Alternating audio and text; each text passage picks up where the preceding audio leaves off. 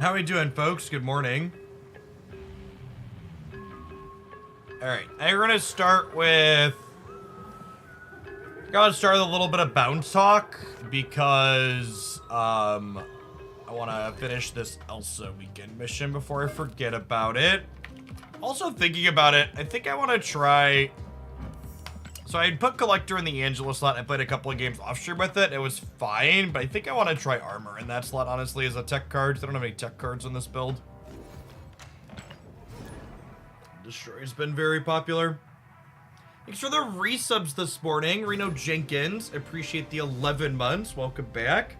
And Irish Nexus, thanks for up it for half a year. Hey, thanks, NYG.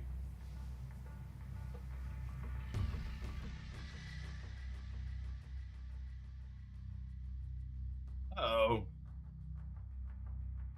Ladder hung? No, we're good. Copy? Copy? Copy? Not the most amazing bast in the world, but I think that's fine. It's plus 5. Penguin Drew, thanks for the 7 months. Good morning.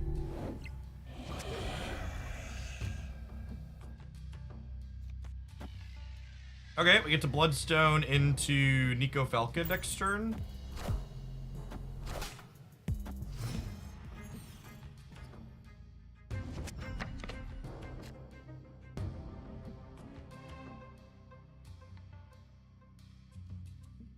Well, with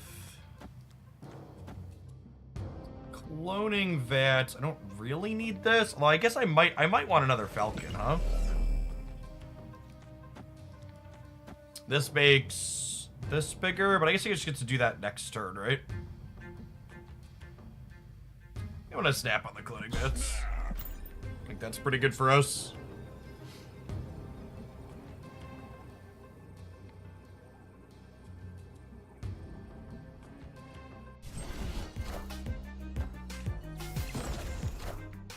Oh yeah, because this gives me 5 power Falcon too, which is great, right?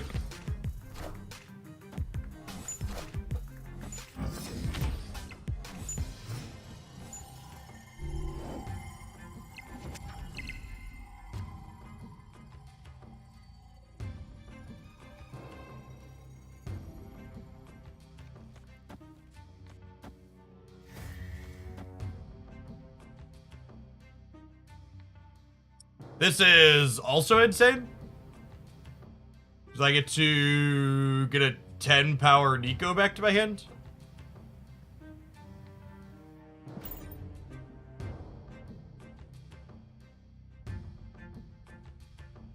We'll get Korg 10 power Nico Falcon. And then next turn I can Nico Hawk.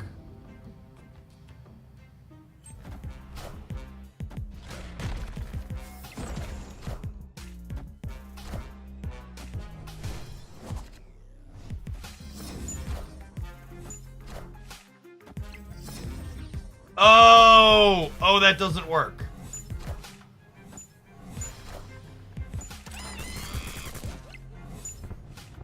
That did not work. Nico, it's so, the templating on this catches me sometimes. Because it happens after. It happens after the card. All of her effects say after you play that card. Now it's interesting that she doesn't buff while she's in my hand. I guess that's consistent with other things.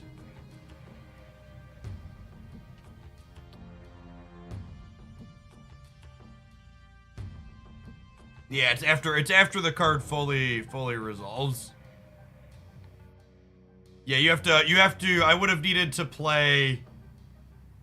So what I should have done was I should have gone Nico into Korg. The Korg would get bigger. Nico would double. She'd be a smaller double, but she'd be 6. Yeah, I could have gone Nico Korg Falcon.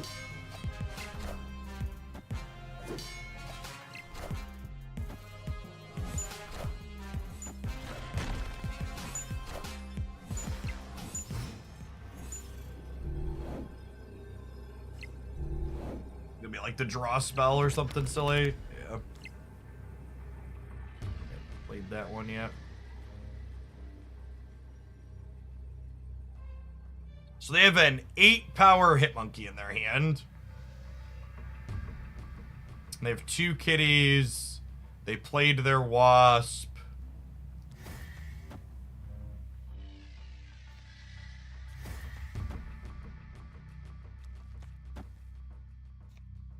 Yeah, they're just sleeping. Okay. Yeah, I messed up some of the sequencing there because of Nico's spell set. Maybe we're still very good here. Both of these chords should have been 4s basically, because it should have been Nico chord gets the Bloodstone, comes back to my hand. But we're gonna end on this will be a 13-power Hawk, and this will be a 4-power Korg, so we'll be adding 17 here. And I'll be adding another 7, 8, 9 here between the Korg Rock and the Nico. Going 5 plus the 2 from the Elsa. Holy cats! Thank you for the 13 months. I appreciate that. Welcome back. The Jellybean Warlock. My son was planned for tomorrow, but he decided to get out 3 days early watching from the hospital. I hope mom and baby are both doing well. Thanks for hanging out, Jellybean. It's been quite some time.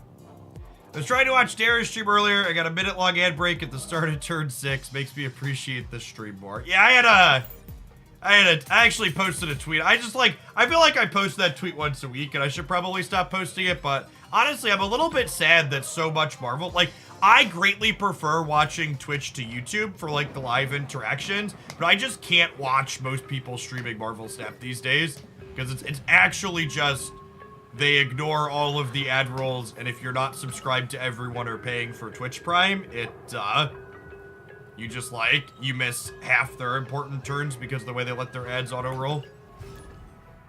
It's a big part of why I make a point to manage my ads here the way that I do, because it's just such a bad experience when I get it. I don't want to do that to other people. And I refuse to reward people who do that by subscribing to them to avoid the ads. Yeah, Dexter and Binks are both really good at managing their stuff. They're people that I watch on the regular, but a lot of the other major ones do not. And it's Sedge. Am I snapping here? This is like 6, 7, 8, 9.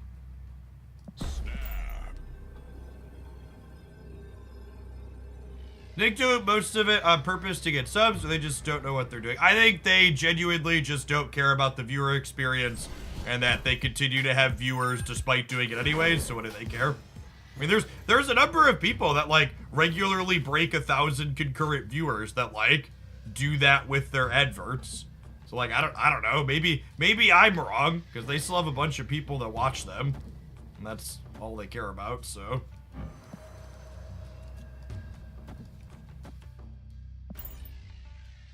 It is, like, marginally more work to make sure they roll at a reasonable time. Oh, fuck, I'm dumb.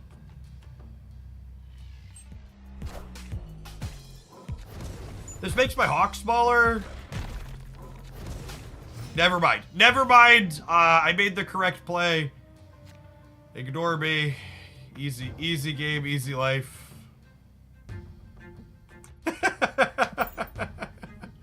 Nice deck.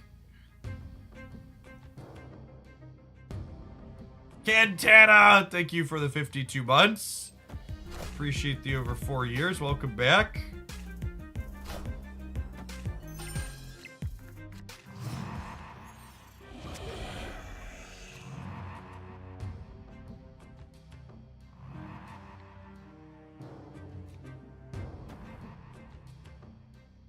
Can they play for here this turn?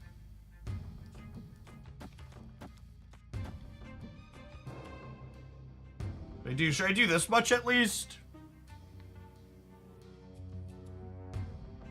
CBS, thank you for the brand new primer. You're up early. I'm live early, but I'm up about the same time I'm always up.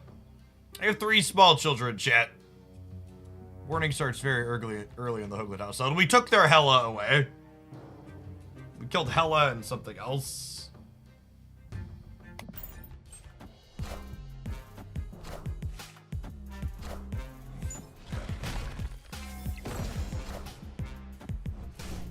Oh, magic. Yeah. Oh, I forgot we were gonna brick a draw here.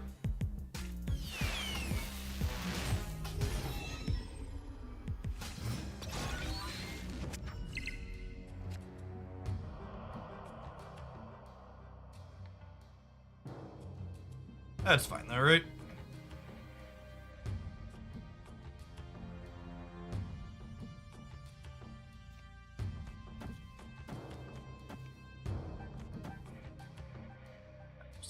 All right, I think if they don't perfect Jubilee. I mean, there were 2 rocks in their deck too they could have drawn.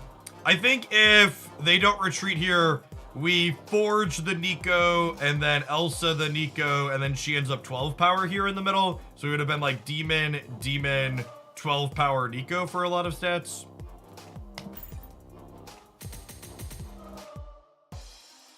Someone asked why is armor in the bounce deck a second ago, and I missed it.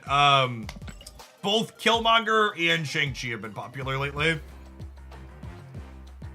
And you could manage priority around Killmonger sometimes, but a lot of the more sweaty players have been playing like Invisible Woman Killmonger, which you just can't manage priority around. And having armor as a tech card is really good to destroy as well, obviously.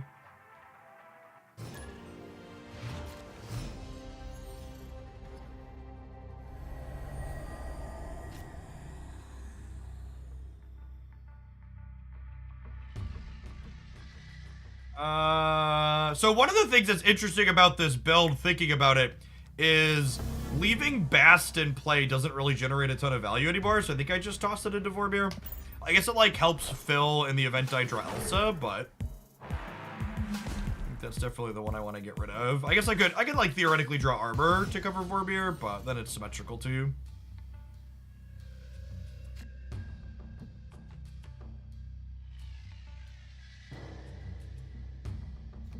You saw a list similar to this with Cosmo over Black. I think cutting Black Widow from this deck is nonsense.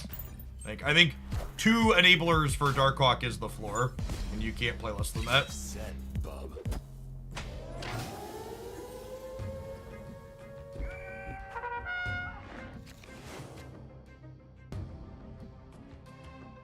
Is that a good random card, chat? If so, why? Please explain.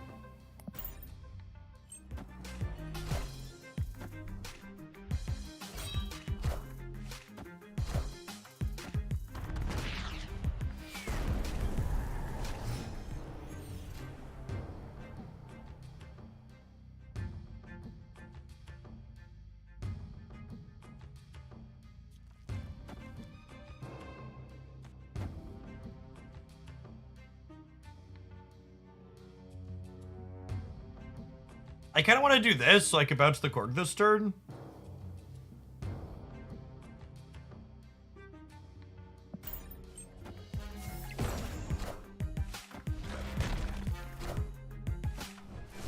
Korging the Hella deck is one of our best forms of disruption.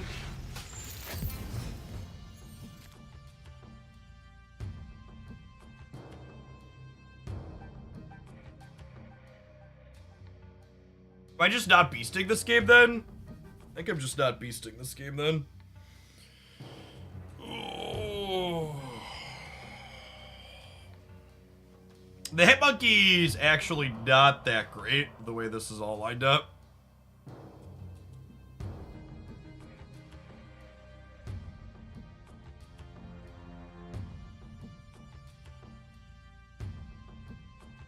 They have to choose between Hitmonkey or Hawk.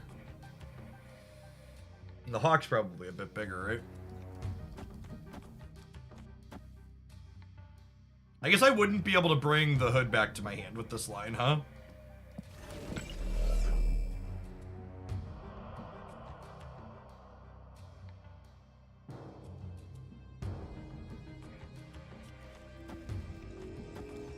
I'm just gonna do this. Oh, could go either way.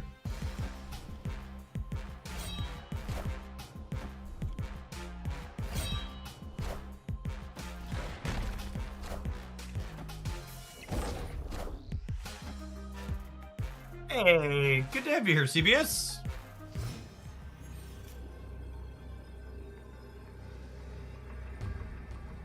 So 3, 4, 5,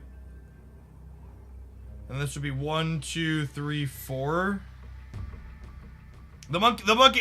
This honestly is kind of just like a textbook example of why we're not a hit monkey deck, right?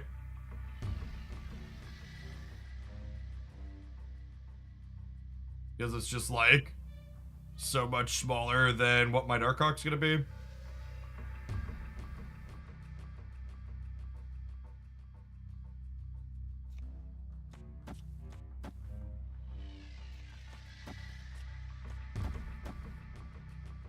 This 3, 4, 5, 6, 7, 8, 9, 10, 11, 12, only up to 14 here. I could swap a 3. Would get me to 17. I just have to hope they don't have hella.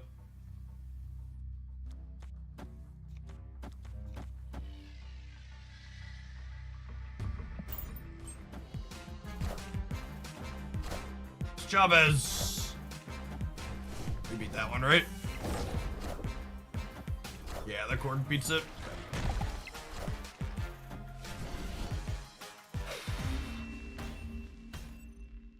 Victory.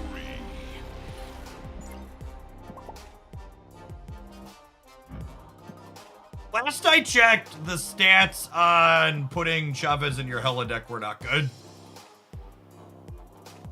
Yeah, 415 is great, right? And like if I would have played the Hit Monkey, he would have only been a 310, right? I know like only a 310 is like sounds kind of silly to say, but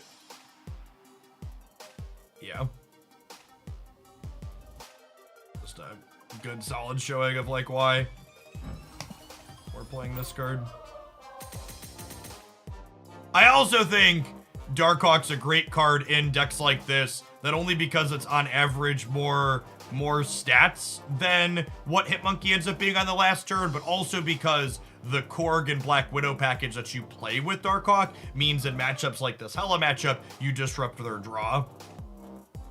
Norf, thank you for the half a year of support. I appreciate that. Welcome back. Someone asked, what decks do you recommend for climbing?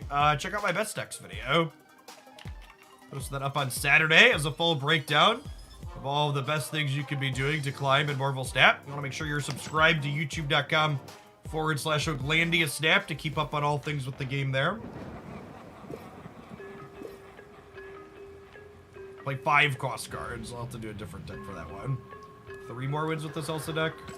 Was Hitmonkey originally a 2-0? Not only was Hitmonkey originally a 2-0, but the first, they didn't release this way, but the first data byte of the card had it get +3. Had it get +3 on per card you played.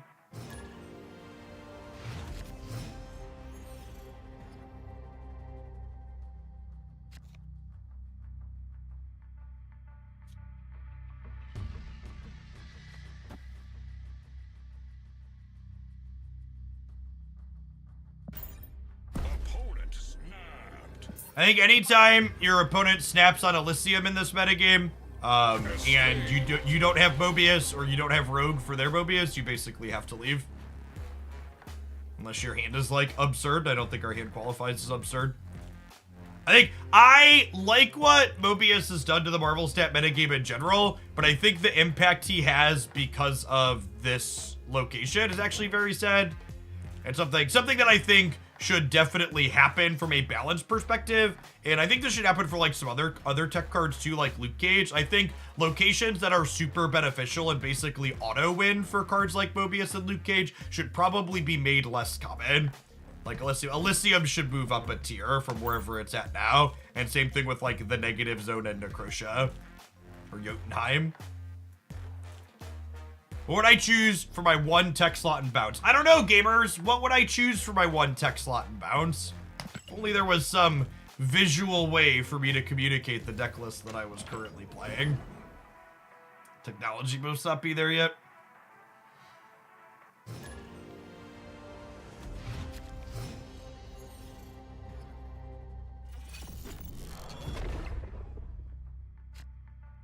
You have plans to add more things to spend shillings on? Nope.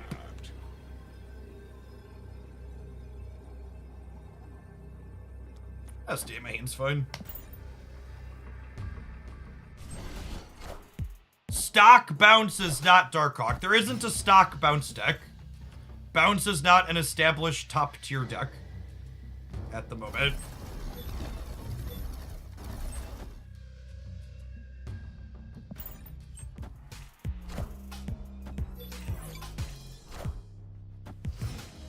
I listed 13 decks in my best decks video, and I didn't even include bounce as a off meta pick. I think the deck's fine, but its stats objectively are not top tier.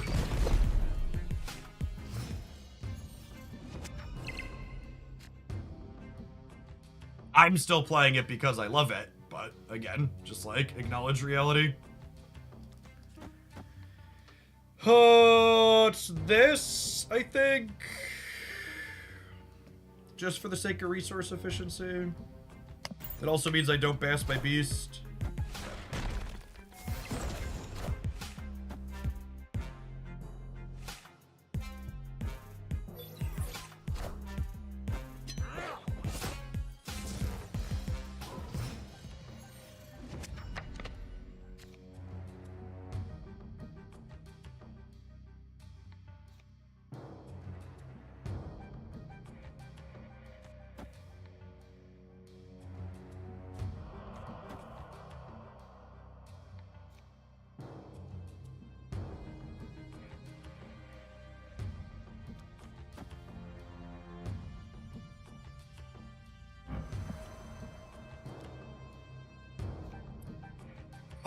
I probably want to add a copy of a 0 cost card to my hand, right?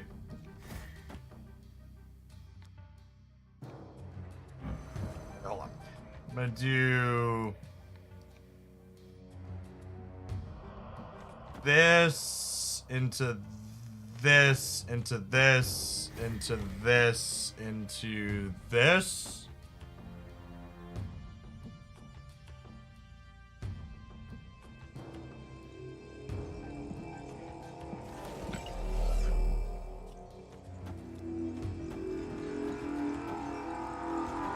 It's actually important that I do it like this because I want to try and not have priority here.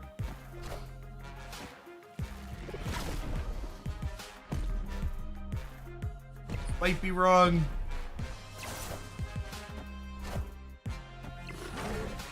Okay, we're gonna successfully not have priority.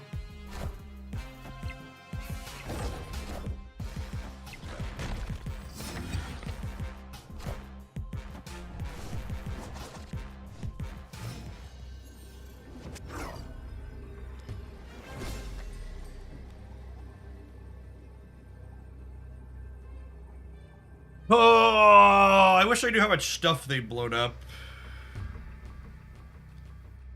Forge, Barabasa Shard. And then this. Well, they only blown up 6 power worth of stuff, so null's not scary here.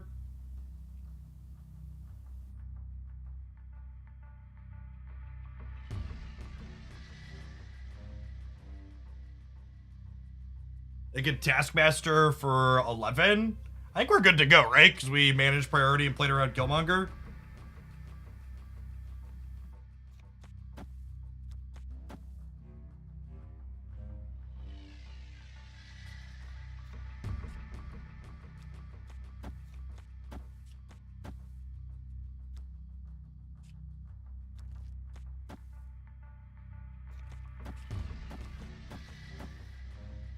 Says 8, 12, 8, 16, 22, 24, and I'm adding 6, 8 here to 25.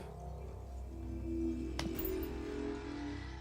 they're sleeping. Victory. Why don't you put Collector in the deck? Because I only have 12 slots to play in my deck. I think I like the cards I have for stats. I think they're running Death. Yeah, that's true. Death plus Taskmaster could have gotten us there. But I put rocks in their deck over the course of the game, so like they're not 75% to have both those things, so I think I stay. Death is definitely in the destroy deck's output range though. Mauled by a bear! Thank you for the 2 months of Prime. I appreciate that. Welcome back. Alright, gamers, it's about that time. We'll catch you on the backside of a 2-minute ad break. As always, you'll never miss gameplay when those run here. I'm gonna take a quick break. We're gonna play a little bit more bounce so I can finish my Elsa weekly missions. I'm liking this list. It's feeling trim. We'll see you in a couple of minutes. Don't go anywhere.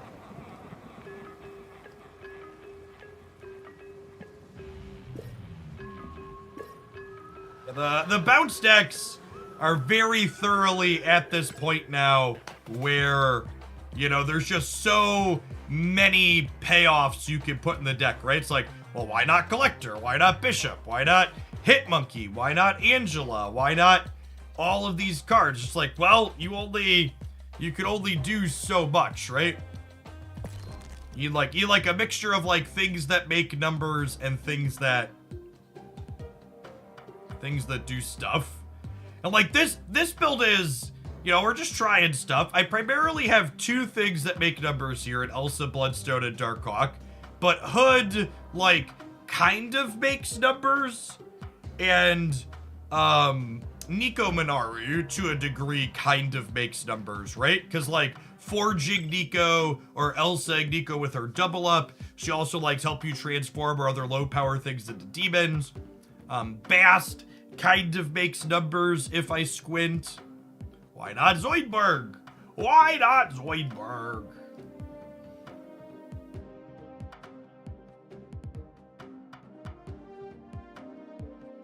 Why aren't we playing Delver? There's a throwback. All right, Elsa's at 346 boosters. How many boosters do I need to split for Inked? It's 550, I think, because it's 455 plus 90. So if I need 545 boosters, we need 200 more boosters before we start splitting Elsa. For those that are new to the channel, I don't start splitting cards until I have a chance to go for premium splits on them.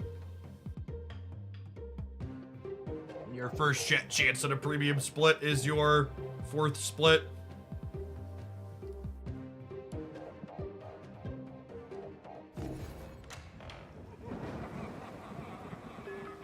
To give you a measure of just how much people are grinding at the very top, I have 8,500 snap points right now at rank 637.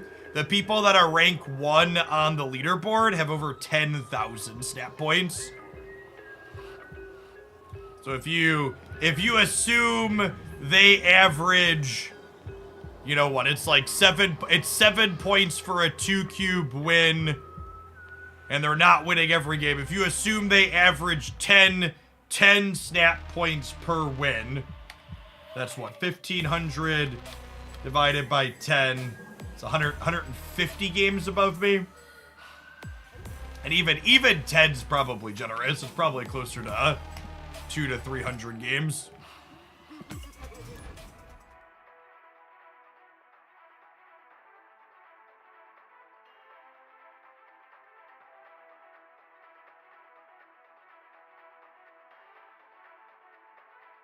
Gotta be stressful for top 10 people. Don't play for an hour, drop many places. Well, so that you have a misunderstanding of the system stick. When you're at the very tippy top, you're not dropping ranks constantly like you are at other places. The only reason you drop so many snap points when you don't play when you're lower rank is because there's lots of other people with the same number of snap points as you. Meaning, when you gain 3 or 4 snap points, you jump a ton of ranks because there's just tens of thousands of people in the same, like, 100 snap point band.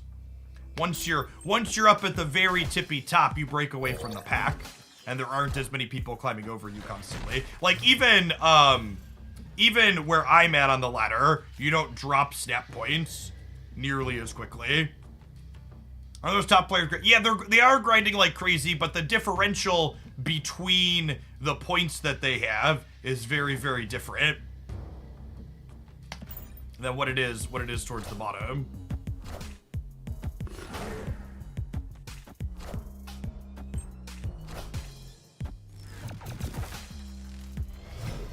Oh, it is Dara. I missed that.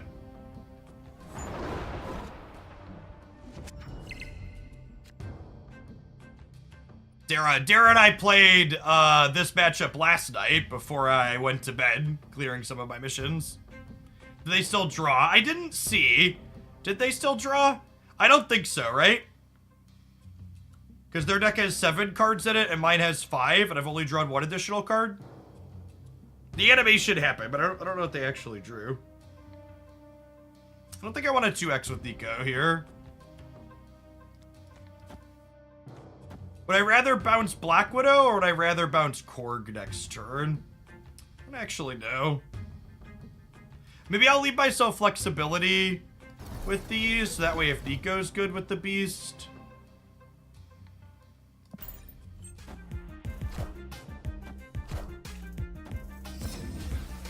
What a looker.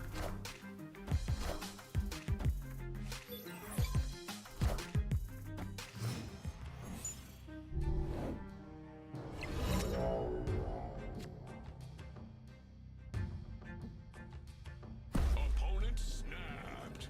Yeah, I assume we have to go at this point. I'm not gonna be a fish and give him a bunch of cubes. We took a 4-cuber off him last night because he was a fish and stayed in the game. He was very beat. The Nico draw there. Not only did they hit the Nico draw off our Widow, but we got a bad spell on ours. That was a Maria'd Collector, LOL. Yeah, and those are the games you just gotta leave, right? Like when your opponent has a good beat, you just like give them their thing.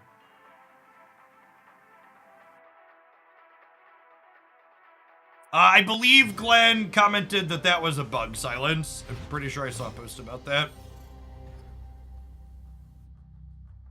Speaking of never being lucky, rip.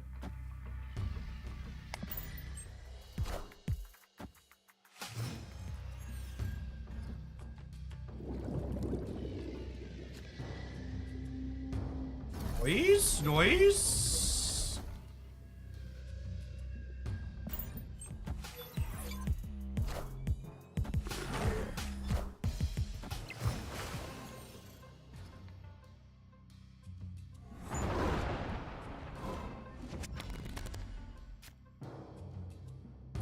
That's beautiful. Oh, snap.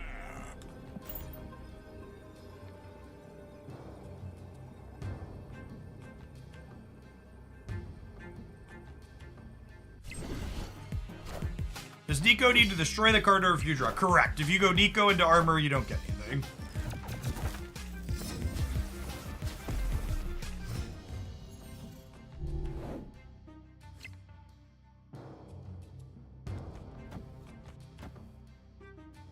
This cuts me off of being able to draw a card next turn.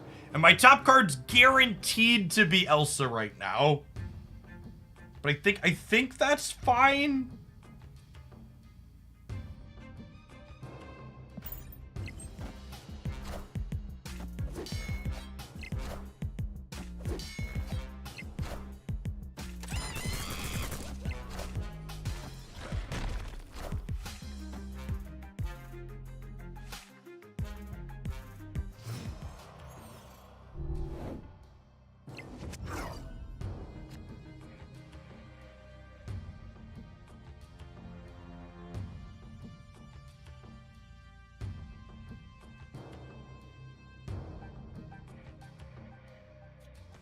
Forge, Nico, Bast, Falcon, Hood.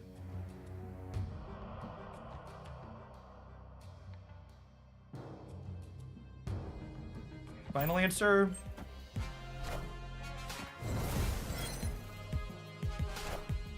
And then we managed priority here, so none of their tech cards work.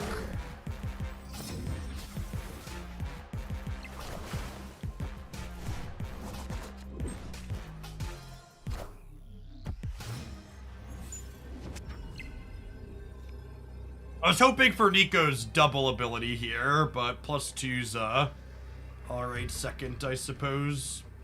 Their deck currently has 4 cards in it, meaning my Hawk is 11, meaning it's 16 here in the middle. It'll be 18 with this Korg.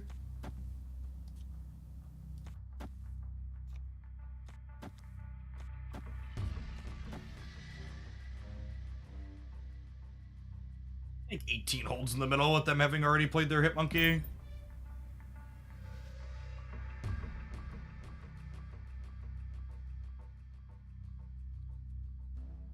Even this game, right, where we played a bunch of cards the last turn. This is 1, 2, 3, 4, 5. The Hawk is identical to Hitmonkey, right? Only it costs 1 more. Like, even like your best case scenarios with this archetype a lot of the time, Hawk is still ending up bigger than Monkey. And Hawk just gives you so much more flexibility. And like when you can sequence it out. Especially with, that's one of the actual extra nice things about playing the armor as a tech card slot, is you can like play Darkhawk out on turns like 4 and 5 and not feel bad about it, because you can protect it from things like Shang-Chi. And even Rogue, it gives you a coin flip into Rogue. Hey, thanks for sticking around, 7 Nation.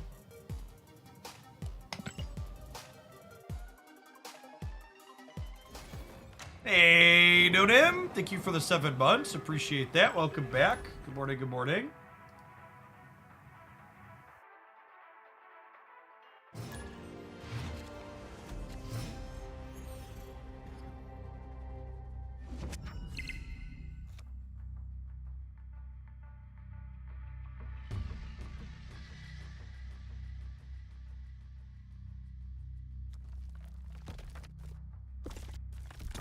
Ooh, this is, I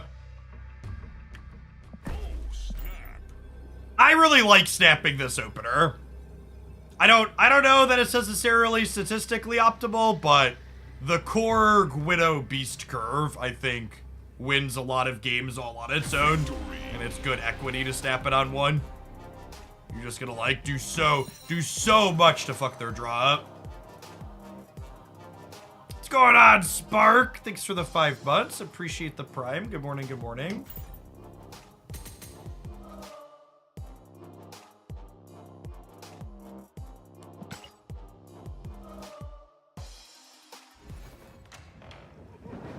Alright, there's our L submissions. Bounce deck still feels real good, gamers. That was our... Does this mean you'll be done streaming on Twitch soon? No, I'm currently streaming on Twitch and YouTube. We have 800 people watching on Twitch, and we have 69 nice people watching on YouTube. I'm actually not sure if I'll be streaming long-term on YouTube because the metrics haven't been good over there, and I think it's been detrimental to the other stuff I post. YouTube is the more I explore features on YouTube, the more it's like, man, this platform is terrible. Zaller, thanks for the 45 months. We didn't really have any games where armor did anything too critical for us, either protecting or disrupting in that set. But I also, the big thing to me is that I didn't feel like I was lacking in terms of payoffs in this deck, which was one of my things I was a little concerned about. Hood, Nico, Bast, Elsa, Darkhawk felt like enough ways for me to consistently put stats onto the board. This felt very reasonable. All right, since we started the day playing something reasonable, yes, drops are still going until the end of day tomorrow. Would Cage be a good replacement for armor to prevent Shadow King? Well, one, my deck doesn't really have that many things that get impacted by Shadow King currently, right? It's like just Elsa's bonus. You can play around that a lot of the time. And two, Shadow King is less popular than Shang-Chi these days, last I checked. Double check and see where it's formed up post whatever. Shang-Chi is at 26% popularity. Oh, I didn't Luke Cage on Shadow King.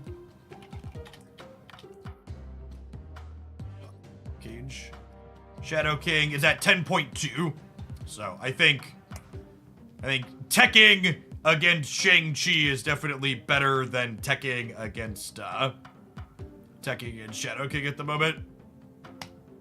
We very much come around to Shang being a meaningful part of the metagame. Can you explain how to get boosters for a certain card more than others? So you can increase your chance of getting boosters on a particular card by a very small amount. And I want to emphasize it's very, very small.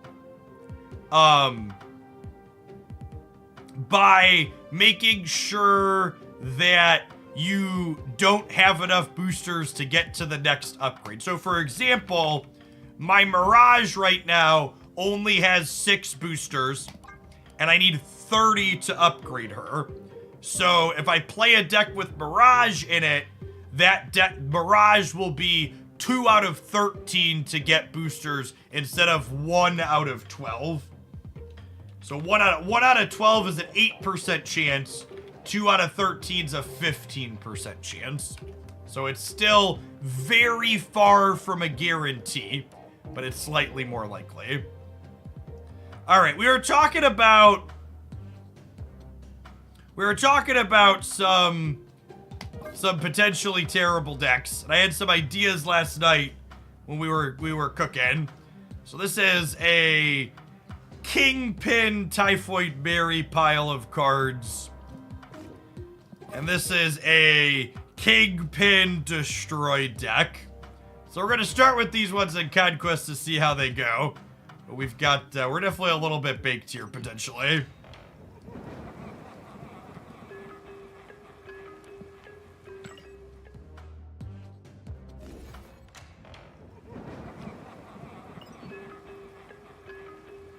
So if you have 2 cards that need boosters, they'll each be 2 out of 14. Yeah, exactly.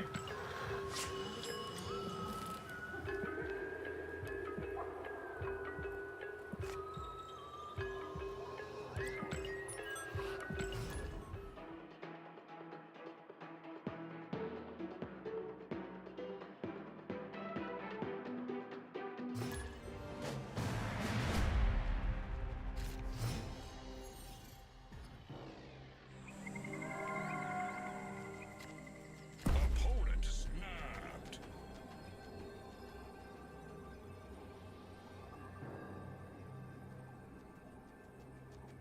Snap.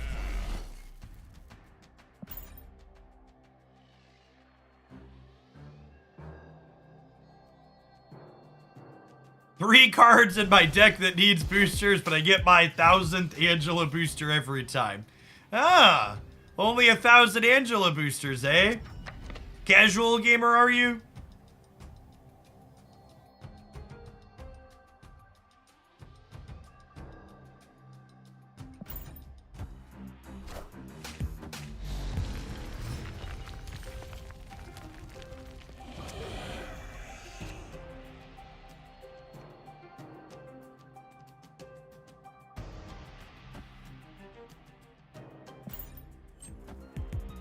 Man, we're gonna storm up here against Destroy. Wind, aid my hand.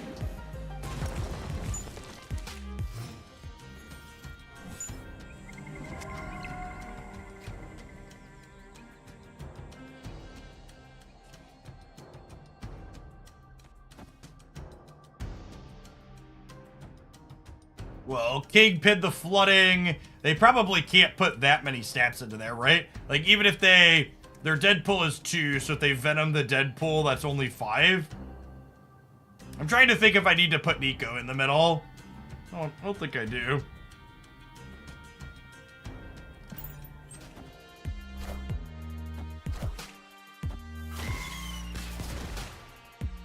I guess I could blow the Wolverine in there, but that's still only 4, right?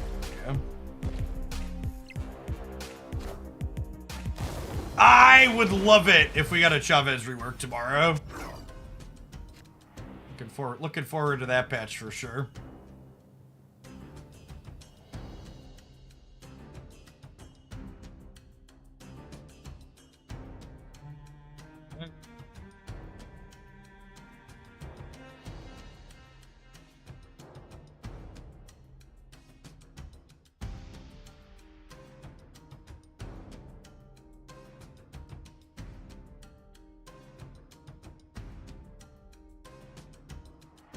don't know what I want to do.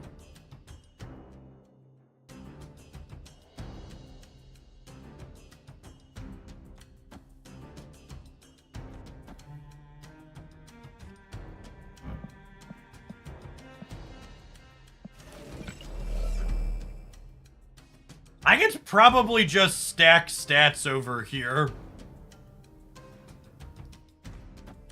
Or I guess I could stack stats here too and just murder this Deathlock. That's probably fine.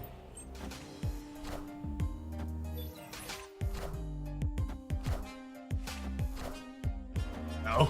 Monk and Deadpool. Oh, Miguel never misses, chat. He never misses.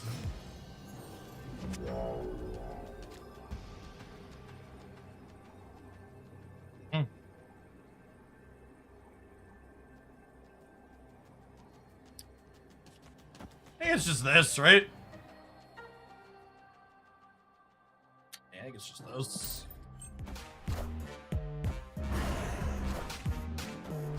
We're beating Arnim Zola, right? Because we're going to 10 here and they're only going to 9. Victory.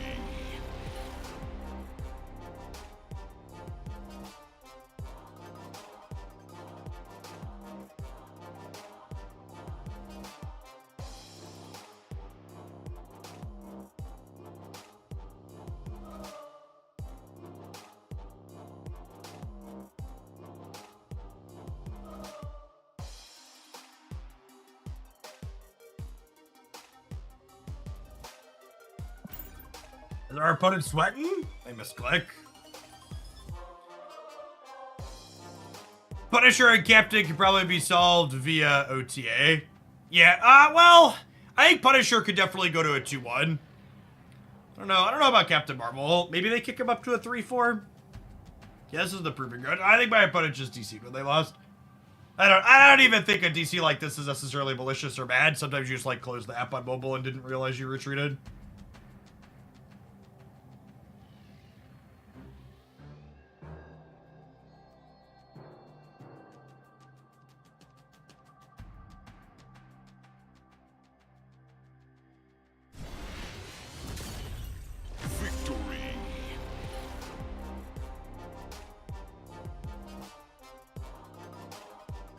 No, you have to have priority on 5 if you want to kingpin the cloak path. Bastro, thank you for the brand new primer. Appreciate the support. Folks like you make my job possible. Thanks for keeping me around. Bucky. Bucky's on my long list of cards to split when we get credits.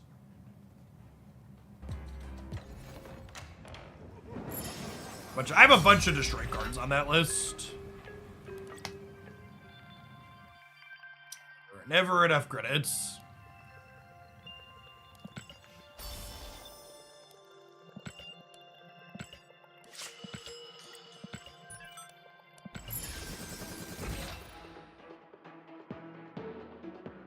Yes! One of the fun ideas with this deck is we can move Nimrod into the Kingpin path on 6 to blow up Nimrod around the board. Again, probably not necessarily good, but feels like it could be great. I snap on the Gamma Lab. I've got a Hood to play into here, and I have a Shang-Chi to clear their Hulks. That's also silver, and we've got a lot of tickets, so I honestly don't mind just, like, always turn 1 snapping silver this late in the season.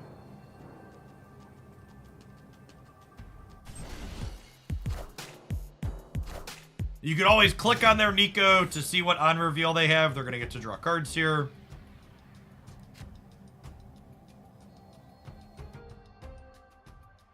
Hey, Camp5, thanks for the brand new primer. Appreciate it.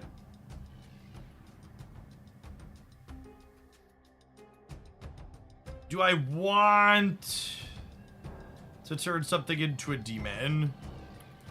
I don't think I do. I got a lot of good 3-drops I want to play on 3. Oh, I guess if I turned Storm into a demon, that would be, like, fine, right? Oh, I missed that they were Thanos when we started.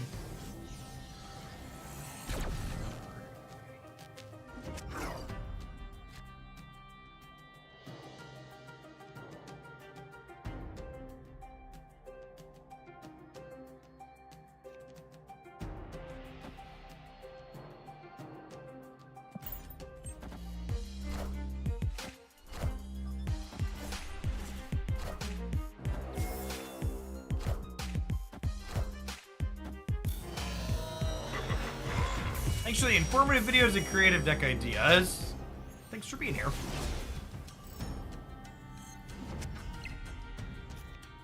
I'm not gonna get greedy here. I'm just gonna try and Shang them this turn.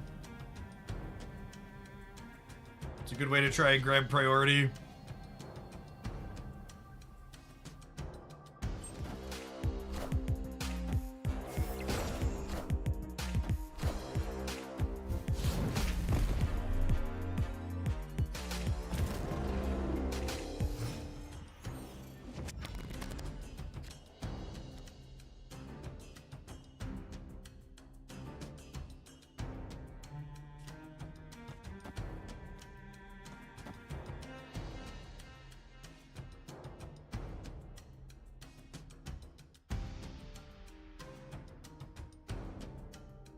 Actually, I think I want to just do this, right?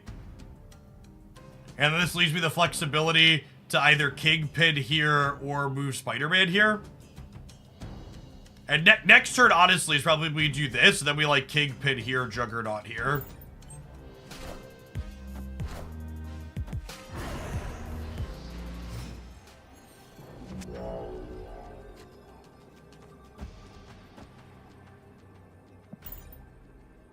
Real clean, huh?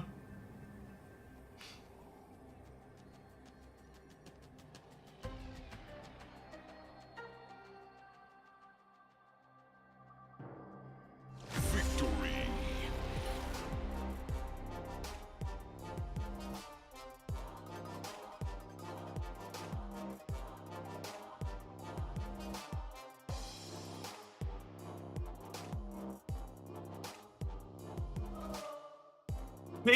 Kingpin won't destroy cards that move from the middle. He will, yeah, because we have priority. So if I Kingpin here, anything they move out of here to the cloak path dies, and anything that I Juggernaut from here will die. This is one of the kind of setups in this deck is Cloak into Kingpin. If you have priority, can make it so you can punish their stuff. Do you have any ideas for Kang? Kang's not a playable Marvel Step card. He's tedious and annoying.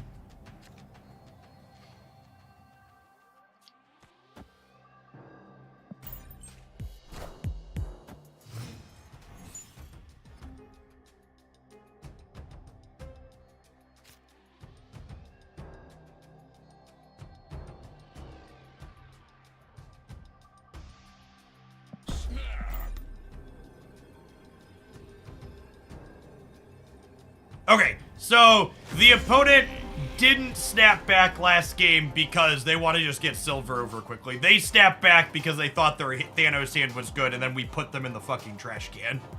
Got it. Hey, Benson, well, thanks for being here. Appreciate that primer. Anytime you tap that button, takes about $250 from Jeffrey Bezos and sends it my way. It's good to have other magic refugees here.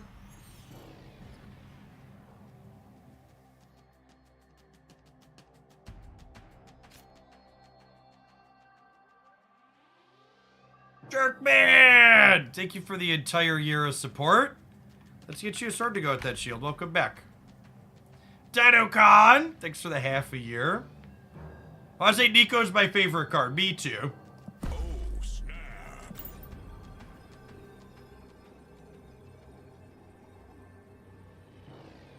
I have the King of New York, chat. We're gonna snap on that.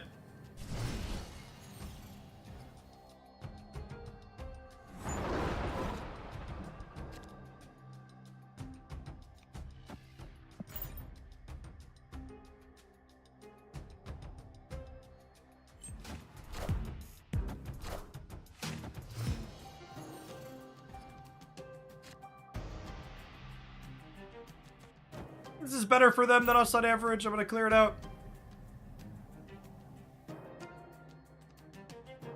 Hey, Greydor, thank you for the 5 months. Appreciate it.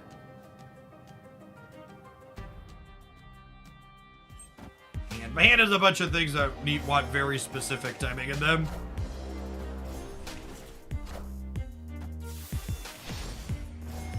Oh man, them losing their reality stone is also great for us.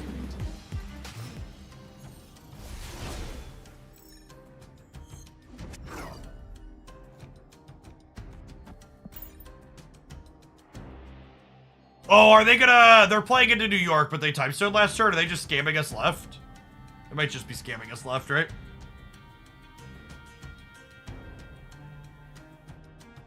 Opponent snapped.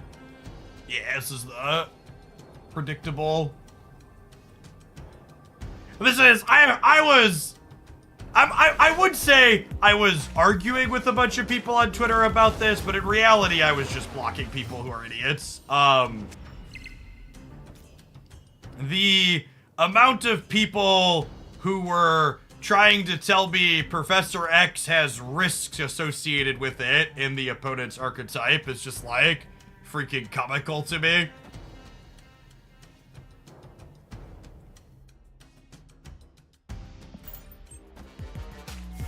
This is Jeff into Alioth.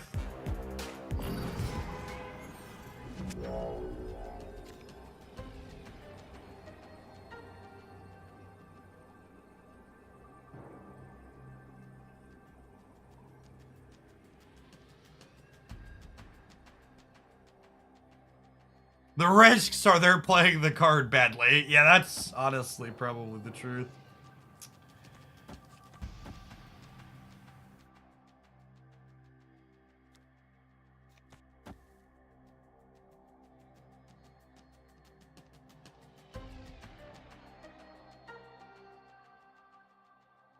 Yeah, this is probably fine.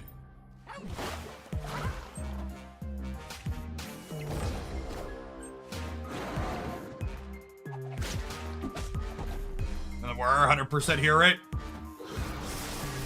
Shouldn't I just retreat? Why would I retreat here? I think we're winning most of the time with the Shang-Chi. Also, like, it's only +1 cube, right? Like, we were already in for 4? Victory.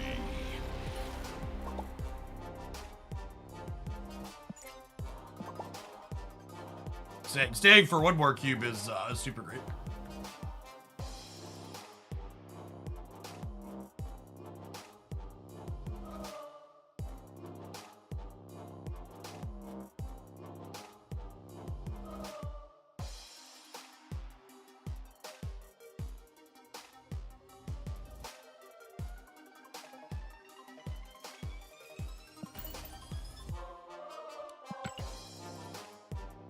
Is Nimrod on my list of cards to split eventually?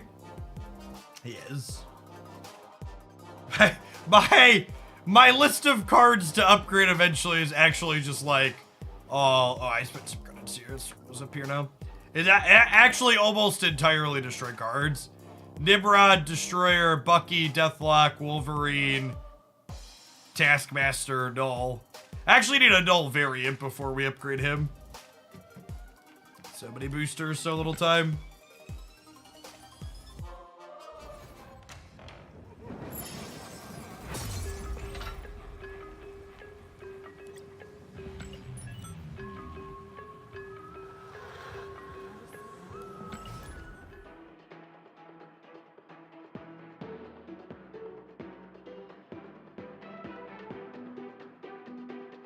If you like the Destroy deck, I think X23's a fine pickup. I think she elevates the Destroy deck in a really important way, and the Destroy deck is very reasonable.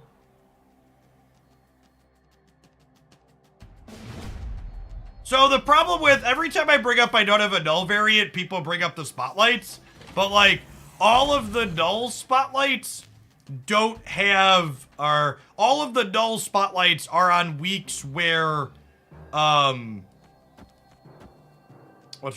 the Null spotlights are on weeks where there's no new cards, so I'm just like unlikely to open those weeks.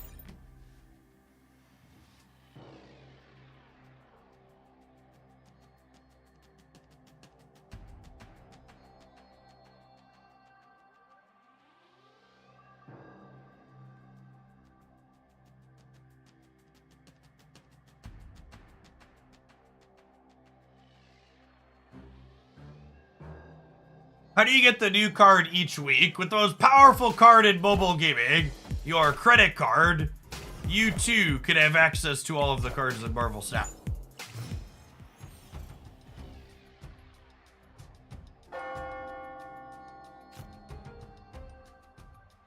swung and missed on being able to kill this, but I'm not a killmonger deck, so I'll just go ahead and murder the Nebula here, I think.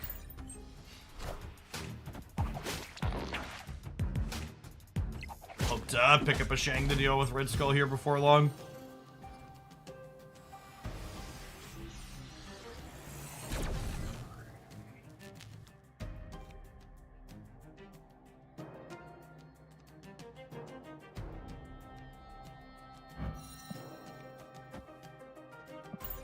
A demon mode on Nico is actually pretty mid in this deck.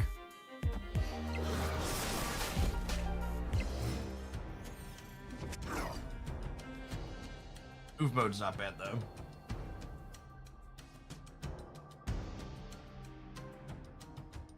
I don't have priority, so I can't juggernaut them out of Karmartage with Shuri, which is sad.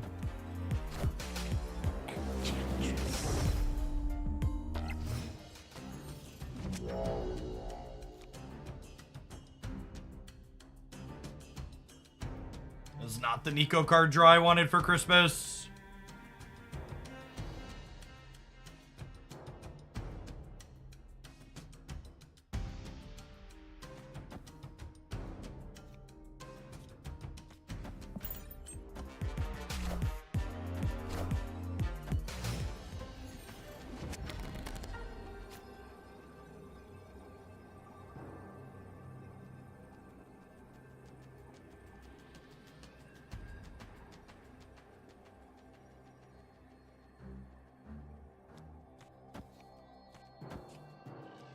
Does this ever win the game?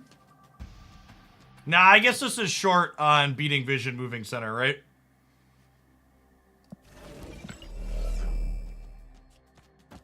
This beats Vision moving center, but it loses to Vision plus a big thing left. Yeah, I'll flip for one.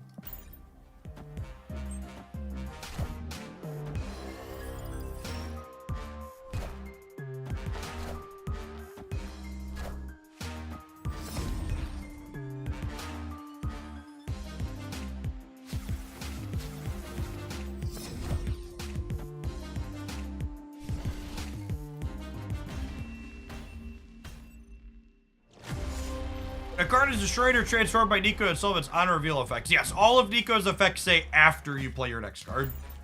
So all of the play effects pop off.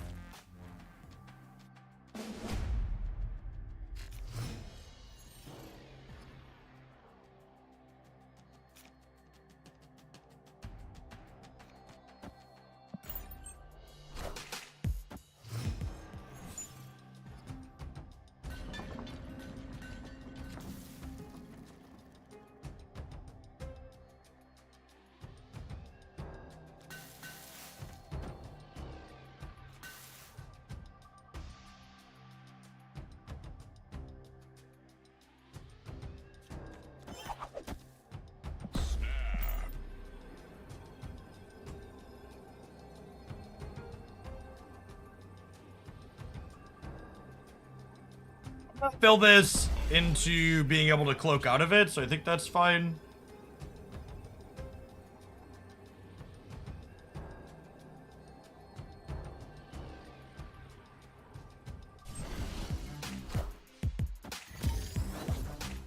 Oh, they're snapping me back because of armor, sure.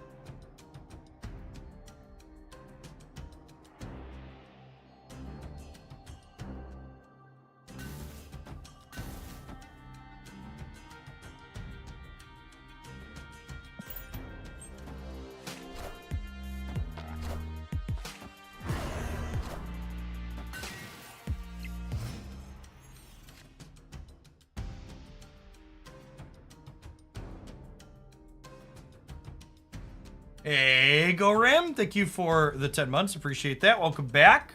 And Rubber Dan, thank you for the 2/3 of a year. This deck's got a lot of choices that make my brain go burr for sure.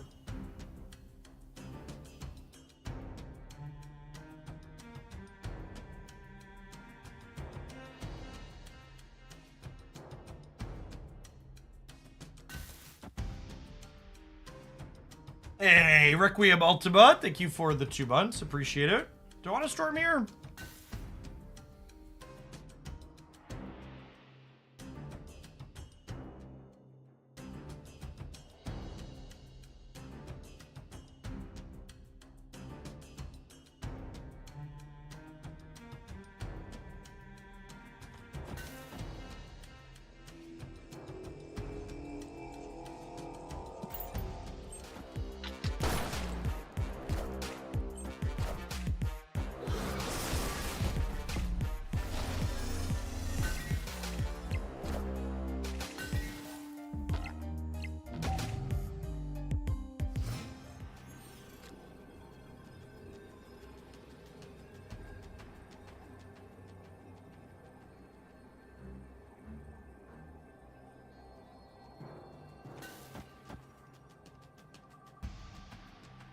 Gives me +8 in the middle.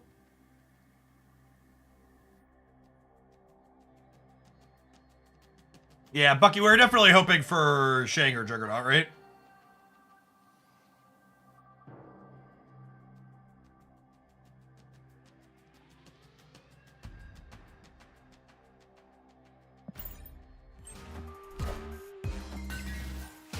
I have Ebony Maw Taskmaster, unfortunately. Aid my hand. Yeah. Alright. GG's, bud. Sometimes they have it all. Sometimes they have it all, and you don't have either of your 2 tech cards that win the game. It's just how it be.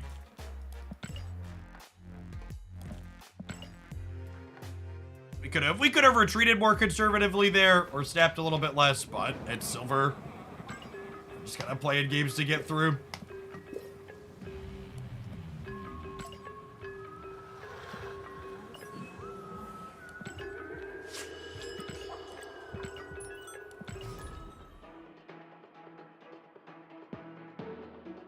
This is literally their best draw. I mean, the Shuri deck didn't play Shuri. So, like, clearly not their best draw. Actually, gamers, that might have not been their best draw, but you know what's the best kind of stuff you can buy?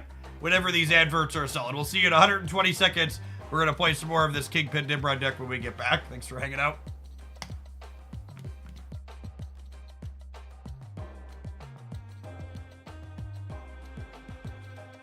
Taskmaster does not get the power of the stuff if you kill it. So Shang-Chi's excellent. If you're watching on the YouTube side and you haven't done so, tap the like button. 92 people watching on that platform, only 29 like pressers. Believe in your ability to find the button, gamers. Madry for real. Thanks for the brand new Prime. Appreciate the support.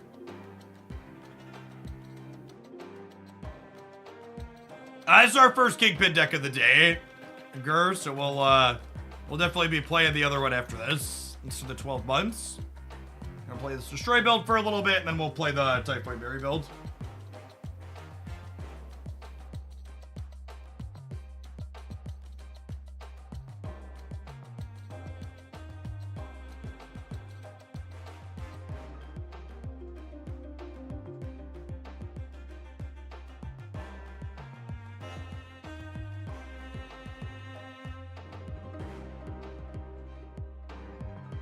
Anyone else in Texas? We woke up to winter today and it was a nightmare. Did you get like snow down there or just cold?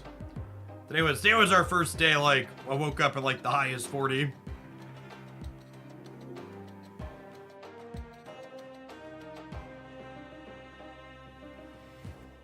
It's cold. Yeah, your high is 40 today.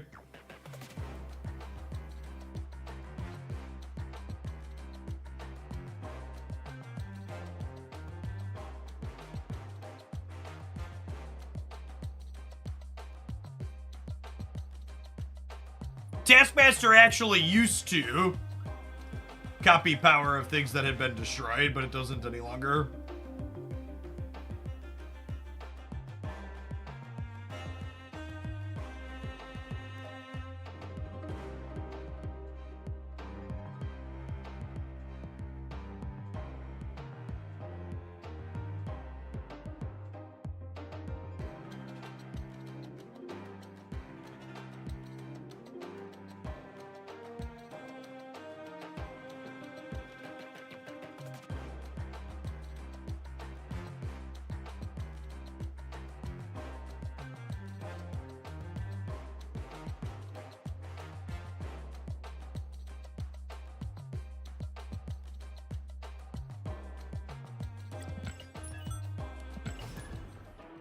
How do the downgrades from Series 4 and 5 to Series 3 work? Well, currently they don't. When Second Dinner rolled out Spotlight caches, they paused Series downgrades and then have been silent about it after the fact. You have a good Black Knight deck. I have a least bad Black Knight deck. But I think anybody trying to sell you a good Black Knight deck is probably lying to you. If you look back on my YouTube channel, there is a Moon Girl Black Knight deck with Zabu that I think is serviceable. The most least bad thing I've played with the card, but in general, I think it's like a B- card at best.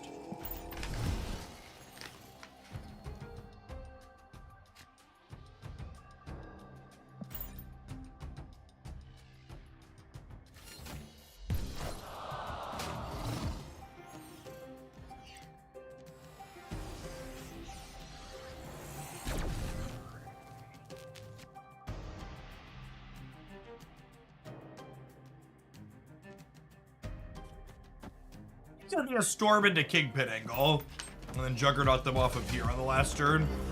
It's like another Shuri matchup. Wind, aid my hand.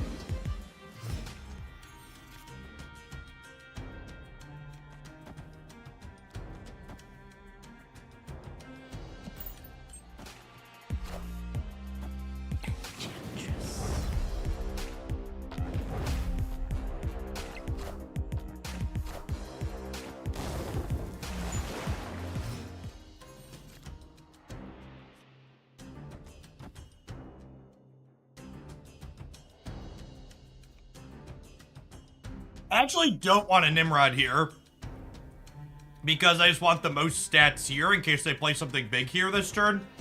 Because that next turn will Juggernaut them out of here, and Kingpin will take care of them in the flooding.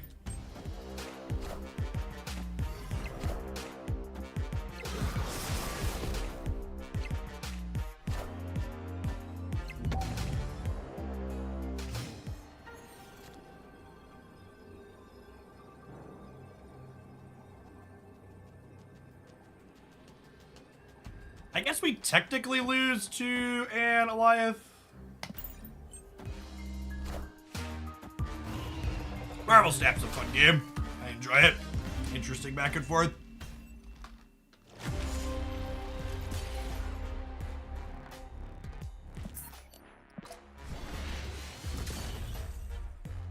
I unfortunately don't know that I expect this card to get a rework on tomorrow, but hopefully next month.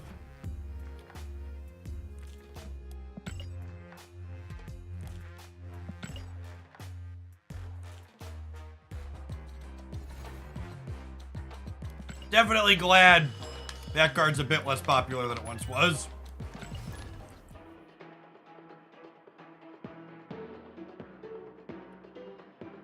Yeah, I really wish cards like Bucky would trigger while they're face down in a spot like that. It would be a nice way to have counterplay into things like Alioth.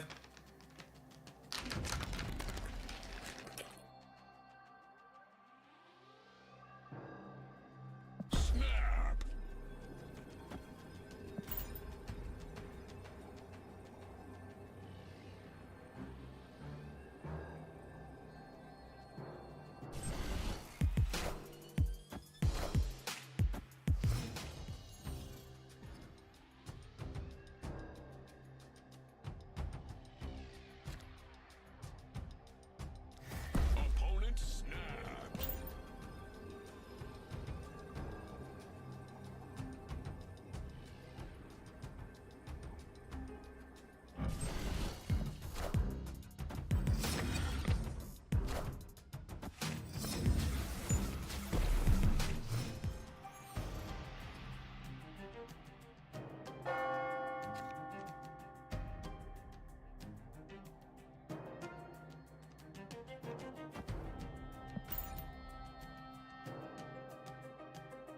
Yeah, copying a one-power Deadpool, is it that amazing?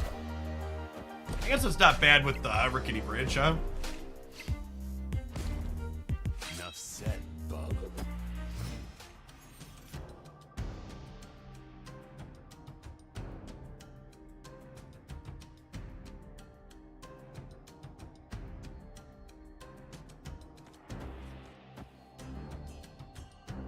can't decide if I want to save the Juggernaut for the last turn or not.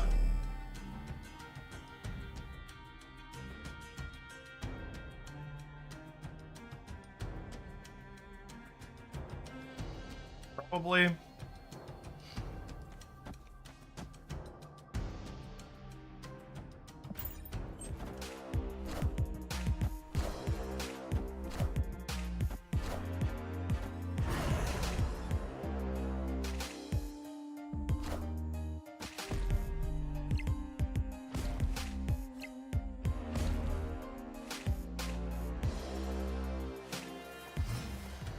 Do you think Alioth would be nearly as offensive if we didn't have Shag, Shadowking, and Killmonger that punished so many early plays? That's a good take. No, I think you're correct. That part of the reason that card is so good is because of that.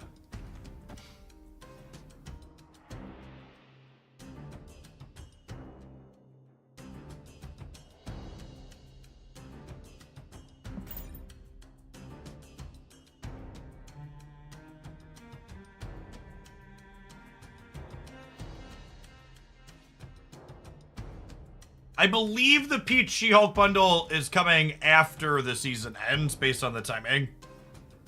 It'll like be like the bundle in the shop when the season rolls over.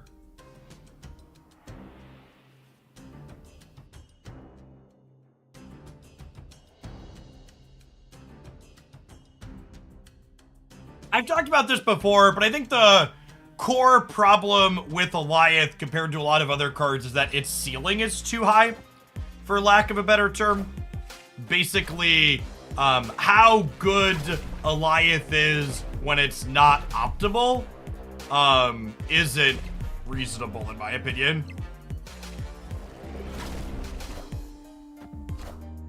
Like, when the card's good, it's insane. So when it's not ideal, it should be worse.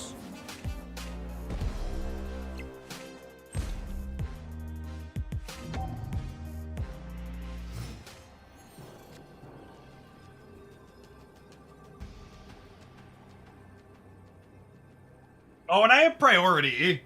That sucks. Why can't Spider-Man 2099 kill face-down cards, chat? Kingpin and Alioth kill face-down cards. That's so annoying.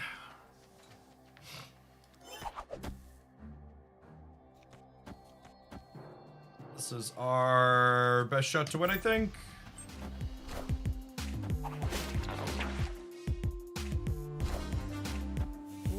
Hey, O-Train, thank you for the 2/3 of a year. Welcome back. Sedge.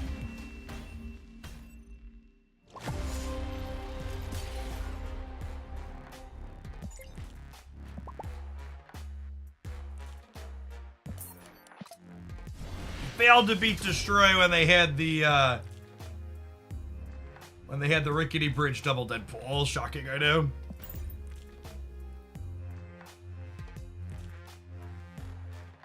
What if Alioth only destroyed face-down cards and would make Alioth a play? I completely disagree. I think Alioth only destroying face-down cards would be a reasonable balance and the card's still playable.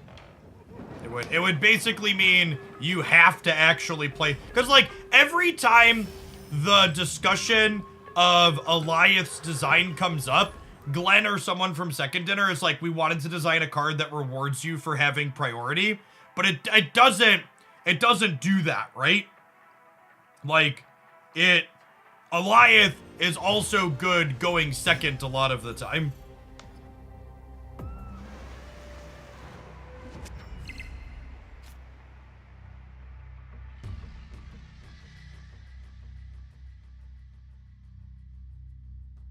Oh my god, I queued up on the ladder. God damn it. Alright, we have to try and win a ladder game with this now.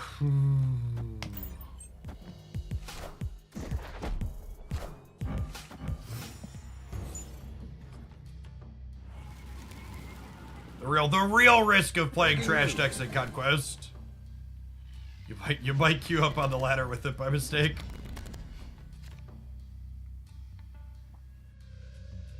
Mother of God.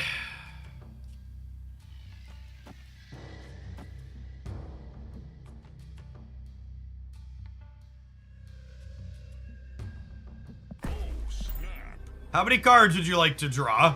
Yes. All of them.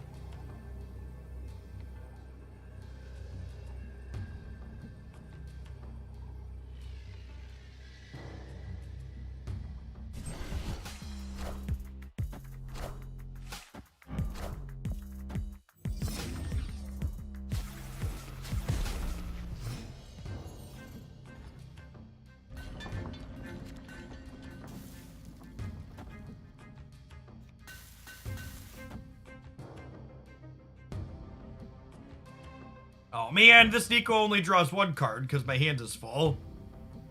Sedge.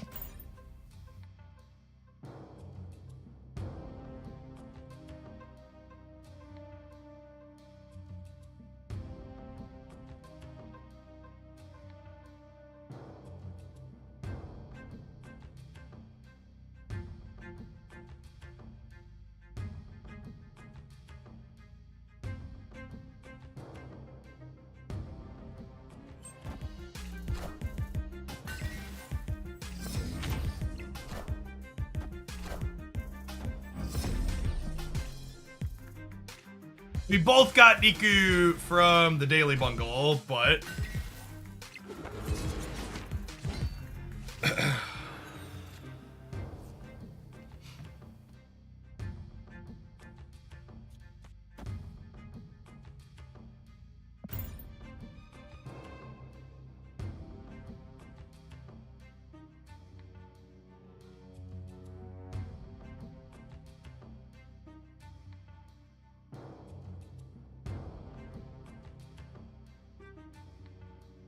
I might storm left into Dimrod middle, huh?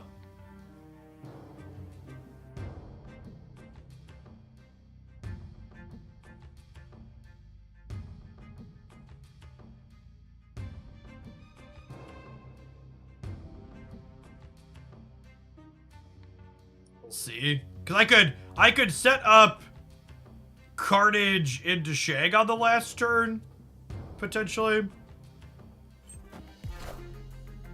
Wind, aid my hand. Friendly neighborhood Spider-Man here.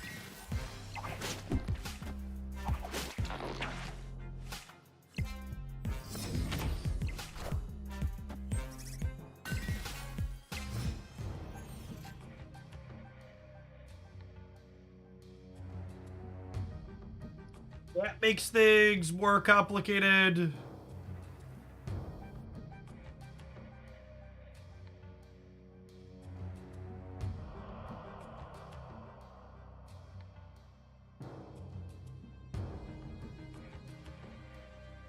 Their Nightcrawler can move middle.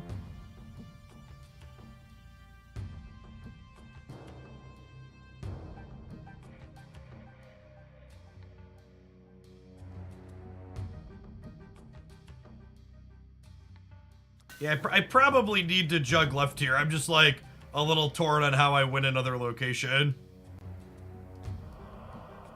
Do I just jug left and then cloak into here plus Shang-Chi? That probably wins, right?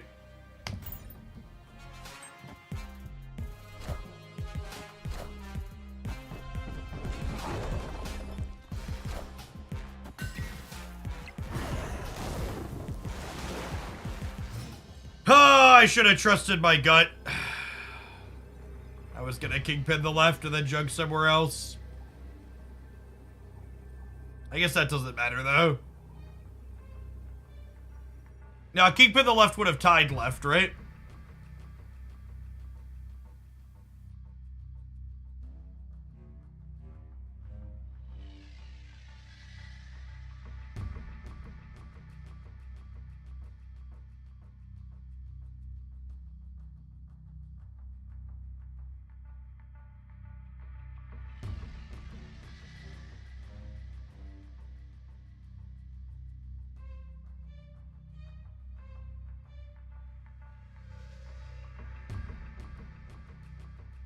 Like Alioth and stuff were just dead. Escaped.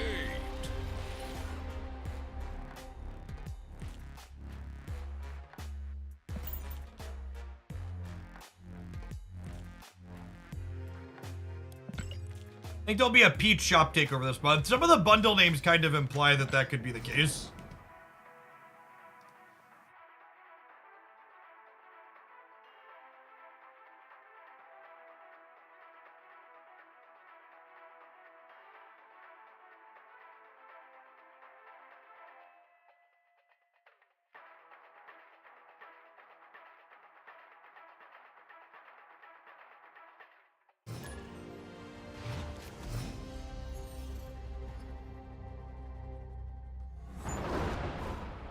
Oh my god, I queued a ladder match again because I'm talking and clicking at the same time. That's fine. It's just a number, chat.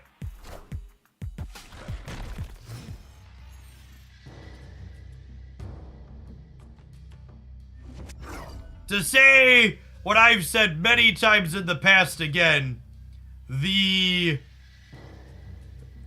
ladder desperately, or the everything regarding conquest desperately needs a rework in terms of user interface. It's all real bad.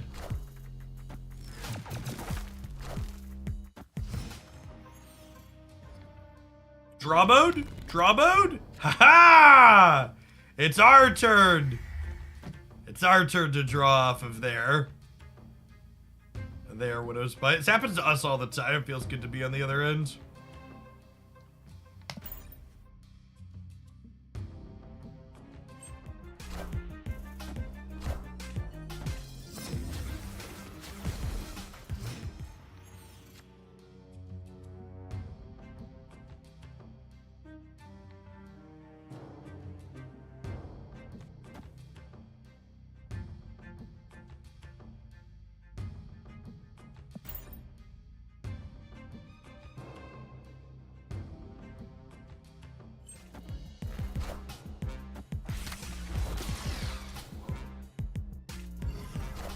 Isn't turn 6 cheese better on the ladder than in conquest? So the ladder is a lot more competitive than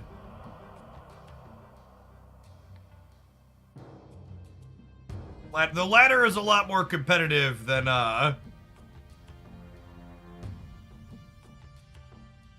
what's it called is conquest. So in general, playing bad decks on the ladder is not ideal, no.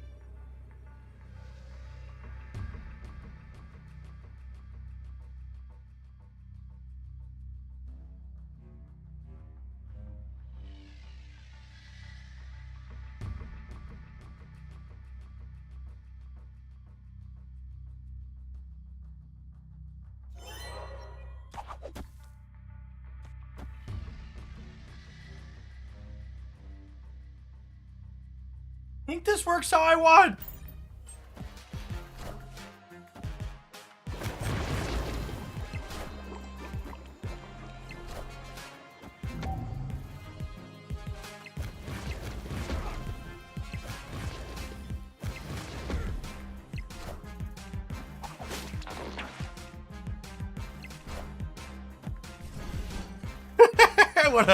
what a fun end game sequence.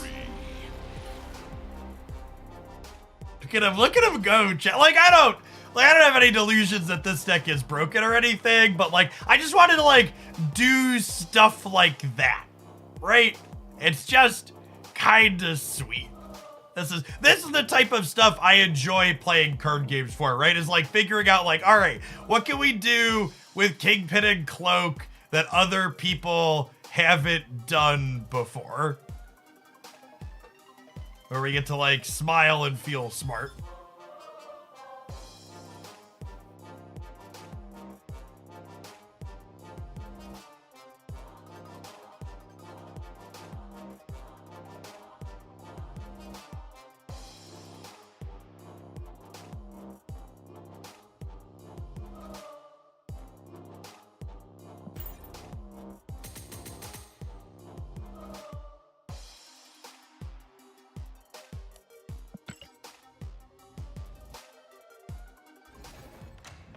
Yeah, we won that game in part due to Nico's trying, right? She made the Darkhawk small.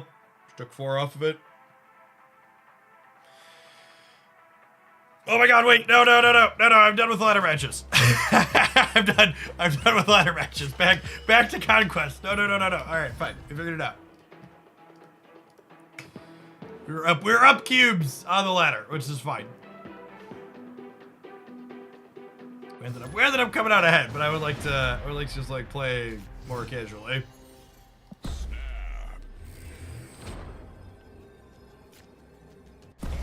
snapped.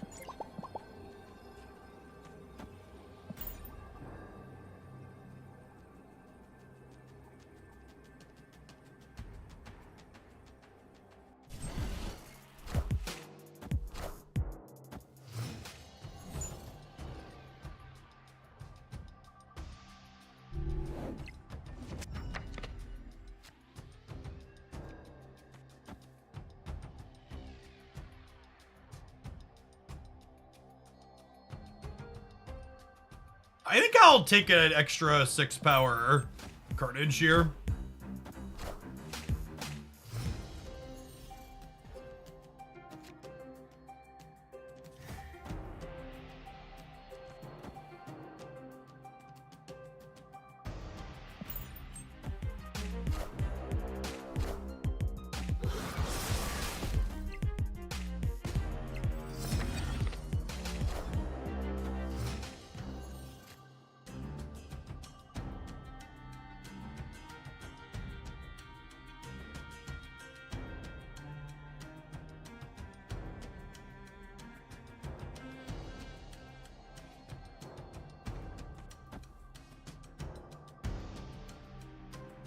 I think we Kingpin here into Nimrod, the Stark Tower.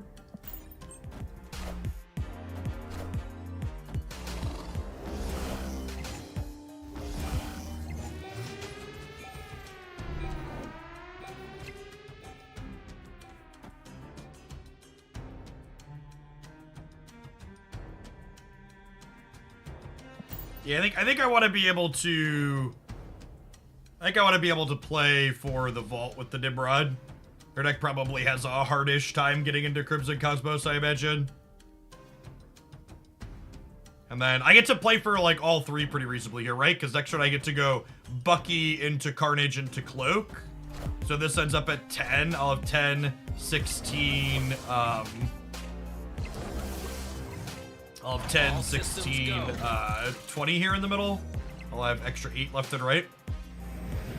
Now, they probably have a Luke Cage here, but Kingpin keeping Jeff out of the vault is very good for us.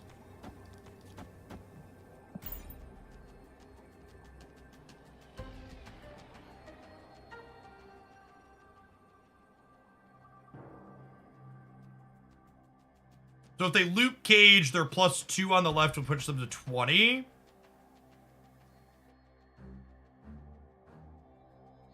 Feels like we have a reasonable shot to win any 2 of the 3 here with the way we're set up.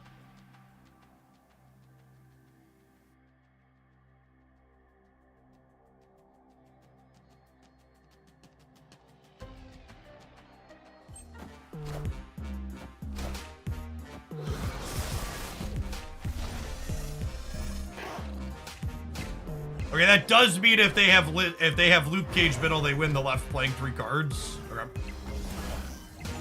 Can they beat 20 points? Here's the question. Look like it. Oh, they don't win the left, actually. Oh, I only thought I was going to 22. I miscounted. I was doing mental math with Nimrod at 6, but he was 8 from Stark Tower.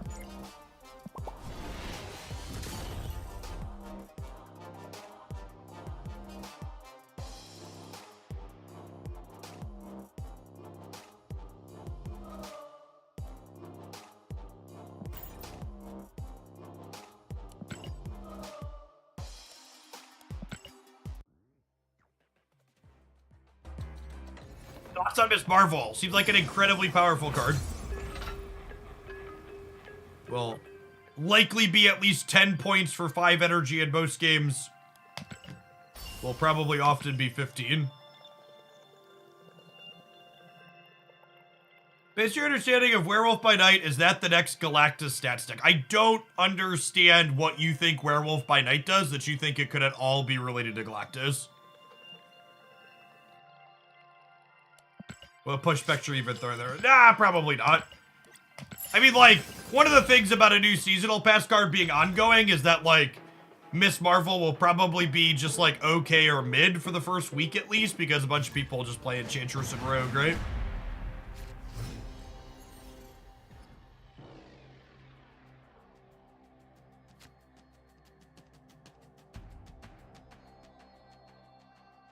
Gaming with the most powerful card bread box. Got him.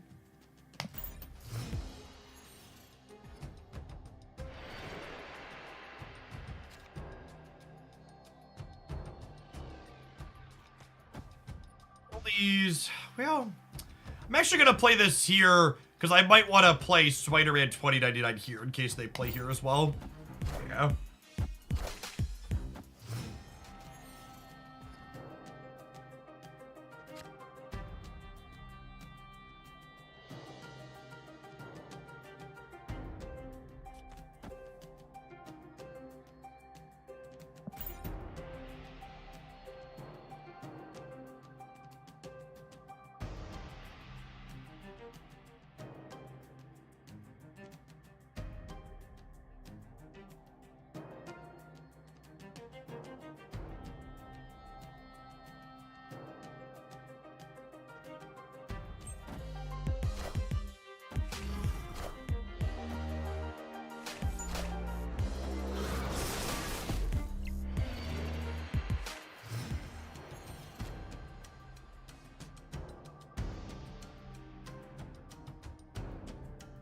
So they got a copy of Storm, which I assume means they're going to storm.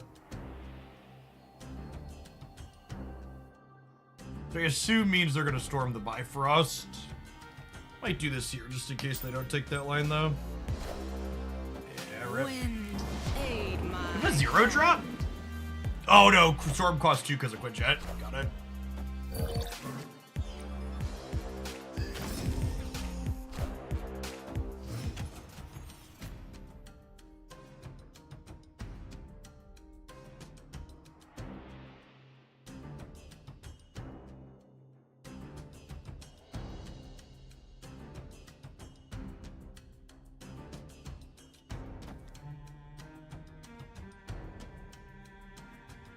And I bet they don't fill here because they want to move Jeff over.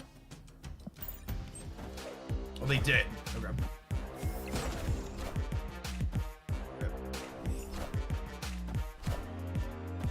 All systems go. I assume we're dead then. Oh, this is... I'm so dumb. This is, in my head, this was moved to the right. I was thinking of the wrong icon. Very dead here. Our deck's probably shit into... I've been a little greedy lately. I haven't been putting Mobius in my decks. Our deck's probably 0% into Quinjet Loki without Mobius. What's going on, Cube Donor? Thank you for the 10 months. Welcome back.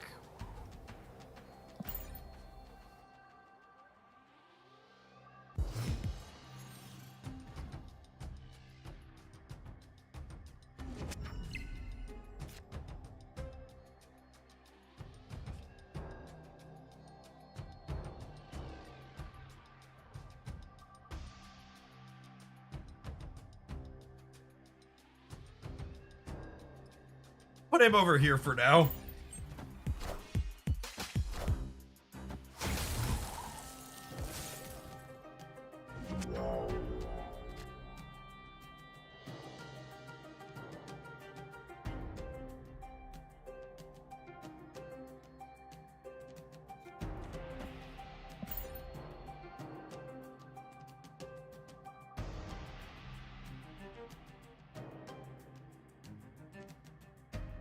Happy Cappy, thank you for the 3/4 of a year. Welcome back. Not quite sure what I want to do here. It could just be Carnage to win the Storm Path, But it could also be save the Bucky to set up Cloak Kingpin into DC down the line. They copied our Nico, which is really strong. Wind. And main with the 77-month resubscription. One of Oglandia's OGs, welcome back.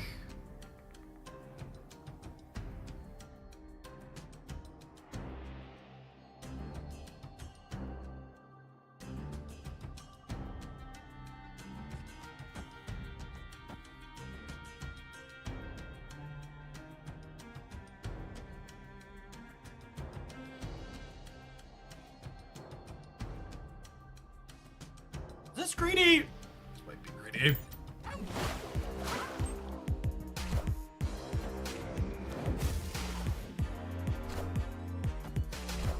Okay, they locate for 6.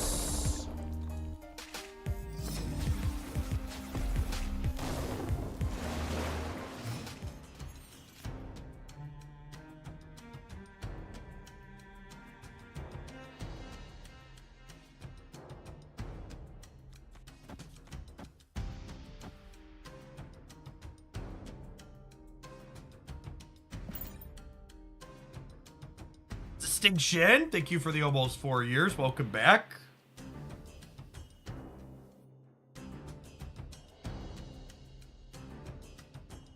They're probably pretty confused about the cards they're holding out. Yeah, I think their turn's probably gonna take them a second.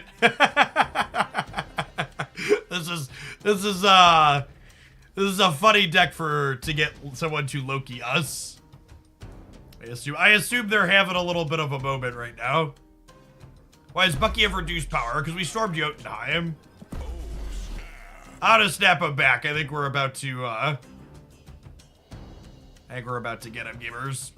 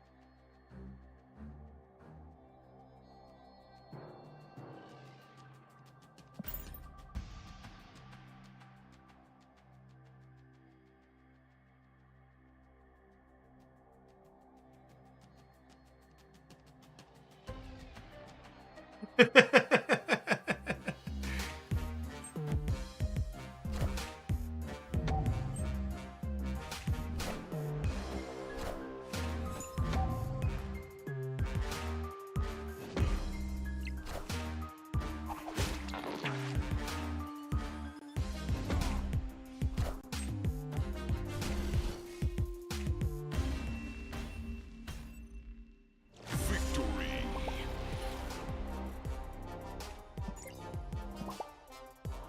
What a weird end game. I think they were trying to Kingpin into Nimrod, but they moved Nimrod and then played Kingpin, which is again just like, you know, the upside of playing a weird combination of crap cards into Loki. The Loki gamer gets confused some of the time.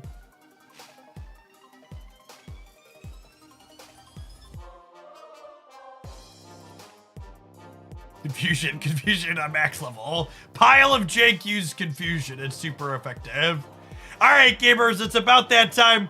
We're going to take a 2-minute ad break. When we get back, we're going to fart around with this one a little bit more because I'm having a good time. Thanks for hanging out. Don't go anywhere.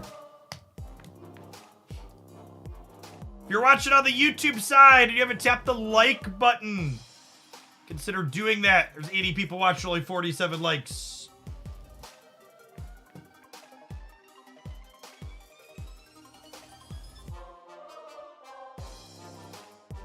Yes. Yeah, if they would have Kingpin and then moved Nimrod, they would have blown the Nimrod up.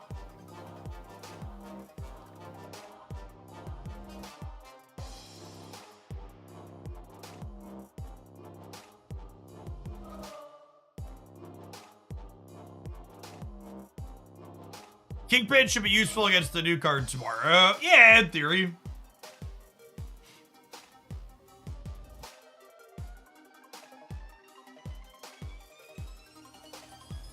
Boom, boom, boom, boom.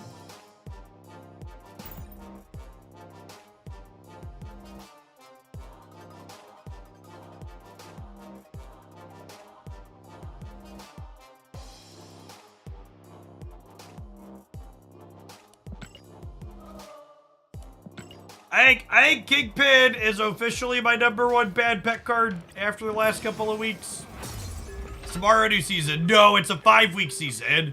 So tomorrow's patch day and Werewolf by Night releases, but Miss Marvel season doesn't start for another week.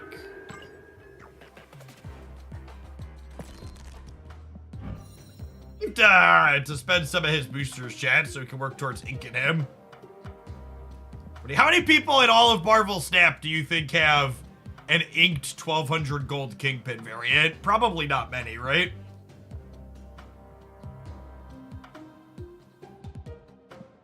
I don't quite have enough credits, but he might be my next project. Is Captain Marvel anti-synergistic with Kingpin? Yes. Captain Marvel cannot jump to the Kingpin path. Let's spend gold, baby. Negative.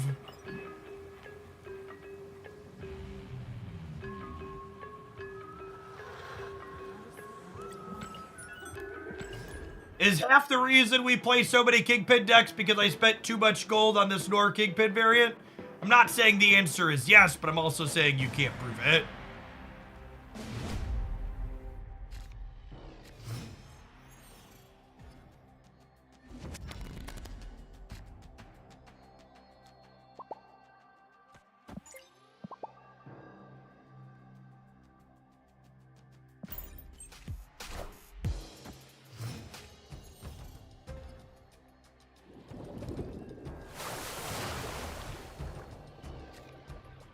That's a little annoying. I guess I don't have anything else. Do I want to murder Ghost Spider? Is it murder Ghost Spider to draw 2? Probably. It gets +2 on the Nico too because of the Cudlun.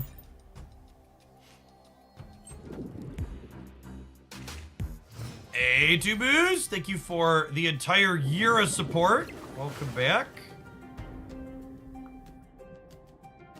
Shame we didn't draw these cards sooner. I don't have anything to do this turn, sucks.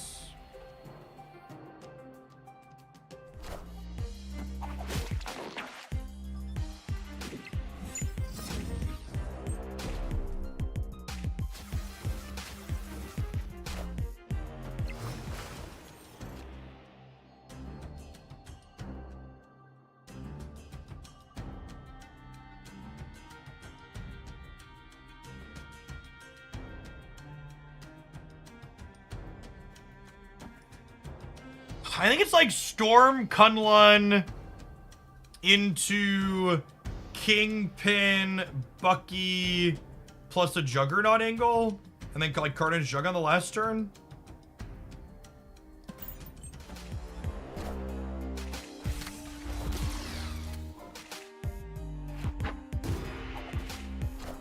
That's unfortunate. Wind, aid my hand.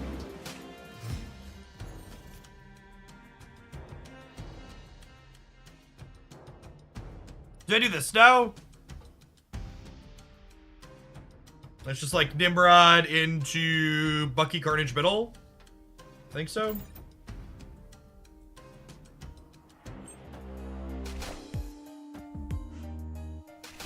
Oh my god.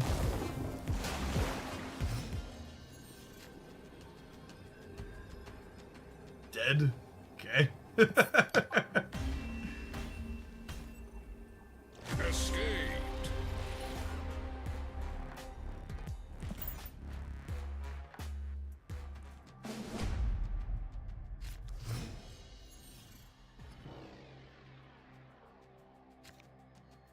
At least our opponent doesn't believe in snapping, so got that going for us.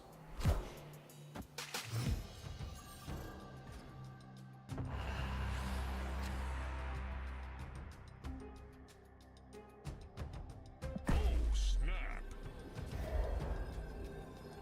Victory.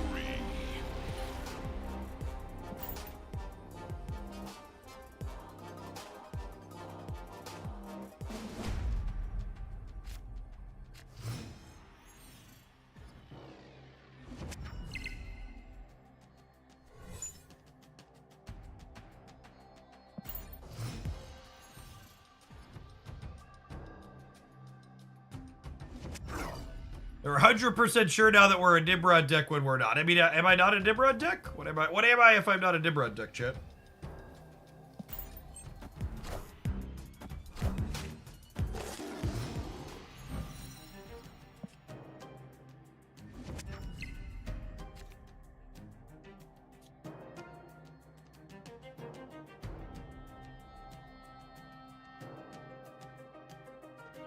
Opponent snapped. I'm staying. I think they can contest both sides here. If we peel a Nimrod, we get to play for both.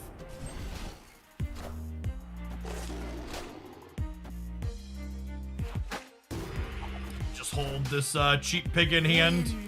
Aid my So that way, they black bolt us. That one goes away.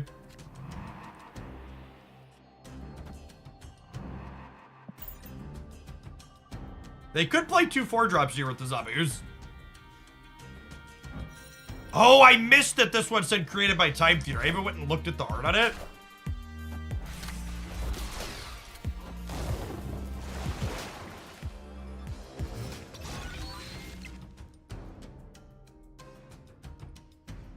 Rats. That's not the Nimrod we needed.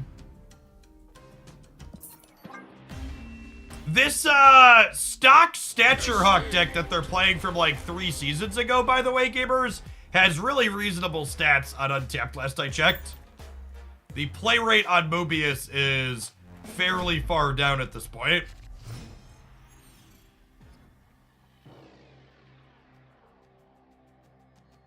True testament to tech cards like that, really ebbing and flowing.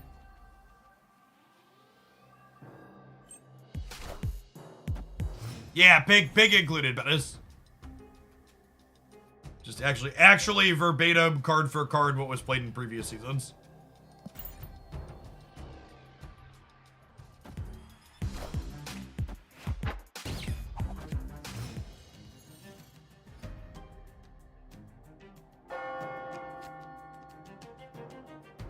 Opponent snapped.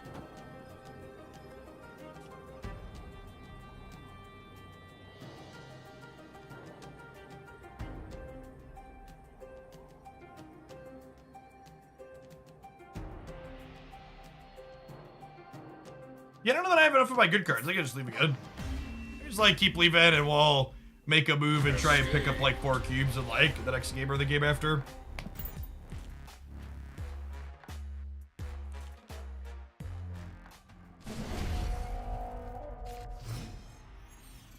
So we have to make a move in either this game or the next one at this point.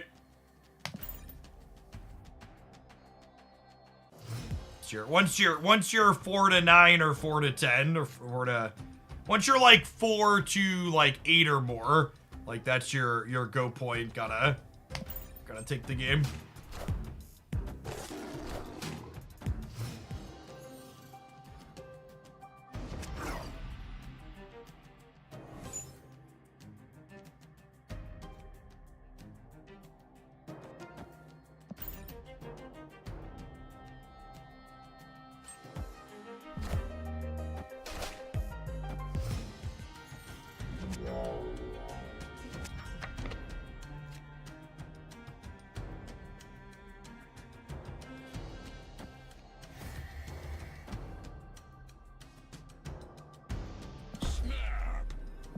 With that draw, this is now our make a move game.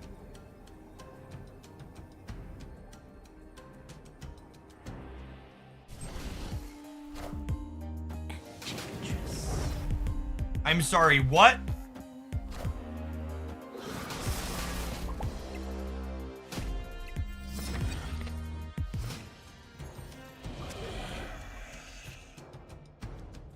The worst part here is they're gonna retreat, so I'm not even gonna get to do my sick endgame Kingpin Nimrod line.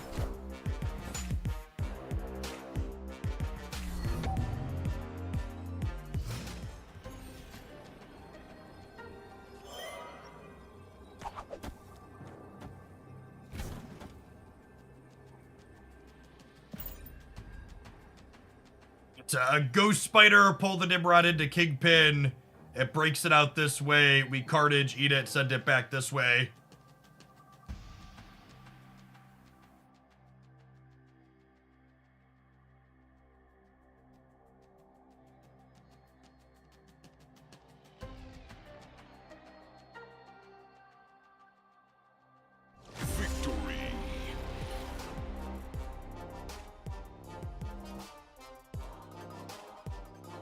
Solid draw for our deck. Like we said, just buying our time until we can make a big play for 4 or more.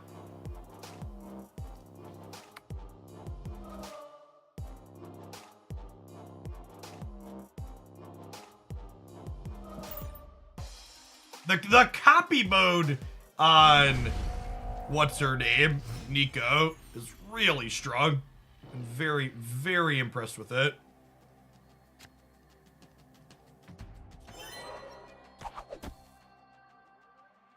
Do I want to play my 2 cards that move to draw a card? I think Nico's Cerebro 2 is very good as well, yeah. We had very good results with that on the ladder over the weekend. We'll probably do some more today. It's like Better Moon Girl. Yeah, it's a good way to put it. As often feels like Better Moon Girl. Would love to draw any of our other 1s or 2s here, so I don't have to play Cloak to draw a card.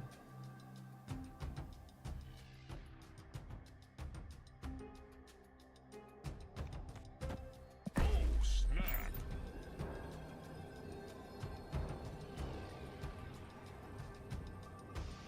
Yeah, then before this happens, makes their Darkhawk worse.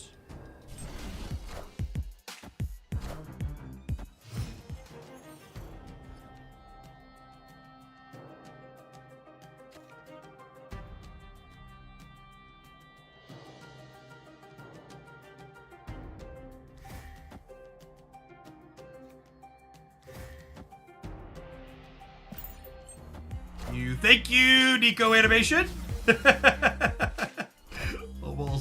almost made a doopsie there.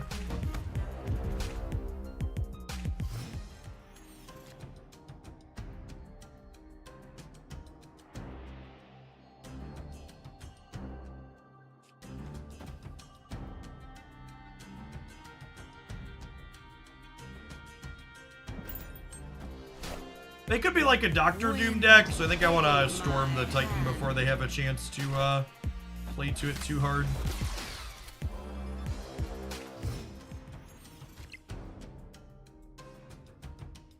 Opponent snapped.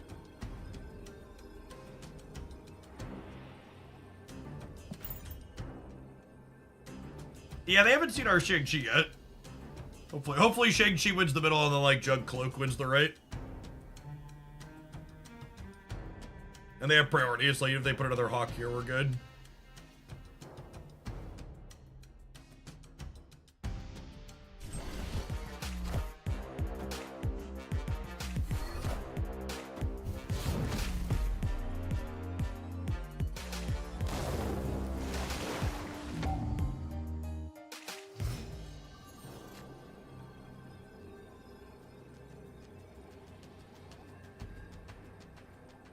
We lose to Doctor Doom, but other than that, we're good to go.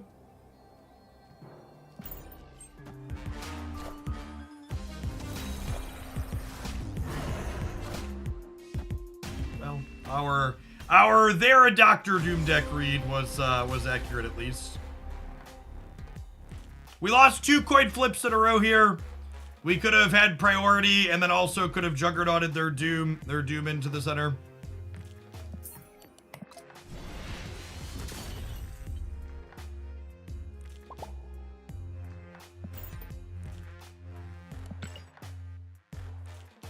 Ooh, that's a fat glut of Kingpin boosters, gamers.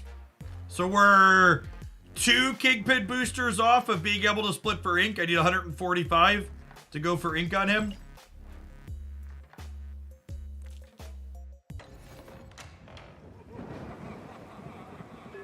We've played Bounce Move on stream as recently as last week, Sprite. So I don't highlight that many bounce decks on the YouTube channel because bounce decks have poor click-through rates if I don't hide what deck they are.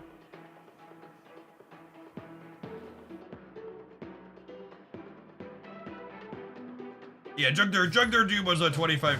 They're kind of missed.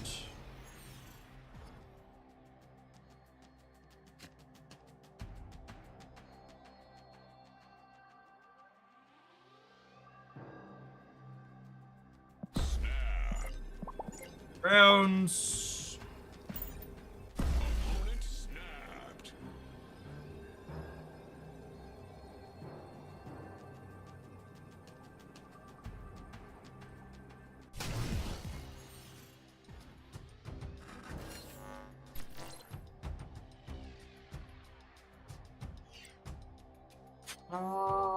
I was gonna say probably starting Mojo World, but Necrocia's also like kind of bad for us.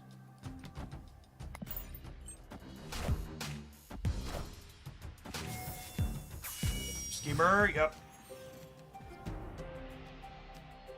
Hyper Time Hero! Thank you for the entire year of support. Welcome back. Appreciate it. Get you a sword to go with that shield. Wind, aid my hand.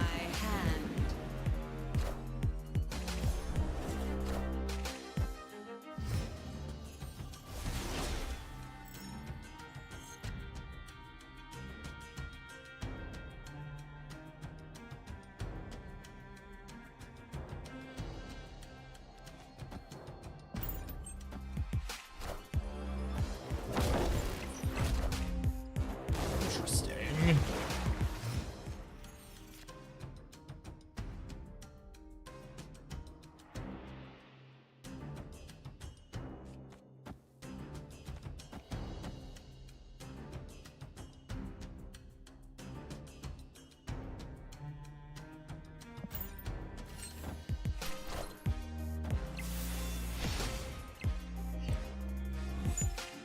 I want a coin flip. We can? Okay.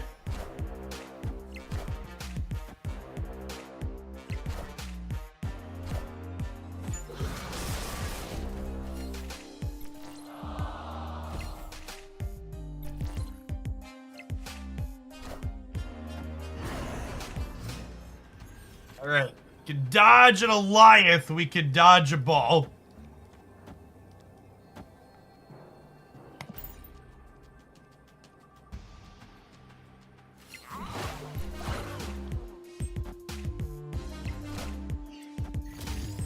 Oh, rip.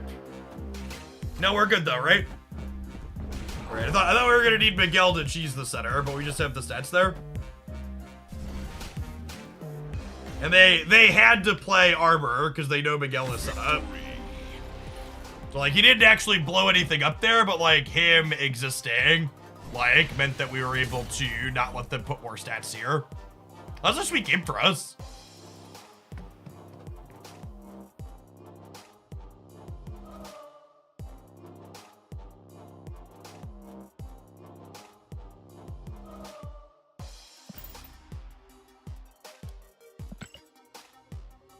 Cloak boosters are ones I want to. Cloak and Kingpin boosters are the two I'm looking to farm. I need ink splits on both of those still.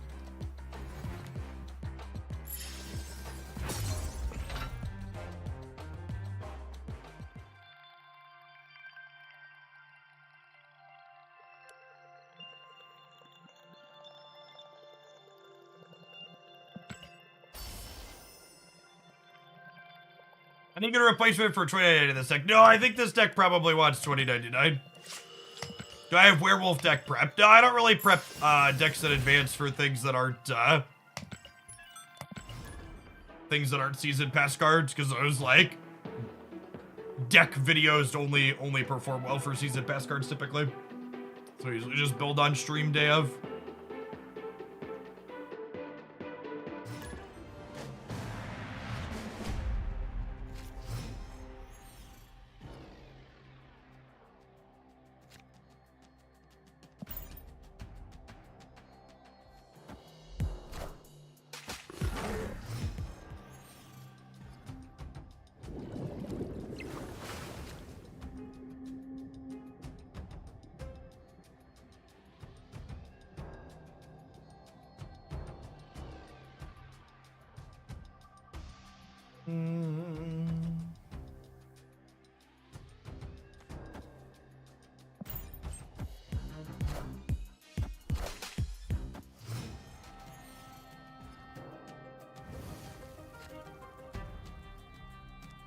Says storm into Kingpin here on the left.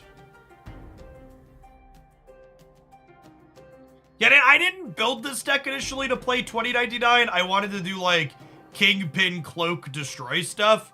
And then I was like thinking about what our curves look like and things that could be useful, and I think it could be okay.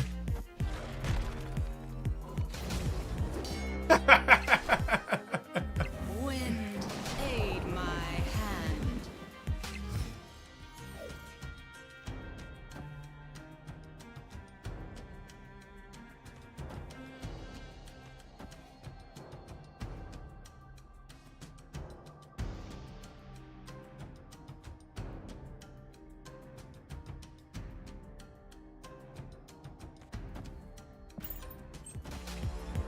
Losing our Juggernaut kind of hurts.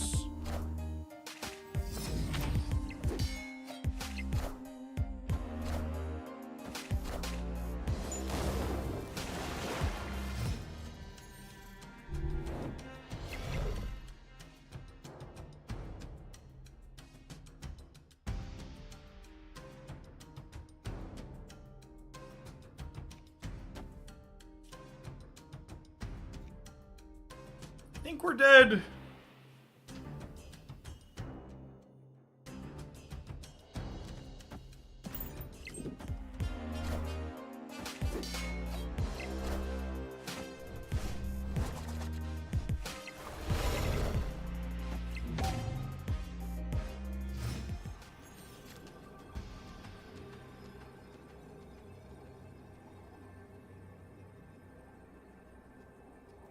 Stood here.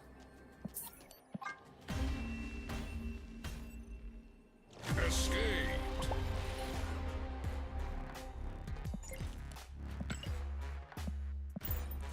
We're 5 and 4 with this pile of cards this morning. Again, thoroughly stamp exceeds expectations on that.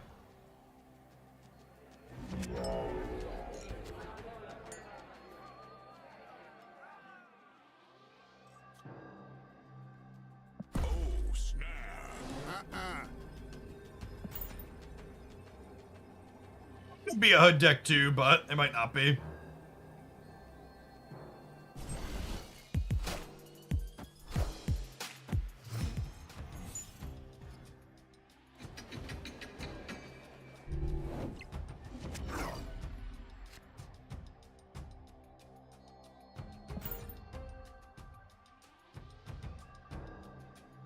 Feel like there's like 15 reasonable decks right now. Yeah, I mean, there's a reason why my best decks video had 13 things listed in it, right?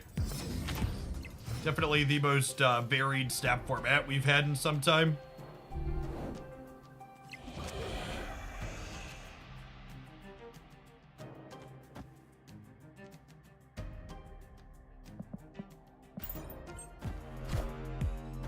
Wind, aid my hand.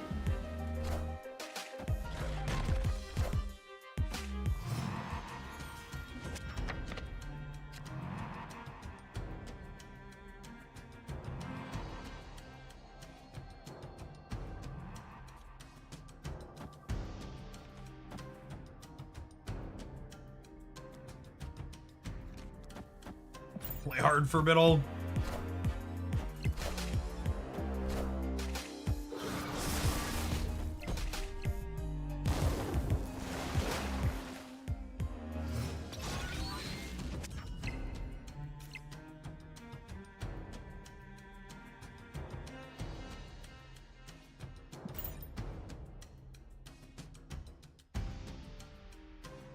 Destroys everywhere. Definitely one of the more popular decks.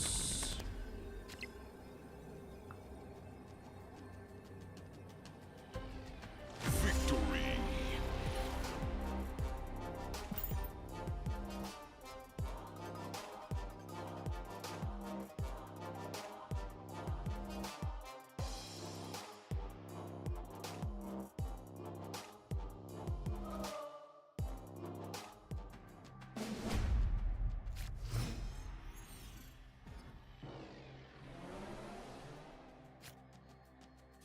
Luke's bar is pretty reasonable for the opponent's deck, but it's also not bad for ours. This is silver. I'm just going to put all the cubes in. We've got our hood on one.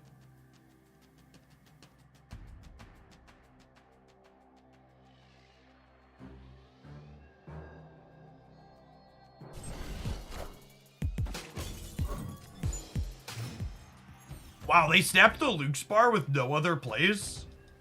That seems so ambitious. So, no turn 1 play, I should say.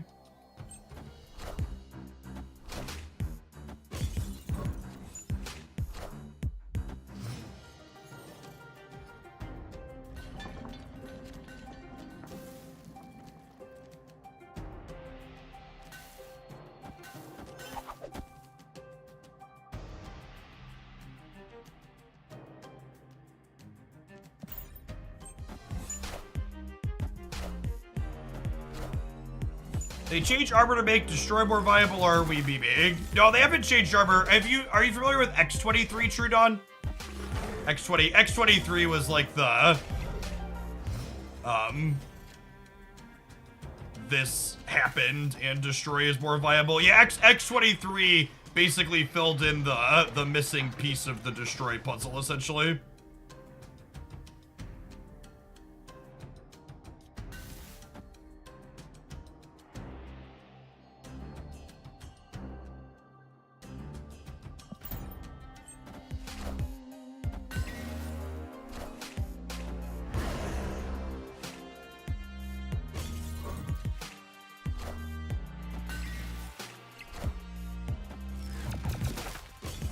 I don't get to draw any more cards, but I also have a Shang-Chi for Nidavellir, right?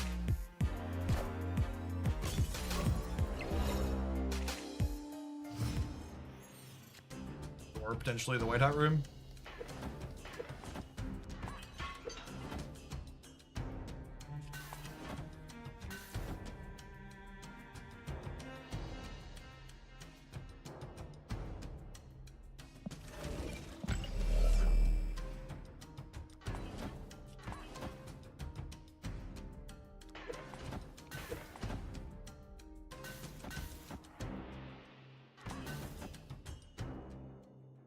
I think Werewolf by Night will be better than Nico. I would be shocked if Werewolf by Night is better than Nico.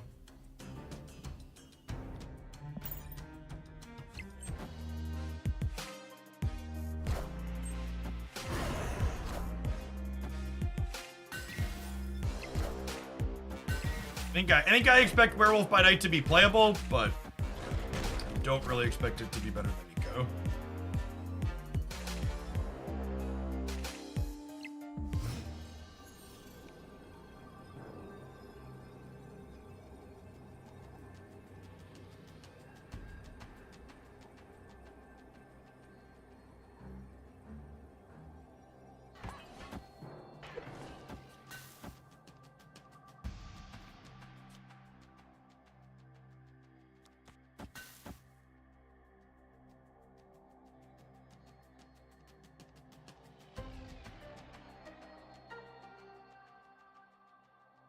Yeah.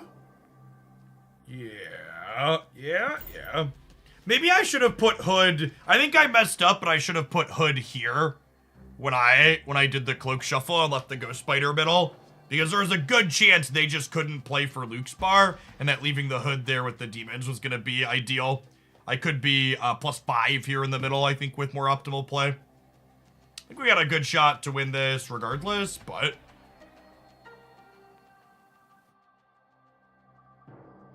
Yeah, I think we have a good shot to win, but I also just like want to point out that like I think I played it optimally.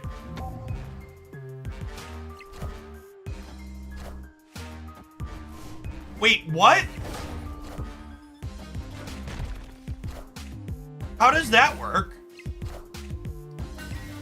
Wow, this card is fucking trash. All right, we won the game anyways, but. I guess that's good to know. I just assumed if he moved and didn't blow anything up, he would blow something up the second time he moved. Like at a minimum, that needs a functional change, right? Like at the barest bones minimum, that should not function that way. Knowing that, I wouldn't have moved him here. I would have left him here for the second cloak setup, but that That's still very silly.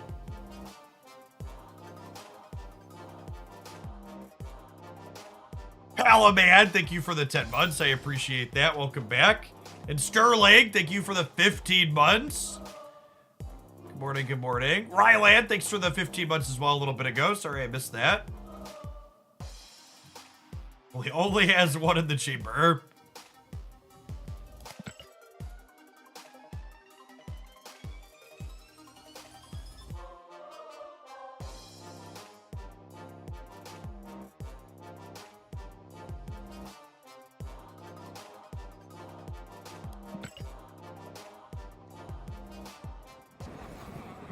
His metrics are okay, okay?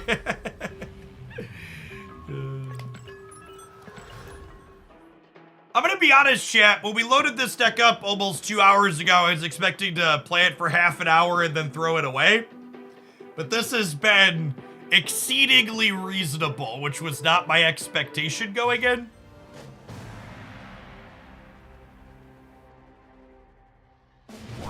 Format's in a pretty good spot. We've even stopped Thanos the couple of times that we've played it. Is there a patch tomorrow? There is a patch tomorrow, yes.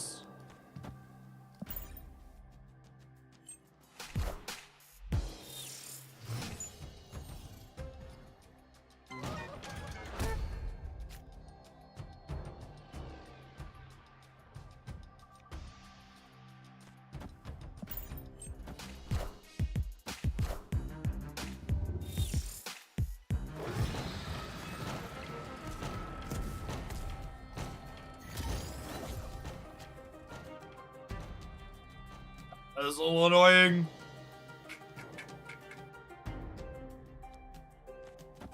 Guess we'll do this, but it's not particularly resource efficient.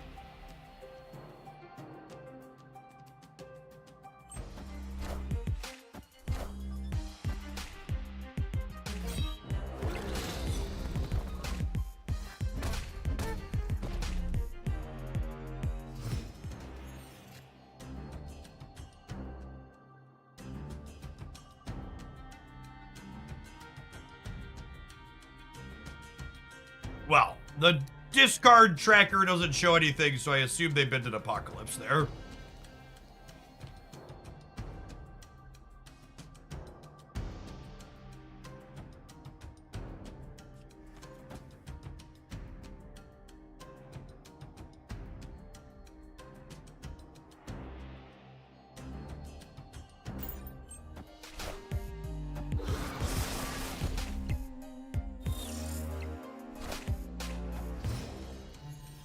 Opponent snapped.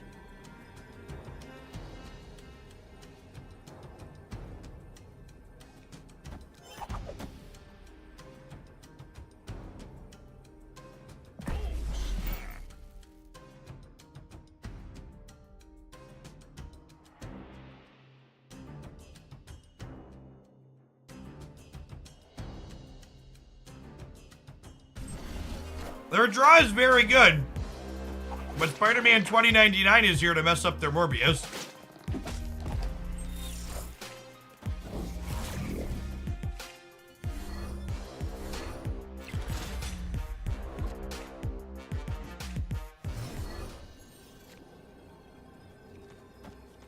Then we literally just do this, right?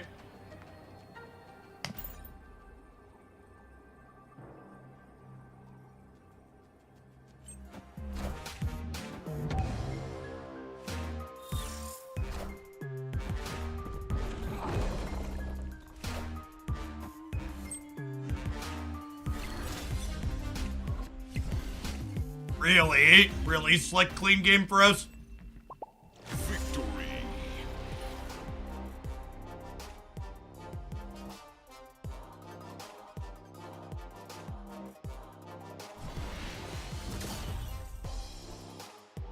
All right, well, I certainly have enough content for a highlight for that one. We've been playing for about 2 hours. Like, we'll mosey on to the next one after our ad break here. Anyway, what do we finish with that one? I had fun. We have an okay record. Undept is spinning. All right, it's time for an ad break. We got a gold ticket. Hopefully, Untapped will be done spinning. We can check our stats afterwards. Get you in 2 minutes. You're never gonna miss any gameplay when I run it out on this channel. Don't go anywhere. We're gonna play a different Kingpin deck when I get back because I have an addiction.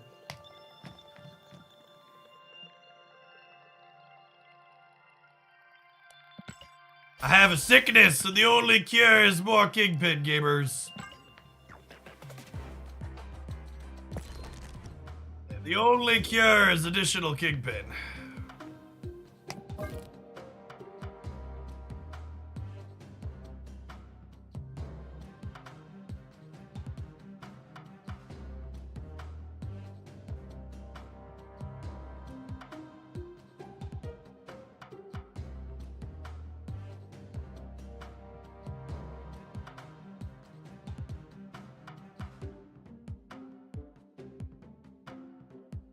Does that mean this patch contains Kingpin buff? If the patch contains Kingpin buffs, I'm gonna be a little salty.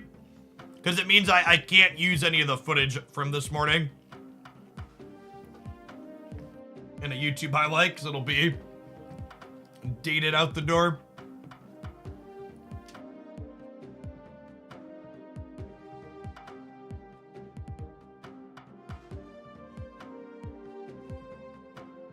Does deck run work instead of jug in this deck? I don't think so. You really want to be able to jug and Kingpin together on the last turn.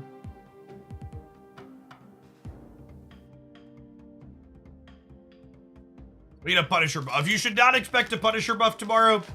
Punisher is a card they could buff via an OTA. I think it would be a waste to use a patch on it.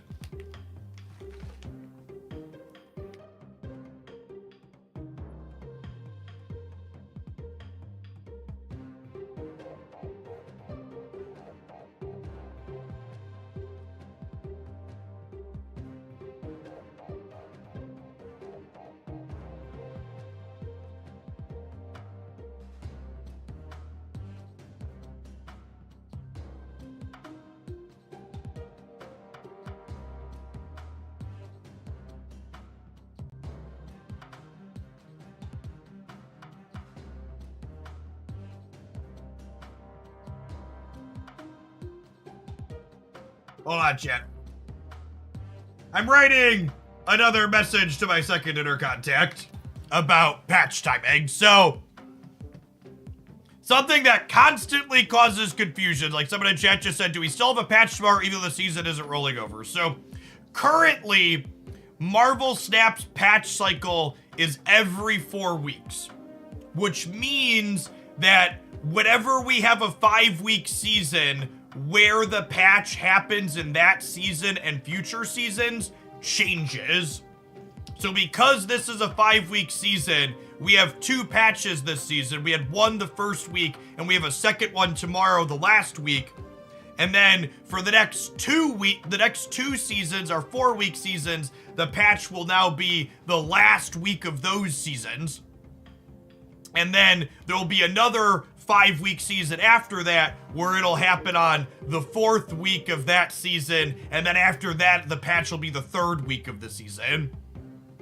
I really think they would. I mean, it makes sense from a we do patches every 4 weeks perspective, but from a casual players keeping track of things and having it be easy to match, I definitely think they should either just have a second off week during 5-week seasons or have another week where they just do OTAs, and they should do a 5-week patch cycle on these. So that way people can know, okay, there's always a patch the same week each season.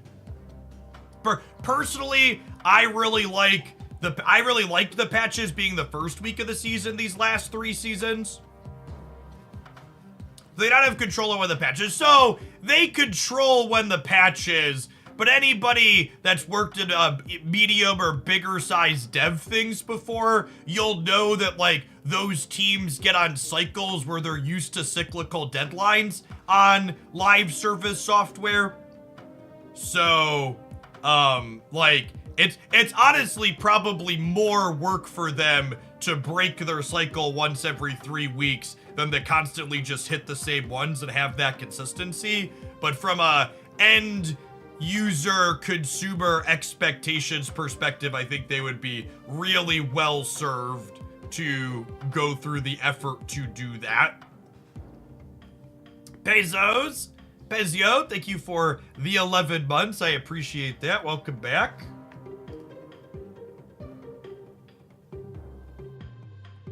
All right, before we move on to our next Kingpin deck, I'd like the record to reflect one of the reasons why this format is awesome is we had a 63% win rate with our Kingpin Nimrod deck. Sorry, our Kingpin Spider-Man 2099 Nimrod deck. So, yeah. I've been noticing a lot of 11-month subs lately. Yeah, so, you know, Snap came out almost a year ago, and a lot of times people watch a creator a little bit before subscribing to them. If I recall correctly, my biggest subscriber month of the year, I think, was January. So in theory, there's a lot of 10-month subs.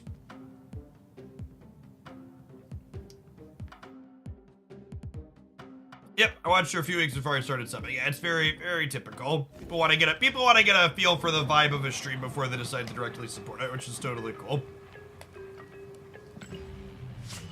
Thank you for the almost 2.5 years, Pseudodib. Welcome back. Appreciate it.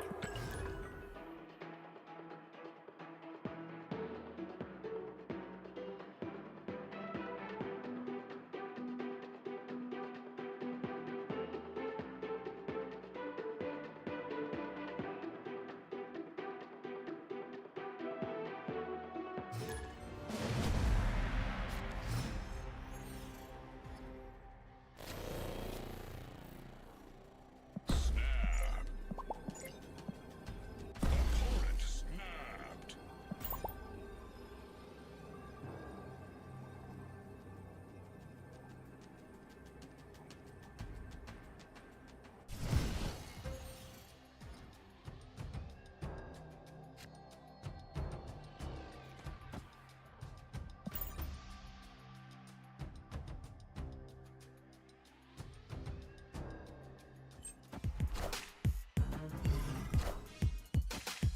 I honestly didn't even frequent Twitch before your streams. YouTube brought me over here, and I fell in love with Snap.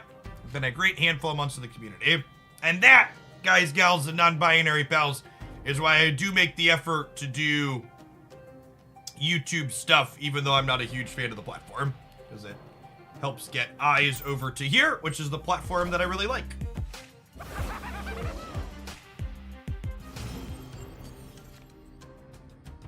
Has Second Dinner confirmed a patch yet? We've not had 2 patches in the same season, have we? I mean, they never confirmed the patch in advance, right, Boom? Jinsaku, thank you for the 78 months. Welcome back. How does Juggernaut interact with Dark Dimension? It will move whatever cards they play there on the very last turn.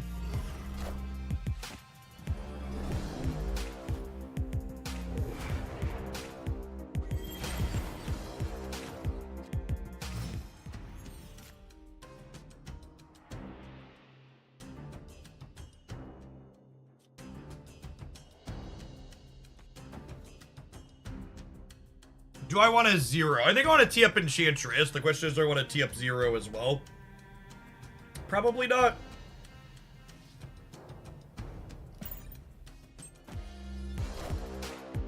I am Iron Man.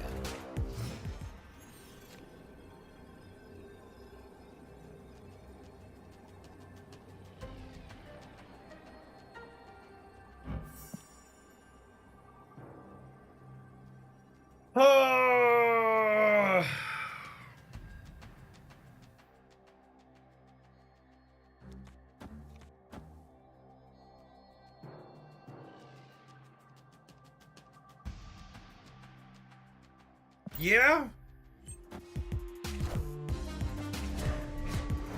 Oh! Oh, I'm so dumb. Oh, I'm so dumb, gamers. In my head, I was like, oh, they don't have a brood there, they don't get bigger. But they have my green goblin there. Rip. I was in my head, I was like, okay, we kick whatever ongoing bonus they have to the right, and then Kingpin kills it or Enchantress gets it if they play here, so we're good. But I forgot that Cerebro was gonna pump our Goblin. I blame you for recaving and buying the ultimate type. I'm gonna be honest with you, chat. I spent the weekend checking my shop for the ultimate Typhoid Berry variant, and I intend to buy it as my first 5k variant when it comes around.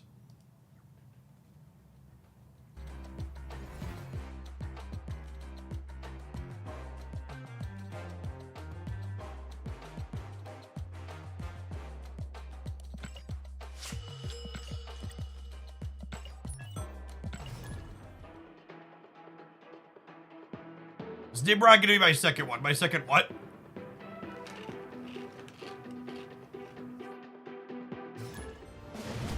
Thanks for the Cerebro 2 deck. It was the last deck I used on my infinite run. Nice. Yeah, I think what's your name? Nico Minoru, really feels like a big upgrade to Cerebro 2. I've liked her a lot in there. Yes, yeah, the ultimate Mary variant is the only Mary variant I kind of like, which is why I'm gonna spend on it when we get it. There aren't any data mined ones coming up either, so I'm gonna spew.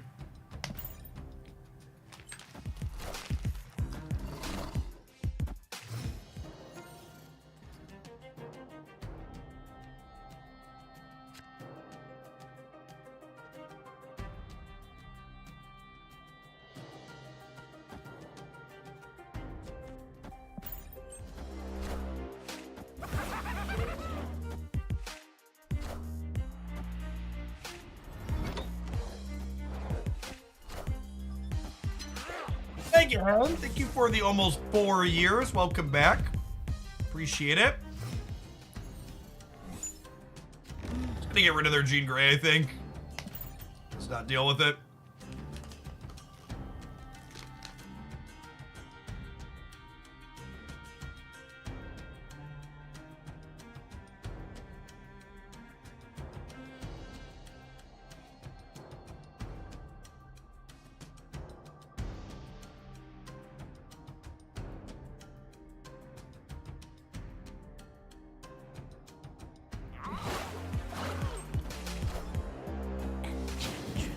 It's null just in case. That's true. In the event that we want a Kingpin, it does grab him just in case. Spider-Man here.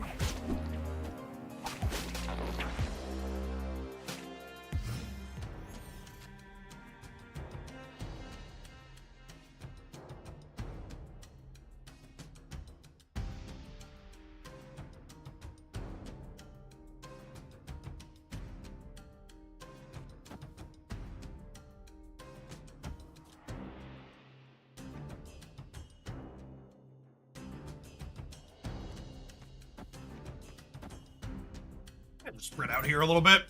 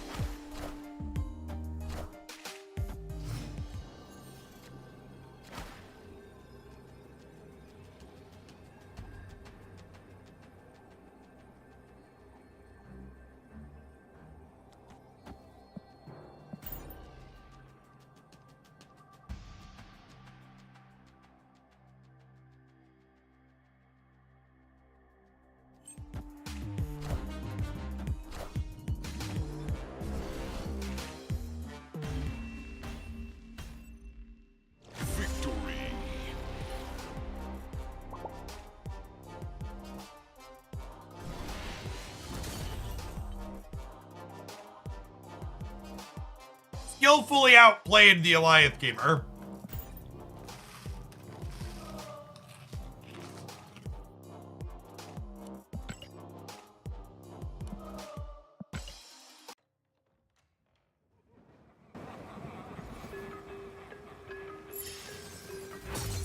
Whiskey Jack, thank you for the 10 months of Prime. Appreciate that. Welcome back.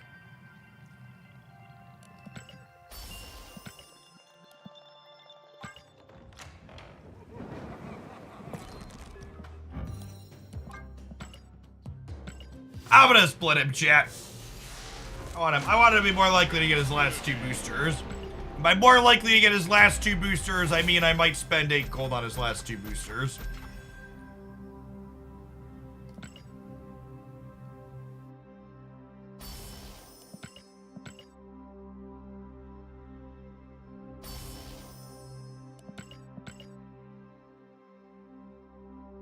Hundred percent of the time, get an inked Kingpin split, right? It's our fourth split, chat.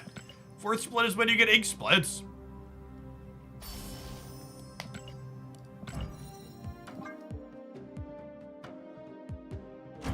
You have Vacation Kingpin. I do, but it's worse than this one. Hey, but I have a bunch of them. Nor Kingpin. Chat,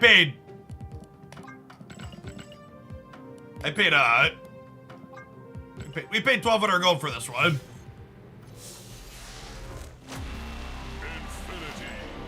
Infinity. Spew a little bit. I'm not gonna spend the full 20 if we miss, but we'll spend a little bit to take our one shot here.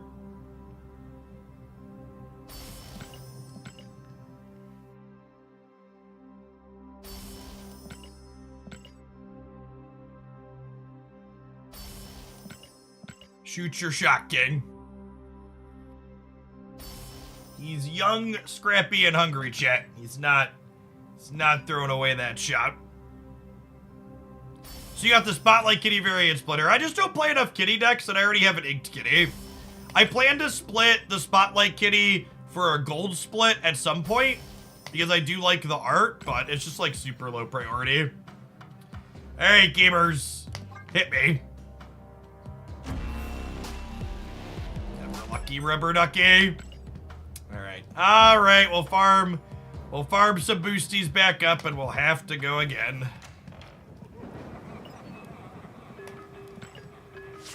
He's the king, chat.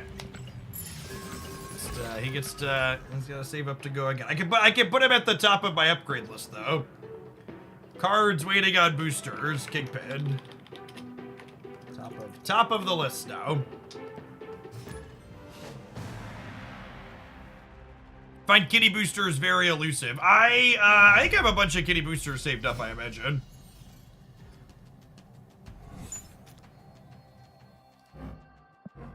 My hand's actually quite good here, so we're staying, and I'm gonna snap them.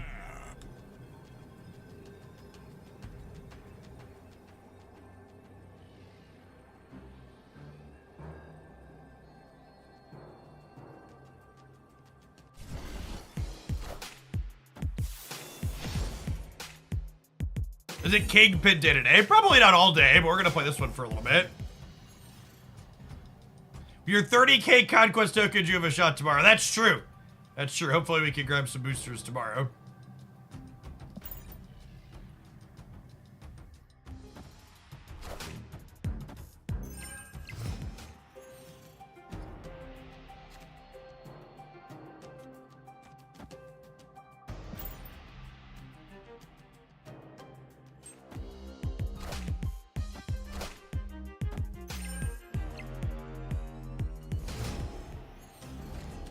Oh my god, are we gonna get turn 4 Professor X in a fucking Weird World game?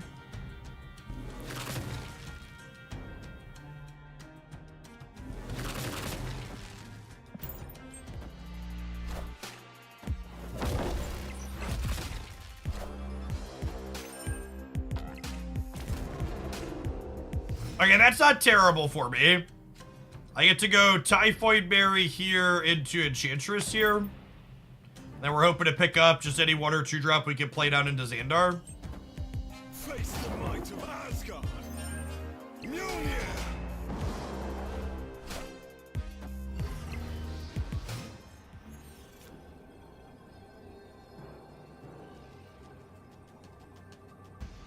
Opponent snapped. Yeah, not gonna pay out the boomer.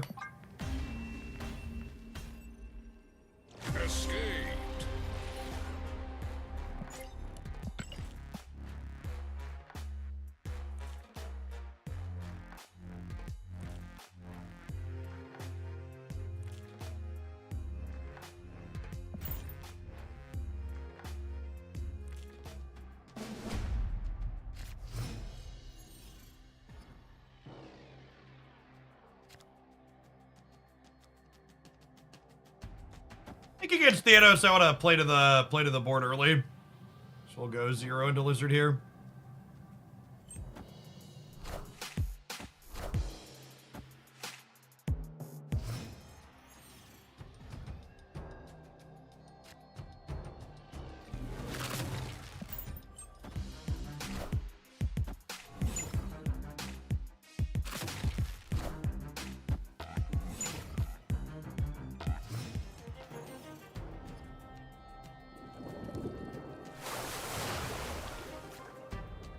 Okay, that keeps them from turn 4 Professor Xing us. Which is nice. Snap.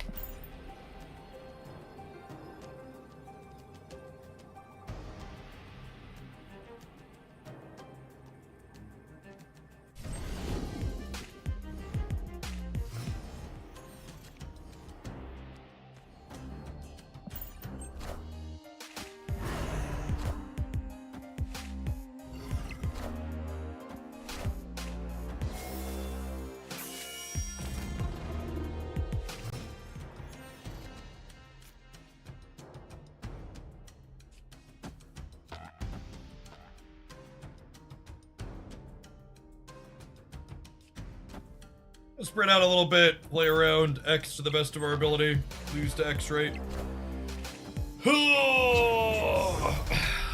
Sounds about right. Oh, just a blue ball. Okay.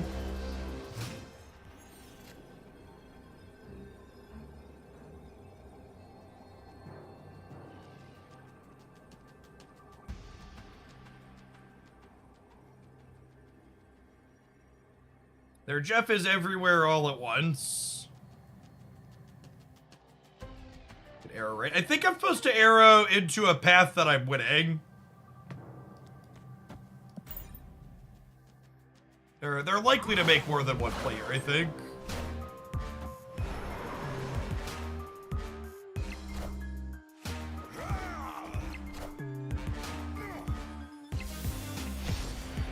Very weak final play here. Victory.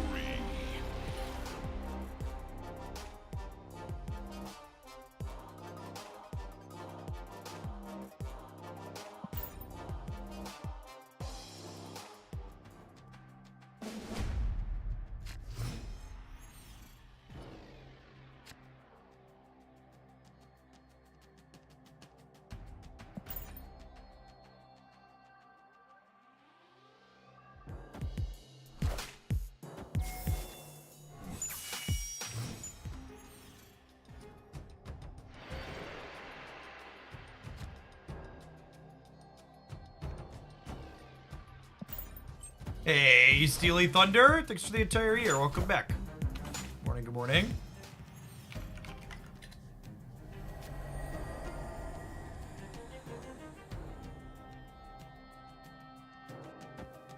I'll just take an extra 2-4. Opponent snapped.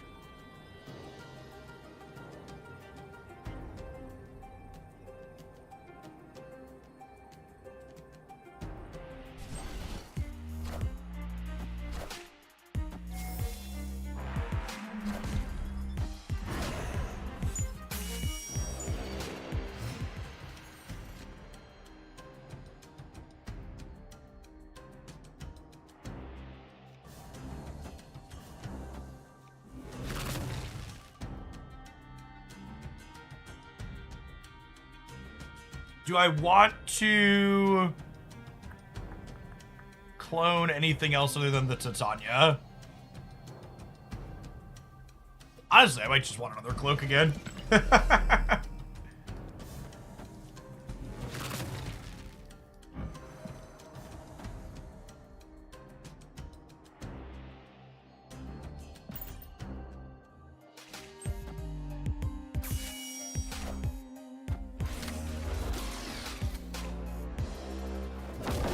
That's very good for them, especially with it sliding to the right.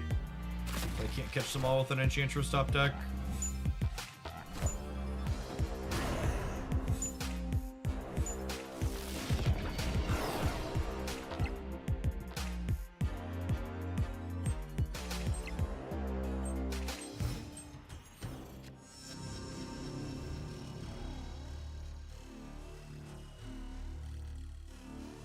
Gosh, we have priority here too, which sucks. I guess that means I get to juggernaut them out of the cloning vets.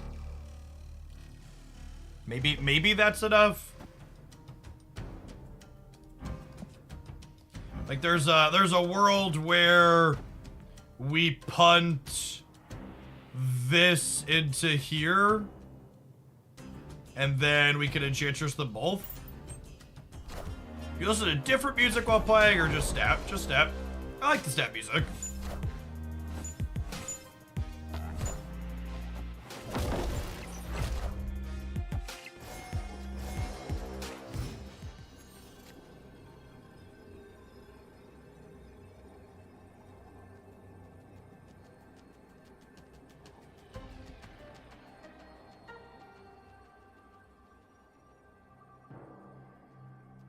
Set music isn't copyrighted either. I mean, you could play...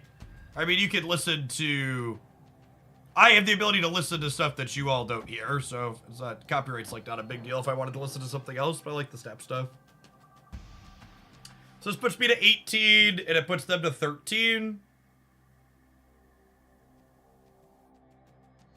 King left, jug middle. The problem with King left, jug middle is it loses to them playing their copy of Blue Marble. That's better. It's better against one big thing, but I think they're gonna Blue Marble.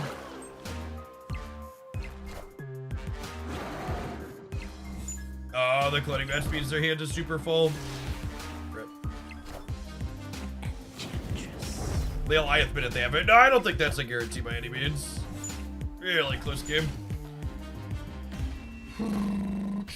Cloning match was much better for them than us. There's a chance we should have just left.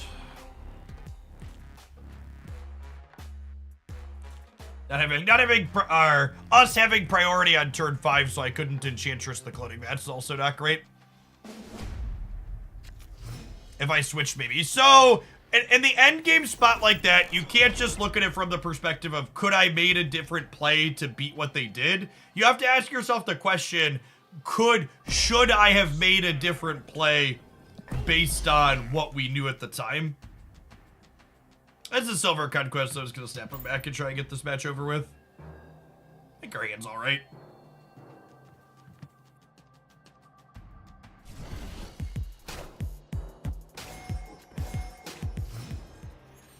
Mindstone on one is very good, obviously.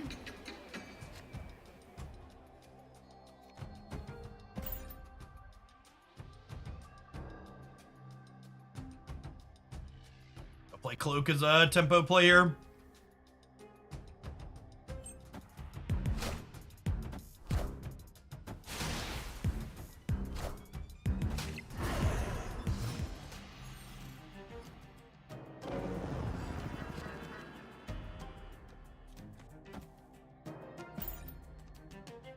I would love to gum up the Baxter building.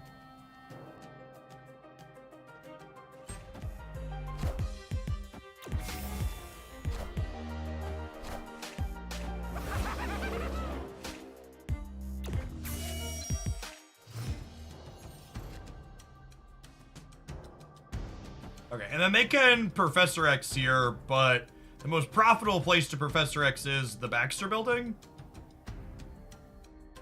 We have Typhoid for that.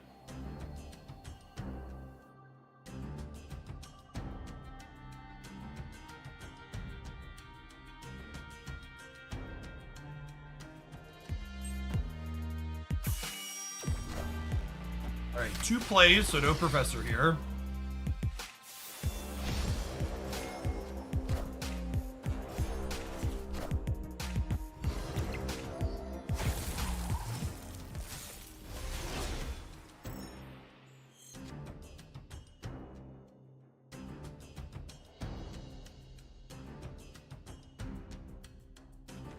And if I try and fill the left on them, and then I have like Enchantress plus Cage next turn, or like Cage plus Juggernaut. I think I like this. I am inevitable.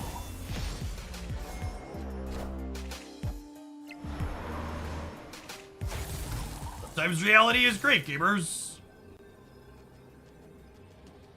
Sometimes reality is great, because this location beats Alioth for us now, right?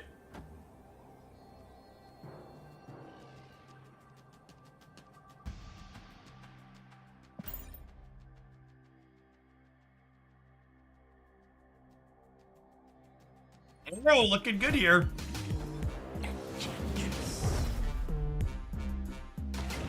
Yeah, let's just beat Thanos too. Return to the power suit off.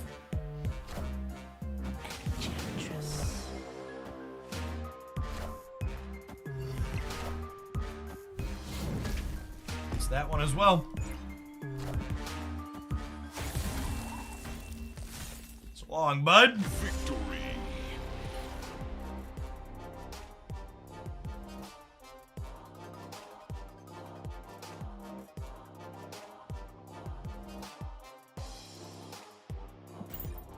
That's toxic, Jeff. Listen, chat. I don't know if you, for those of you who are just joining us, they emote spammed the crap out of us in the first game, so. Just a byproduct of the environment in which I've been raised.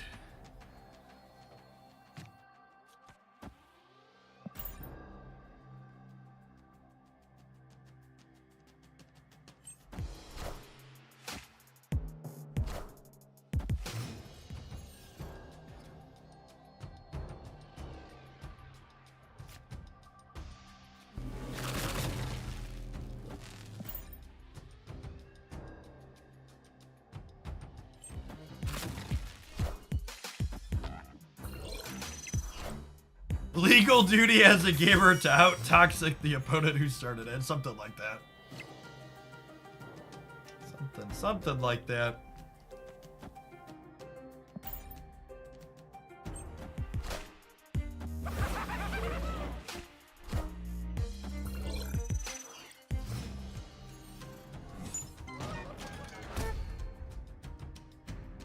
Goblin mid Shirley. Why would I wanna play the Goblin mid, and why do you think her name is Shirley?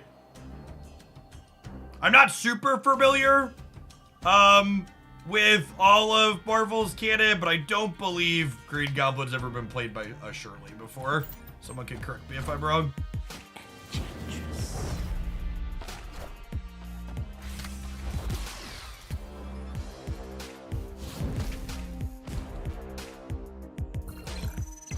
So part of the reason I didn't want to play the Goblin in the center was for the reason that we see here, which is if they Shang the center, I'm not going to be able to compete even with a -6 Goblin, so I wanted those stats somewhere else, basically.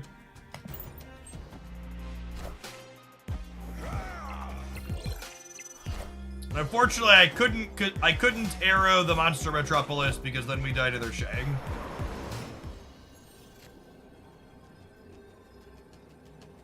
And then that is an ideal draw, right? We do this and we only die to Alioth, hopefully.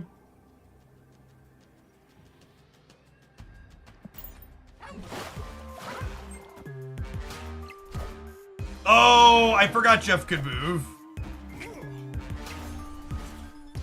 Shark. That's fine. I don't think we had a better line. Oh, we were going to lose the breaker either way because they had Dino plus Stone. Nah. Thank you for the 2 months. I appreciate that. Welcome back. Do you think they should bring back old Arrow? Almost assuredly not. I think I wouldn't mind Arrow getting a redesign so she always moves the highest power card they play. I think you could argue her current design is maybe a little bit too weak. I think having her move the biggest thing they play would be nice. But I definitely would never want her original design to return.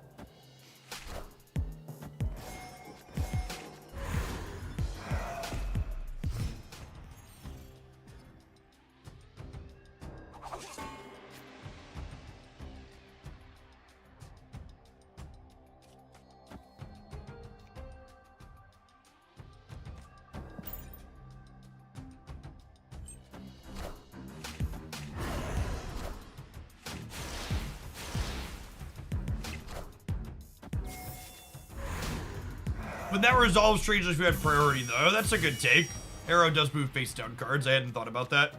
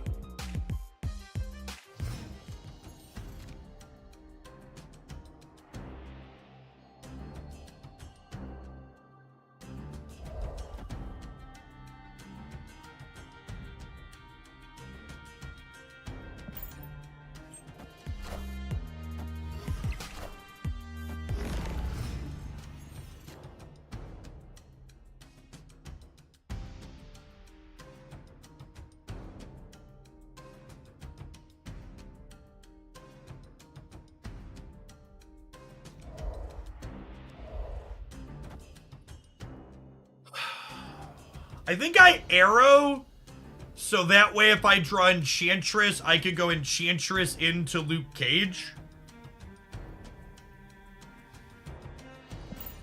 Without hurting my Luke Cage. Or it's like arrowing for stats, which isn't particularly impressive.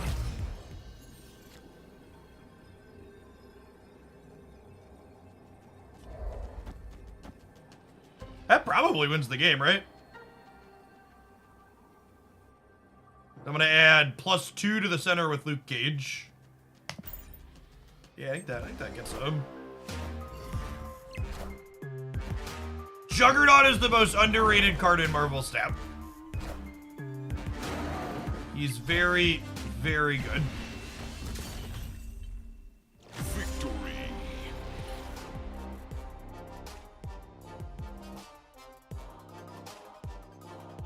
Claw could have gotten us there. I don't know. We were beating Claw. They were only at 11. Also, I think clawing right to play around Juggernaut would be like the spookiest plays imaginable.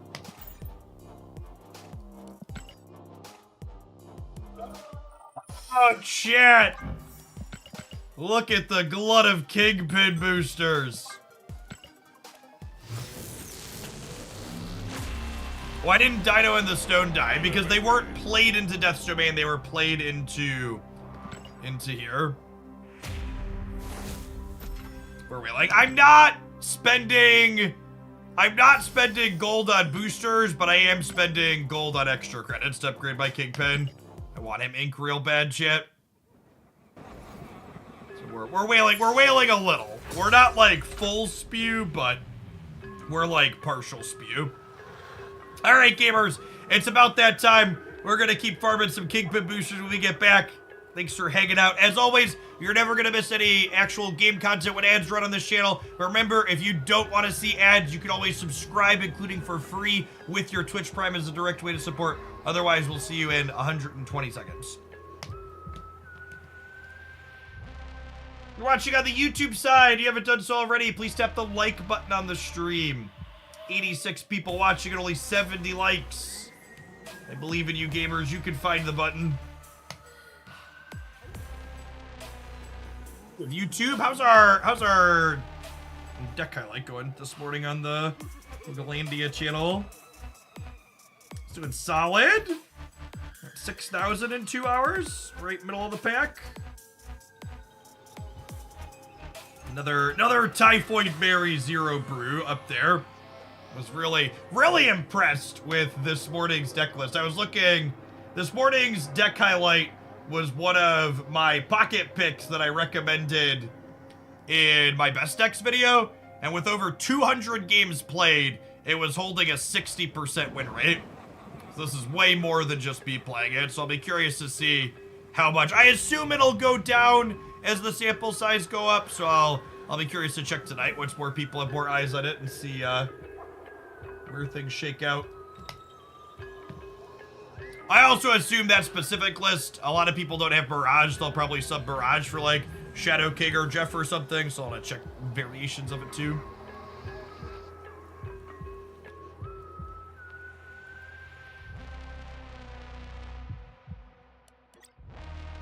They technically haven't confirmed a patch is coming tomorrow, but we've also literally been on a 4-week patch cycle for a very long time, so maybe they'll surprise us and move it to the first week of next season. I actually think that would be good if they moved it, but we'll see. Remains to be seen. Delinear! Thank you for the 2 months of Prime. Appreciate you re-upping that support. Welcome back.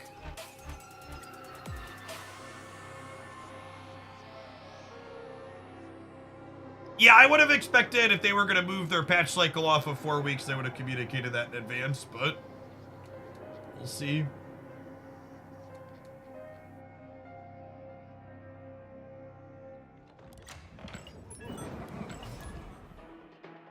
We're gonna farm Kingpin boosters for another hour or so, see if we can luck our way into another split.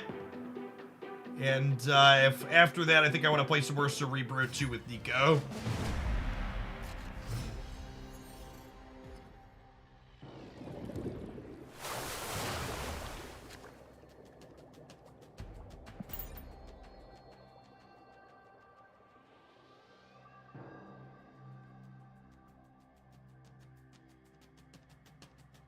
Oklahoma. Fun username.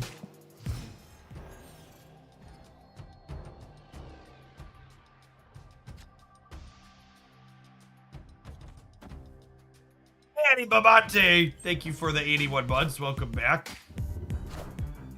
Am I gonna wear a costume tomorrow for the show? I haven't decided yet.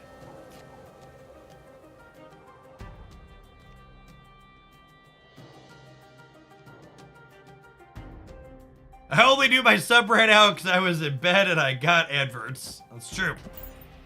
Adverts are useful for that. We don't have a shark costume. Chat, for those of you that are newer here, I have an incredibly deep costume closet. We've got sharks and monkeys and owls and Spider-Mans and unicorns and... There's a lot in there, to say the least. Oh, snap.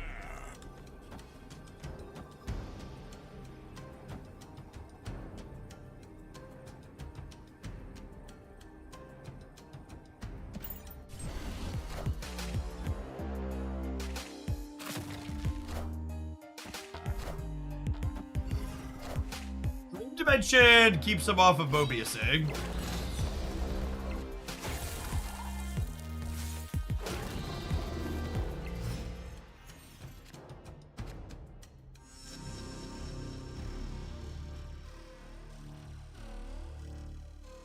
Sorry, Morbiusing. I said Modocking is what I mean.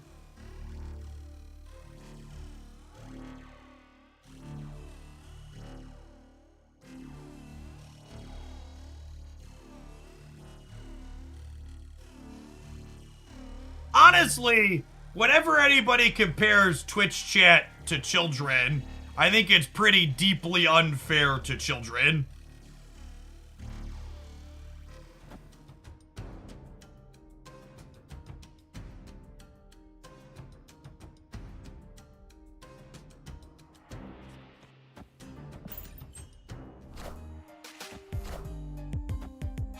Children grow up eventually. Not only do children grow up eventually, but like children don't usually do things like maliciously. Like when a child does something that just like wasn't good, usually it was like an accident and they learn.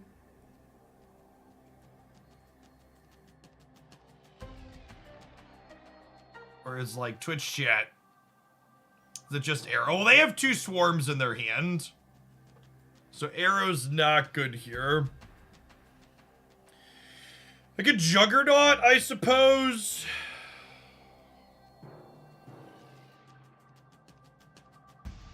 Because Dracula's got some variance. The question is, are they going to play for here or here? Probably here, right?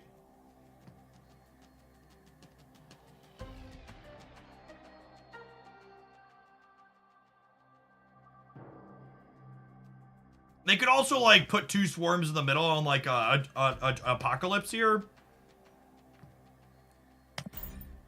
know. Playing for all three might be wrong. Enough said, bub. Alright, we're already losing the left. We beat a swarm in the middle, though, right? And we tie a swarm on the right. We're gonna lose the breaker, huh? Yeah, close game.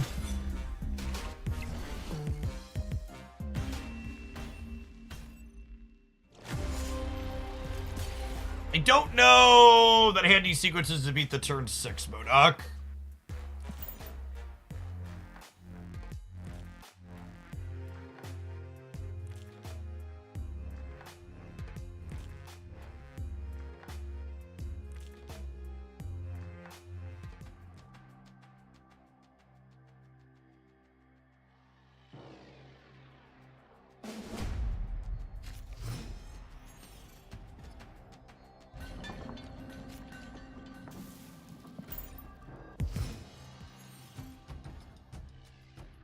A lot of Inkstrom. I feel like so many discard gamers are just like the least casual deck gamers you'll find in Snap. Just constantly their entire deck is inked. Did Dracula get Apocalypse's latest stats? I feel like you should get it at the time that he's discarded. I think it getting the +4 from the Apocalypse is fine. I don't think the discard deck is really that powerful, and I think that's a fine functional boost for it.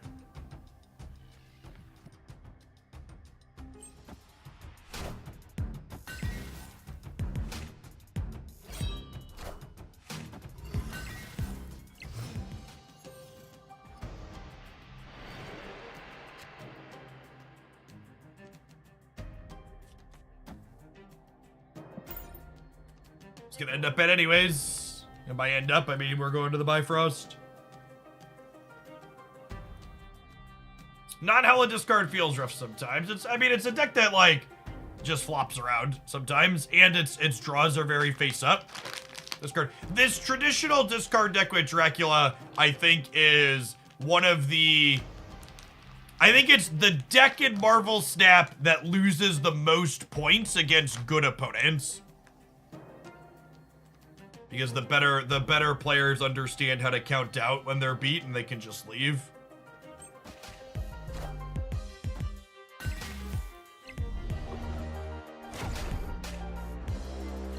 Hey Matt, thanks for the half a year. Welcome back. A fun Gambit variant.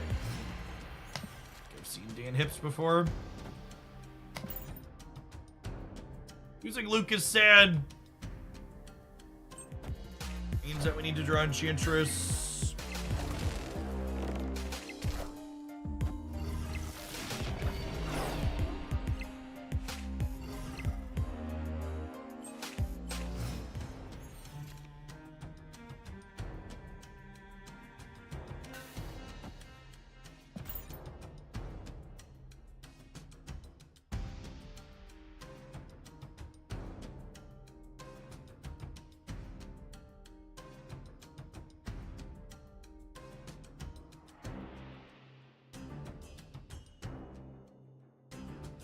Stand up and stretch for a little bit, huh? Forget to drink some water, gamers, and not sit the entirety of the day. Oh, we'll stay for the Modoc Snap. Make sure we're watching when they discard.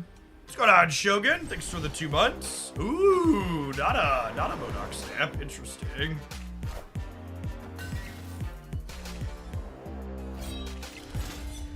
Oh, they're just emptying their hand. Does the other one a swarm? Yeah, sure.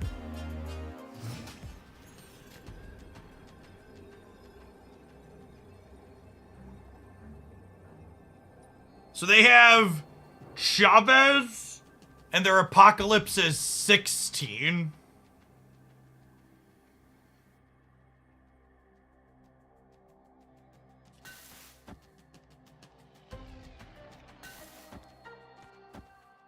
This beats Chavez left discard 16 power Apocalypse.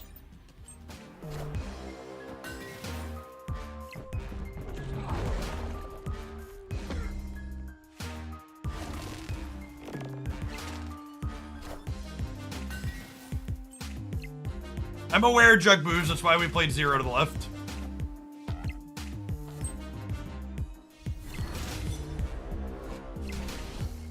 Just like we drew it up. Victory.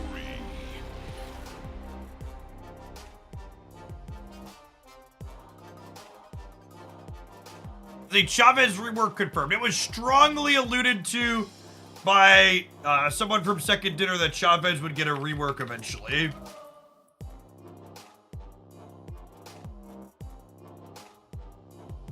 The problem with Chavez is that she's a boring, non-game piece in a lot of decks that play her.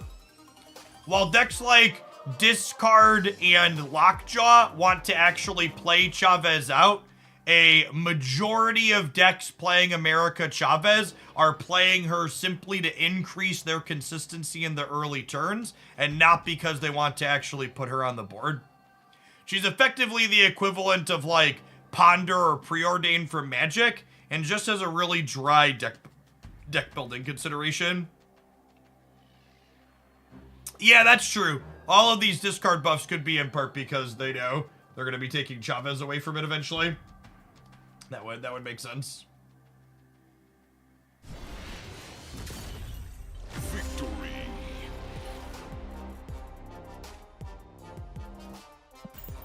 Yeah, we were 100% there if they played Chavez left. We would have lost them playing Chavez right, but I think it was unlikely that they played harder for that path.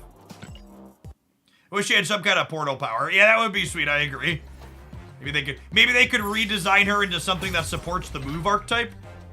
Because that archetype needs some help. I bet that for $1. I go up to 3 gold tickets now, right? So let's take this pile into gold.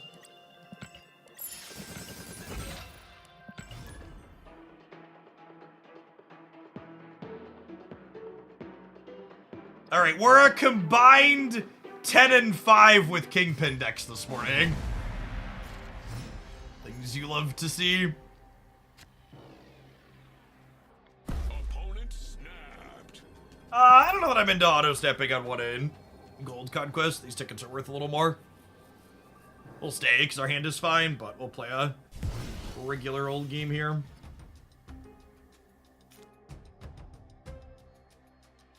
That's a nice draw. Is this a tempo cloak game?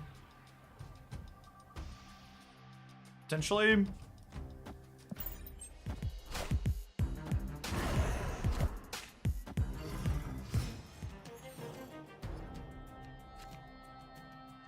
Okay, now I snap them back because they were snapping having Luke Cage into the negative zones.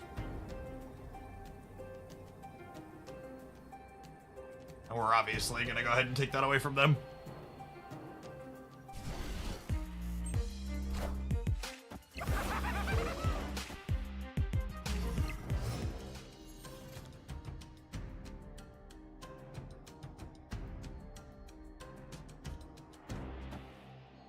Do I want to get greedy and potentially let them Cosmo my Enchantress? Yeah, probably. It's higher cube equity.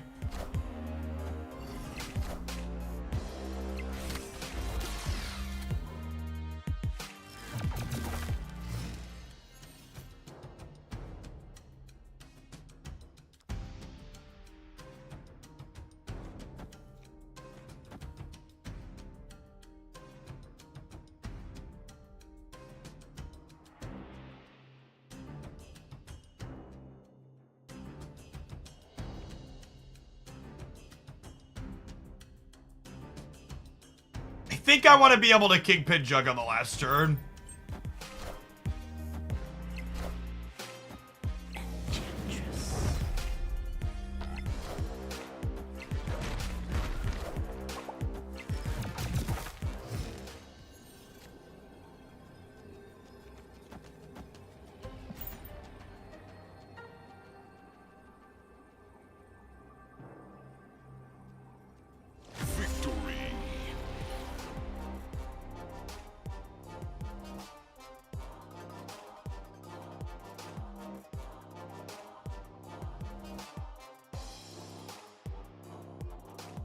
Been enjoying the strong guy Hellcow deck, but I swapped the Nebula for Dakin. Sure. Yeah, that seems reasonable, Twiddle.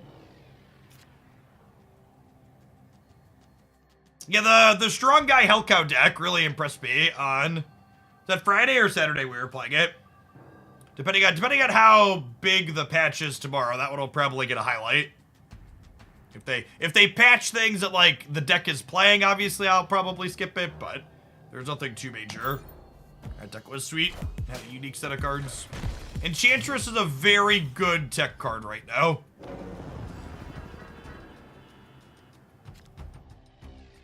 I like her a lot. I don't think we typically need to play around Killmonger out of their deck. So I'm gonna go ahead and just play these out.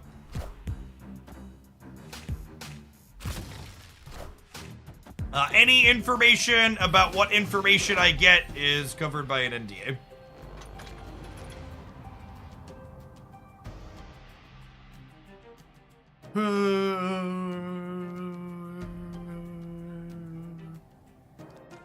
This location is good for them, obviously.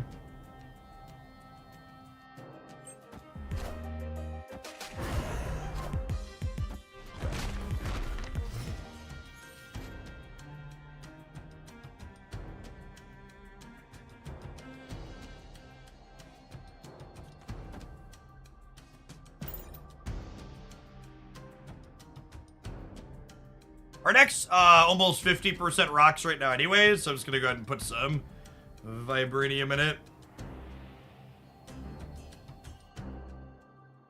Makes us bad into their Hawk Path. We're gonna be bad into their Hawk Path either way. And I have an Enchantress here to maybe cover it.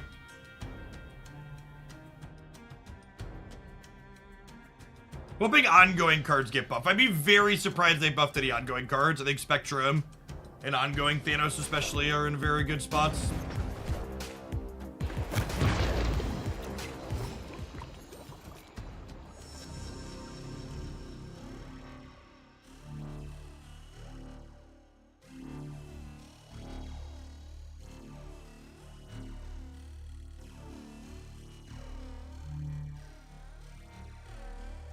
Losing priority could be great here with the Enchantress at hand.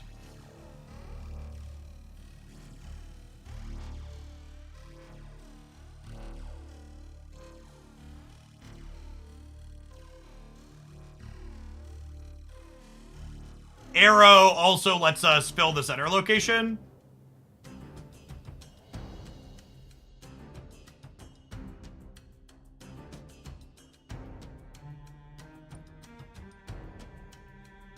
Do I want to arrow fill the center or do I want to jug fill the center?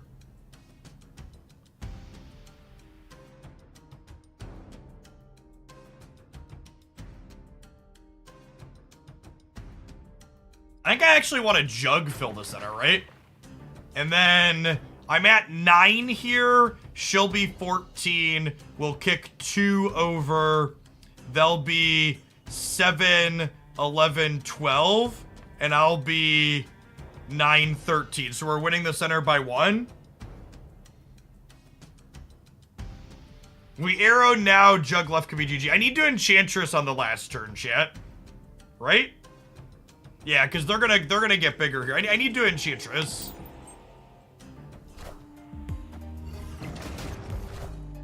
Arrow isn't guaranteed to pull their Luke. Oh, Arrow's guaranteed to pull Rogue, actually, because they played in the same location.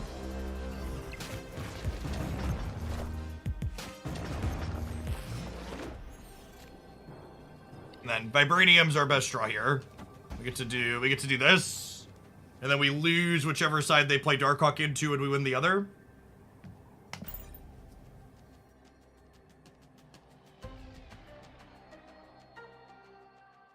Does Jug always push the cards in order? I actually don't know the answer to that question.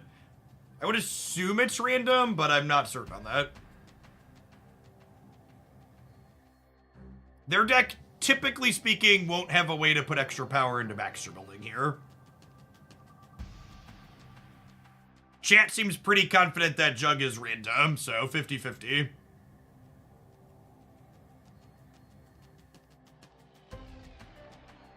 Yeah, the +3 of Baxter Building will be a 6-point swing right and left here.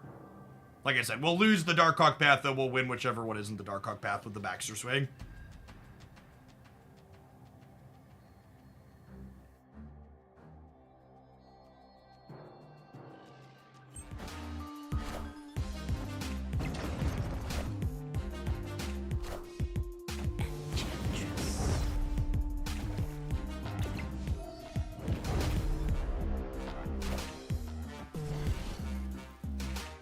like we drew it up. Victory.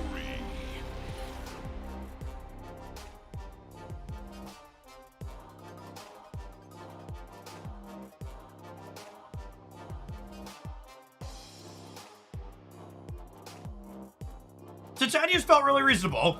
She's sweet with Green Goblin. She's good with Zero. She plays nice with Arrow on the last turn. Or you can play like Mary Zero Titania. Opponent snapped. I think Sinister London is significantly better for their deck than mine. I'm gonna give them 1 cube here and go next. Escaped. There's like some worlds where Enchantress lines up well for us, but I think on average we're behind into that location.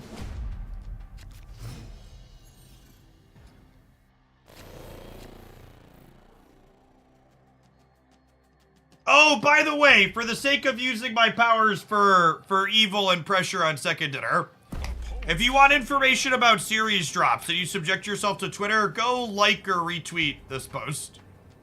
We're up to 540 retweets. Hopefully we get some actual movement on them communicating with us.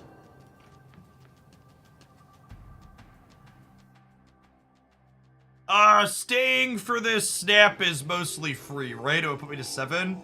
And next round is high stakes. My hand's also okay, so we'll stay, I think.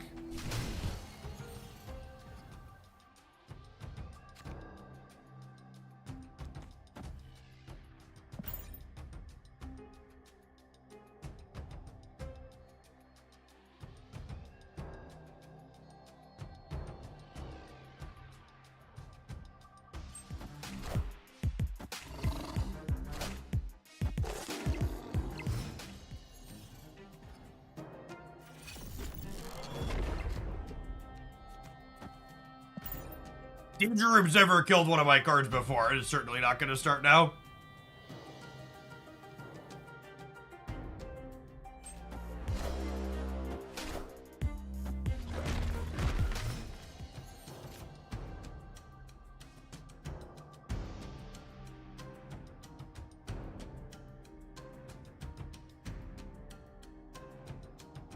Yes, if I eventually deploy Luke, I want to put him in the same path as Lizard, so that way, if they try and rogue him, they're a coin flip to lose. So roll a Cloak in this deck. Cloak does 2 things. It lets you set up Kingpin jukes on going into turn 6. And if you Cloak on turn 4 with Daredevil out, you get to see where your opponent is moving their cards before you make your decision.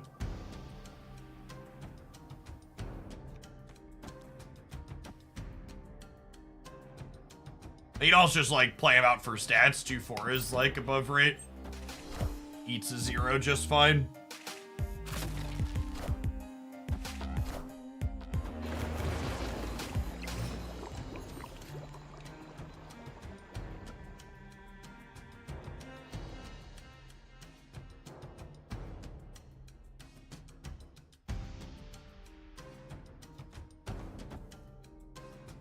If I do this, it means I can't Enchantress or Mary next turn.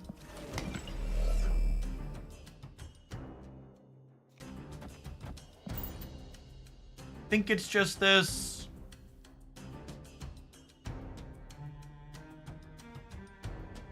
Just so that way I could draw my good 4-drops and play them out.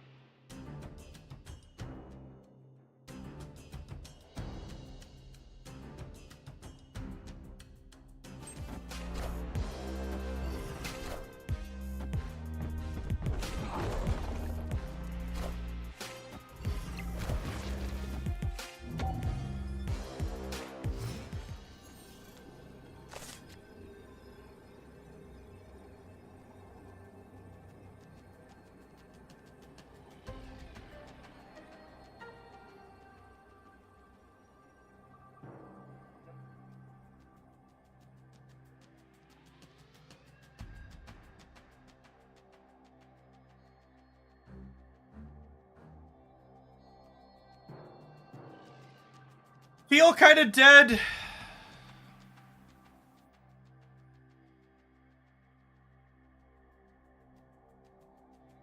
We have priority, so Titania doesn't play here. I assume they're staying just because they're already in for so many cubes that they can't afford to be 2-9, but I think I'd rather be 7-4 than 5-4. Yeah, it's hard to make sure we keep the Titania here.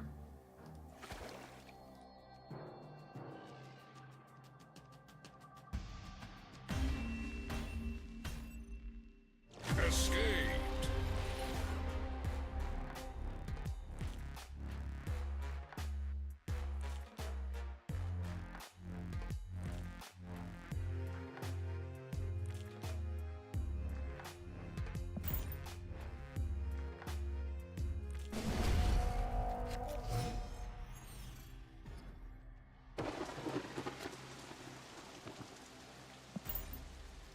Opponent snapped. I like my hand, we'll stay. Gotta win this one or the next one. Oh, they snapped the island and they don't have a 1 energy play. Feels surprising.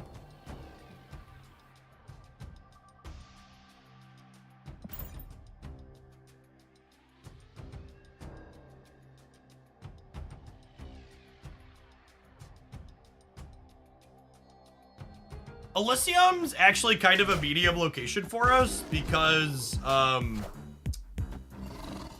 we kind of already play out most of our cards most games, so don't really benefit from that upside. Time Theater gives you the current stats on the card that you have. That's interesting.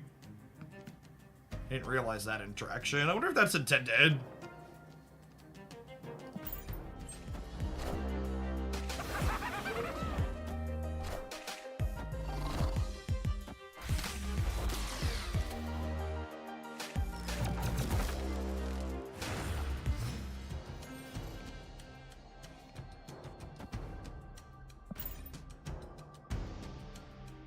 I don't want to play the Widow's Bite into Island because if I don't draw Luke Cage and I draw Enchantress, I want to be able to Enchantress the left.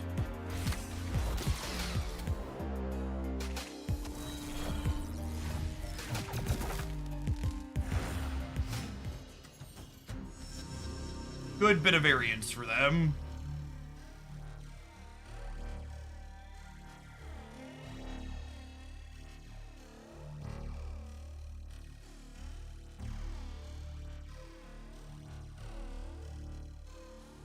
Yeah, probably did here. There are Iron Lad variants, and tandem with getting it on Time Theater is tough.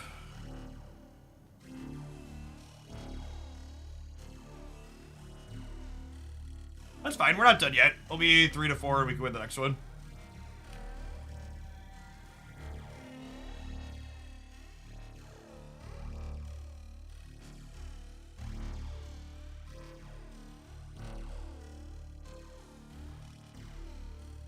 We can still peel Enchantress next turn and have a shot here. Enchantress and Luke Cage are both like real meaningful draws. Why is Goblin this deck synergy with Daredevil? I mean, like, you asked and answered. You asked and answered your own question. Yeah.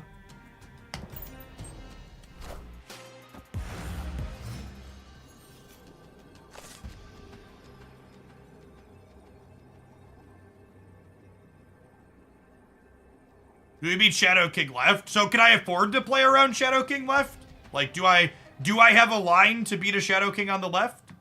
Or do I just pretend that that doesn't exist? And we hope for the best? So, I don't see a line that lets me beat a Shadow King. I beat them filling stuff up. But you are correct that Shadow King and Shang-Chi are both very bad for us here. I don't have lines to play around either of those things. Oh my god, they're Shang-Chi fills, and then Enchantress pulls it off. That's hilarious. We are unfortunately short of winning the right, though, right? We also lose to Dr. Doom. That's not true. Dr. Doom was only so many points on the right. We were beating the Dr. Doom that we knew about. If they Doctor Doomed, they were -7 here, so we would have been 29 to 28, and we would have been 14 to 9.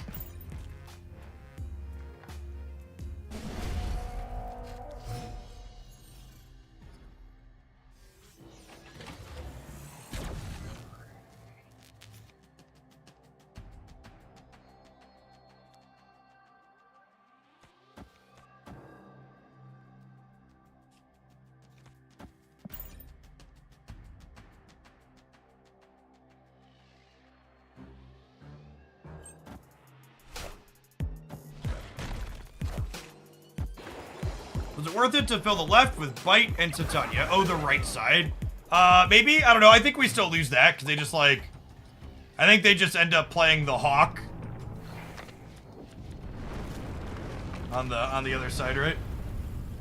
Oh, snap.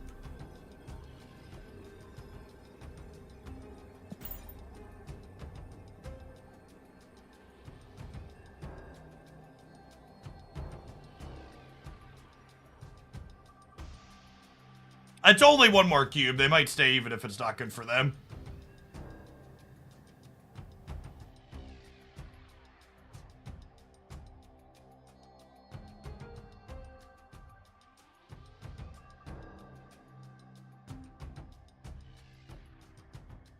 Victory.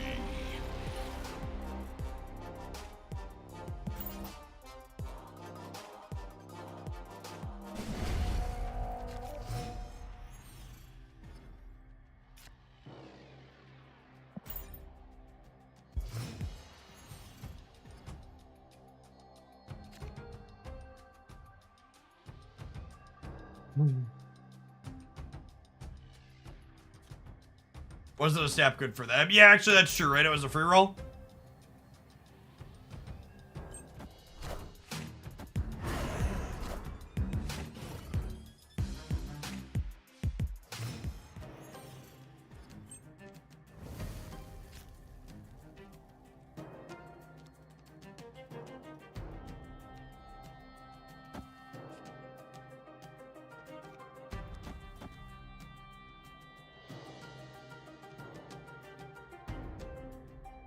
I don't know if I want to play Zero proactively. Only 3 out of 6 draws reward me for doing that.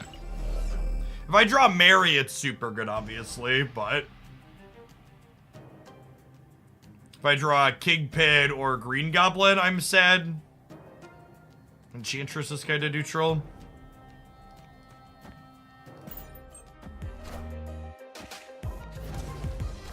Wait, did they just play into Hotel Inferno in...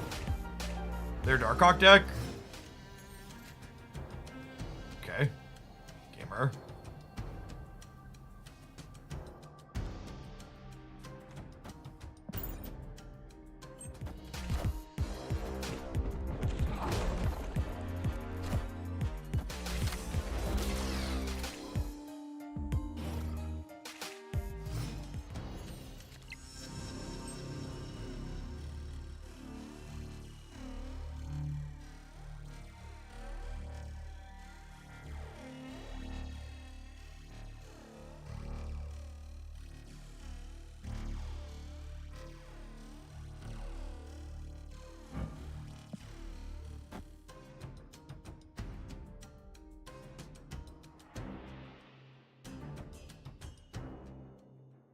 So, Widow Cage, if I do this, I get 17 here, and they're at 6, 12, and they get 2 or 1 here. Actually, I could do this, and then I'm at 15, and they're at most 14, right? 6, 12, yeah? Perfect, perfect.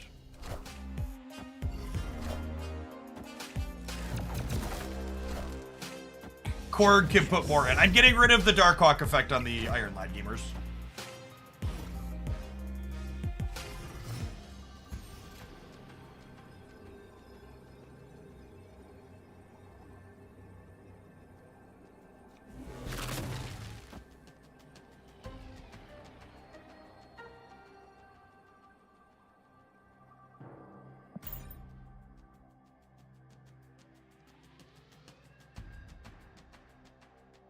I think if the opponent's archetype, the Zabuhawk deck, is one of the best decks in the current format, Marvel Snap's in a very good spot. I think their deck is like the perfect example of the ideal style of deck you want to have be the best deck in Snap. It's like playing honest stats to the board. It's a little bit interactive, so decks that get beaten by interaction can't just run Ramshot over the format.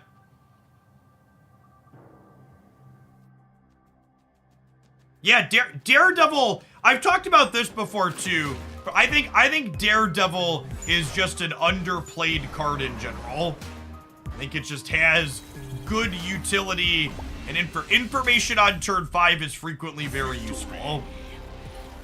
In fact, something to note here, I know Arrow's not a super common card anymore. Part of the reason I'm playing her is because I think she's good with Daredevil on turn 5 as well.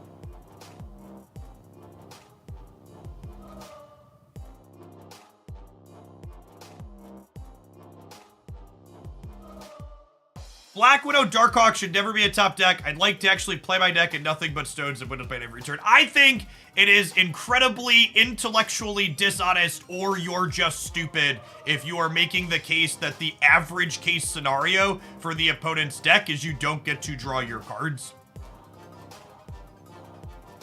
My gut instinct is that on average, they probably cut like 1.5 draws off of 6 every game, maybe 2 at most, and that's still you getting to see and play most of your deck. I haven't sat down to do the math, but I would assume the average deck with Korg, Widow, Rockslide, if you math how many draws they cut on average, I would take the under on 2, would be my instinct. Don't get me wrong, that disruptive part of it is part of what makes the deck good, but the idea that, like, you don't get to play the game because of it is very silly. Alright, gamers, it's about that time. Our Kingpin deck won the first gold conquest. Can it win the second? We're gonna find out after this 2-minute ad break. Thanks for hanging out. Don't go anywhere. Is Daredevil still bugged against Invisible, or that you can see what they play? No, that's not bugged, that's intentional.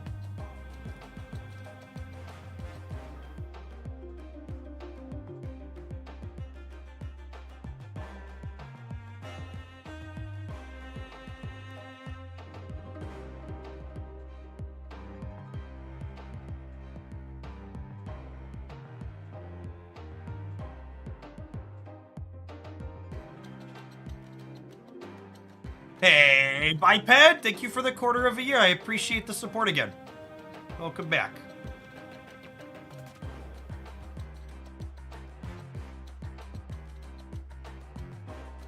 Conquest is neat because even when your deck is unfavored, you can hang around and wait for the opponent to mess up. That's my takeaway from playing versus a ton of Thanos. That's a little bit accurate. Would Kang be better if you drew a card as well? I mean, the answer to your question is yes. Any card gets better if it draws you a card. Hey, Yami, thanks for re-upping that primer. Welcome back.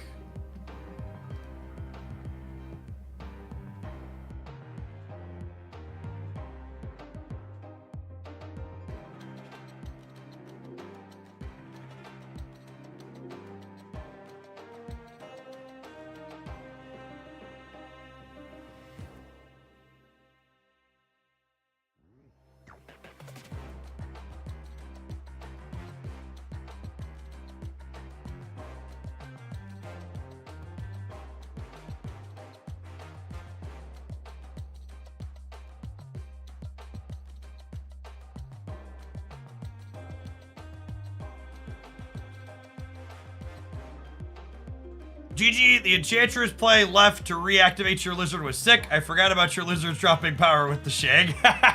Thanks, Nick. Yeah, it was a good set overall. I was talking about, I really enjoy playing against the Darkhawk deck on average. It, like, generates such what I, in my opinion, are good games of Snap. Yeah, Juggernaut remains the most underrated. Juggernaut remains the most underrated card in Snap, in my opinion. It's so strong.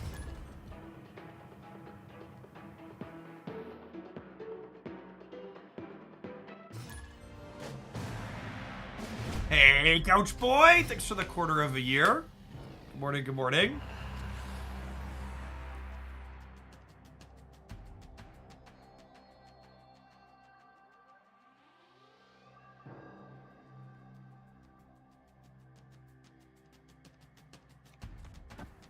It's just like 0 into Lizard is fine in a lot of these games.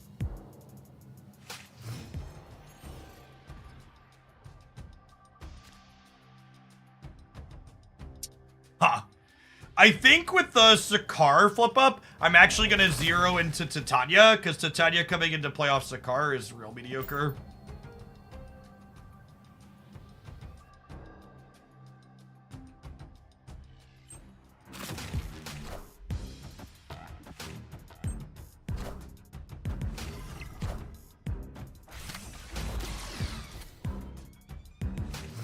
All right, we said we like playing against the Hawk deck.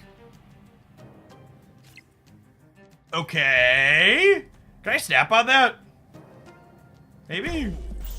I don't know if we're favored enough, but we'll try. Deathstrobe 8 is a little bit of a wild card for us. But we get to shrink their Hawk by playing into the Abbey, and the rest of our hand is pretty solid.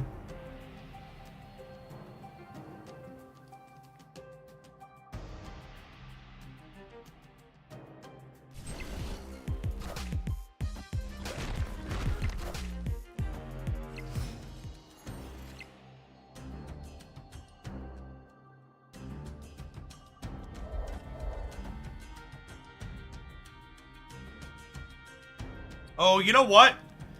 So I have kind of a tough choice to make. Do I Luke Cage the same path as Lizard and Mary to play around Rogue? Or do I want to leave room for... Or do I want to leave room for Enchantress? I think I want to dodge Rogue. Ah, rip their Cosmoing. Punished.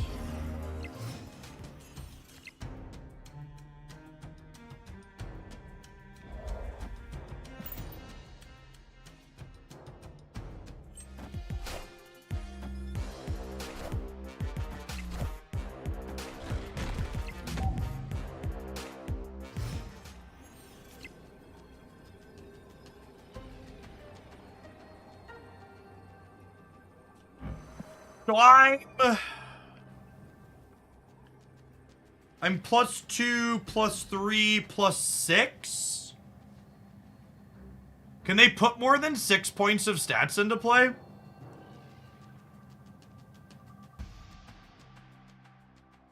We get beat by a Dr. Doom. Shang mid also gets us. Okay, I'm gonna leave. Shang's a good show. Escaped.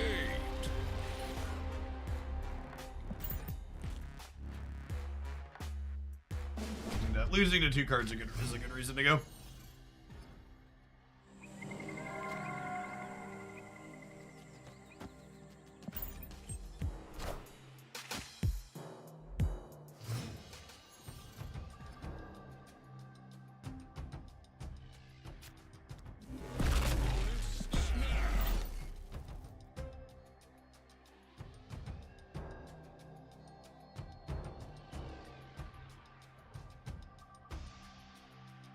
There's certainly a Doom deck, so we have to win left and right here. But we're gonna get kind of clunked up on the left, right? Honestly, jugging their big play into Sanctum would be kind of good here, right? Oh.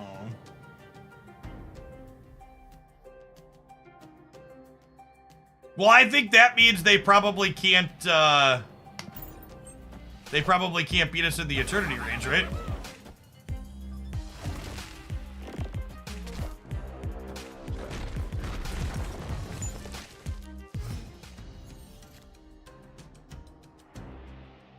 We sounded like Howard there. We did a little bit.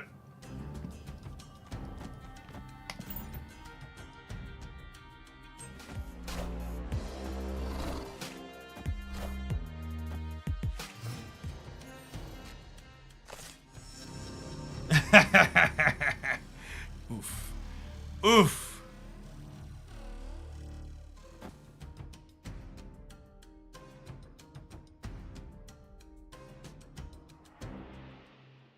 I feel like this is justice for the person we chastised about, on average, you get to play your deck in this matchup, right? They took 3 of them. They're feeling incredibly vindicated.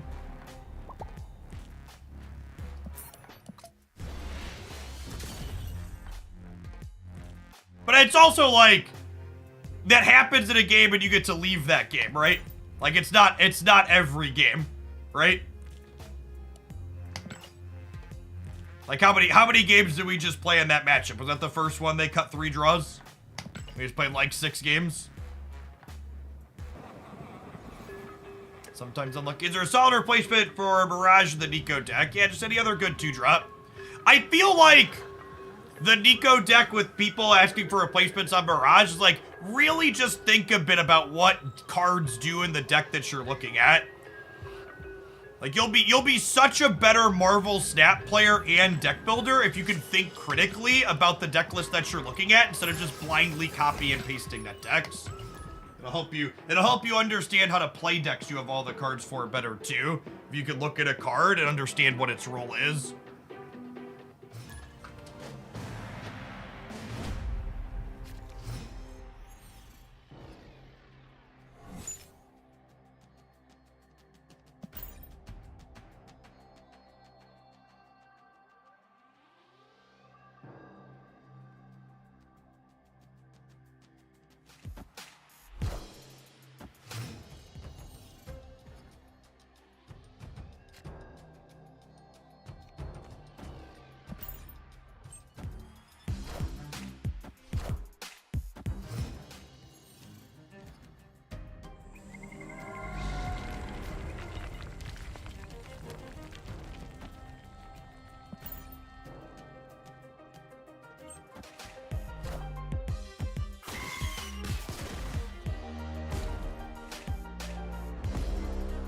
Enough said, bub.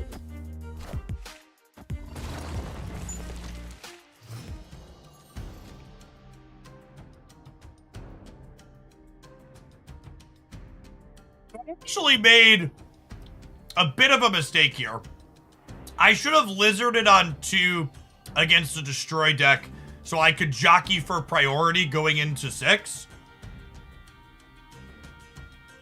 Because if I would have been able to jockey for priority going into turn 6, I would have been able to, or sorry, going into turn 3 numbers, what do they mean? I would have been able to juggernaut them off of blowing these up.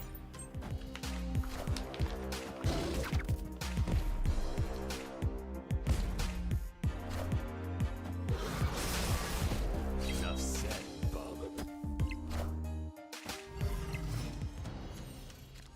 Alright, so I'm gonna get a rock in the middle. Thanks for the resubs. Jono Mac, appreciate the 5 months. And Derbepo, thank you for the 7 months. Getting to see their plays here is really good for us, though. I can potentially lock one of their lanes with Green Goblin plus Titania.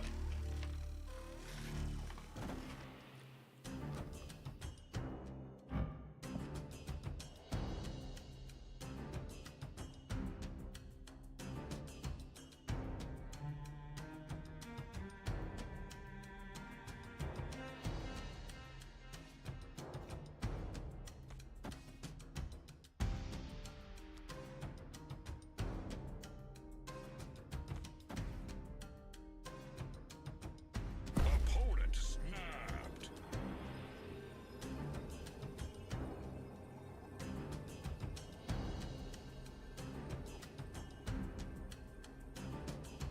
I kind of want to snap him back and hope that.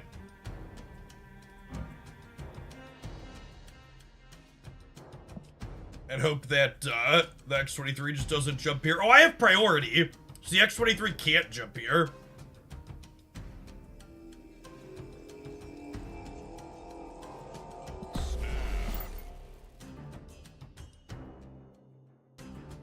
And their Nico is drawing cards here on the right.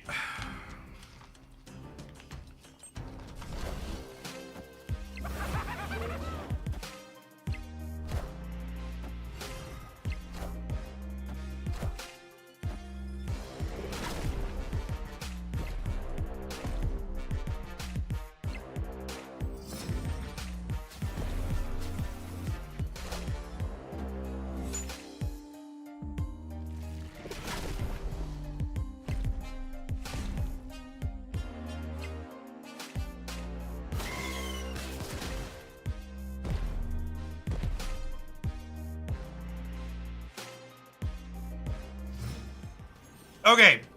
So they have a big null. But I have Juggernaut. Right?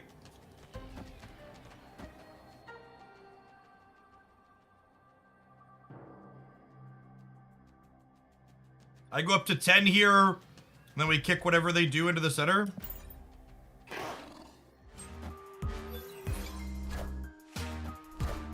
Oh my god.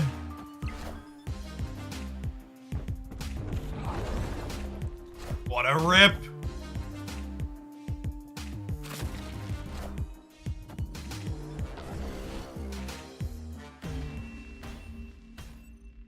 So we lost this game because we lost 2 X23 coin flips in a row.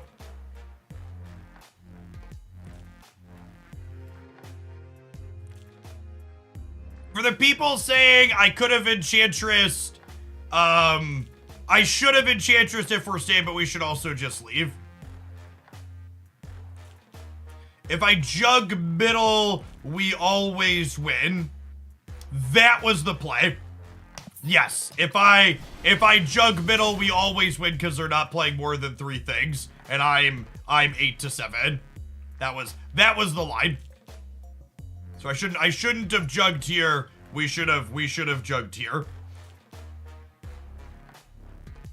Enchantress was just a coin flip. The correct play was Juggernaut here because they had more open spaces here. That was my game to lose and we lost it. And that honestly was kind of impressive, right? Like seeing the strength of Daredevil again. It was not all coin flips. Juggernaut in the center is deterministic. Realistically, their deck can't play 4 cards on the last turn, even with the extra energy, just based on the cards that they play. Daredevil being instrumental in why I could have even had a winning play, because it let us lock here at the end. So Daredevil, Goblin, our deck had the tools there, and I just missed it. I was so focused on playing my Juggernaut to the lane where I was ahead, I wasn't thinking about the spaces. I didn't need to win by a big margin, right? We could win by a little one.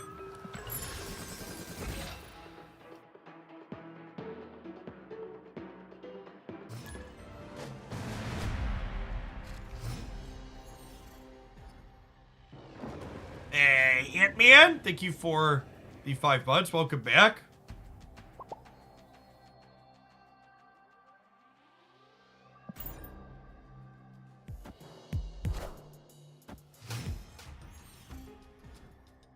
Are we gonna get a rematch against Destroy? Destroy is definitely the most common Forge deck at the moment. Not the only one, but most common. Ooh.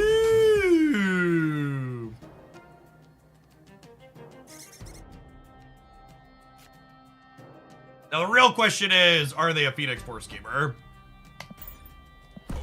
I'm gonna snap them on this. The squirrels are bad for Phoenix Force and move.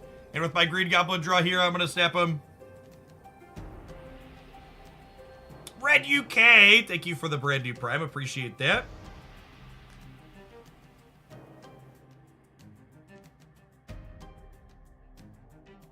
Do you ever wait for till turn 5 to snap? No.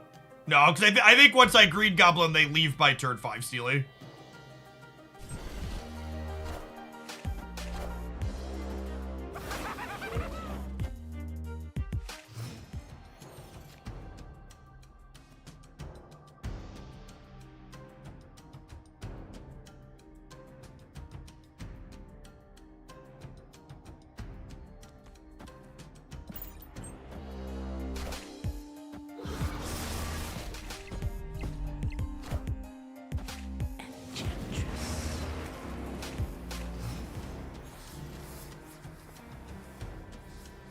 All right, we're probably just dead, right? They are in fact a Phoenix deck. The Carnage doesn't guarantee Nimrod, although Nimrod is common. The Carnage guarantees Phoenix Force, but Phoenix Force has a couple of different sub-plans that they execute. You think Nico is Jeff levels of generic goodness? No. Nico is definitely a card Nico is definitely a card that Arrow Mid could be good. After they Strange Academy? No. Arrow Mid is very much not good. Definitely not staying for 8 cubes. Escaped. I believe the Midnight Suns variants are just in the regular variant pool as 1200 gold variants.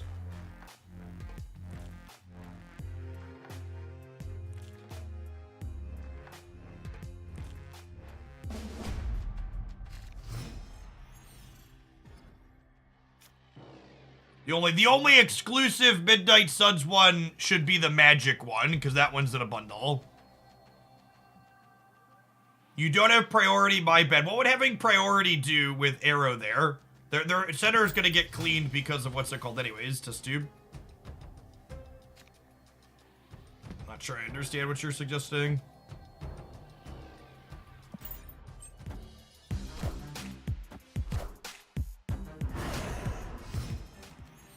Venom or Deathlock? That's unlikely. There's really no reason to assume they're going to make that play.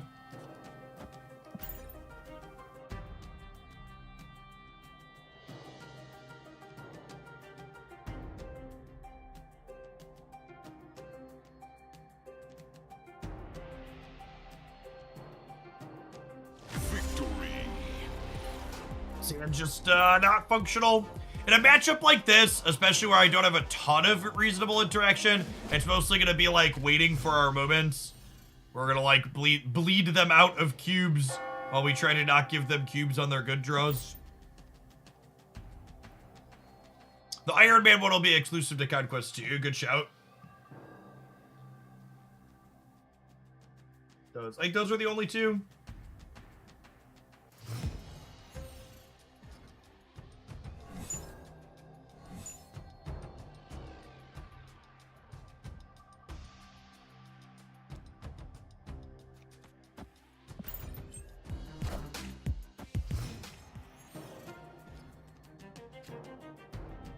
Snap.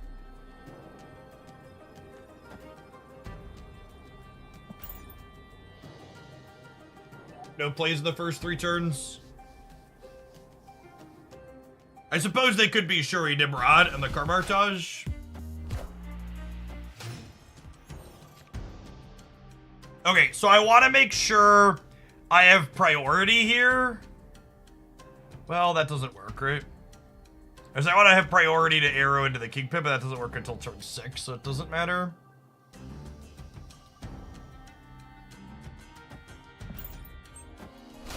Alright, not Shuri at least.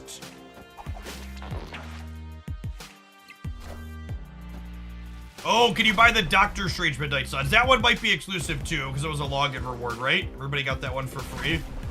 But yeah, good shout on another one that people coming in after won't have access to. And then we can Green Goblin the Karmartage, that way they can't Carnage it without killing their Venom.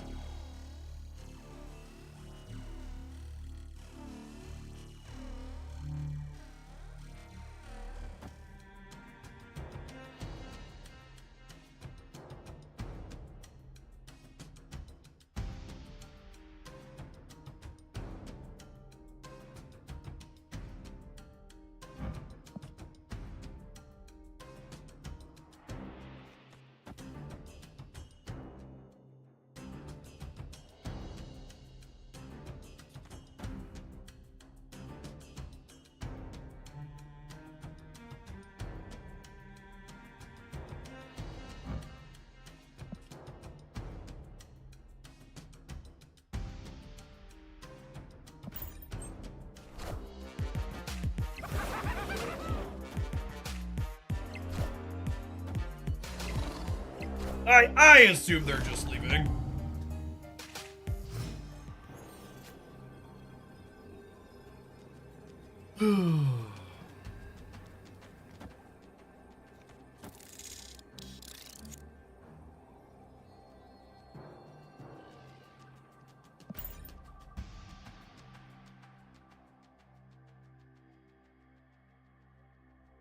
I'm surprised they stayed when we snapped based on their hands.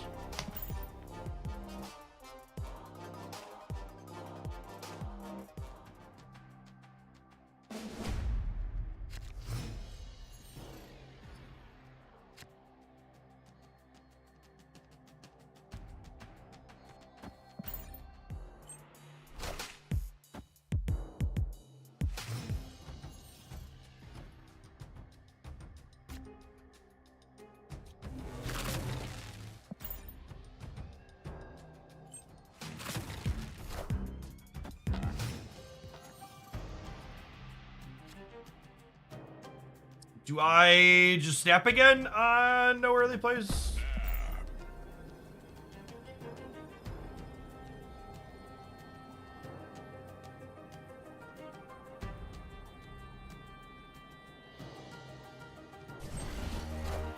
A deck I can play even though I haven't played in 3 months. Oh yeah, that is true.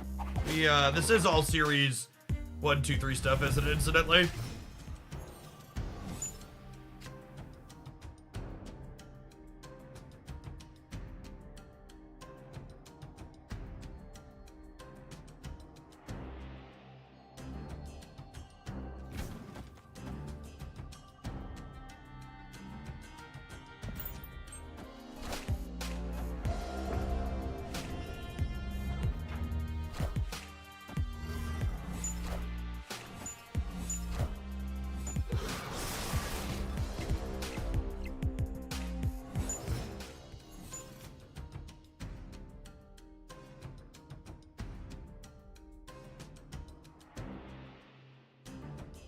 I think I just need to spread out and play for all 3, right?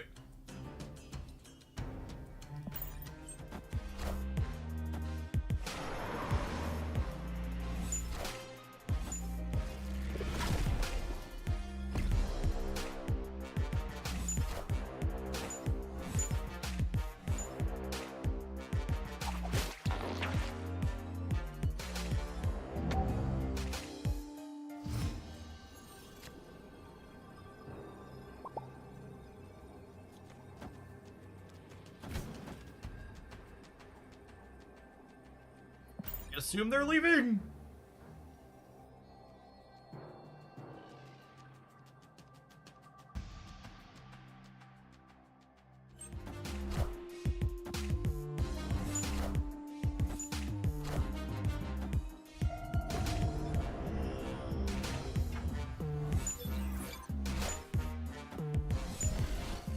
They just like bouncing out of the match. Retract. Thank you for the 3/4 of a year. Welcome back. And Nacho Lewis, thank you for the 5 months. Are they gonna continue to battle it out? That's a weird sim. They're shortcutting, retreating, it's whatever.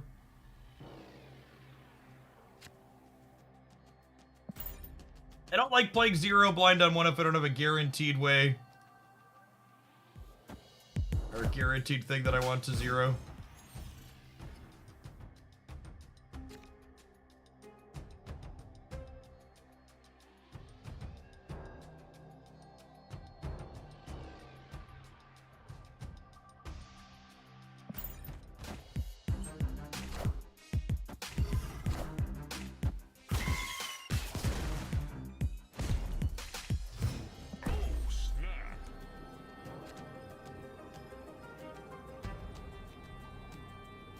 Last cube in the box.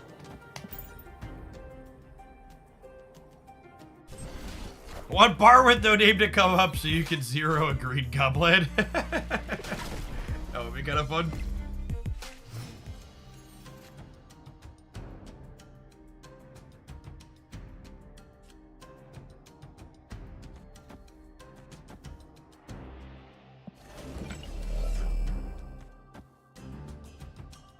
A green goblin bit, actually. They're not gonna want it. They already played their Deathlock, and they're not gonna want a Carnage or Venom, right?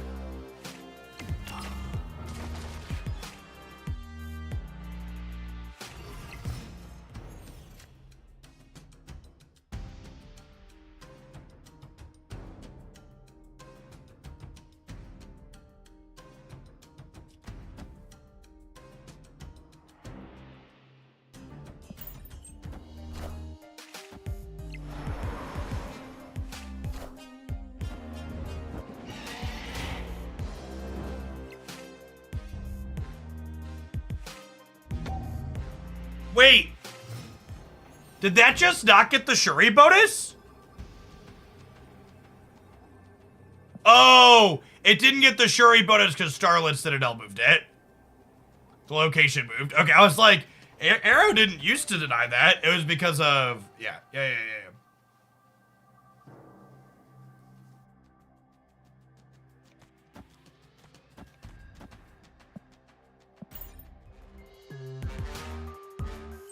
Oh, you know, I should probably jug here, huh? Because they move here most of the time. Yeah, I should have jugged middle.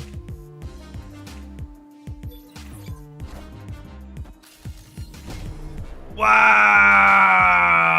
What a lucker. Rip.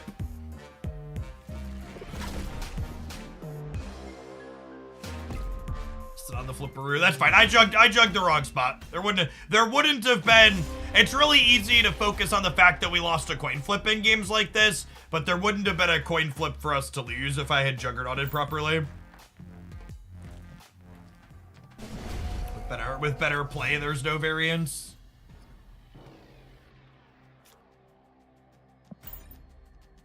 Someone asked earlier, Jeff, do you have any tips and tricks on playing with Titania in a video? I want to get better at playing her. There's really only one singular tip and trick to Titania, is don't play her out when it's not deterministic what she's going to do. There's not skill to leverage in Titania, chat. It's just quite literally, you just make sure. Do you lose if you jug the Zola into the forge? No, we had enough points to win on the left there. She's a turn 6 play unless you're setting up a deterministic win before that. Is the TLDR.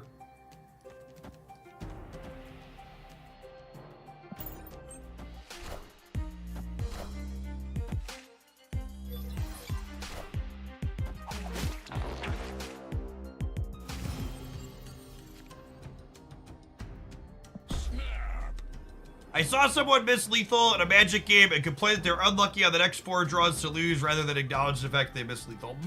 Most people play card games because card games are a competitive outlet where when you lose, you can always find a scapegoat other than I messed up. If you're into avoiding personal accountability while also feeling like you're good at something, card games are an excellent mechanism for you to be able to do that.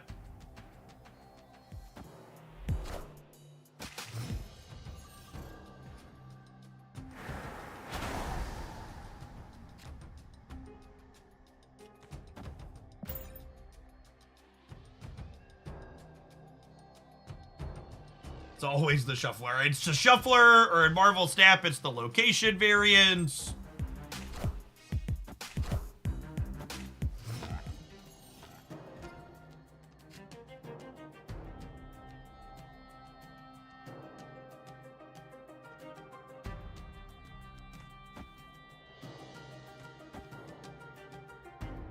Location batching that you hear people complain about is another one of those where it's just people kind of like looking to duck personal accountability.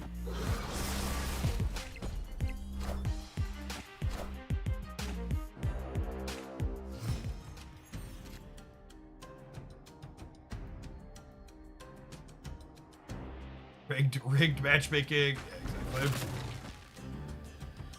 Oh, sure. Sure.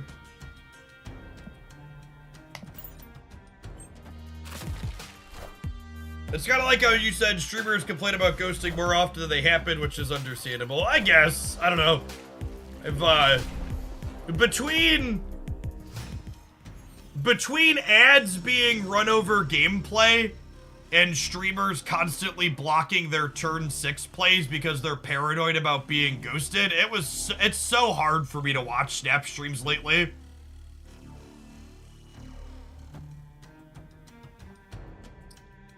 I feel like half the time when I tune in, it's like, all right, yep. I don't watch for very long before ending up and going and doing something else.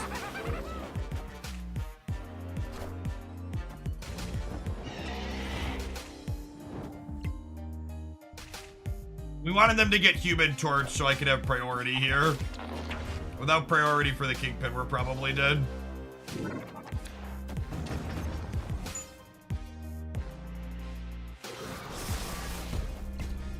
Oh, we're gonna have priority either way. gotta go next year.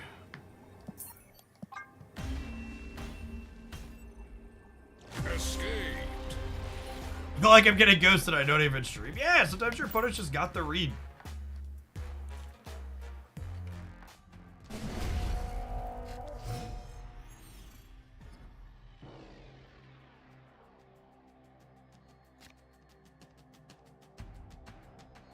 Does jugging the ghost spider ever help us there? Oh, that's an interesting thought. Yeah, maybe it was jug the ghost spider. I didn't think about that. I like it though.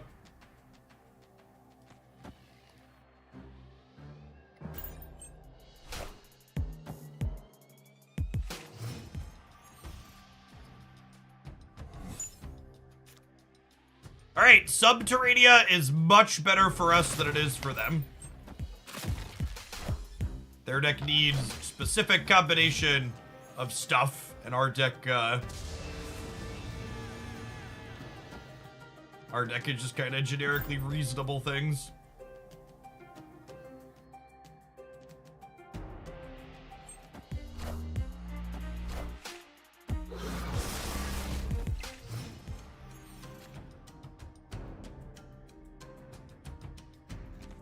Oh, they could have Deathlock, but there's a Subterranea. They already played Carnage. I'm just gonna play my card this turn.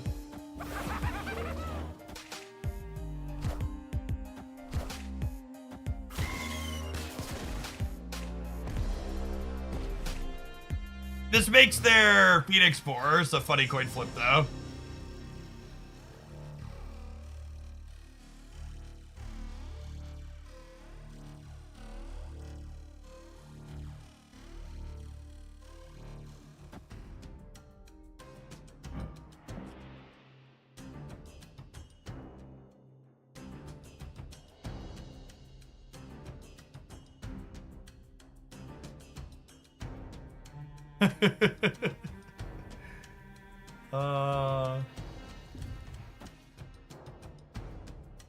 Well, I mean, they have priority, so it's happening either way.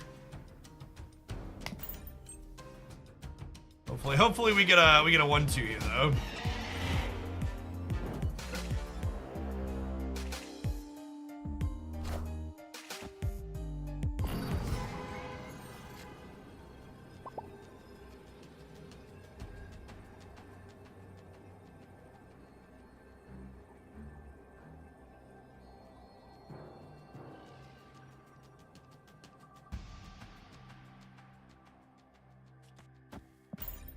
Maybe their hand is also all rocks.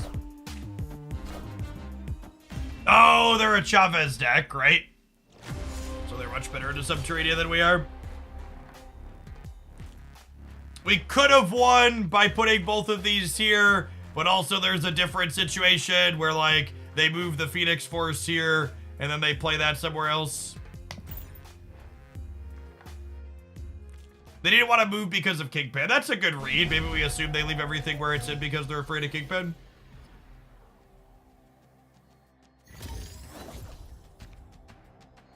The opponent having their entire Phoenix Force combo through Subterranea is quite skillful, though. Oh, they had priority. Kingpin did nothing. Yeah, okay. Yeah, good take.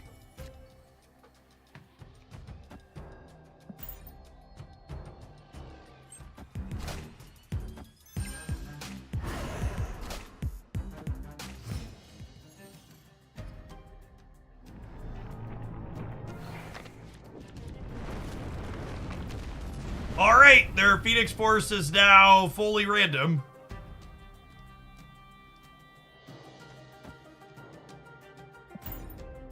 In return, any of the 4 cards that was just destroyed in their deck. This is the one for all the marbles, gamers. Each on a singular cube.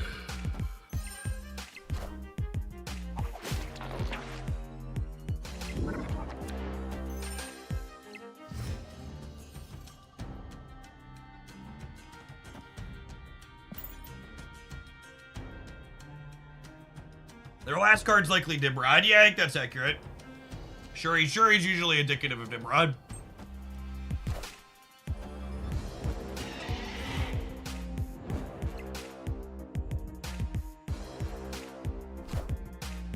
actually just never lucky.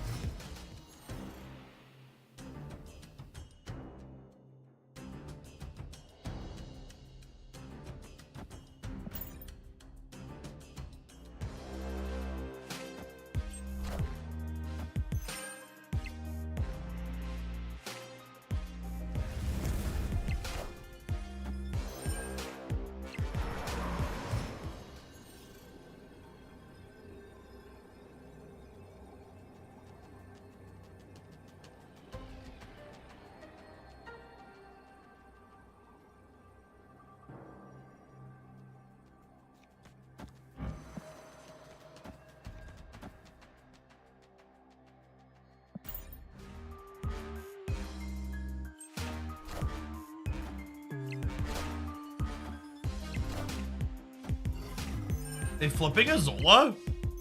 I guess it's not a flip, huh? We lose to all of them. Oh, Venom.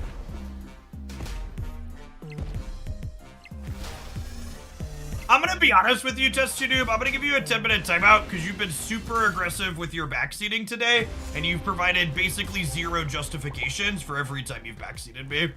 And it's not particularly welcome.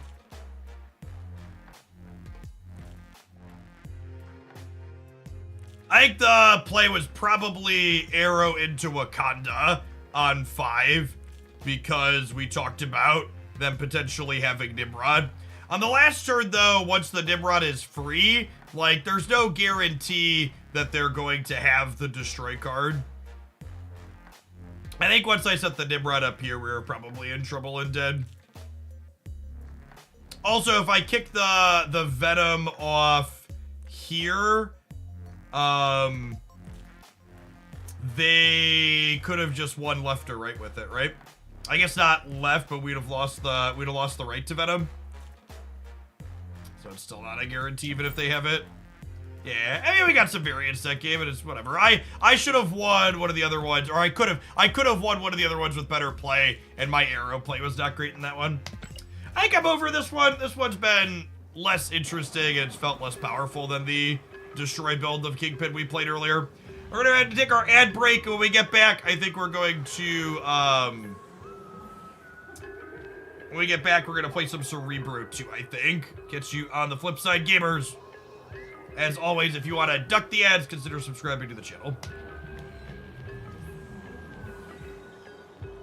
You're on the YouTube side. Consider tapping the like button if you haven't already.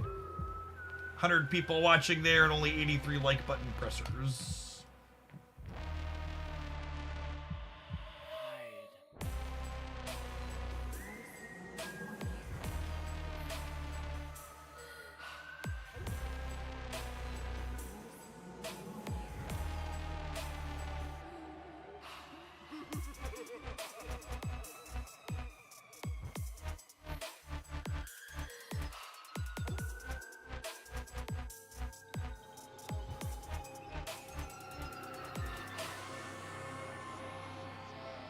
Yeah, I didn't put anything in my title or a chat command about 100 credit code because when I tried it this morning, their servers were borked, so.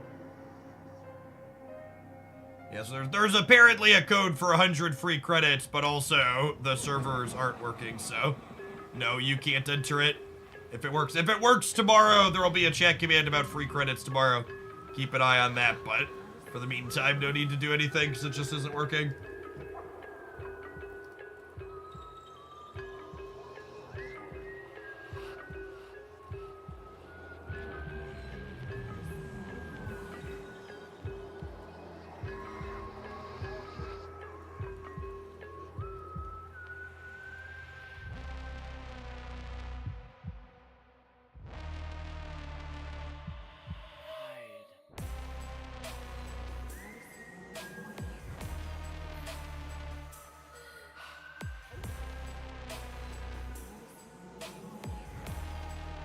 Hey, Night 3N, thank you for the 13 months. Welcome back.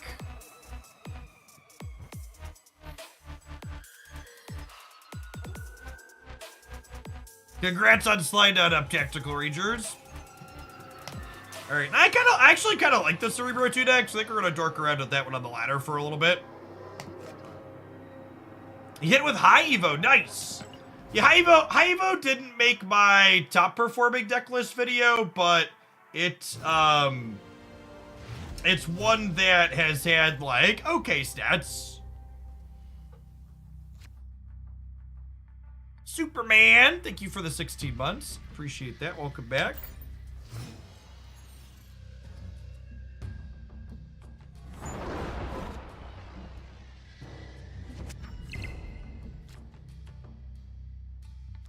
Opponent is not playing Thanos. 12 cards in their deck.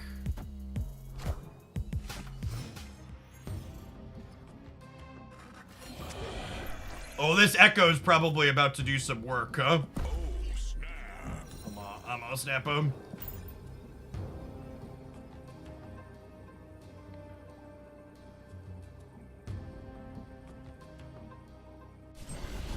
Nico hasn't rolled the clone or the +2 power spell yet, both of which would be stellar.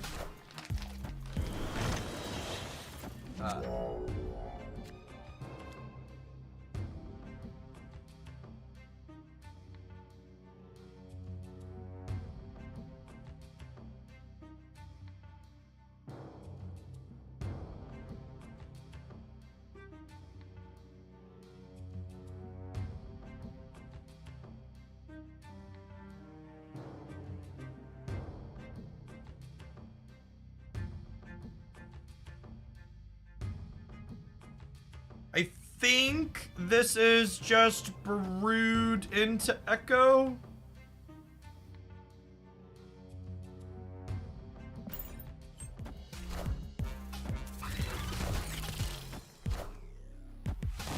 And then we can Blue Marvel into double Cerebro.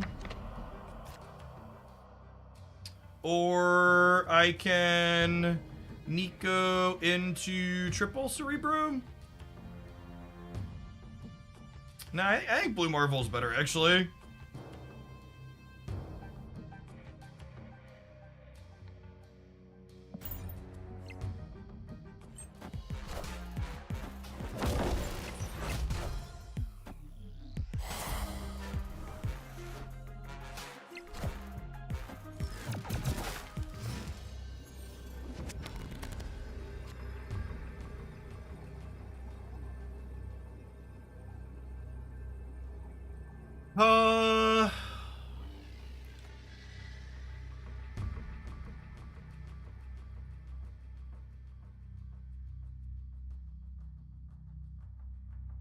Yeah, I think it's just copy Blue Marvel, play Mr. Sinister, right?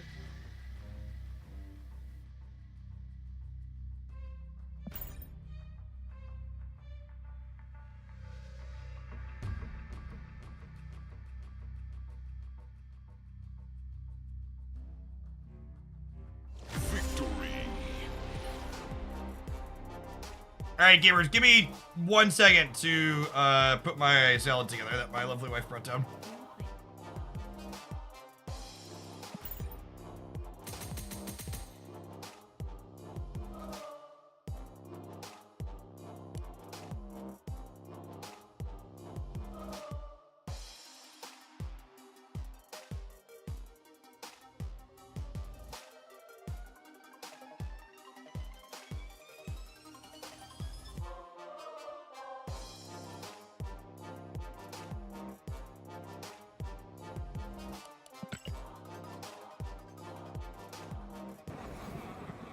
Do we still have a Yum Yum song?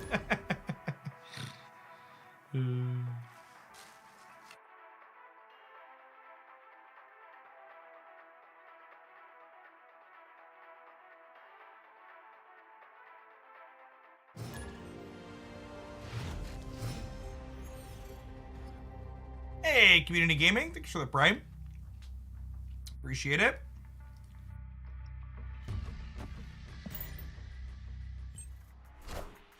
Are you inclined to try Elsa over Scorpion? I genuinely think anybody putting Elsa inside of this deck is someone who hasn't played with this deck enough.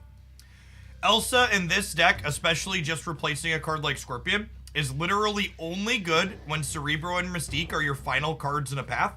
And generally speaking, you often want to play your Cerebros and your Mystique on turns 3 and 4 or 4 and 5 with this deck, in my experience.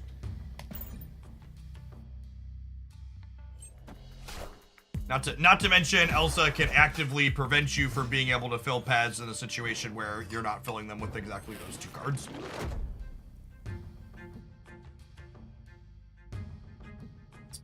I think this is better for us than for them. The Quantum is super awkward for Destroy, so I'm gonna Storm Valley in the hand here. Wind, aid my hand. Enough said, bub.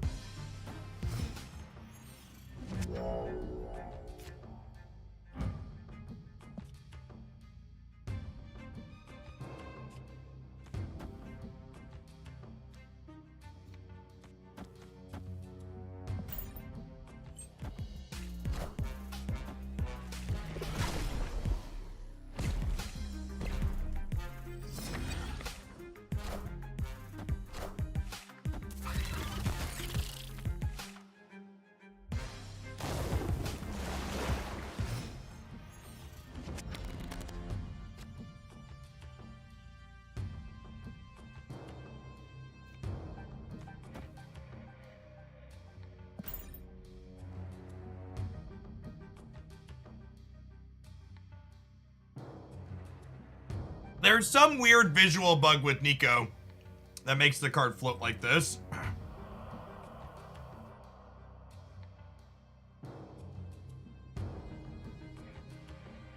I have seen the stats with the Binks, Elsa, Cerebro 2 deck, and the stats on it are shit, for what it's worth. The statistics match the reality that I'm describing as being theoretically inoptimal.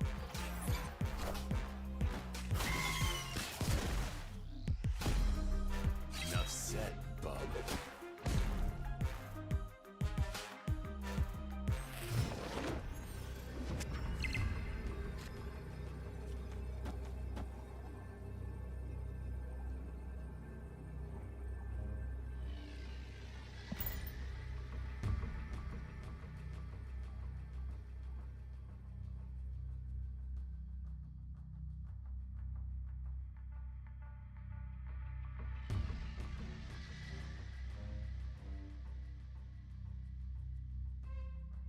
Thanks, Sockman.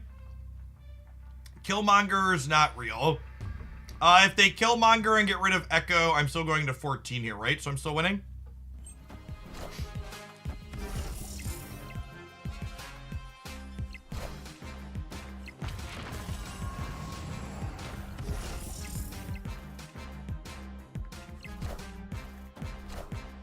I mean, I have a strong opinion of Elsa in this deck because I've probably played more Cerebro 2 than most people in chat combined. I played this deck a lot.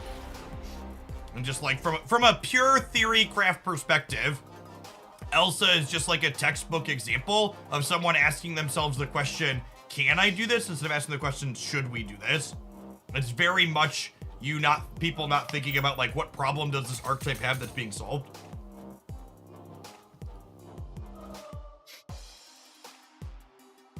Earth to Jordan, do you want to see, what do I want to see reworked? I want Chavez reworked, I want Kang reworked, I want Professor X reworked.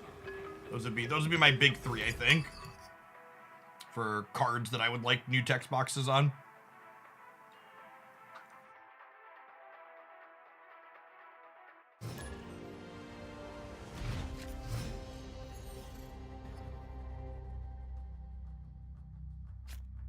I switched to context. Chat, I have 20/20 vision.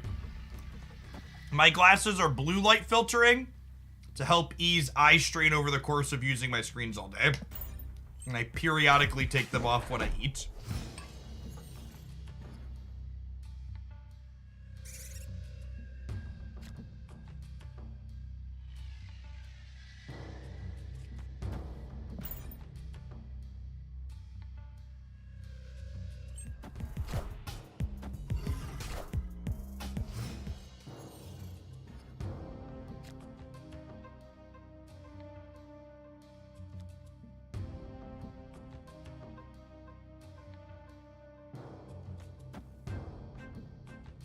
Elsa solves the problem of giving your Cerebro and Mystique 2 power. Why is that a problem? Why is that something that needs to happen? What do you want from a Chavez hero? I just want her to be a different guard. Chavez's current design is boring and bad. We'd like her to just be a different guard.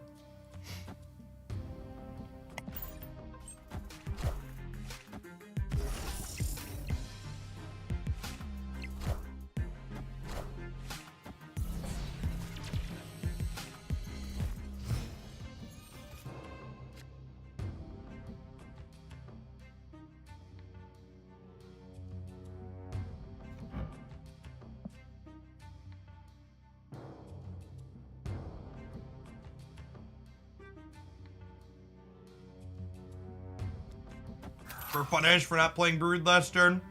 Sad.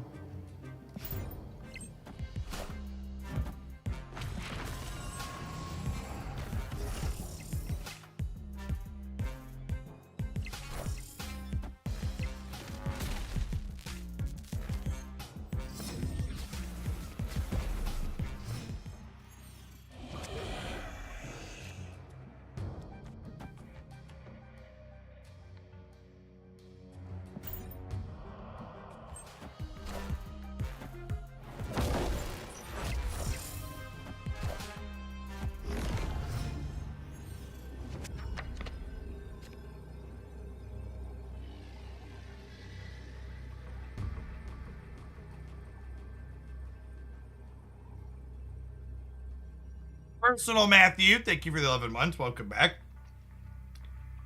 I thought they were doing something neat. Turns out they're just playing a different Professor X ramp deck.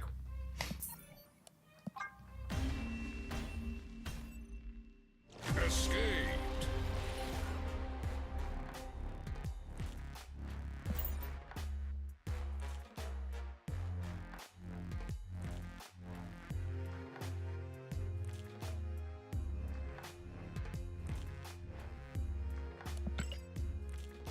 What do we lose to? Giganto. Dino. Are there enough cards in their hand to lose to Dino? I bet there are enough cards in their hand to lose to Dino. They drew a bunch of cards. Dino seems likely. Giganto's in the range too.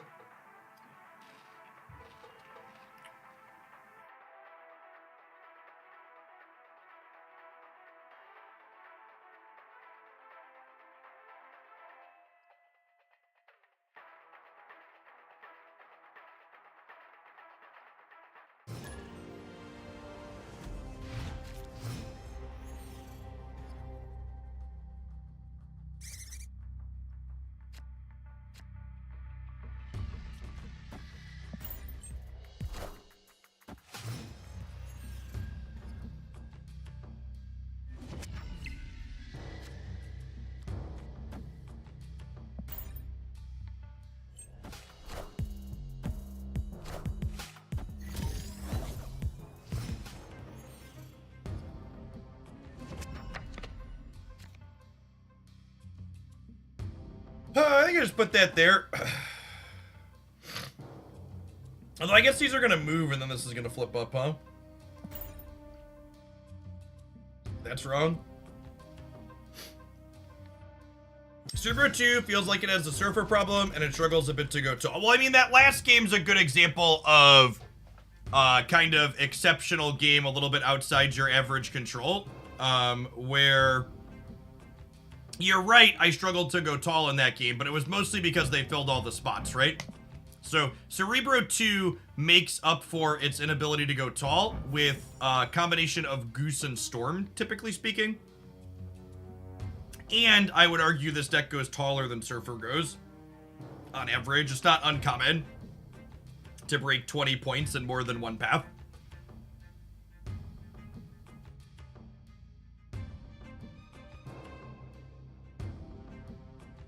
I think I actually just gonna do this because otherwise my lanes are gonna overfill. It means I lose all my brood value, but it is what it is.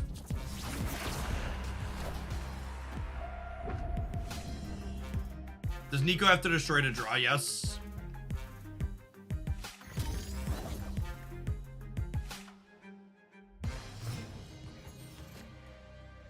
Okay, we're actually playing against Cerebro 3 here.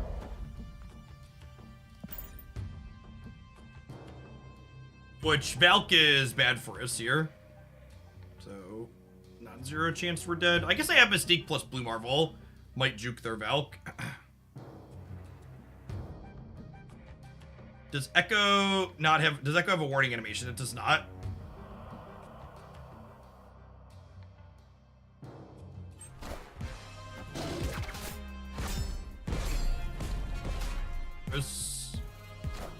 I guess it means my Brood gets to do a couple of things, though.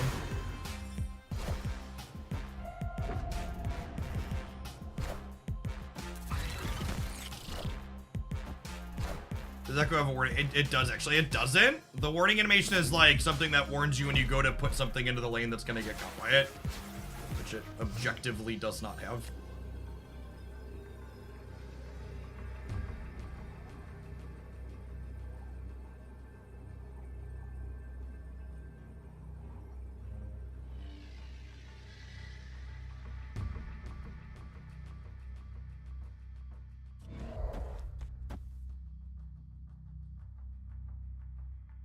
Oh, yeah, for people asking me too, Echo's one-sided, so I don't have to worry about this getting me.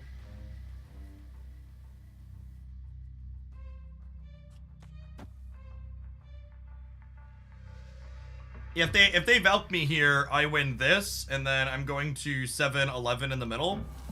I think we're good to go here.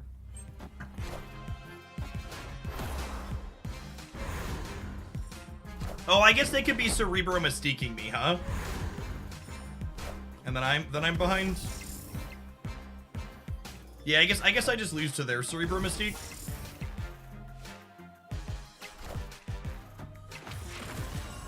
Would my Cerebro Mystique have beaten their Cerebro Mystique?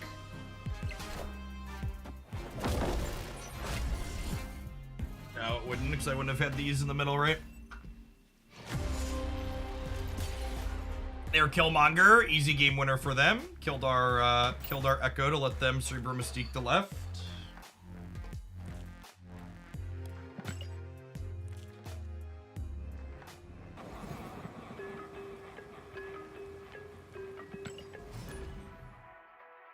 Nico spells are preferred here. Nico copying is good. Nico drawing cards is good. Nico's +2 is good.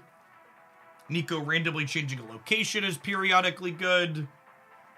Basically everything other than a demon. Echo is Series 5.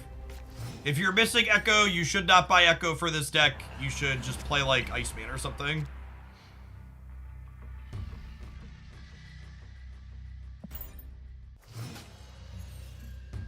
Nico is worth picking up. Nico is very good in this deck.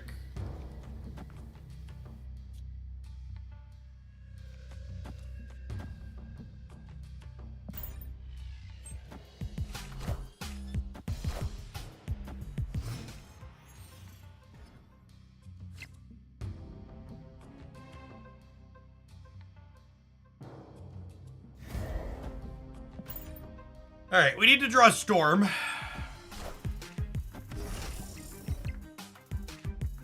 No card is worth buying with tokens yet.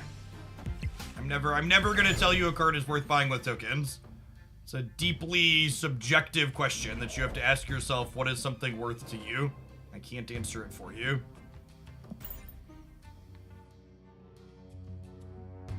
I'd actually argue Jeff is one of the less good cards to buy with tokens at this point. Jeff is what I refer to as an optimization card. It's not an archetype unlocking card. So Jeff goes in a lot of decks, but there isn't a single deck that contains Jeff that you can't play without Jeff.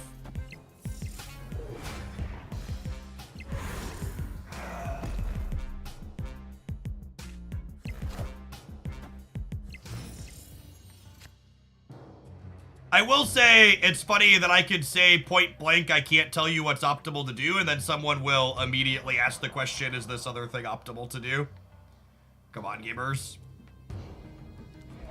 Come on, gamers!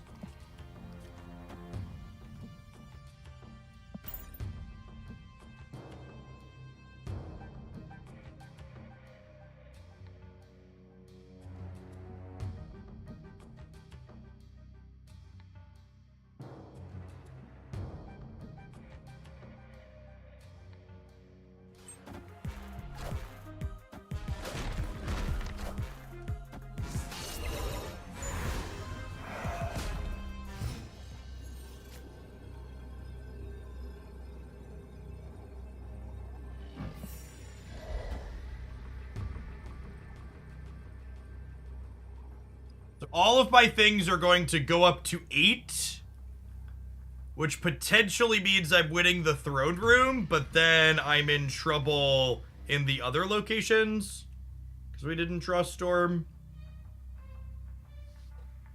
I guess I'll stay for 1 because I'm a fish.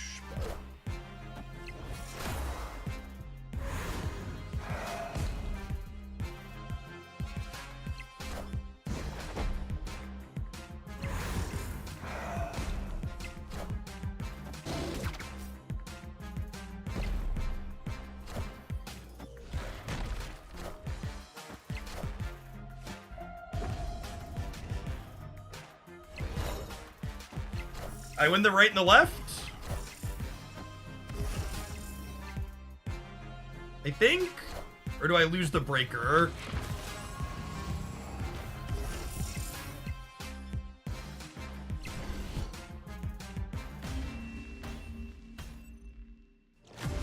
How does that work? Doesn't... How does this work? Do I not understand how Throne Room works? Why? What don't I understand here? Why don't I win Throne Room with the 16 power goose?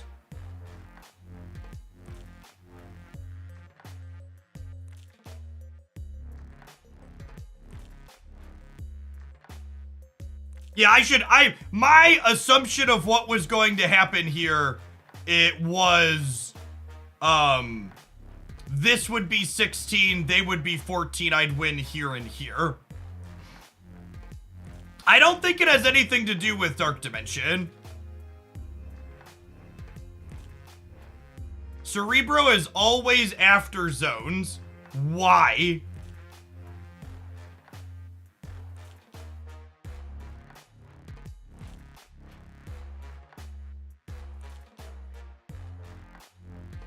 But it is okay. Yeah, I don't know. I'm gonna ask for. I mean, it's good to know that that's how it works. But intuitively, that's not how I was expecting it to work.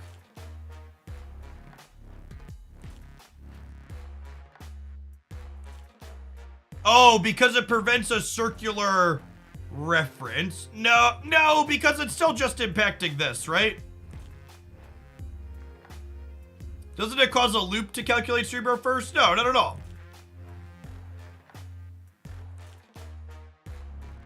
Does it? I don't know.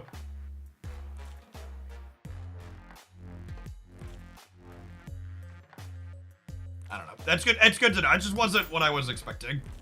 It's not a situation I've seen before. I was expecting to win left and right there, is why we stayed.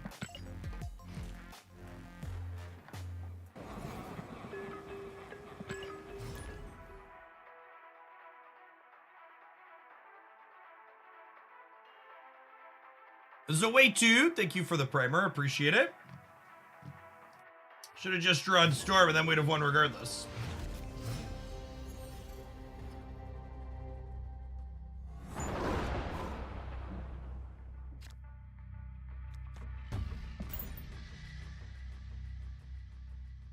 The Elsa version of Cerebro 2 has shit stats and is shit from a Theorycraft perspective. Maybe we should make a command at this point.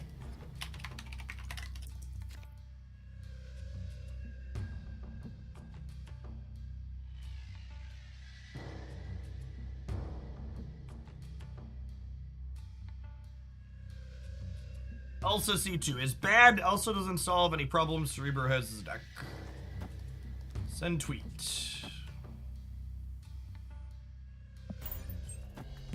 Loki Gamer.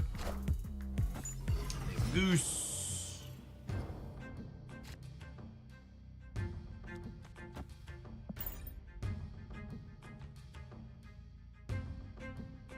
Toofy, thank you for the over a year and a half. Welcome back. Good morning, good morning.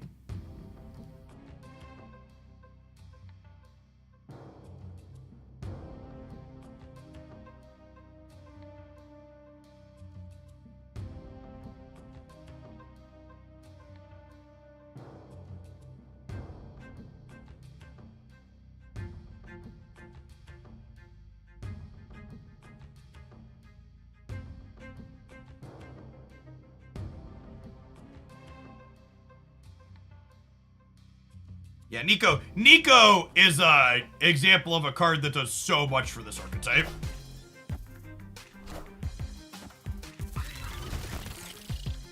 I like Nico. I like Nico a lot. Oh, snap.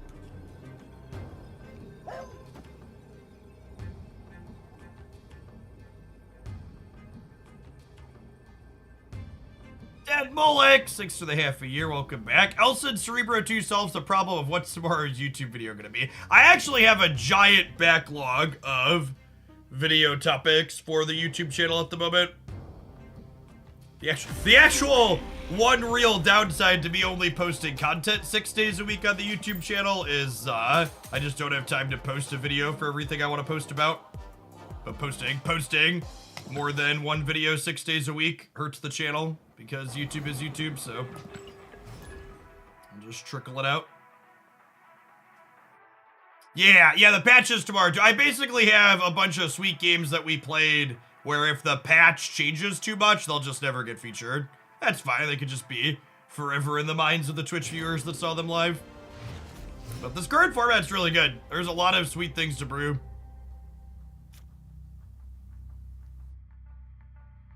Gotta post that Sunday video in there. Yeah, that's another thing I talked about on Twitter yesterday too, but like, I went from having one or both of my weekend videos underperforming consistently to my Just Saturday video consistently overperforming by posting less stuff on YouTube.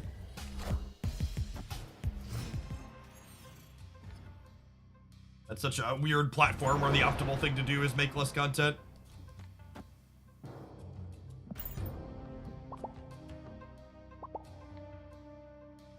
Decided turn 7 isn't as good for this deck anymore as other people. Yeah, I haven't played Magic in this deck for a long time. We played her like right when they changed Magic and then quickly came to the conclusion that it was not worthwhile. Wind, aid my hand.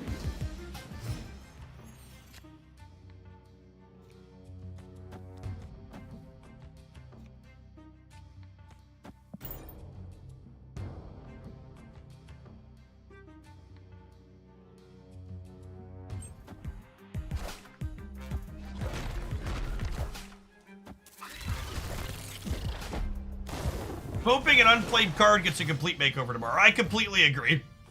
I think those are some of the most interesting moments where they're like, okay, this card that previously just didn't exist is now a playable sweet card.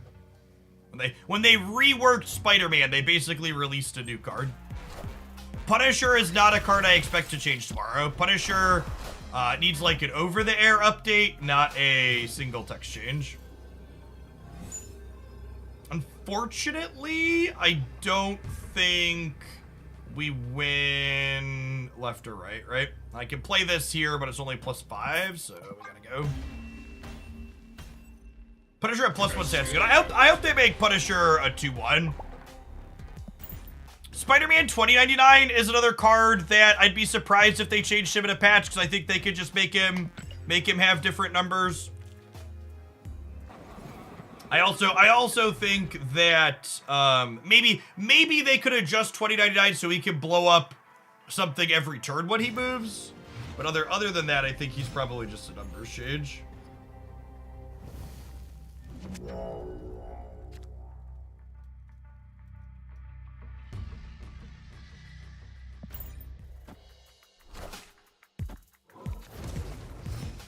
Yeah, Quake's a good shout out for a card that could be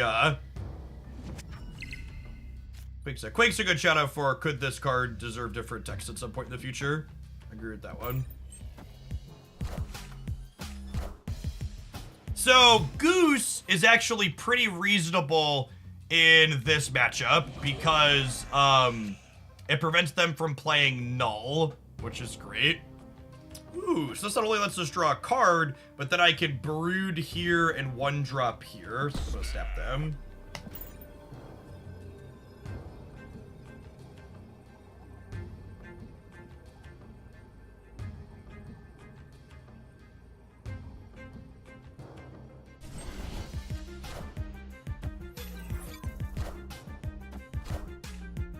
Wind, aid my hand.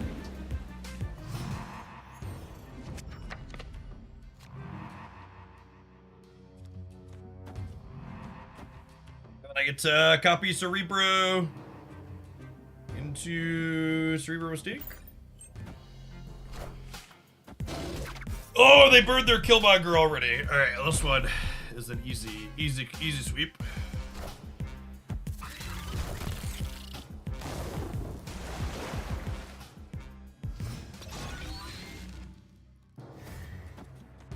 Absolutely just insane perfects here. Do you have a video that helps me get up to speed on powerful must-have cards in the current and recent meta? I have a best decks video here that covers the current metagame. It's probably loosely what you're looking for. We could die to a Fortunate Arnim Zola, I suppose.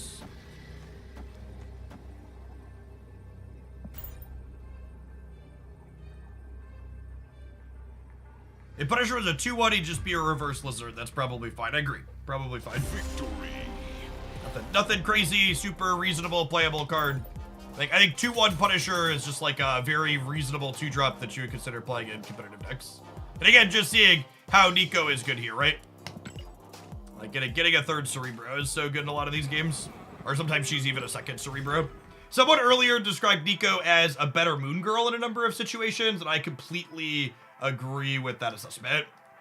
Because usually in Moon Girl decks, you're only looking to double up one particular card anyways. So Nico giving you some finesse control over which one you do that to is pretty good.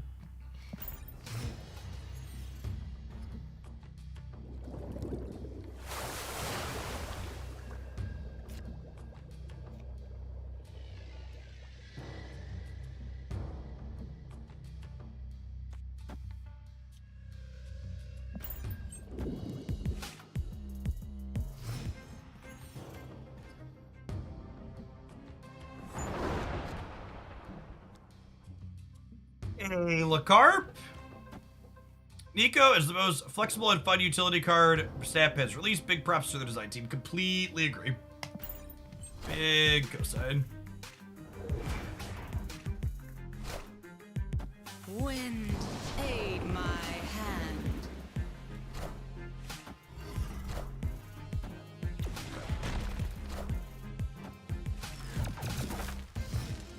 Board Door needs an overhaul. That is an excellent candidate for a which card do you think needs a new text box answer? Big agree.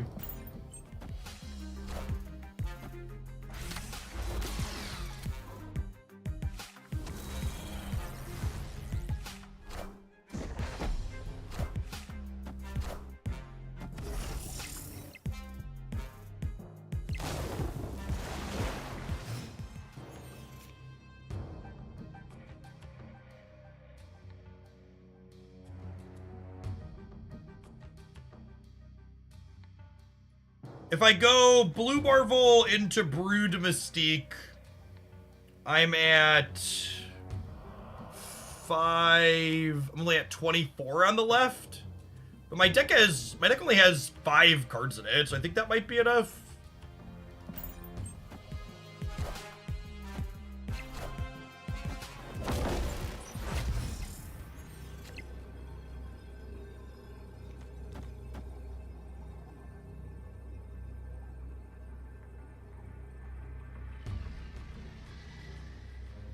Dr. Doom.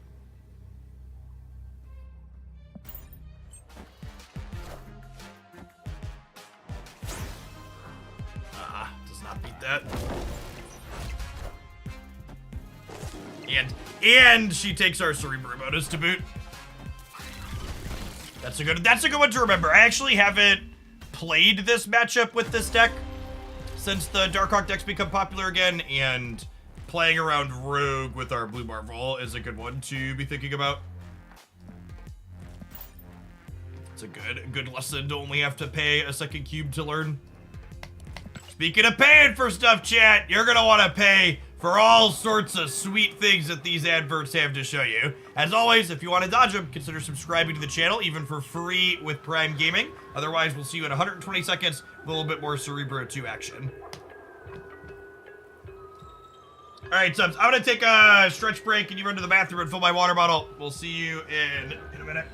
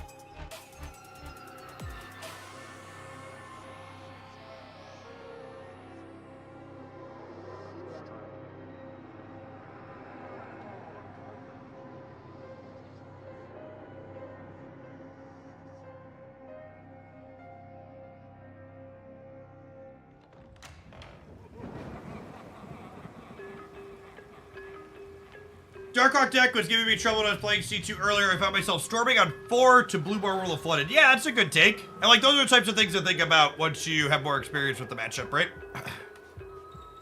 It's a good call, I think. Darnio, thank you for the brand new prem. Appreciate it.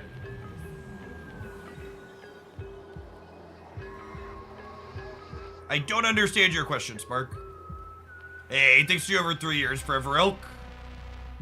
Afternoon, welcome back.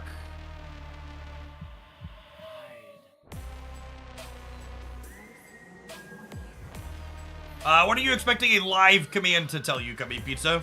I can't think of anything that would be doing.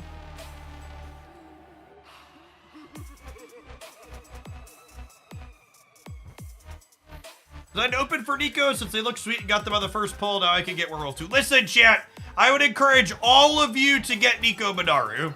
So that way I can play her lots and not have to answer the question, Jeff, what can I replace Nico with?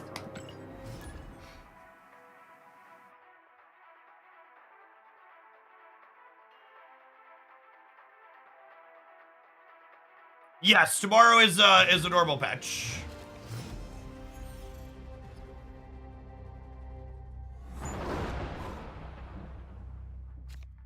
I think this is probably one of the only Nico decks I've played where you could probably sub her out without any other changes. And I do think she makes this deck a good bit better. But like most other Nico decks I have built, they like have cards that they're playing explicitly because of Nico, right? Like, if you look at most of my other Nico decks, you'll see, like, Hood or Black Widow or others that, like, work well with Nico's sacrifice effect, where, like, those decks are just different decks without her. Yeah, the substitution here is just a worse deck, for sure. Hey, look, we'll get a rematch in our Darkhawk matchup. Scorpion them before a card comes down.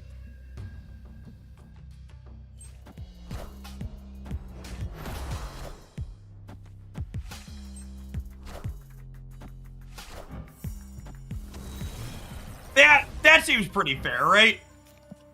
They got a Dr. Doom, we got our Mystique used up. Are we snapping me yet? Can I leave? Am I allowed to leave yet? A pretty even trade.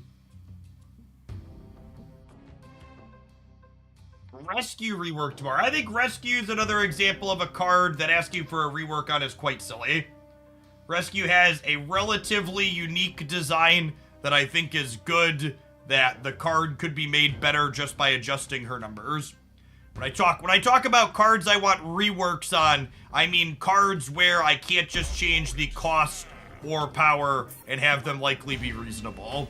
So like Baron Mordor, Kang, Chavez, those types of things are the ones I would like to see reworks on, because you don't just adjust their stat lines and have them be better.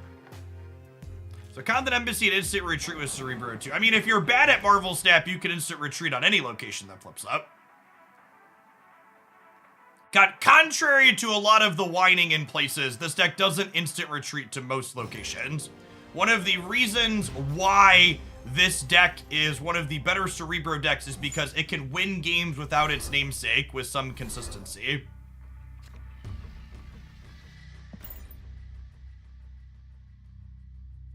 Blue Marvel is a large part of that, letting you go Blue Marvel and Mystique Blue Marvel to still play to the board. You also have disruptive elements. Hey, look, gamers, it's what we're talking about.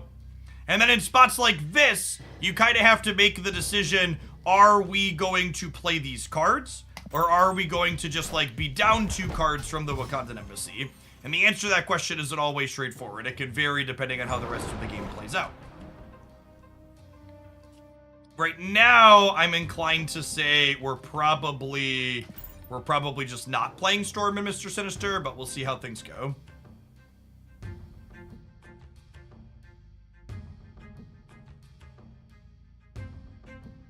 If you are missing having enough caches to get Nico, I would wager you will have enough fun playing Nico that she's worth your tokens.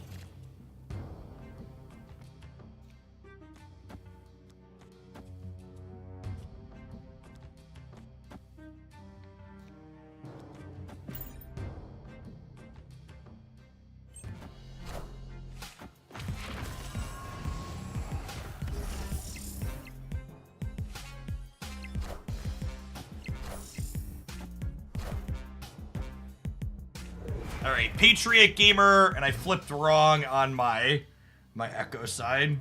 Sag.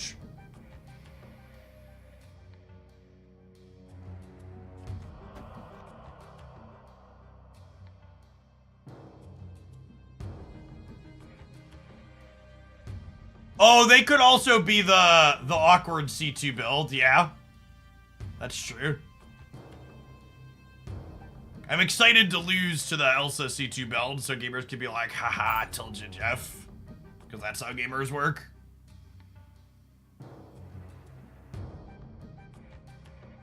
And we're hoping to pick up Blue Marvel here.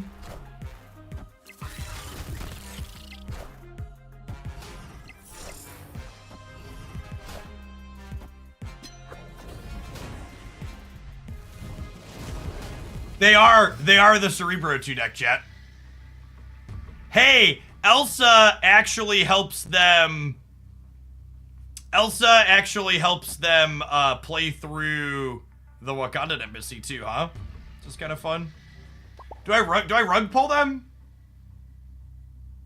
I don't know if I could win the game if I rug pull them is the problem. This might win the game. I'm gonna rug pull them. Might be scamming ourselves. Victory. Because if I storm here, I lose 8, but I gain 8, so I stay at 12. And then over here, I lose 8, but I gain 16.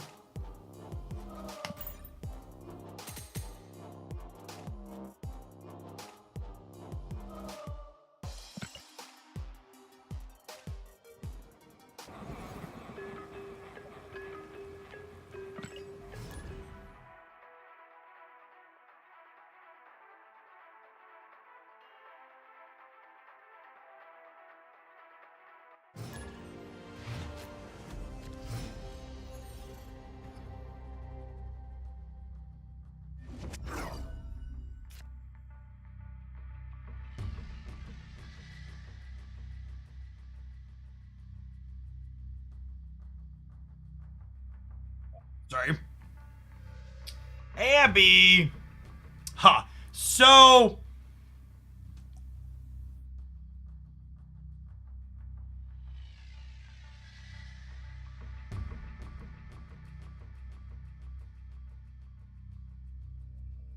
I think I play this here so that way we can echo and pump it over. Need to draw Luke Cage here.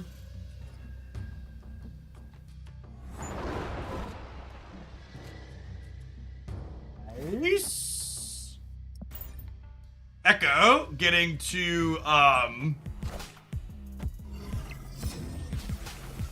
Echo getting to flex here in the Professor X matchup a little bit. It kind of dictate where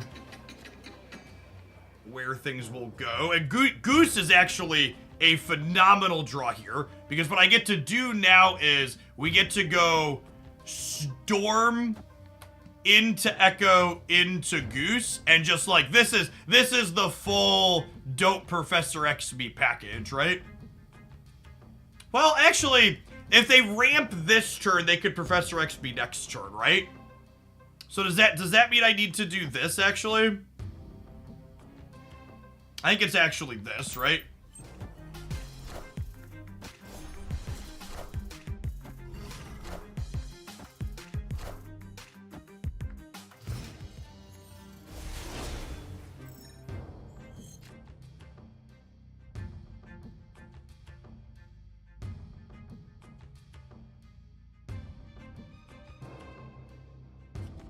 And then I think we do this. Because this is the only place they can X. And I'm gonna fill with priority. Why do people keep saying Grand Central seems bad for me? Victory. Their deck has so many cards at the end.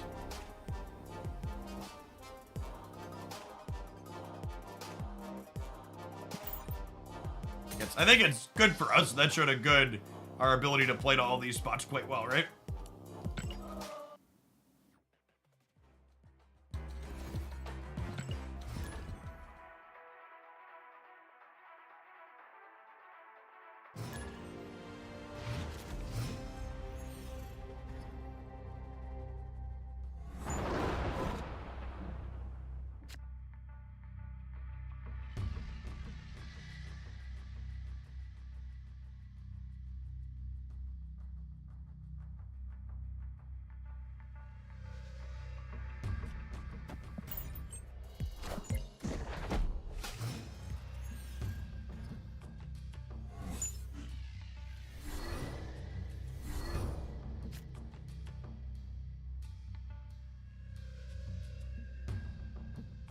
The plus EV play for me here, chat, I think is pump Dara so he can get top 10 and sign off, because our viewer count will go up if he signs off. Oh, snap. That's the plus EV play.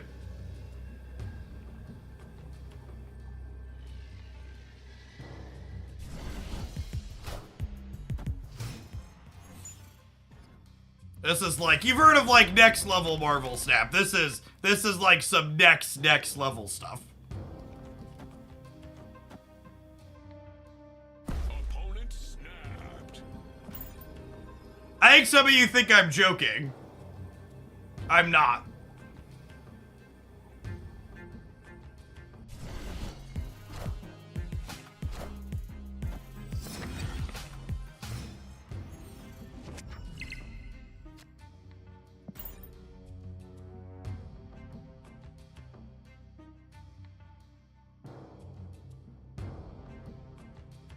How's everybody doing? Does this count as win trading? Darrow wins points and you win viewers? Asking the real questions.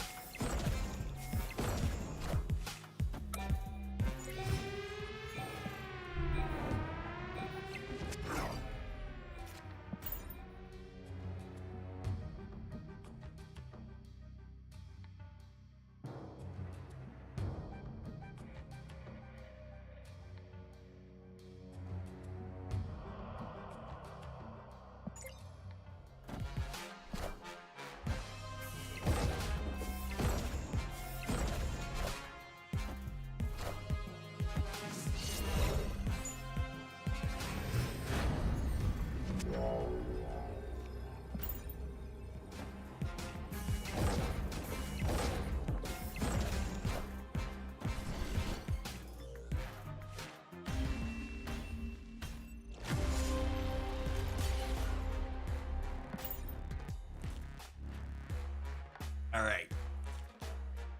Nailed it.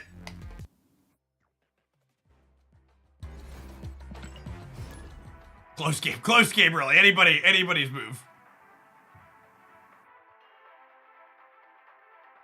Of all the games of Marvel Snap, that was one of them.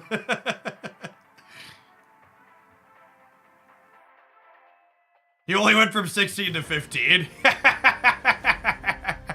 You actually, that's true. What is, what's the leaderboard?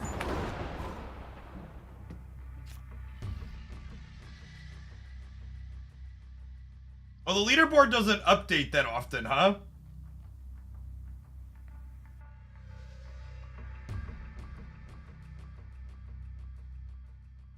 Oh gosh, he needs like 100 plus more snap points to get to where he wants to go.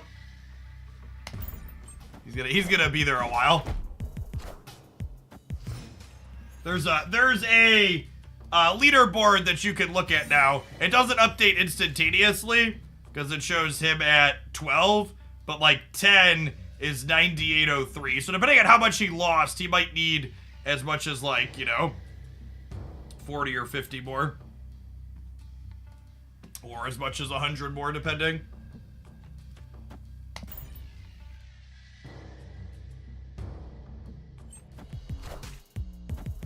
This deck looks like it has a 90% win rate against Thanos Control. I don't think anything has a 90% win rate against Thanos Control. It's one of the reasons why that deck is very good. Are we playing a Mirror Gamers? We might be playing a Mirror Gamers. He only went to 9,700. Oh, yeah. Okay, so he's probably streaming till he falls asleep then. Getting that many points is seems unrealistic. I felt bad contributing to his lack of sleep though, because I took 4 cubes off of him last night, so we gave him back what we took and a little bit more. I was doing my Bounce Hawk dailies before I went to bed last night, and took a 4 cuber off of him. Didn't want to miss getting my missions, chat. There's something special at 10 plus or just for fun? Nah, it's just for fun. There's no prizes past, How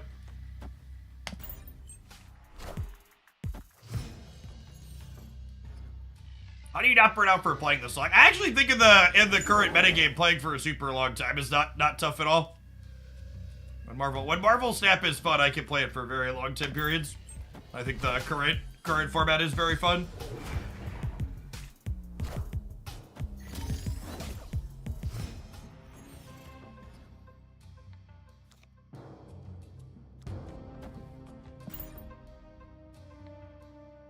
You can always tell. I can always tell personally how much I'm enjoying Magic from an outside perspective, because I will be thinking about and like loading up Marvel Snap decks even when I'm off stream. Like I spent a bunch of time this weekend in the deck editor and doing my daily missions. There will definitely be times where I'll skip doing my dailies if I'm not having fun. Hey, Cathandra Mass, thanks for the primer, appreciate it. I am Iron Man. What was the Freudian slip? What did I say? Did I say something wrong? What mouth noises did I make incorrectly? Opponent snapped. Magic, yeah. What are they? They're snapping me. What the fuck beats me? We got a 16 on the left. They can't Devil Dino me, because I have Echo. You think they're a Tribunal deck? I guess they could be a Tribunal deck. Tribunal puts them to 18, which is 42, 45, 48... This beats Tribunal, right? Because it's only 16 per.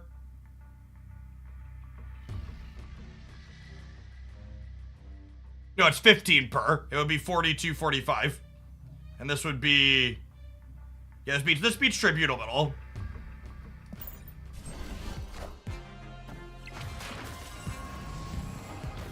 I think they Destroyer left. We're beating Destroyer left. I'm beating Alioth, I'm beating Devil Dino. This card, chat. This card. I hope it gets a rework tomorrow. Fuck this card in particular. Fuck. They have an inked keg, chat. To talk about a toxic gamer.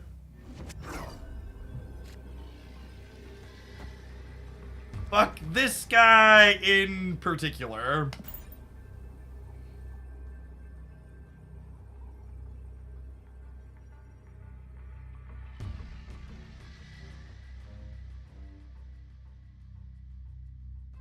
Deck Tracker's just like, nah, I'm not writing that down, basically. The keg experience. Victory.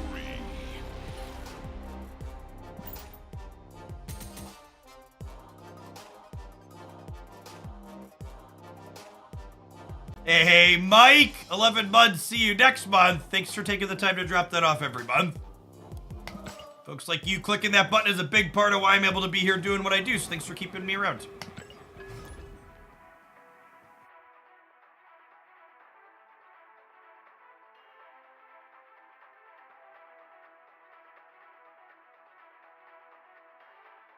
Snap, keg, retreat, rinse, repeat. Yeah, basically. Basically.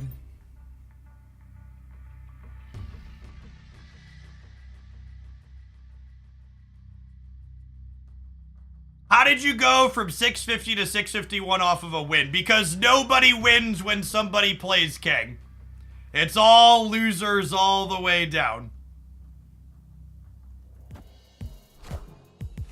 Is there a deck editor that can save more than 20 decks? If you use the untap tracker, you could reference older decks that you've deleted in there to re-import them later. That's basically what I do.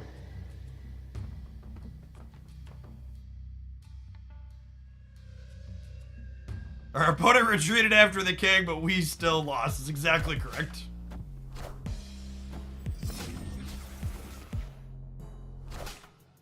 Hey, great Pepsi Man. Thanks for the quarter of a year. Welcome back.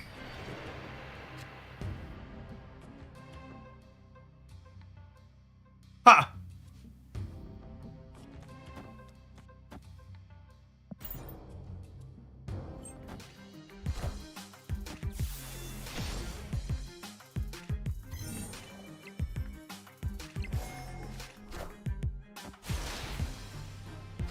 I think we're ready to get rid of Xandar.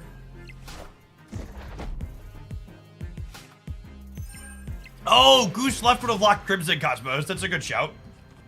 I didn't think about that. Snap. I think I'm still snapping.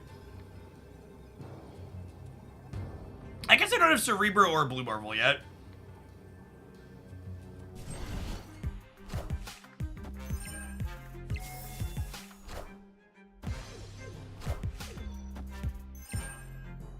Wind, aid my hand.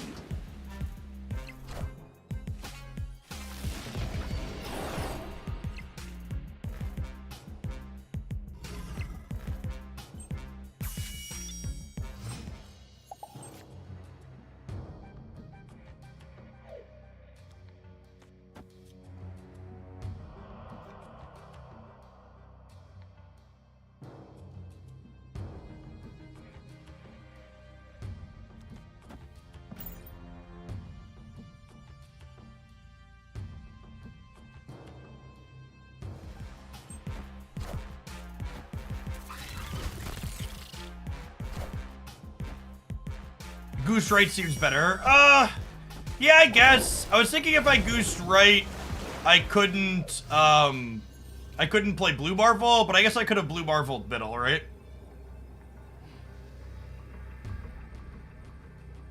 I think I just do this, huh? This plays for all three.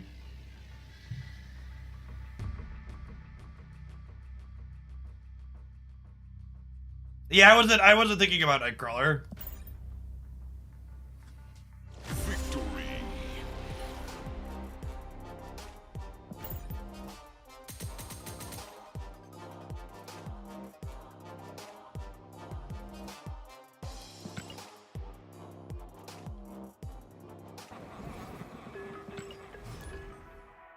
Thanks for the quarter of a year, Pepsiman.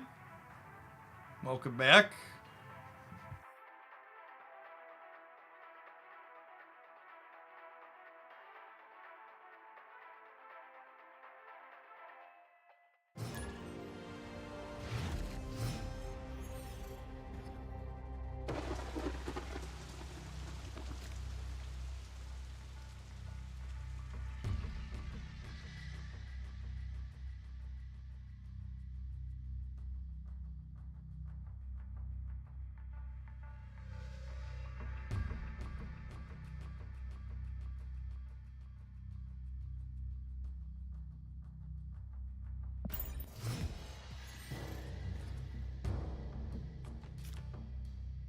Yeah, person had mentioned Dr. Doom from that previous game. Thanos is pretty unlikely to have Doom, I think.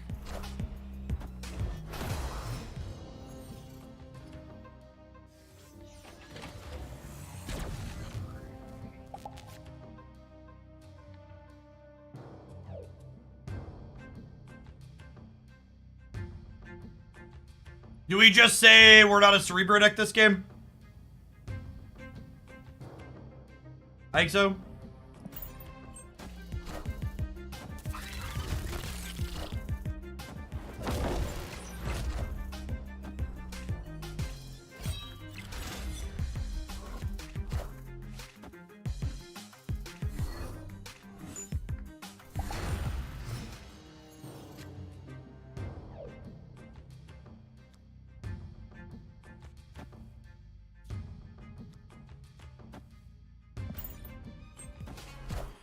We might actually need a Cerebro to win the Murray Island. We'll see. But we can surprise 8 points into the left with the island, which is nice.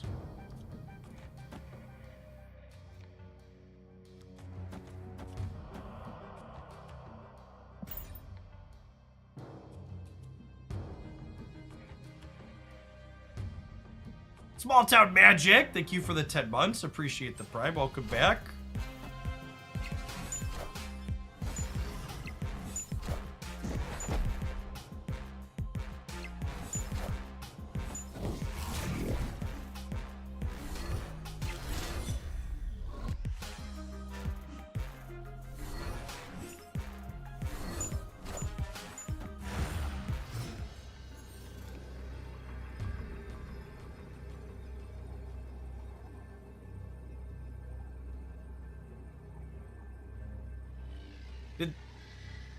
Did they just make themselves deterministically dead on the left?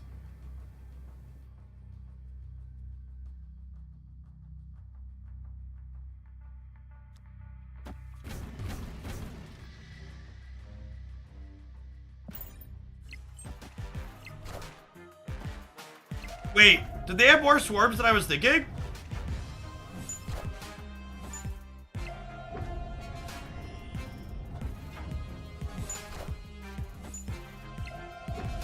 They had 5 of them, did they?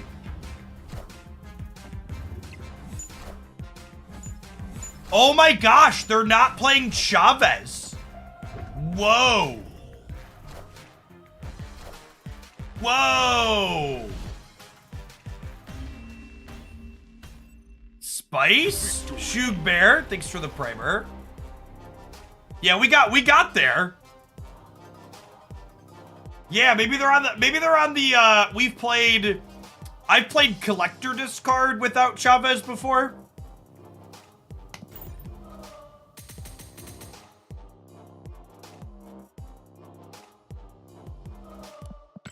Was not expecting that.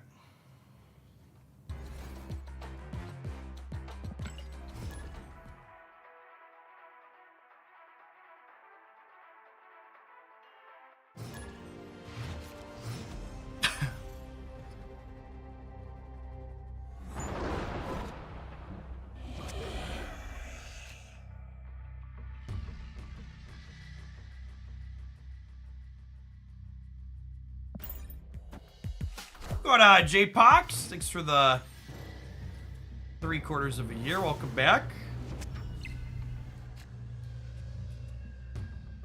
So, getting Goose and Echo down in the destroy matchup is actually quite good because it limits where the opponent is able to deploy null in the final turns of the game a little bit.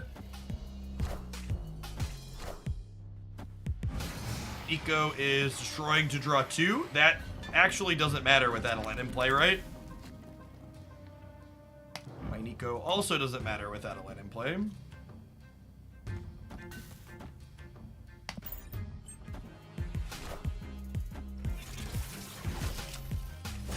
Oh, good call. Good call. Yeah. I always, my muscle memory on how she works is not good. Yeah, I could have played Nico second and then used her to draw next turn. Yeah, mistake on my part.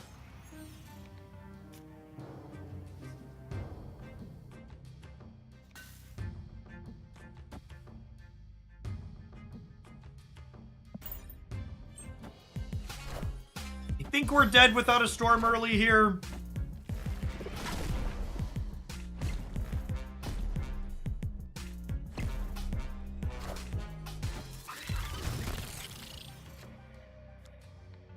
Okay. I think I have to go. They've just blown up so much stuff. If they killmonger me here, I'm just in a lot of trouble. I think I just leave for one. Escape. I'd get to go Cerebro into Storm, but even then I'm only at, like, assuming they killmonger me, I'm only at 315 in both of these, so I'm only tying here, which is not great. I guess I could play Cerebro here, so I'm winning here by 1, but yeah.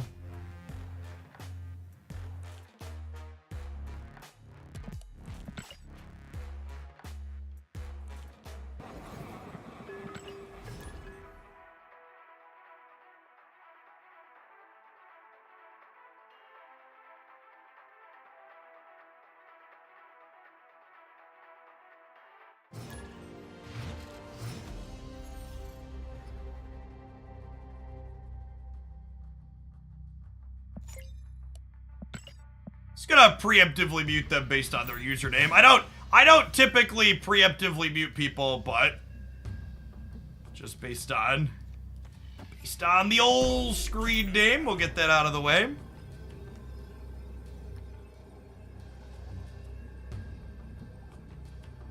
Victory.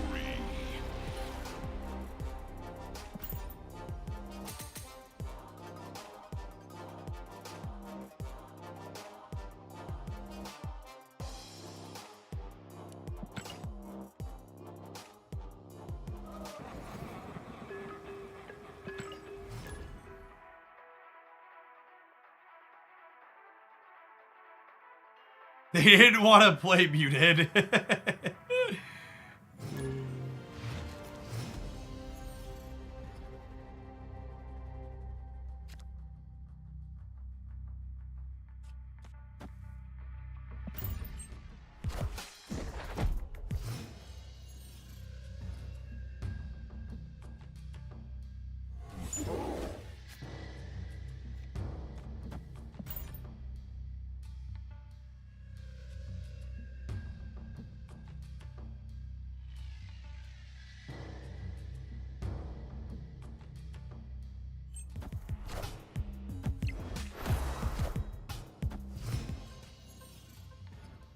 Alright, so generally speaking, I think this deck's all right into the Loki deck, but Monster Island makes things complicated.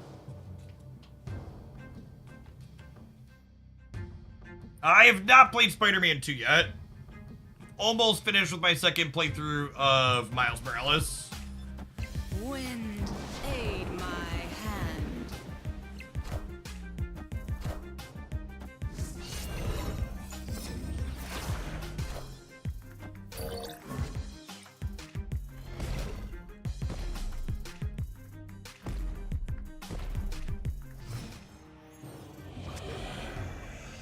Have you played Midnight Suns? No, usually outside of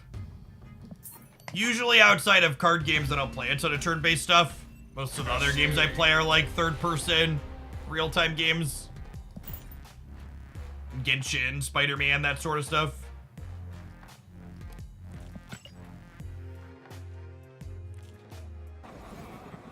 It's a testament to how popular this game is that someone who plays as much as you still runs into shitters that haven't been muted yet. Yeah, Midnight Suns is basically like Marvel XCOM. It's the TLDR.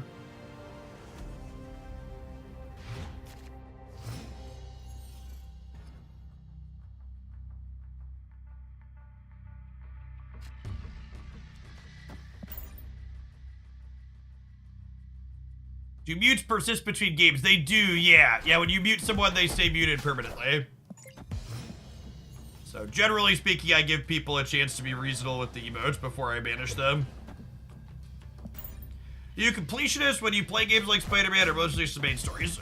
So, my second playthrough on the Spider-Man game is actually the very first time I've ever chased collectibles inside of a game before. Usually I just beeline the main story, but I really like the gameplay mechanics in this one, so I'm taking my time a little bit more. Leave.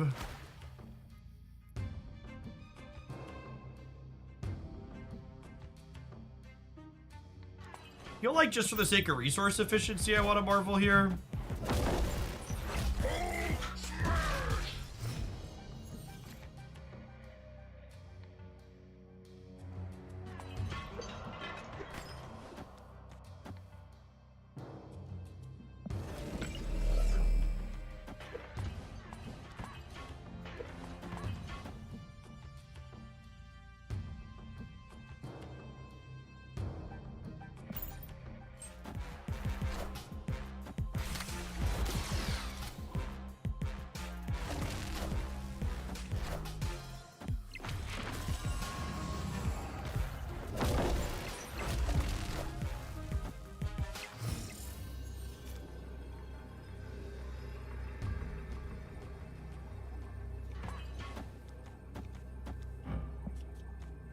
This probably wins the game. They can't play anything big on the left, and we have 12 in the middle with Mr. Sinister and Nightcrawler.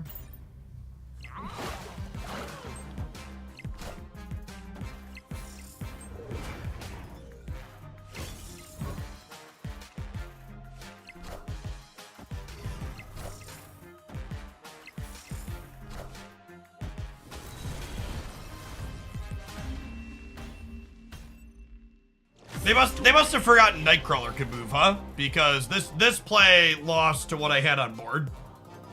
They would have put Jeff middle, I think that would have been a 5 stay. But like they were dead on board to that one.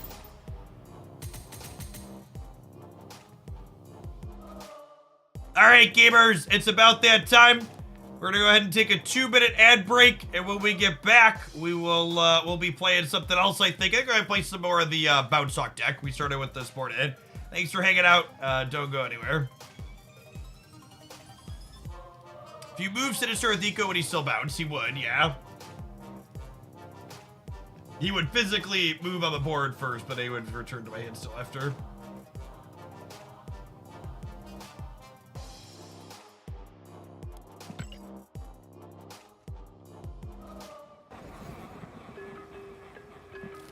They were pumping to try and end the stream. Listen, chat, I've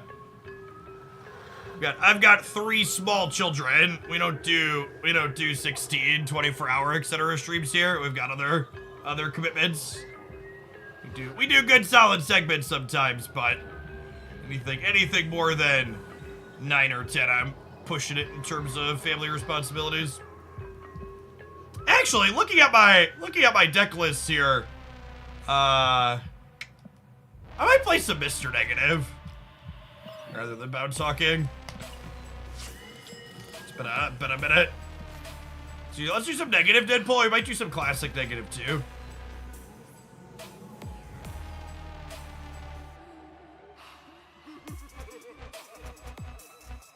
I think there's a lot of creative room for a Teenage Warhead rework. I actually really like Teenage Warhead's base design.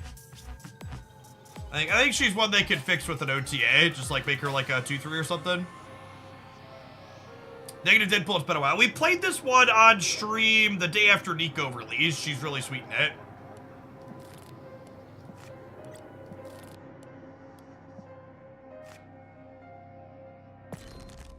We played a bit of this. Yeah, she's really sweet. And sometimes you light up the absolute insane draws where you like get Nico's destroy draw mode and you curve it into Mr. Negative. Oh, well, actually, I don't think we played Negative on the channel since I got my inked copy of him. I spewed some credits and we inked Mr. Negative. He's beautiful. It's like almost all inked in gold. I just need to what's the difference on him? Where's his base art? His base art has color in it. Blues and browns and stuff. Oh, Mickey, you're so fine. You're a 12-month sub. It blows my mind. Oh, Mickey. Oh, Mickey. Thank you for the 12 months. Appreciate that. Welcome back.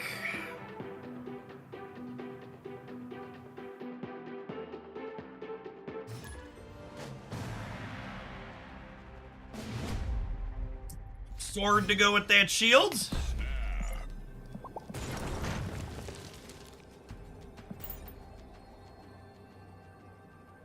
Yeah, I need a null variant at some point.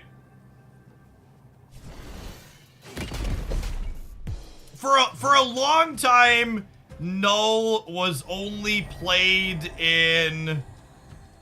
For a long time, null was basically only played in Galactus.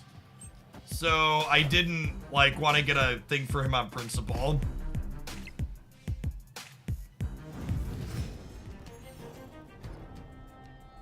Did your MMR reset if you haven't played in a while?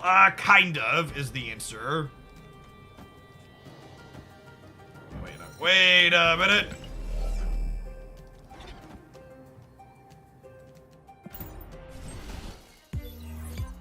You'll be lower ranked when you come back, but your internal MMR stays about the same. There any good Elsa decks not centered around Hitmonkey? Yeah. In fact, I would make the argument most good Elsa decks don't play Hitmonkey.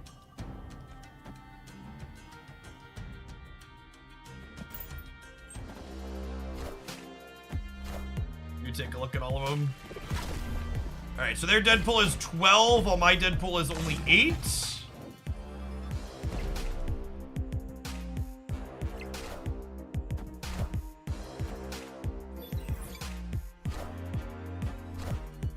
Do I need Elysium? Do I need it? Nah, probably not. Yeah, maybe I'm supposed to get rid of that. Fair take.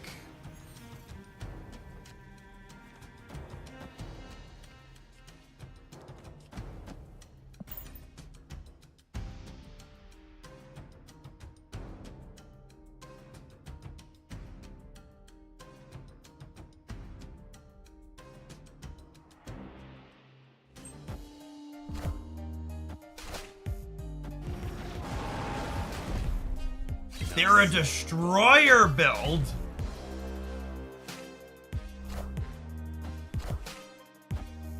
All right, so our best possible draw here is Nico with the draw 2 spell.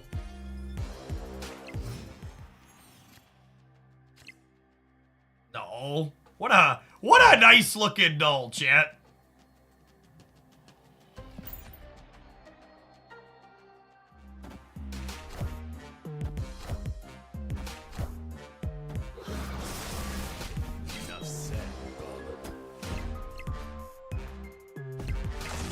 All right, 1 and 3 to draw Zola.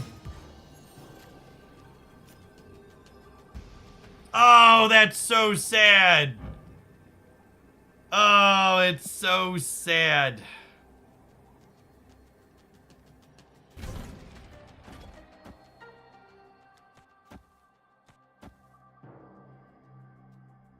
And it's the proving ground, so we'll stay, obviously, but...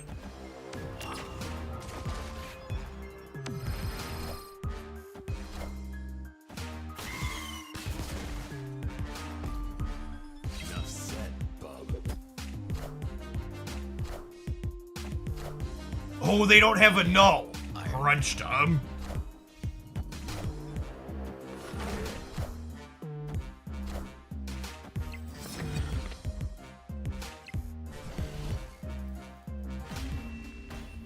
It remains my favorite deck of yours. I was stuck in the low 90s and swapped to this deck and pushed Infinite. I swapped Nico for Bast and Rogue for Killmonger. I mostly think you're just supposed to ignore Mobius with this deck. Just like in the games where they play Mobius, you just be a destroy deck that doesn't care about him.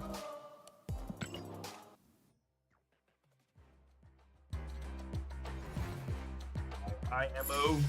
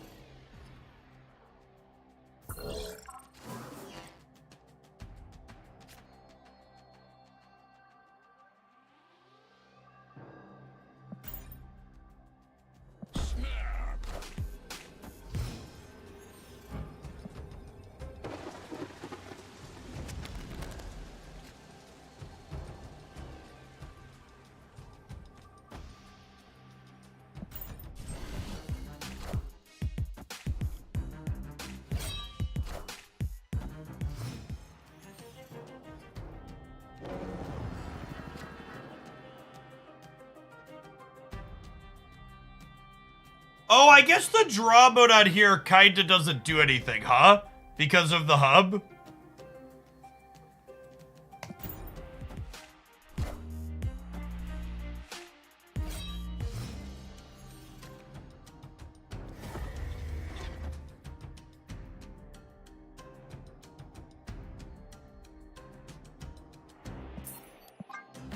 I'm actually just gonna leave.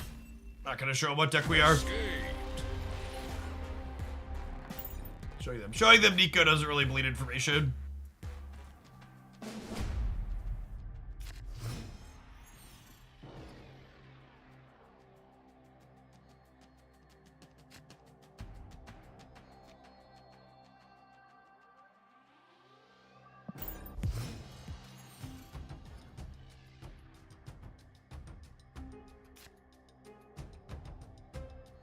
We know which location we're getting rid of, eh?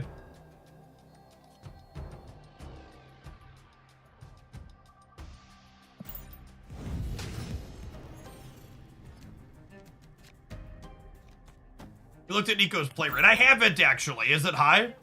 Oh, snap. Shuri's lab is in general a good location for us, yeah.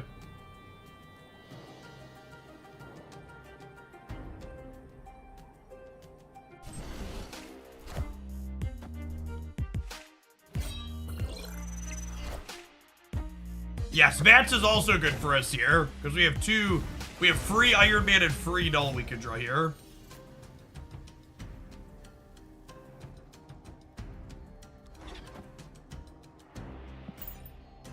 Hey. Costra Whiskey, thank you for the brand new Prime.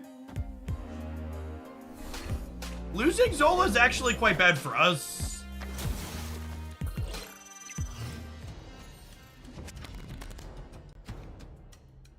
Mother of God.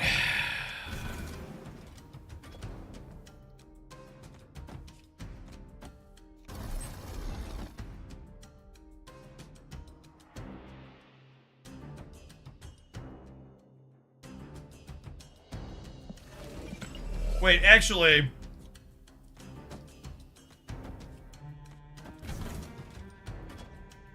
I get 1, 2, 3, 4, 5, 6 cards back to my hand.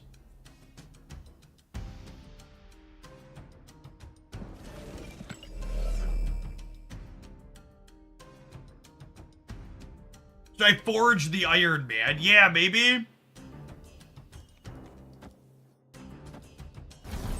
I was gonna do this, actually. Got me.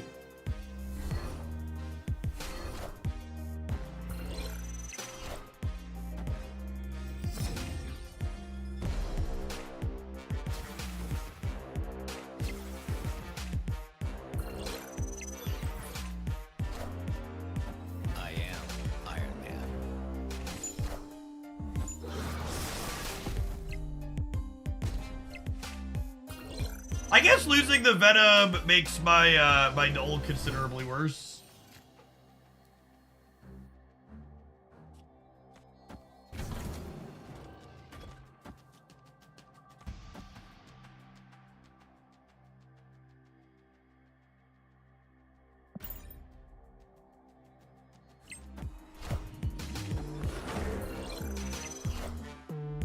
I am Iron Man.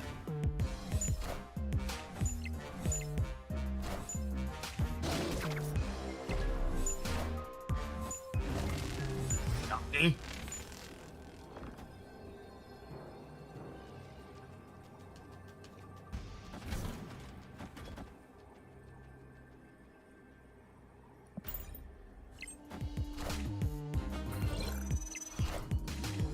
I am Iron Man.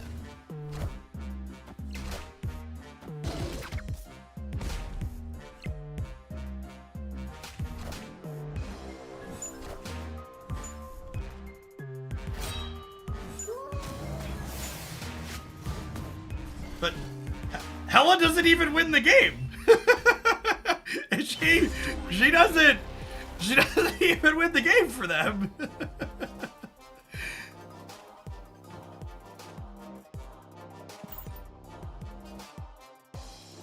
This is silver. It's not quite proving grounds, but like, you know. Oh, snap. Doesn't Hella's text just say win the game? It's fair.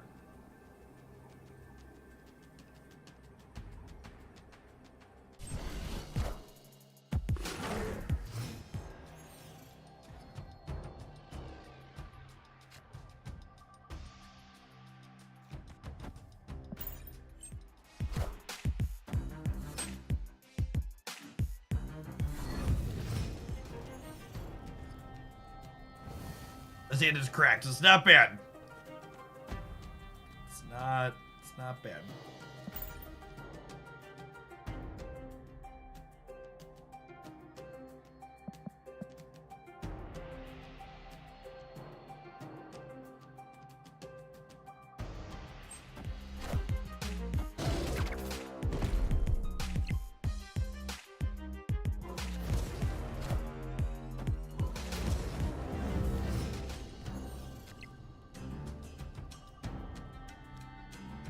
Losing Zola is whatever. I think I want to hold on to Forge because I could get Silver Samurai this turn.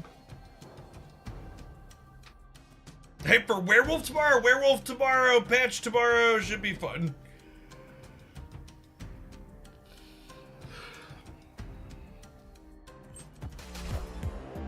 That's my personal threshold for rerolling an Inkter Gold Split. I have to both really like the card and play it a lot, really hate the split that I got, and need enough boosters on the card to like be able to resplit it several more times.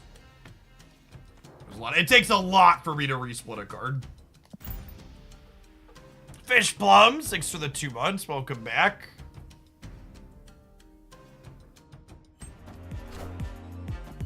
Werewolf cosplay. I mean, I'm a grizzly man beast like every day of the week mostly.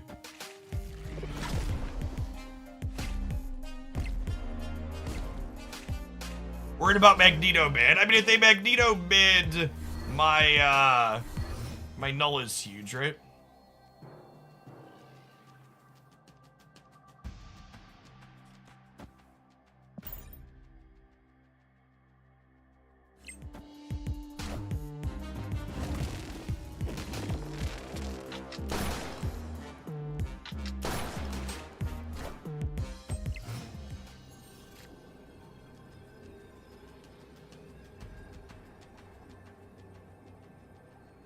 They've discarded Black Cat and White Tiger?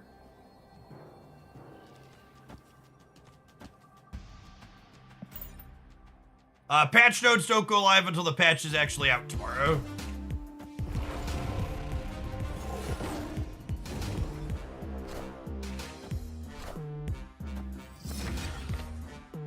One of the reasons why I like this deck is Victory. you could go over the top of like what these Hella decks are doing with some consistency. This deck, when this deck gets going, I don't think they can ever out-linear me. Why would they Hella left? Their deck is empty, so the lockjaw doesn't do anything.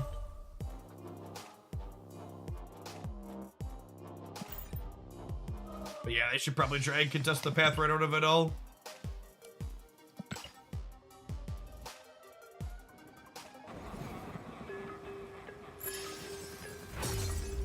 I thought the patch was today. What happened? They've literally never patched on Mondays.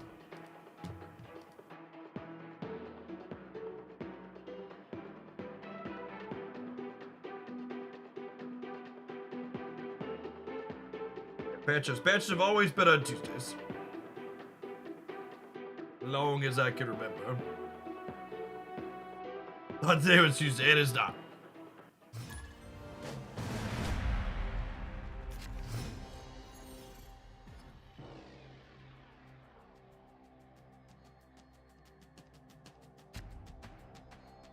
You almost never want a Deadpool on 1 in this deck.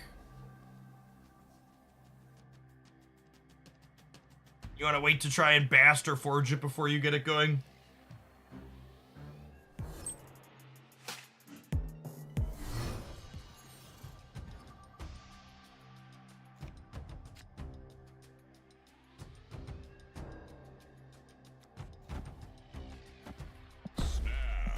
Snap. That's a snap.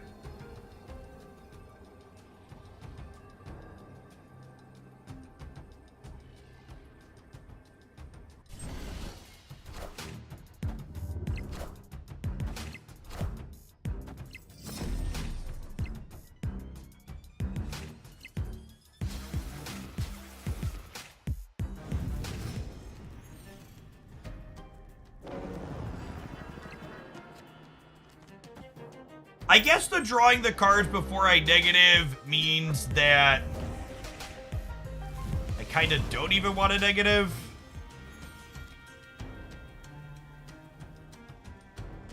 I guess I have a free Zola. Nah, I think it's worth taking the guaranteed free Zola. 'Cause I'm gonna draw every card. I'm gonna draw every card in my deck, right?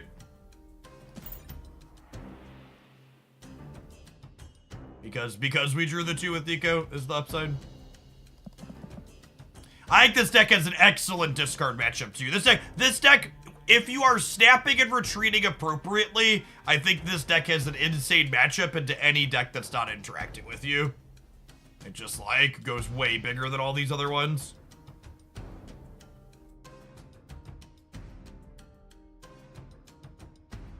I agree that Nico is a very solid upgrade for this deck.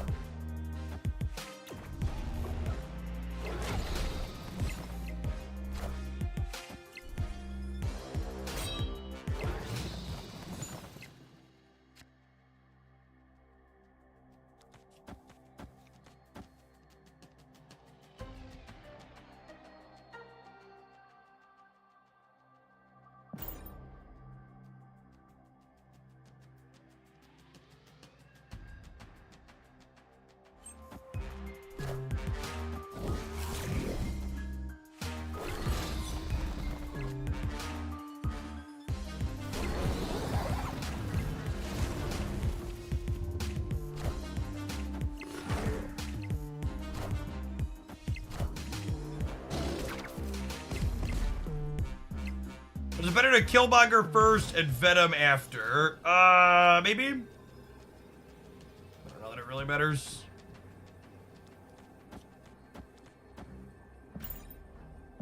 Snap me back! Snap me back! Boomer snap me, baby!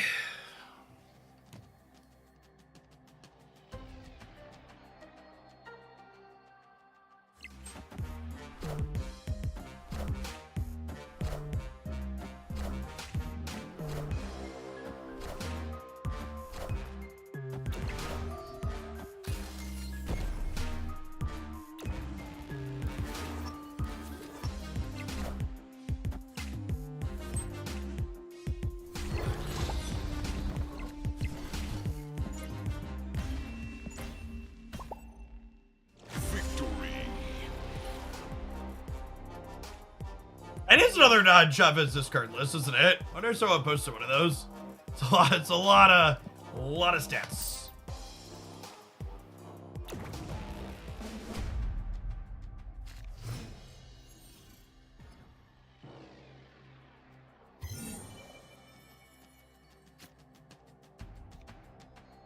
We're vibing on Bast. We really want to power up Deadpool or Mr. Negative or Iron Man with Bast if we can.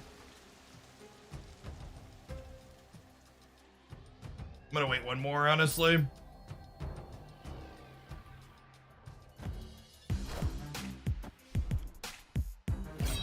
Enough said, bub.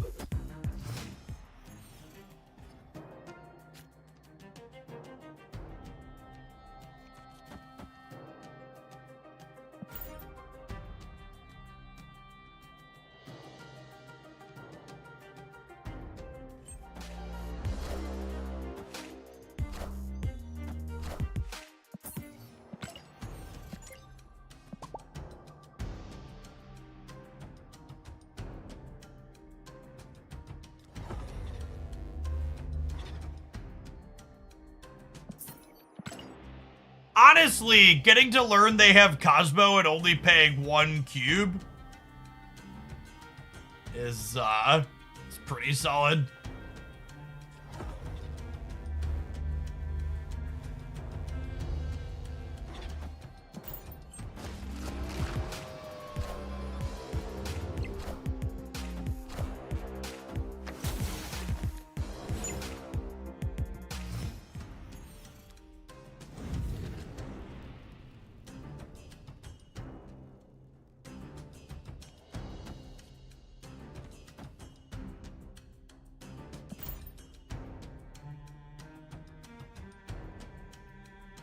If we get an Iron Man that we could blow across the board with the Zola, we might have a shot here still.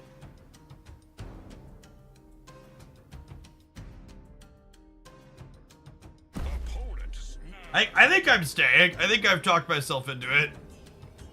Coped up and ready to spew a cube here.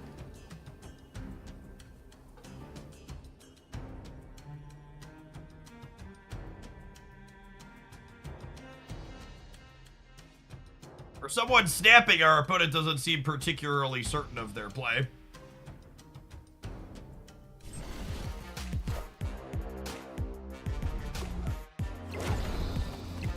That is certainly a play you are allowed to make. Are you not afraid of the Raft card? No, my mama didn't raise no coward.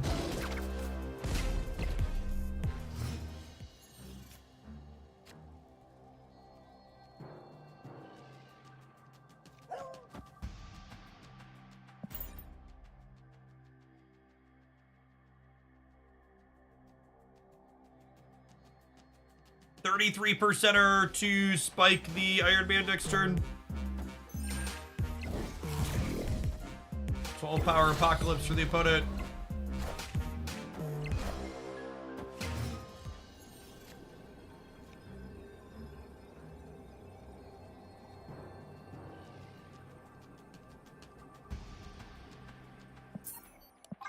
Would it have been enough? They have 12 power Apocalypse here. I would have Iron Man'd. My Iron Man would have been 22, 24. And I would have been... Yeah, the Iron Man would have been enough there.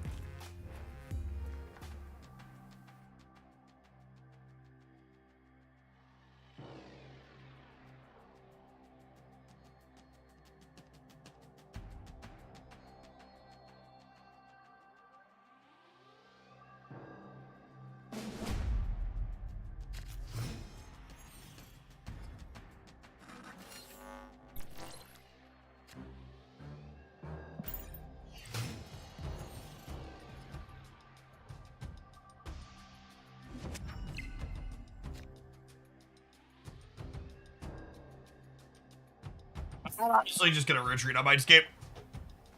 I guess I could have drawn Magic. I was thinking my Nico had already rolled past. This location is just so terrible for us. was kind of mid. Beep, beep, beep, beep, beep.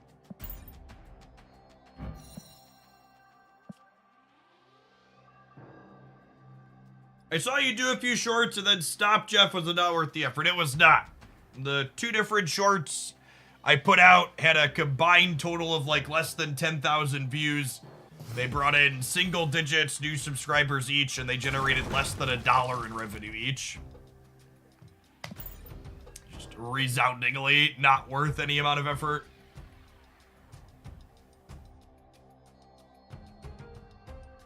Good. In comparison, my average regular video on the edited YouTube side gets like 15 to 20,000 views. So like getting like sub 5,000 views each on the shorts is just like a very big slash stark difference. Victory.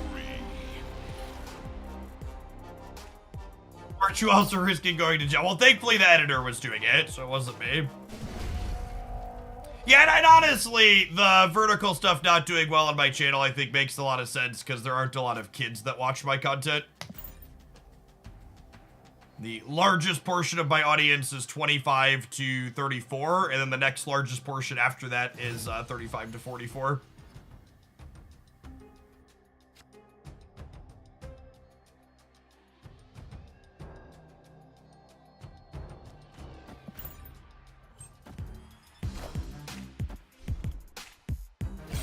Enough said, bub.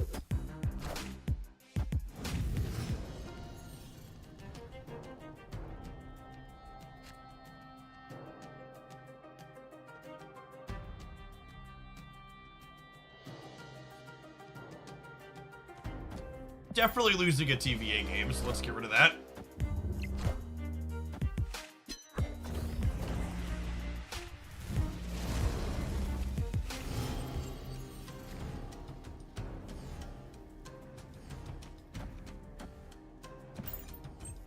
Hey, Ball, thank you for the 3rd of a year. Welcome back.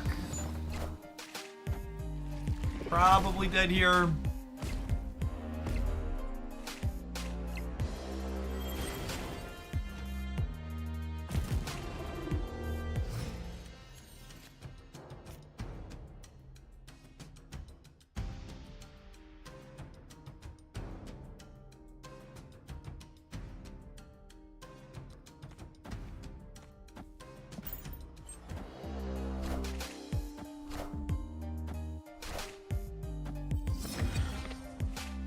How large is a Social Security recipient's demo? Not large, I don't think. What it is offhand. Some analytics.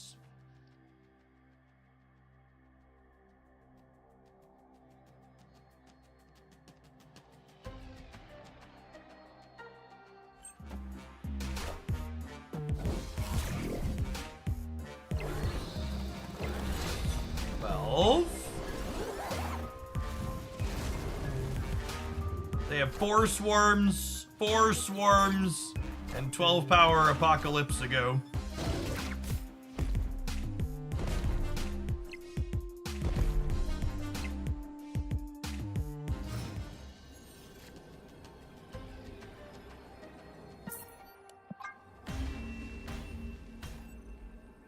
Escaped.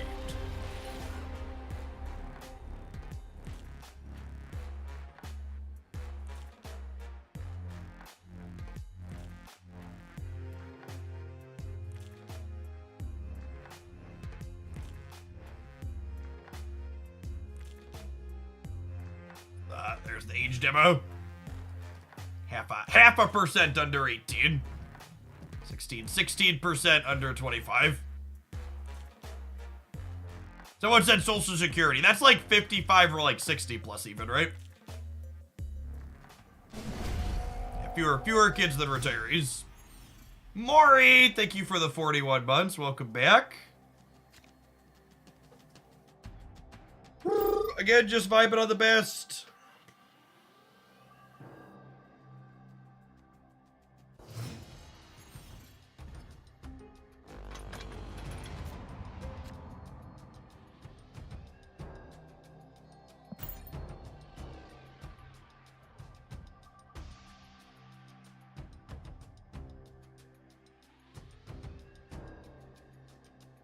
It's almost as close to standard deviation as possible. It's slanted a little bit to the right, but yeah, it's pretty uniform.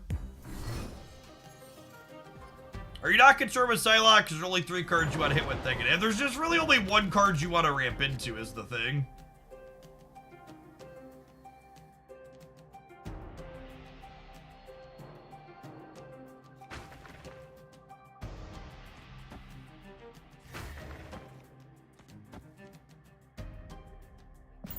I guess my team could be terrible for this card decks. Yeah, to a degree. I never really retreated the other one too early, but it was also only a 1-cube game, so it's like whatever. All right, we want to avoid drawing Iron Man next turn, so we can Mr. Negative. We want to draw Magic is what we want to draw. Perfection. Can I snap him? I might snap him, chat.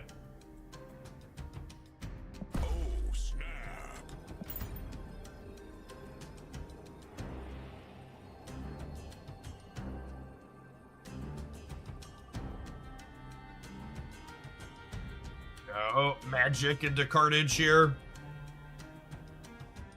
And we're guaranteed to draw my whole deck at this point, right?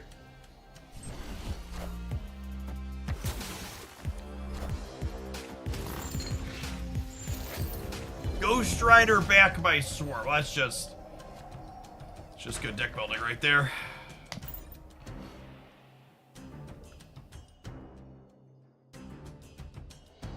Yeah, Magic Carnage into Nulzula. That's our sequence here.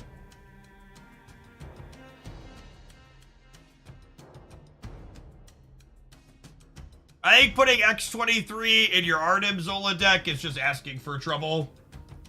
They'll have to win 50%ers more often than you'd like.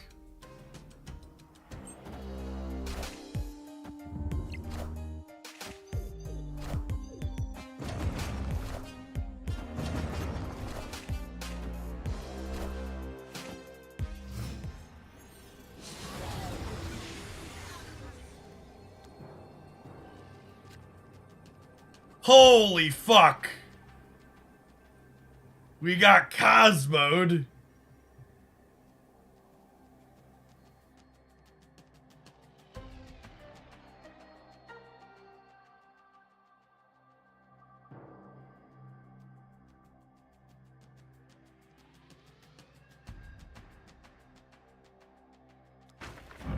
Fuck it.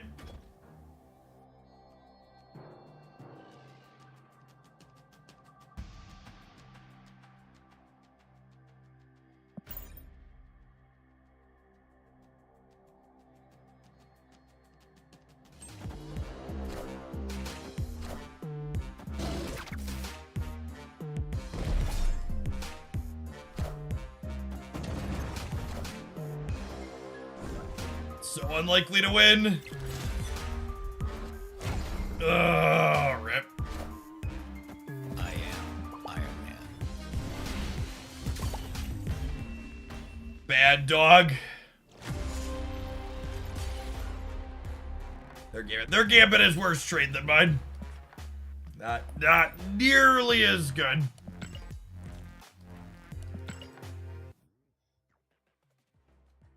Do you just hope you don't see more Mobius when you play this deck? No, when you run into Mobius, you're just a destroy deck and not a negative deck, and it's fine. Speaking of being a negative deck, chat, I think we're gonna play some classic negative when we get back from our ad break. So these 12 cards are well, they're all linked in gold for starters, but these are the 12 Mr. Negative cards that I fell in love with when I first started playing Marvel Snap, and we're gonna try them again today. Thanks for hanging out. Don't go anywhere. We're going to take a 2-minute ad break before we jam some of this.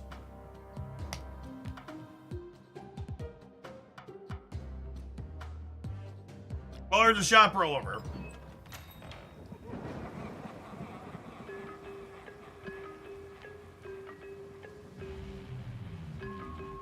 Whoa!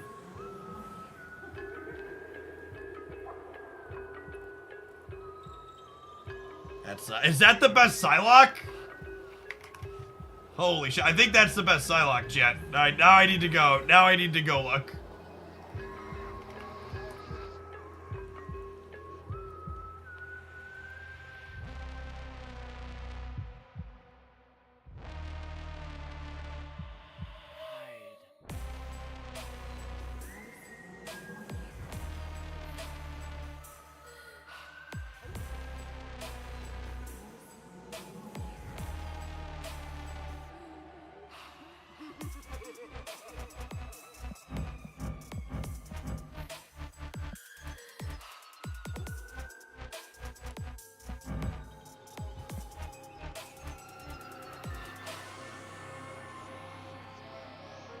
It's just so hard to justify when I already have a good split. It's like, then I need to dedicate credits to getting a good split on it too.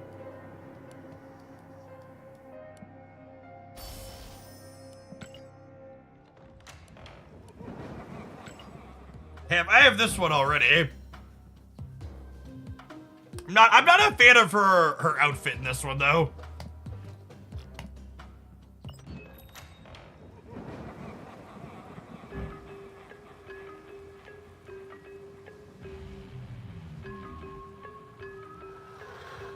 Sorry, I think Jeff is speaking non-whale here.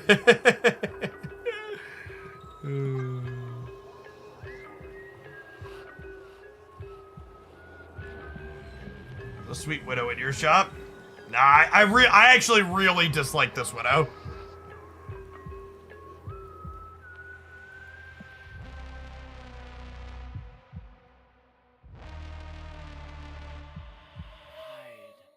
I actually really don't like Peach's Psylocke either.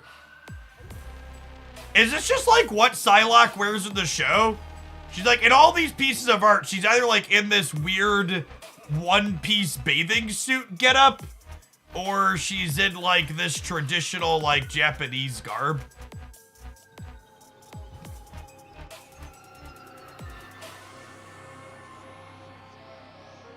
Those are like her two outfits. The bodysuit leotard just seems like very nerd cringe.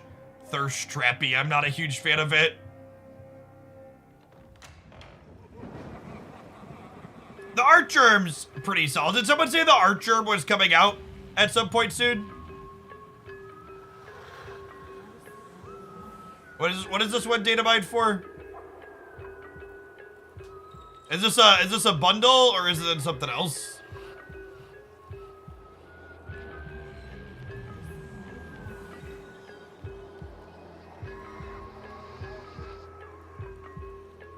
The top rate. The top rate is fine. I prefer this one to the top rate.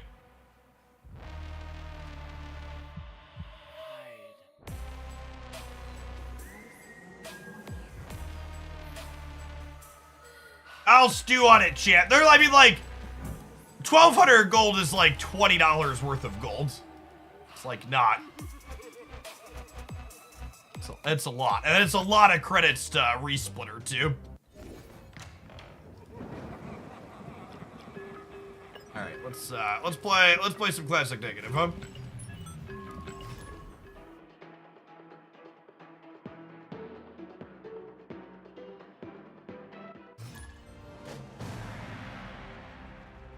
Coward. Listen, chat, this isn't a Dexter stream. I don't buy every variant that shows up in my shop. Oh, snap. Opponent snapped. You're not allowed to deobfuscate the real money price of the fake currency. The microtransaction police are coming.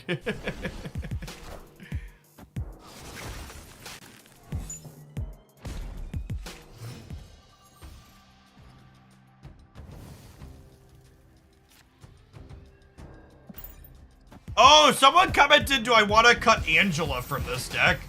That's actually, that's a real question, huh? I was talking about this being the classic Mr. Negative deck, but... Hey, Guard, thanks for the raid. Hope you had a good stream.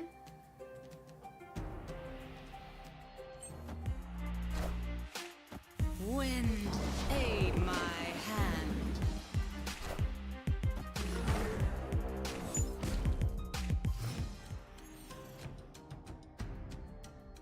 If you don't buy that, who will keep the game free for me? Asking the real questions.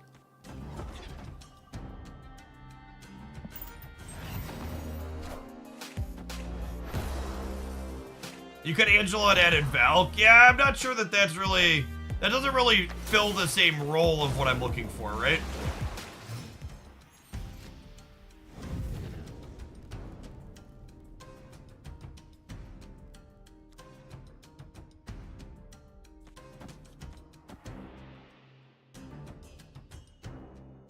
This is nice. They're just an Odin deck, chat. They're people ask you what the opponent's doing.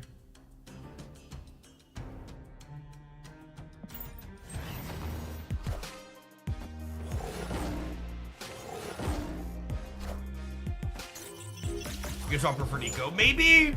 So part of the problem is, like, generally speaking, in my experience, you want like a density, a critical mass of what's the word I'm searching for? You want like this critical mass of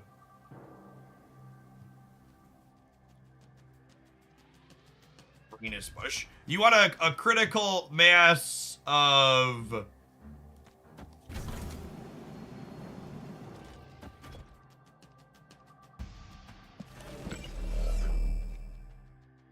zero energy cards. That's the mouth noises I'm struggling to make.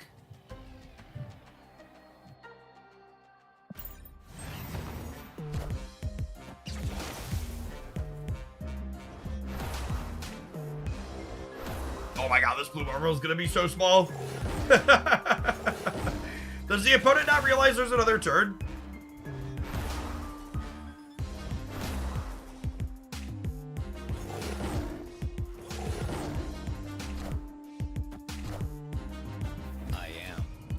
It's actually kind of unlucky that they filled the right and didn't fill the left, huh? I am Iron Man.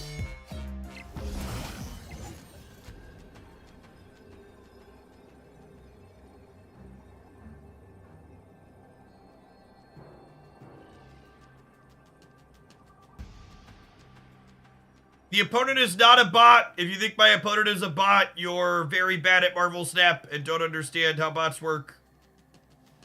Do not accuse my human opponents of being bots. Escaped.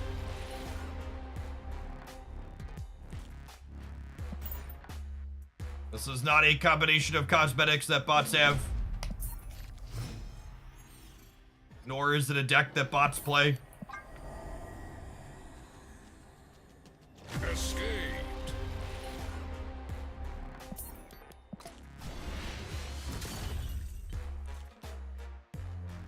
Yeah, I honestly don't know what I want to do with Angela. When I put this together, I was thinking about playing it. She was still free.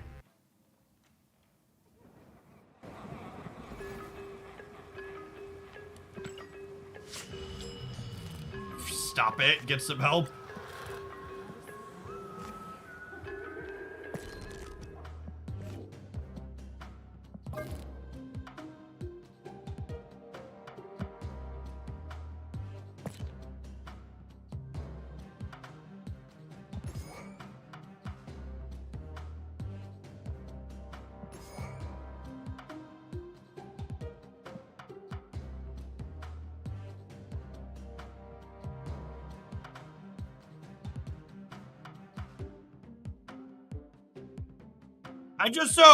For the people that are like making a bunch of really bad, expensive card cost suggestions, the reason why Angela is good in this deck, is because not only is she a zero post negative, or was a zero post negative, but she's also a card you could just play out on turn 2 on curve.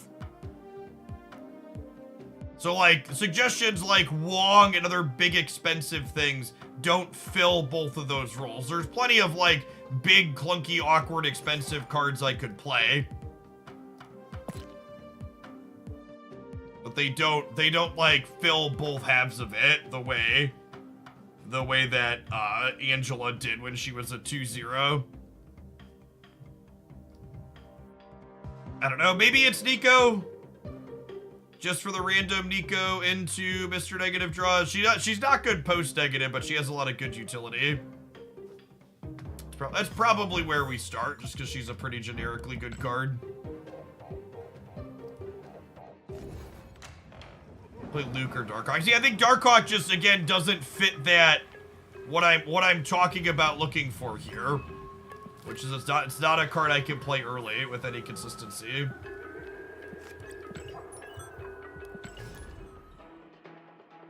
You could play Kitty Pryde. Kitty Pryde's almost a real suggestion. She's good with Bast, but I'm also like I'm also like swapping it for Angela. You mentioned one of your videos it costs roughly $60 a month to acquire all the new cards released, but I've been struggling to figure out how to do that. How to do that is prioritizing your spending via the high value bundles. And then getting all of your free-to-play rewards as well.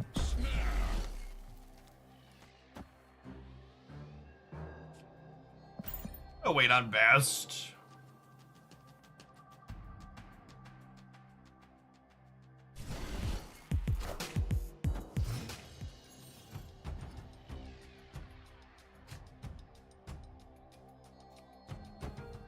This is probably Bass into Psylocke into Sarah.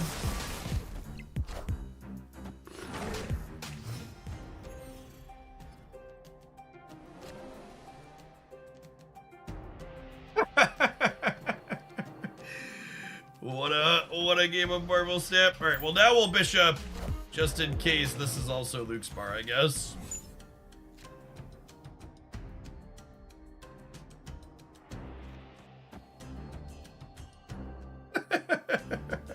What a stupid game.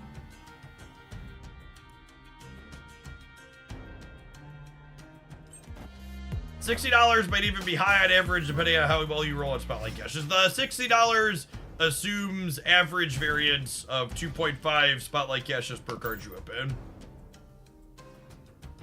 Yeah, they probably can't play into Luke's bar, so honestly, Iron Man into Blue Marvel here probably wins the tiebreaker. Unless they re-roll Luke's bar here.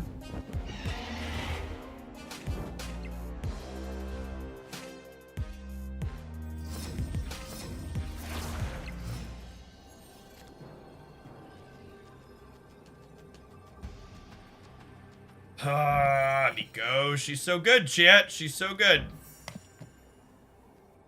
Okay, it's the proving ground, so we'll stay, but likely dead here.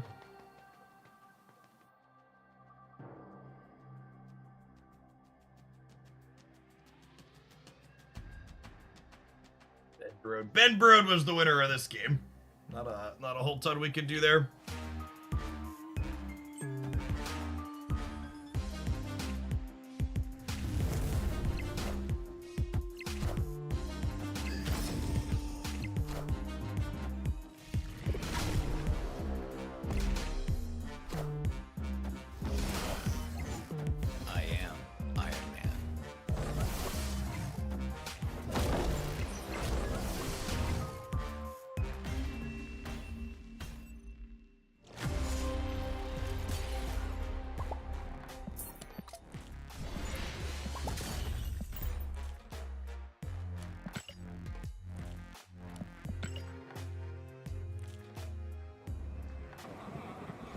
Spending gold to reroll extra missions is significantly worse than buying the higher value bundles.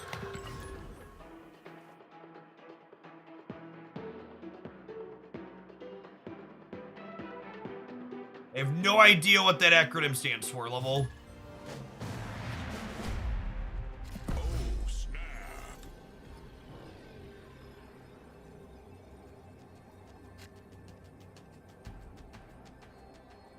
Opponent snapped. If Werewolf by Night has to move to get the buff, yeah, I assume if you have it on reveal and there's not space for Werewolf by Night to move, it doesn't get the buff.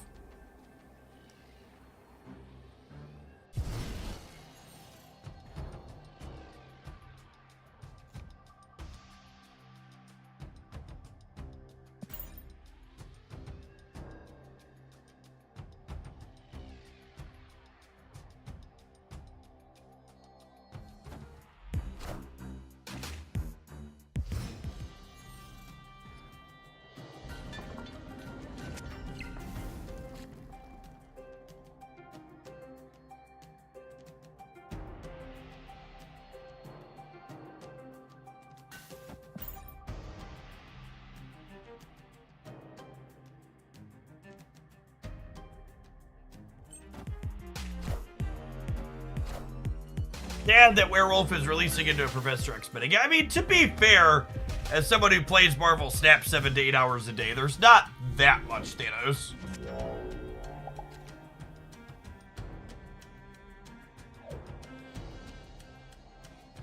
very solid amount of variety lately.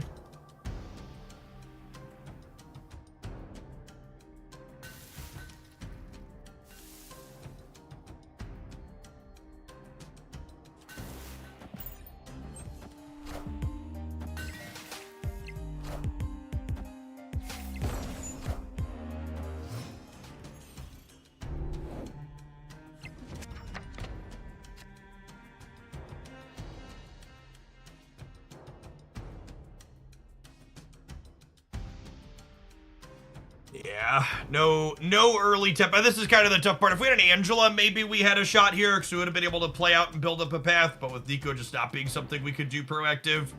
Honestly, the Angela change might be the final nail in the coffin of this deck. Last time we played this, it felt like kind of okay. But game we are playing today, that does not feel it.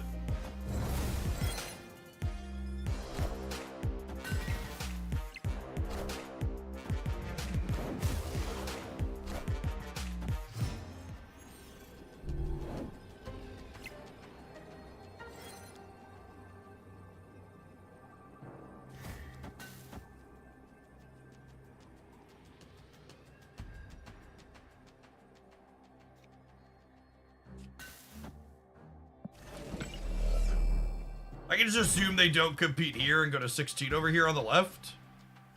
They might also have an Iron Man of their own and then choose to play there.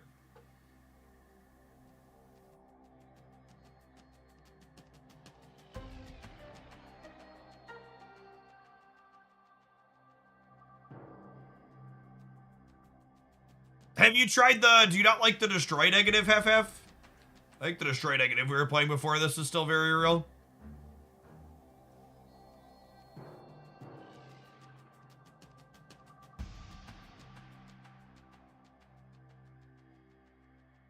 Our opponent's taking too long to figure out how to beat us, so I'm just gonna go ahead and leave. Escape. Delete this one and go to the next deck.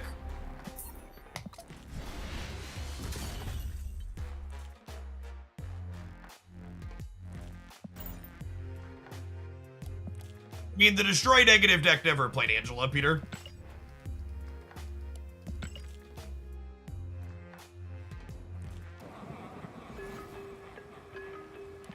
Deadpool negative is super reasonable. We need to play. Oh, we need to play 6 cost cards. I guess we'll play a touch more Destroy negative.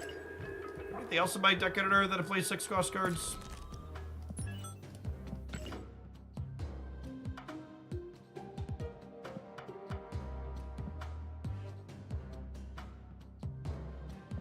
Oh, we never played Wong Spectrum. We can do a little bit of this.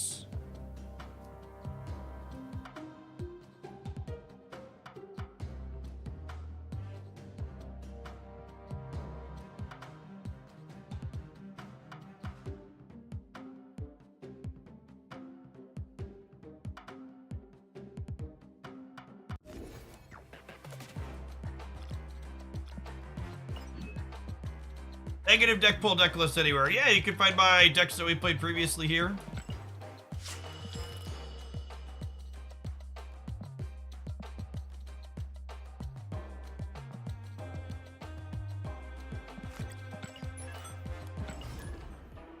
Cerebro 6 did get played. It was alright. Could thoroughly stamp exceeds expectations on it, I think.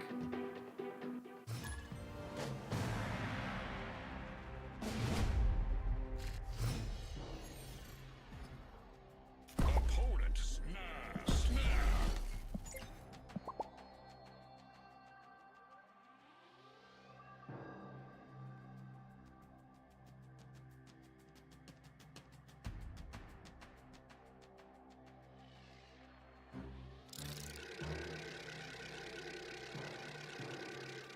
It seems it hasn't been updated since Cerebro 2 an hour ago. If you click at the very top of the screen, it sorts it into Conquest and Race. So we're playing the negative deck in Conquest.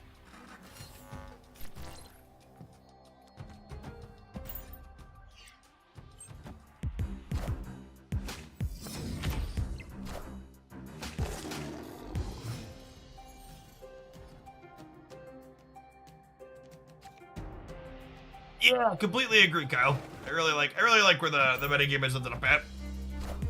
Hopefully the patch tomorrow keeps pushing us in the right direction.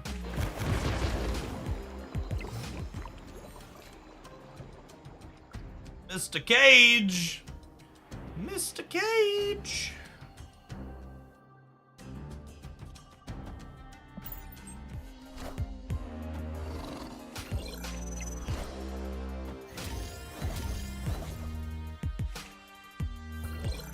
Nico is a phenomenal use of your resources. She is an incredibly fun and interesting card. Alright, and then we'll draw Spectrum, or we'll draw Iron Land for Spectrum.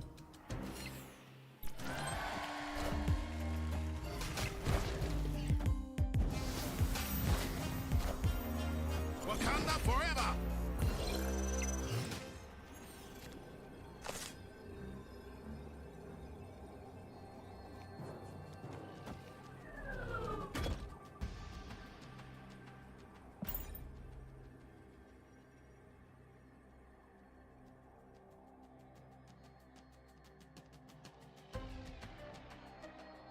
Patch tomorrow. Yeah, so we talked about this earlier, but just as a good reminder for / heads up for people that aren't super familiar with Marvel Snap's patch cycle. Marvel Snap patches every 4 weeks, which means every time there's a 5-week season, where the patch happens inside of the season changes. Get that, gamers? Just like we drew it up.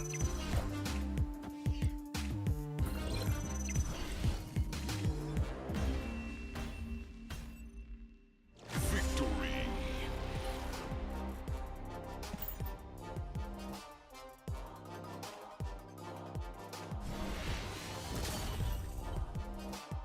Yes, that was 100% a Proving Grounds Day, is accurate.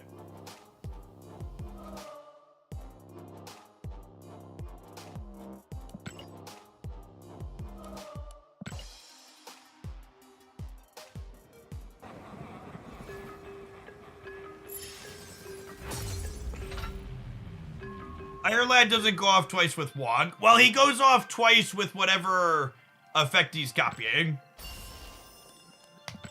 Wonder if Howard is the least owned Snap card. Yeah, I'd assume he is. Chat, if you want more people to own Howard and you subject yourself to the Bird app, you should go... Where is it? You should go like and retweet this one. But no, there's been no word on series drops for a very, very long time. It would be great to see any amount of movement on any amount of cards.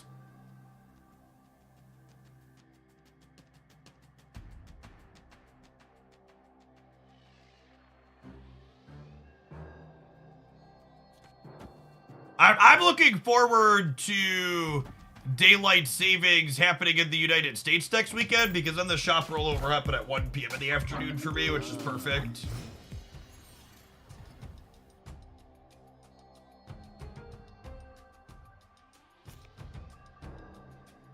Much prefer that to current afternoon schedule.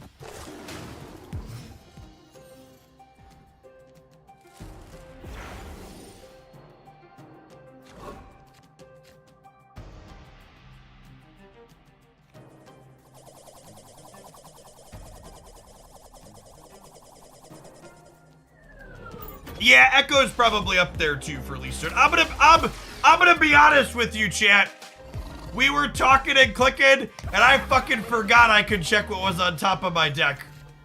Just cards on the table, everything above the board. Completely and totally forgot that checking what was on top of my deck was an option. I apologize to everyone whom I've let down with this mistake.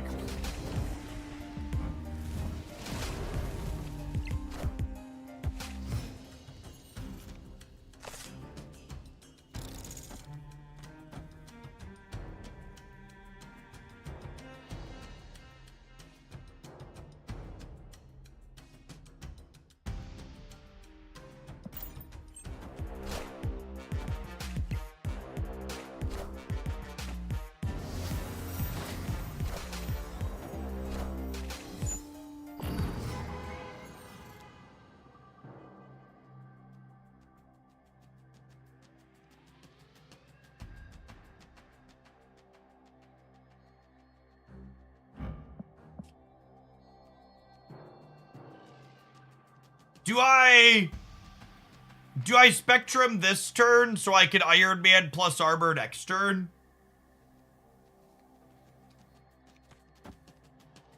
Oh, snap.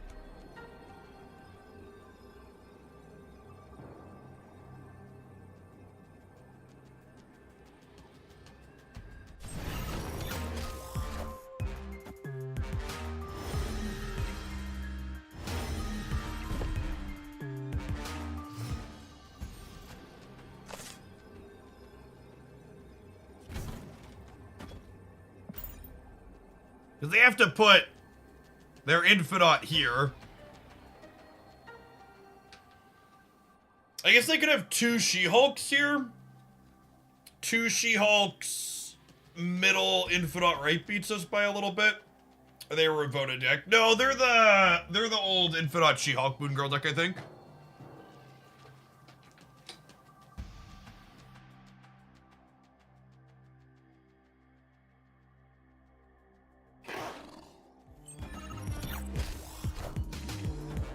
Alright, if they don't have Enchantress, I have to imagine 38 holds up on the left, right?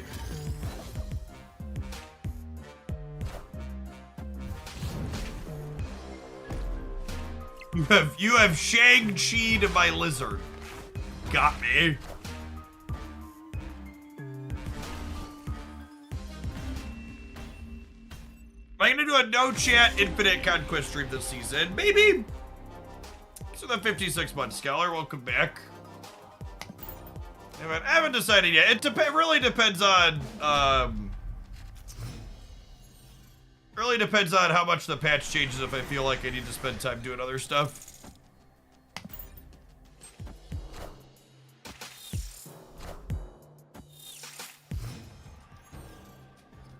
I don't know that I really have any avatars that I really wanna glow up either at the moment.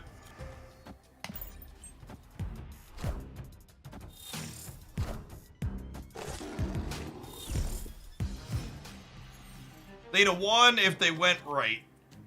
Yes, they could have just Shang-Chi middle and gone the rest. How many Mobiuses have we seen today? Not a lot. Mobius's play rate is down, gamers.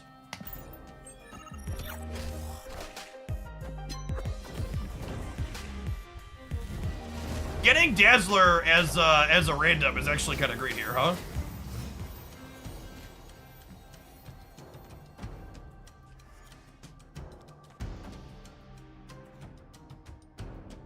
Tim FL, thank you for the 3rd of a year. Welcome back. And Magnars, thank you for the entire year. Let's get you a sword to go with that shield.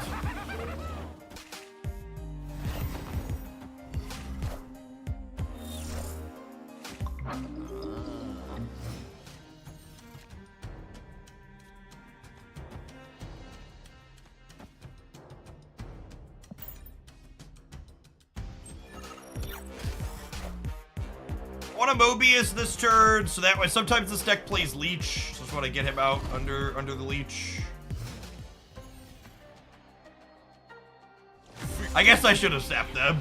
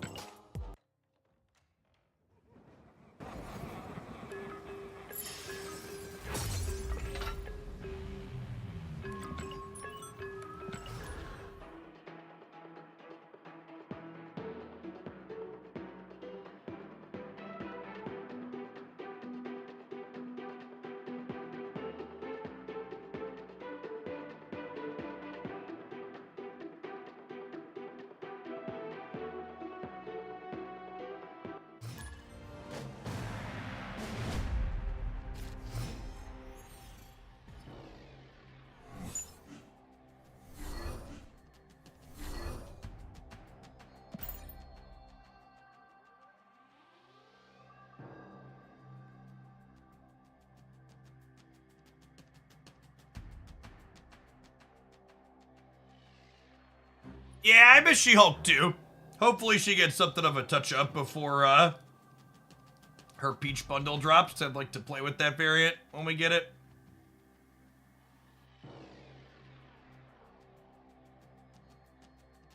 Opponent.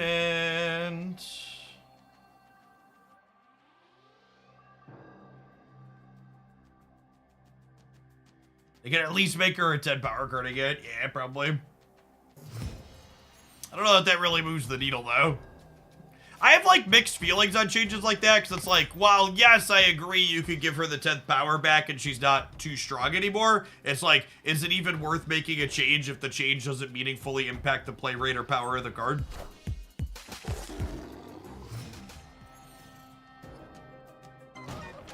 It's like, her current power isn't the reason why she's struggling. I'm gonna make pay an extra cube if they want to see what Zabu deck I am.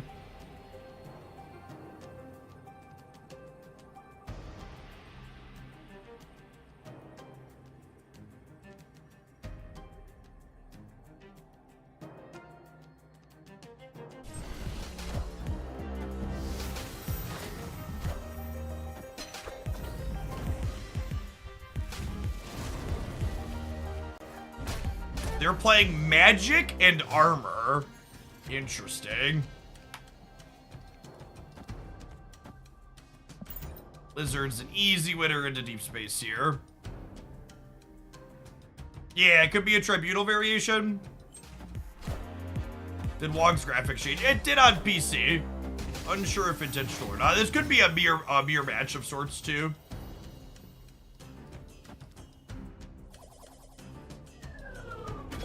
Play Iron Lad on the left, just in case we spike the Spectrum like a professional.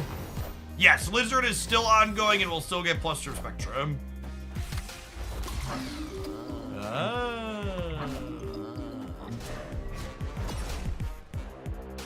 Wait, what? Excuse me?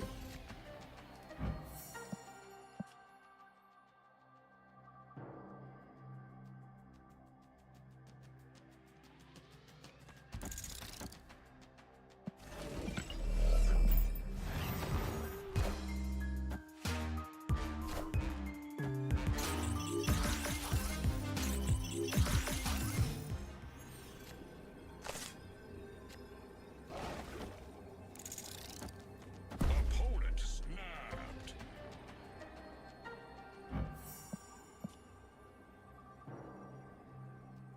Really not paying them out for 8. Escaped. Certainly going next.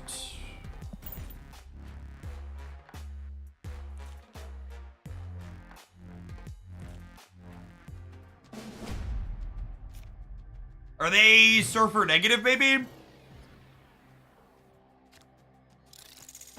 Oh, snap. Surfer negative seems likely. I'm gonna snap the TVA for sure.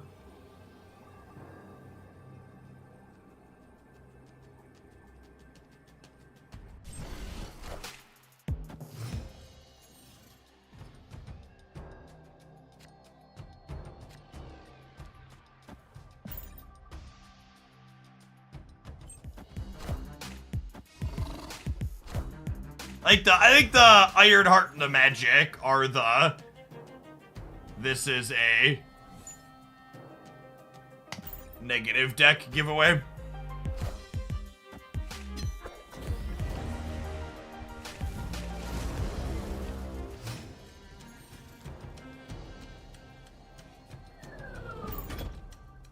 Zabu, Wong, Mobius, Cage, Howard.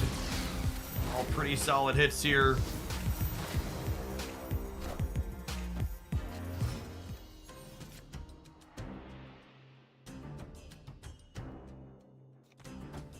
I think because they're a Cosmo deck, I'm just going to spread out the Wongs rather than going deep.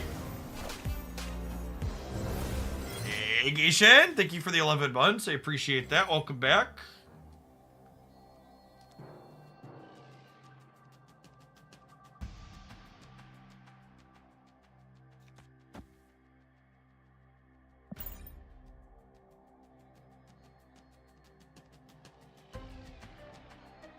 I'm supposed to play right.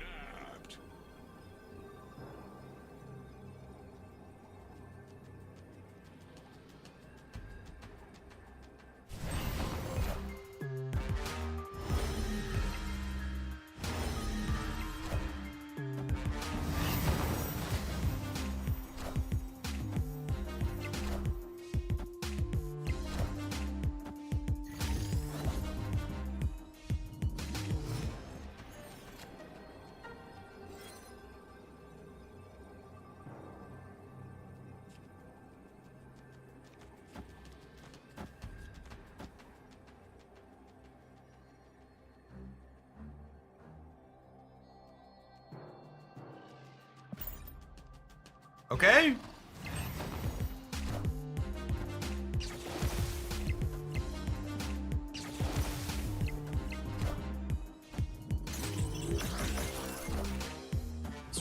Thanks for the 8 cuber, bud. Guest Gaming, thank you for the 10 months. Appreciate that. Welcome back.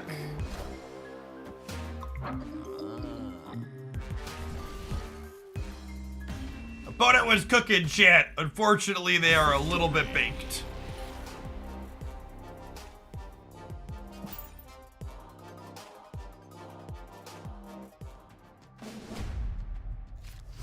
All I'm gonna say is, I played Howard, and then I immediately won an 8 cuber.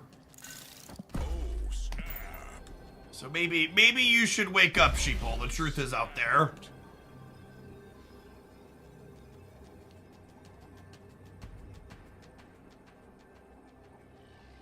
Howard confirmed broken.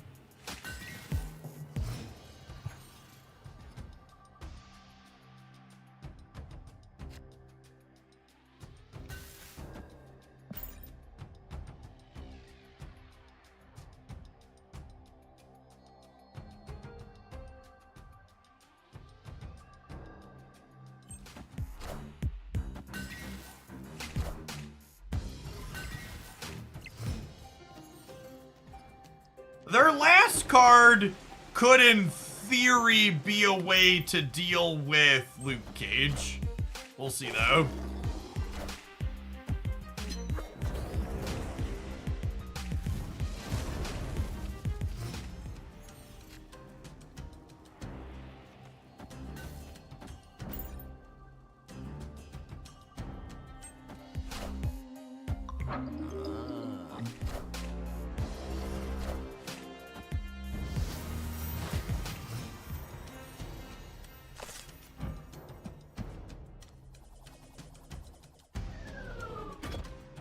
Sure.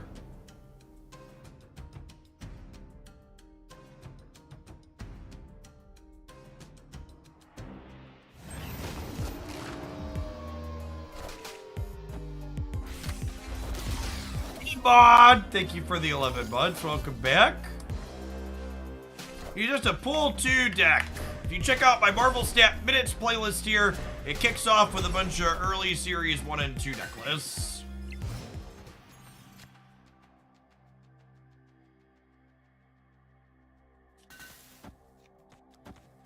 I'm gonna play the Thanos out this turn because I want to have priority going into the next turn.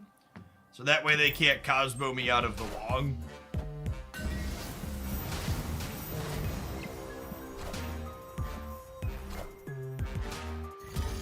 Rogue Right would be devastating. Rogue Right only takes away one of my things, chat. It doesn't take away 2. Bearded Jedi, thank you for the 5 months. Welcome back. Pump up, the bump up, the wump up, the jam. Do-do-do-do-do-do-do-do-do. Yeah, they have no way to take my Luke away. They have no interaction at all, actually, right? Just armor and Cosmo, just proactive disruption. There's no Shangs or nothing. I assume we get a triple here.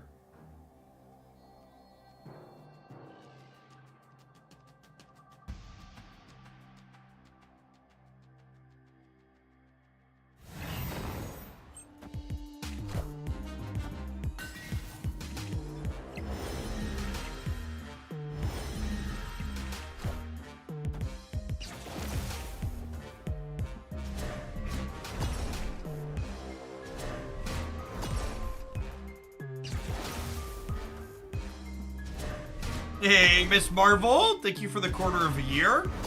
You excited for the new season here in a week? Victory. Sweet card release. I think Miss Marvel is the last, like, big Marvel character that's not in the game yet that I've been waiting for. Silver Surfer tried, gamers. They tried. You know who else is gonna try, chat? To sell you some shit, and it's some good shit. Enjoy the adverts. We'll be back in 2 minutes, where we're gonna let this deck clop on through its gold conquest ticket that it's earned.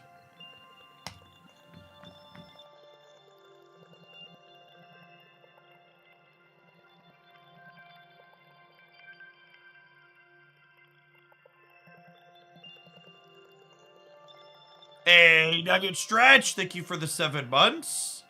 I appreciate that. Welcome back. Reese Dopers, thank you for the over 2 years.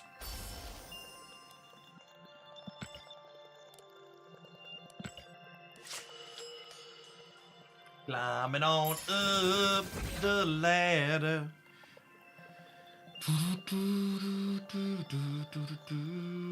I see no ad. Is that because you are a sub? That is correct. Subscribers do not see adverts. You get 2 cozy minutes with me to chat without the plebs.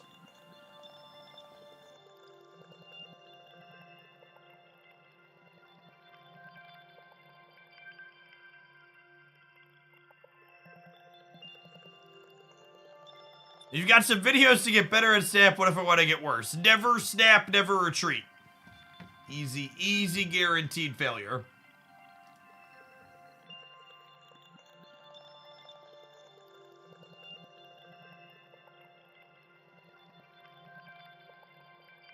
Yes, if you're not a sub and you didn't get ads, that means Twitch doesn't have ad space sold for your geolocation.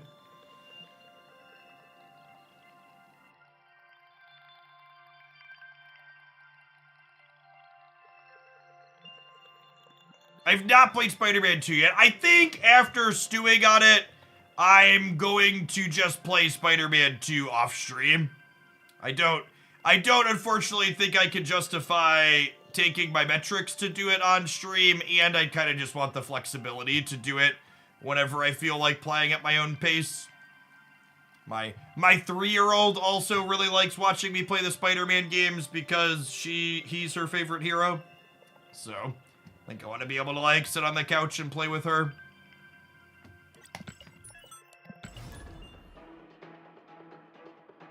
I've not started the new Loki season yet. I just finished Secret Invasion, and I need to watch Guardians of the Galaxy 3.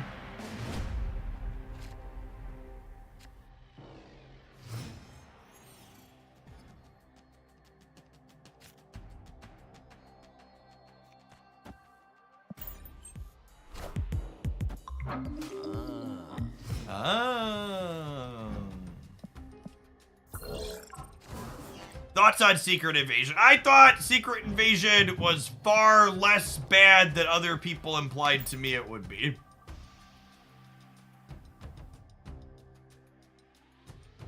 Thought it was like fine C+ quality television.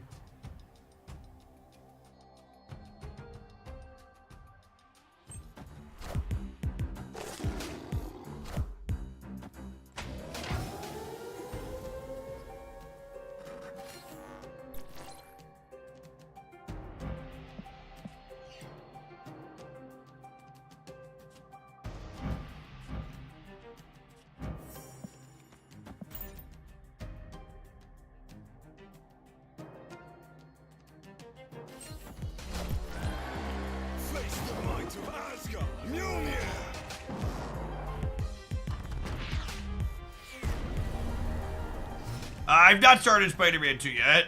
I need to finish my replay on Miles Morales first.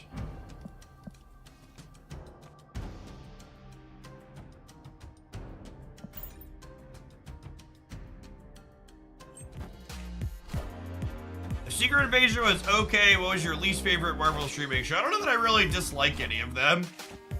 They're all just like varying degrees of fine. Are you liking Miles? Well, I've played through Miles before. This is my second playthrough. It's quite good. I think Insomniac Spider-Man series is the best superhero video game of all time, in my opinion. I think it just like literally hits on every axis. All right, they only drew 1-0 with that, but they certainly have others. Wind, aid my hand.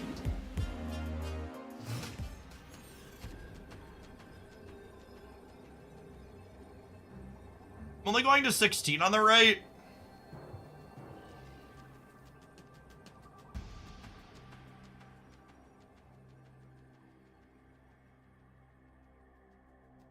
I think the open world tank combat is awful enough in the Batman series that it tanks that series from me ever giving it any significant praise without putting that giant fucking asterisk next to it. Like, it's offensively bad to the point where it ruined the rest of it. I agree the non-tank stuff is, like, good, above average. But the mandatory Batmobile gameplay was so atrocious that I think it hurts the rest of the game as a whole. It's offensively bad, and there's a lot of it. Cause like, at least like, cause like even the Insomniac Spider-Man games, like, it's commonly accepted that like the Mary Jane and like Miles portions where you're like not super and you have to play these shitty stealth missions are like the low point for that series, but at least they're like used super sparingly. Whereas like the tank combat in the third Arkham game or whichever one it is just like, it's so much of it.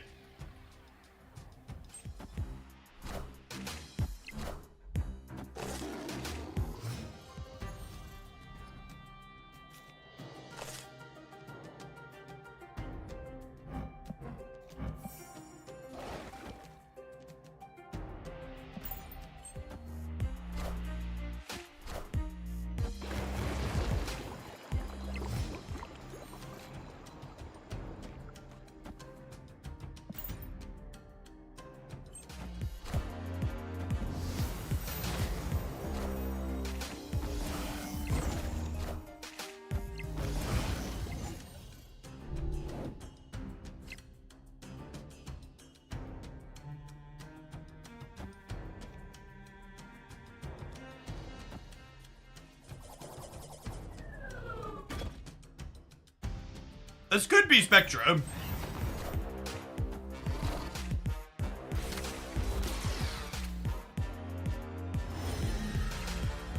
Is that enough to win the game? I don't know if that's enough to win the game, but it's like pretty freaking good.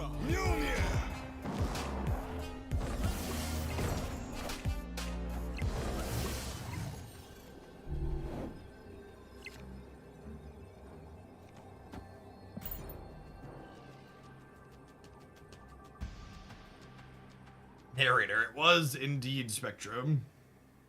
We didn't get a lot of equity out of that though. I just wasn't in a position that was strong enough to like raise the stakes at any point that game.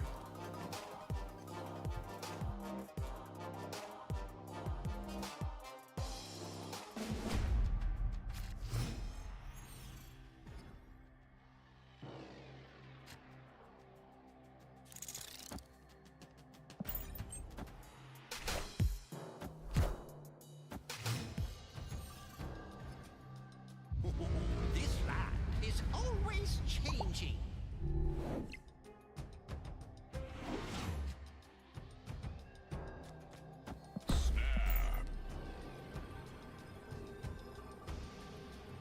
Get around to try and collect over Angela and bounce. Yeah, so I actually cut her for armor after playing some games, Terrible Gamer. I wasn't super impressed with either, and I wanted a tech card to protect my stuff. I was pretty happy with armor. We played some games on stream with armor this morning. At the very start to do my Elsa weekend missions. Victory. I think I would recommend the tech card over another payoff. I didn't feel like I was missing payoffs.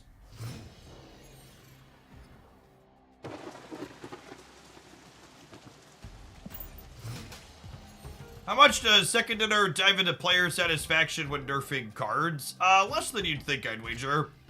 Most of the time when they make adjustments, it largely has to do with being metrics driven.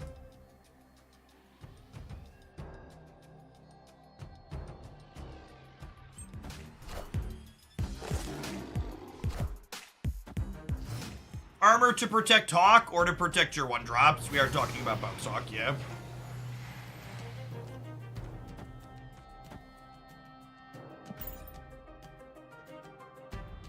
Angela feels weak now. I don't think that's true. You look at the best decks video I posted, there are like 3 or 4 Angela decks in it.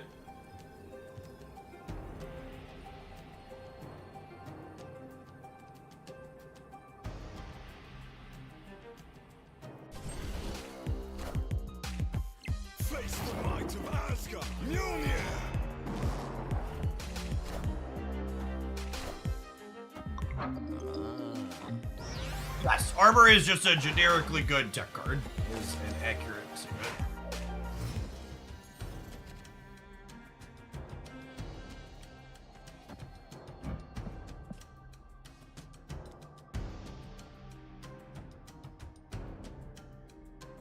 All right, so I get to know with certainty this is Iron Man because I remembered how it is here.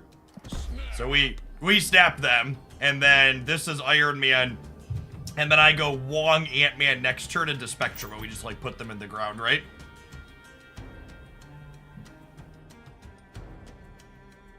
Boy, my boy Howie providing the intel here.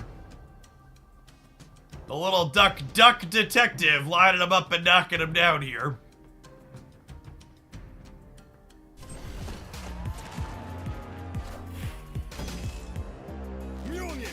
To me.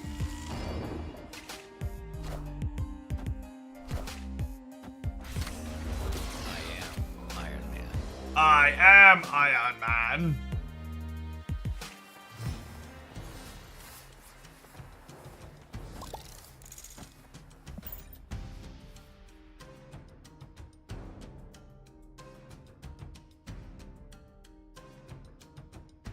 I think this deck is playable without land. I think it's a good bit worse.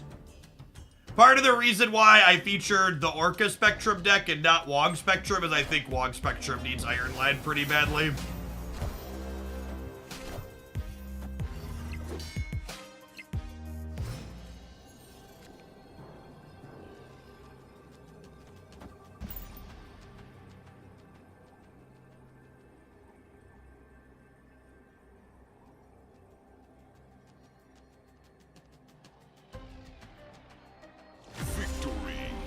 Got some value out of our good draw that game. Howie the duck.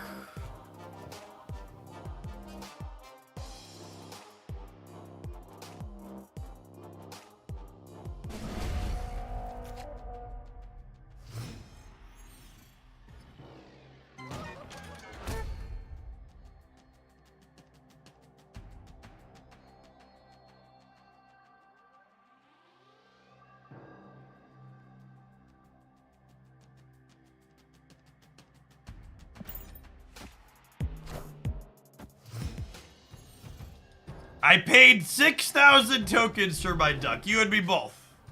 You and me both. You could argue neither of us are good with money.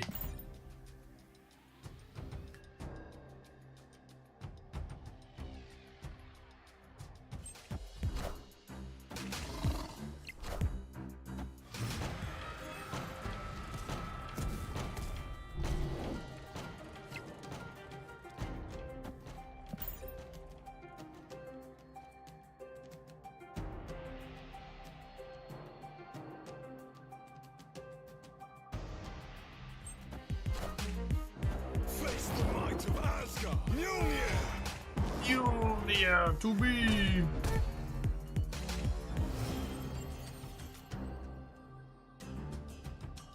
What's the best Moon Girl deck I can play? That's a good question. I don't actually know offhand, press a pick.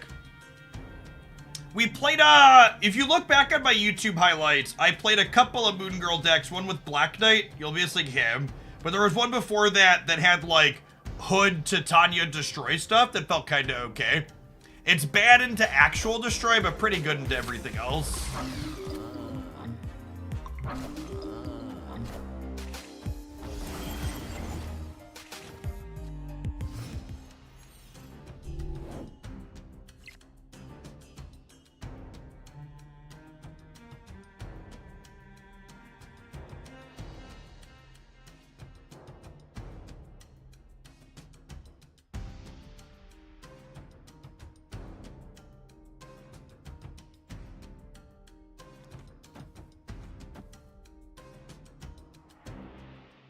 It's just this. Spread out a little bit. Probably dead here. Maybe.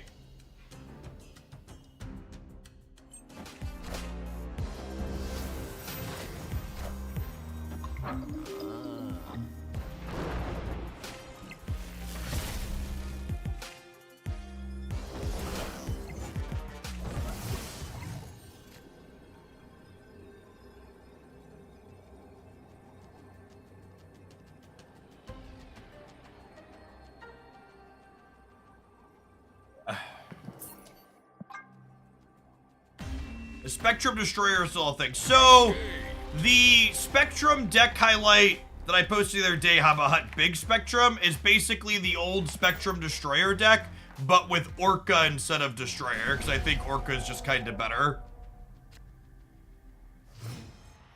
It's that same kind of classic core, and I think it's pretty fine.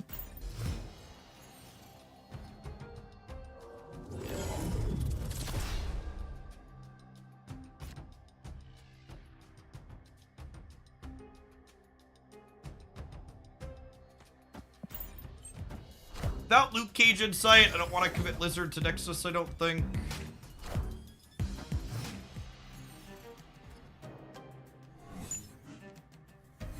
Oh, if you're missing Orca, I think you could just play the classic, yeah. I think that's fine.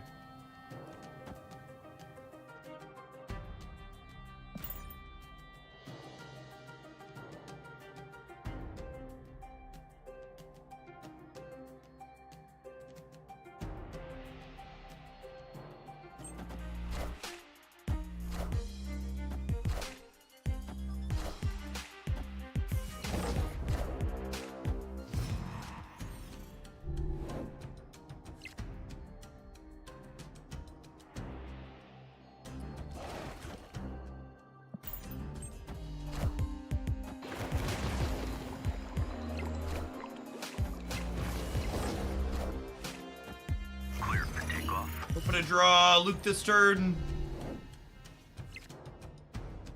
Pre-recorded, etc., etc.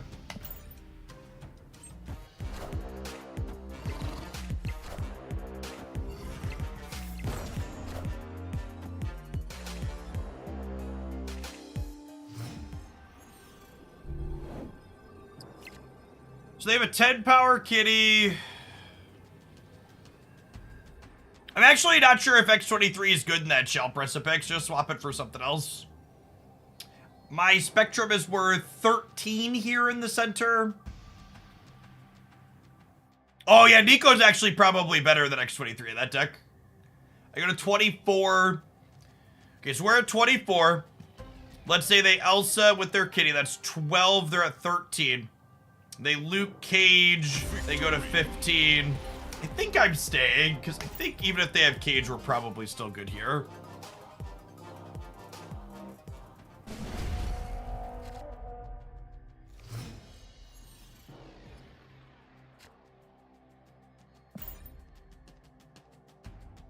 Now we just gotta win one of the next four.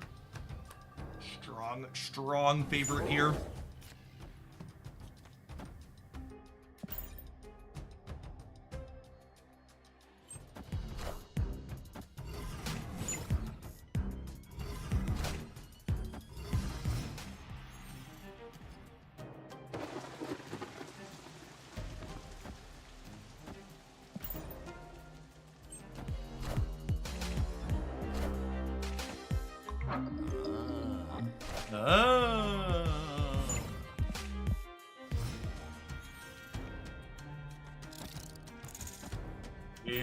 Easy game.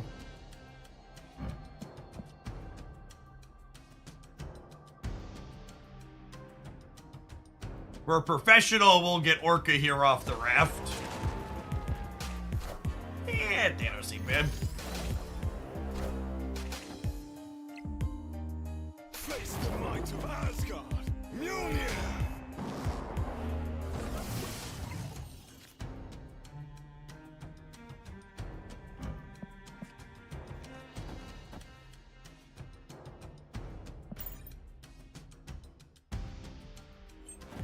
Is deck playable without D and hit power? No, D and hit power is definitely not optional here.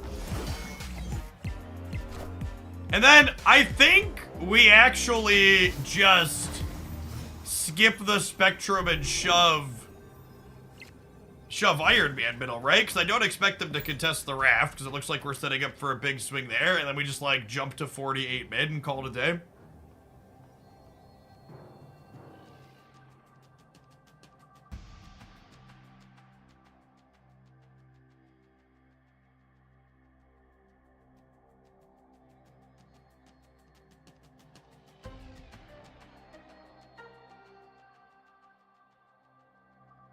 Yeah, there's a chance they just don't even have the stats to compete with 12 on their rate here, too. Like, their draw's only been okay.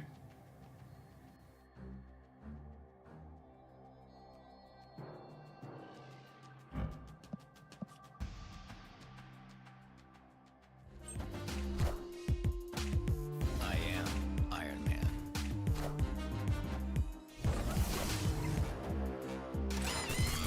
Oh, wow. What a gamer.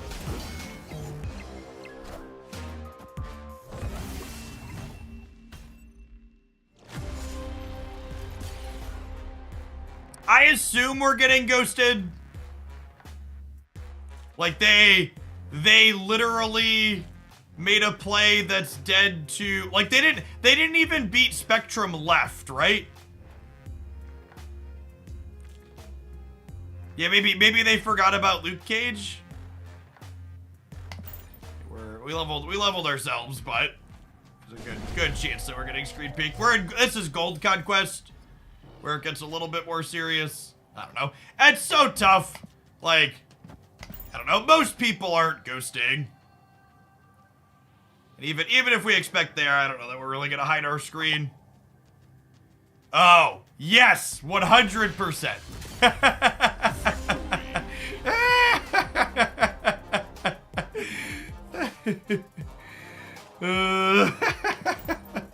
What a gamer.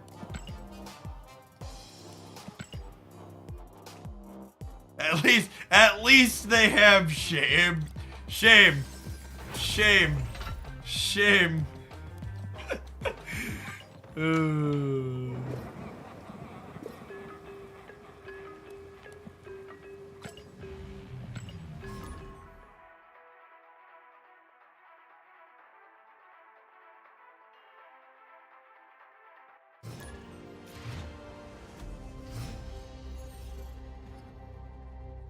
How is this deck felt? I think this deck's probably fine.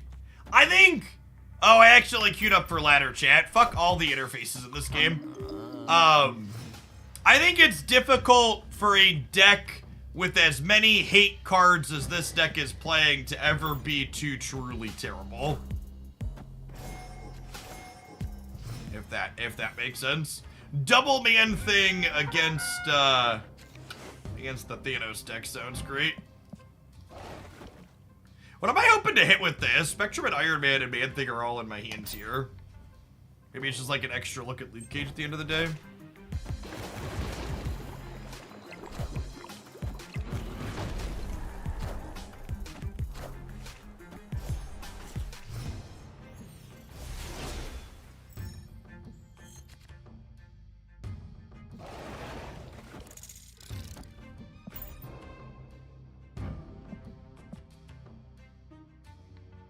I think I need to Man Thing middle just in case we get Professor Cheese this turn.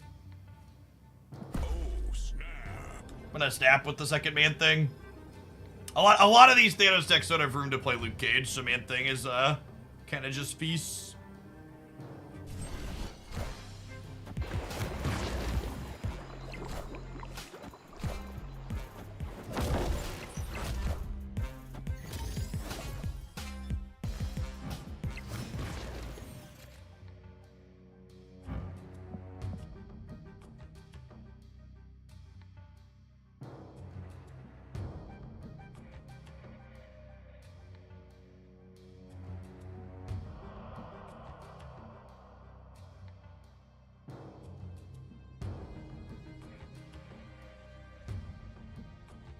Polaris to fill middle. That's a good thought. But if I Polaris to fill middle and then I Iron Lad left for my copy of Luke Cage, and then we can close on Spectrum.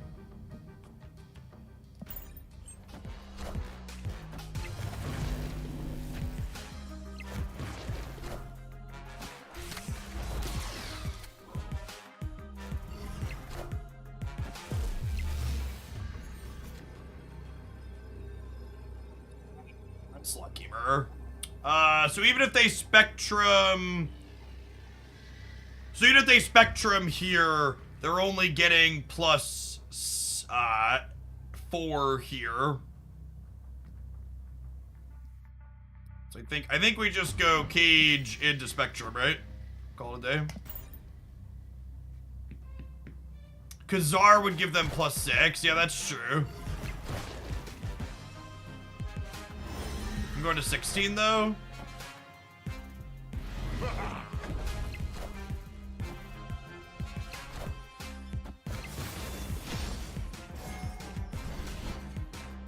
Oh my god. We lose because they took our loot cage.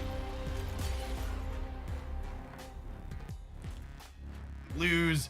A lot, like I said, most of these decks don't play their own cage, but Skrull is really common for the inbred mirror match. Brutal.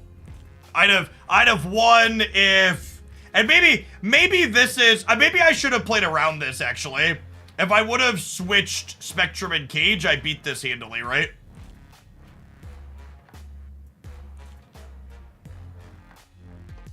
Hey, Color, thanks for the entire year. Yeah, I think I should have switched. I should have switched these. All right, let's go back to our gold conquest. We won the first one. We only queued a ladder match because we misclicked.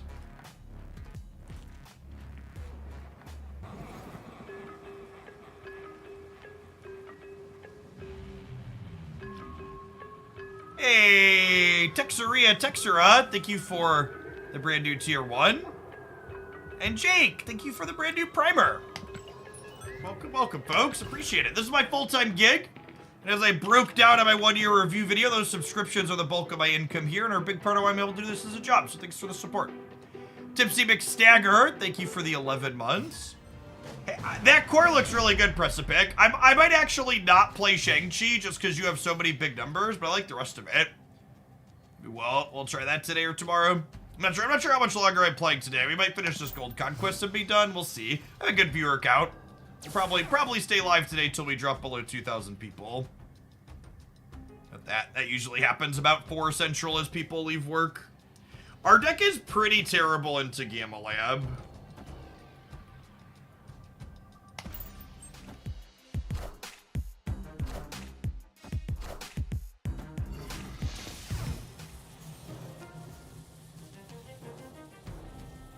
Opponent snapped.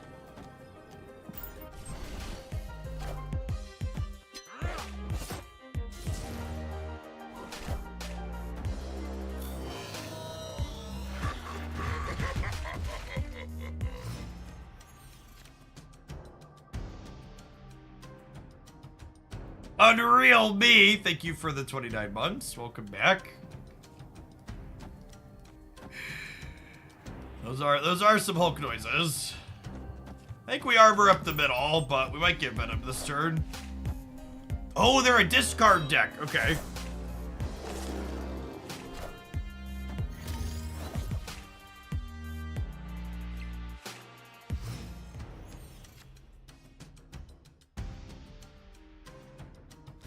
Okay, so I think the play is Iron Man to crunch the middle, and then we're hoping to peel Lizard. Oh. I'd say we're hoping to peel Lizard to go Ant-Man 3-drop Lizard over here. Well, that's certainly still the play, but it doesn't feel great.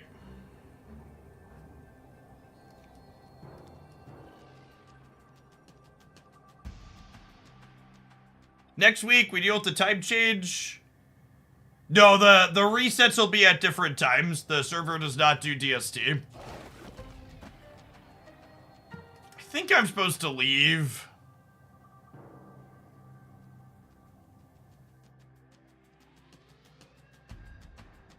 Just stature and stuff is so bad for us here. How crucial is Howard in this deck? Howard's less important than Iron Lad. I think Iron Lad is not negotiable. But Howard, you could probably sub like Quinjet or another cheap ongoing card. Thanks for the 7 months, Goat Seeker. Honestly, I'm excited for the time rollover happens at to change. 1 p.m. Central for new cards releasing is significantly better for me personally. I typically only stream till 3 or 4, so I'd love to have, 3 or 4 hours with the new content as opposed to opposed to what I get now.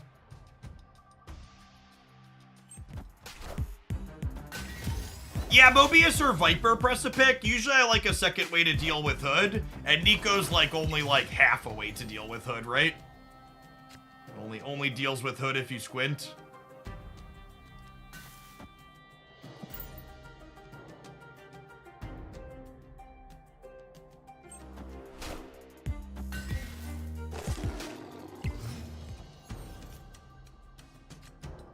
That's a 3-drop.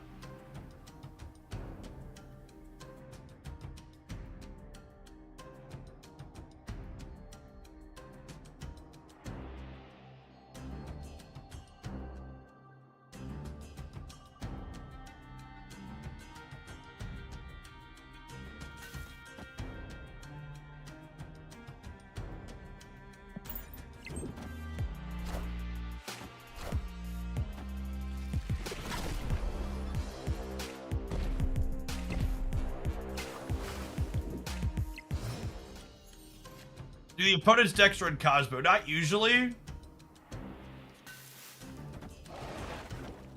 I think they're gonna have a hard time contesting here with double Spectrum next turn. So I'm gonna play Man Thing, Mobius, and then snap them.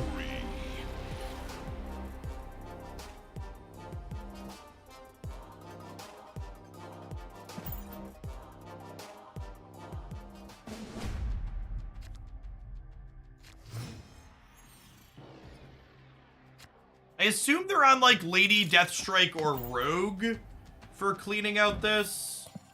You prefer this deck over the other ongoing deck you had on YouTubers. So I think the other one's better. I don't know that I have a super strong opinion, though. I think they're probably both worse than, I think they're probably both worse than the Thanos builds, realistically.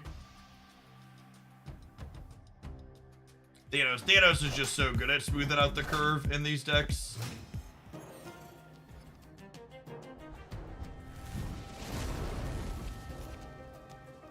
What brand of step machine do I use? I don't have a step machine, but the bike that I use that I ride on periodically is this.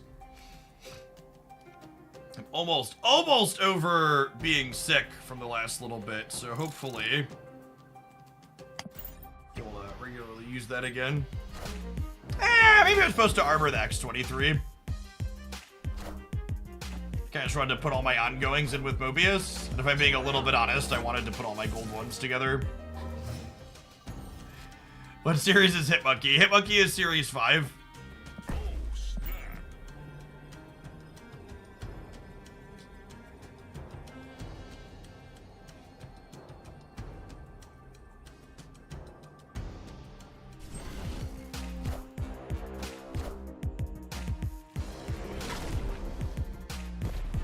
This is much better against Killmonger, is the other upside to playing like I did. Hey, and their X-23 jumped middle, so like, no harm, no foul, huh?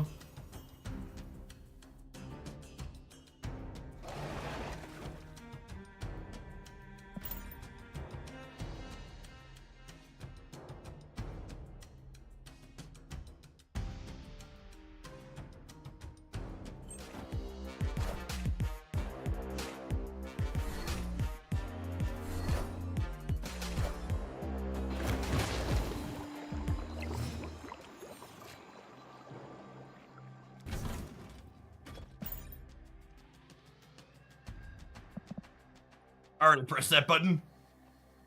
And around what collection level do you normally have every Series 3 card? I believe it's currently between 4,000 and 4,500, but it varies depending on like how many collector's tokens you spend, right? On Series 3 cards and stuff.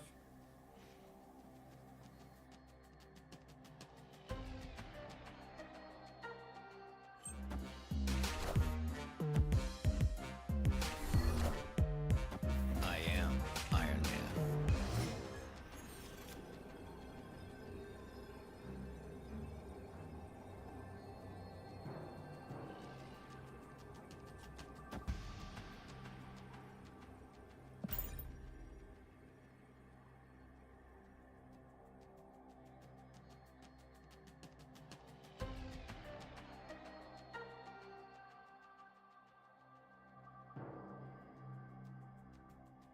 He did lose the 50-50. Iron Lad would have given us a 50-50 for Spectrum. Howie was actually the worst draw in our deck, right? Because he's the lowest stats and he dies to Killmonger.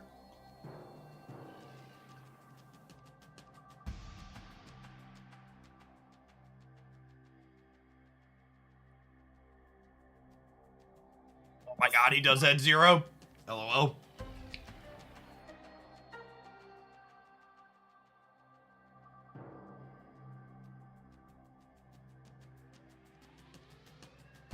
Escaped.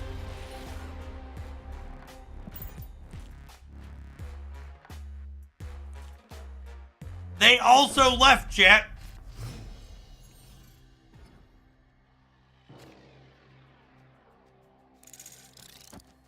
Let's go. Can our opponent gaming?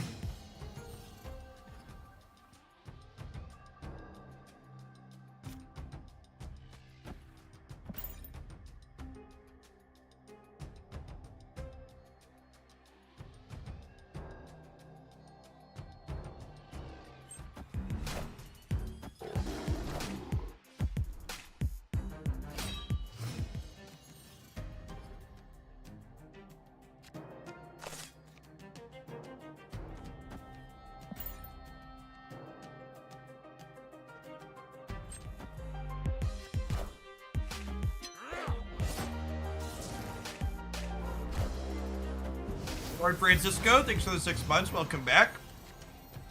Mindscape is terrible for us. Oof.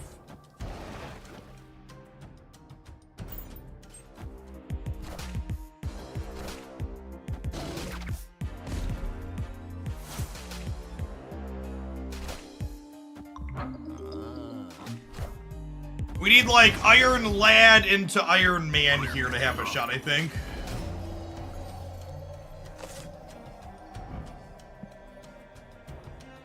Opponent snapped.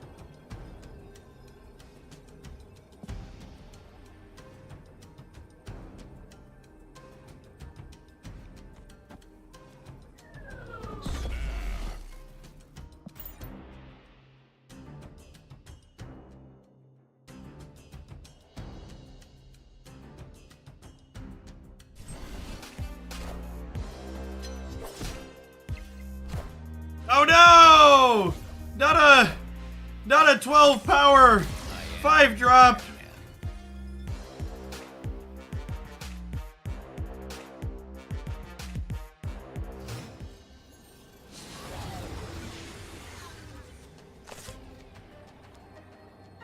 Oh my god! They discarded a card, so their stature costs 1 for us. Holy shit! Holy shit! Alright, gaming.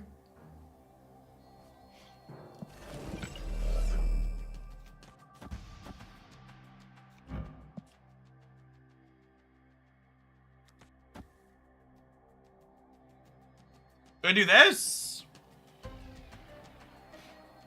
I gave them a bunch of bad cards. I think it's this. Thoroughly bad. Okay. I was saying, after their very disciplined retreat in the first game, I'd be shocked if they stay here.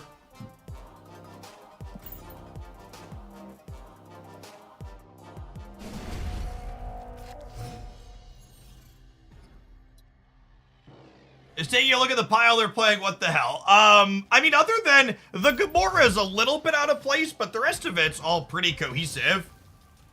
Some neat overlapping discard and destroy synergies. I like it.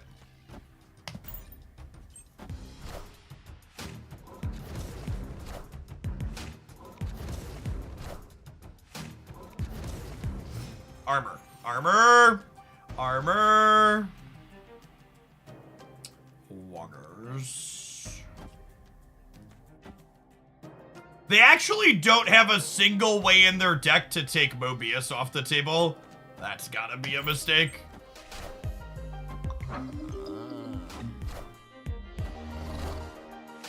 Or it's probably there to go high power 5 drop into stature. 100% that's why Gamora's there. Alright, Iron Lad is armor. Never. He's never armor because I have a Howie that can tell me what's there. I think I might still just Iron Lad, huh?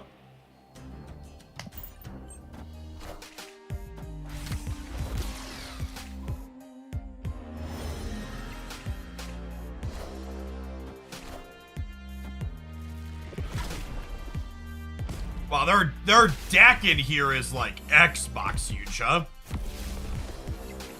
That's a big boy.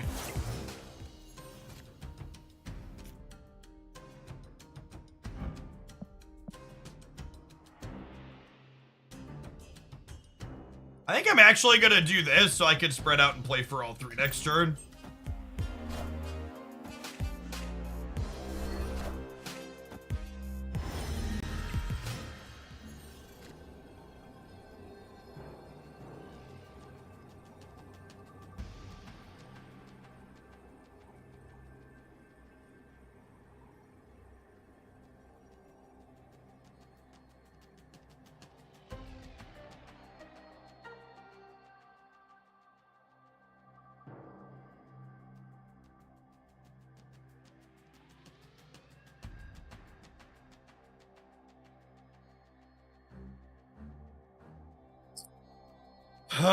The problem with armor mid is I lose to Gamora mid, right? I lose to Gamora right or center. And I don't have enough points to win the left. Yeah, I actually have to go here. Yeah. Escaped.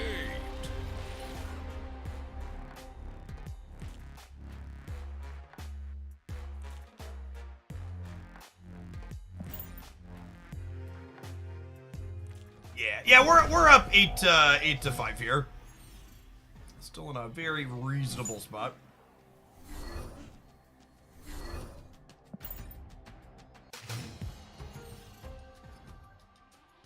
Is Howard the Duck finally meta? No, this is not a meta deck.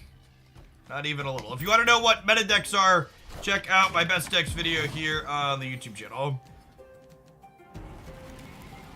This just in.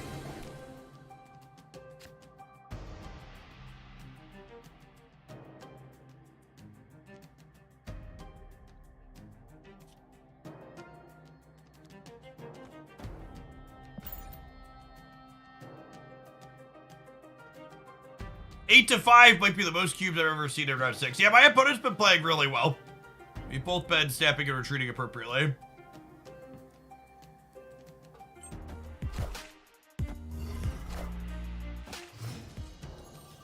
Oh, snap.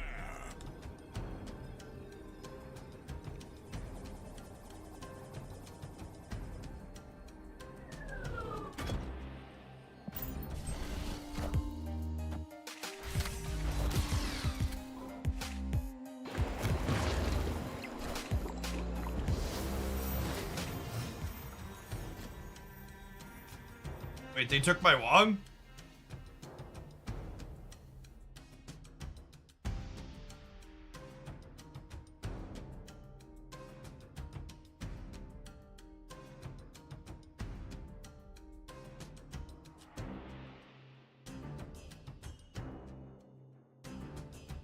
Yeah, I guess they're setting up Dakin.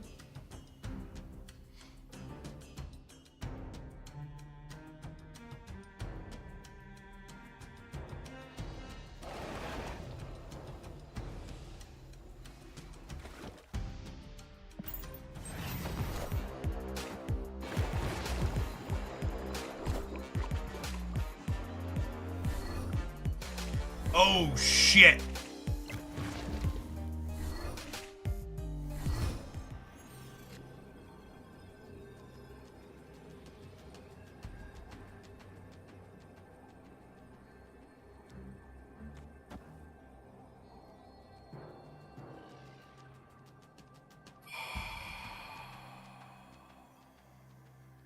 I didn't have Mobius. They could have Gamora's stature.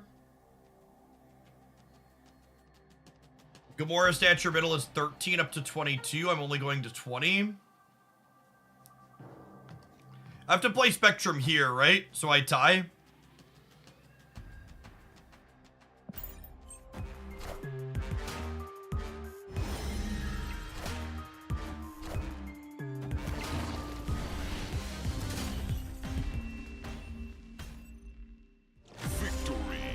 Okay, chat. We are, well, we're 2-0 in our gold conquest with our Wong Spectrum pile of cards. Howard the Duck taking us to an infinity ticket potentially. Before we get to that though, we've got some wonderful adverts to show. See you on the flip side of a 120-second break. Thanks for hanging out. Don't go anywhere. If you're chilling on the YouTube side of the stream, don't forget to tap the like button. Appreciate that. Doesn't cost you anything. Helps it out.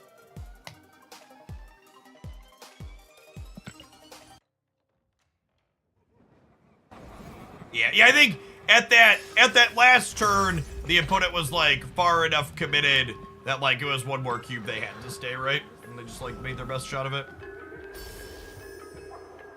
That's correct, Secrets. Subscribing is not only a way to directly support the channel, but you no longer see adverts.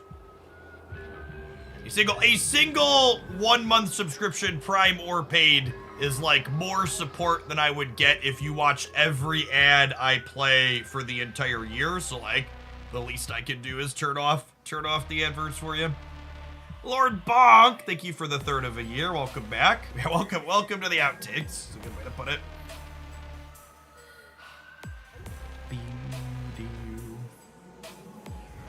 Let's look at Howard replacement. Some other cheap ongoing thing, yeah. Like your favorite 1 or 2 costs. Probably Quinjet.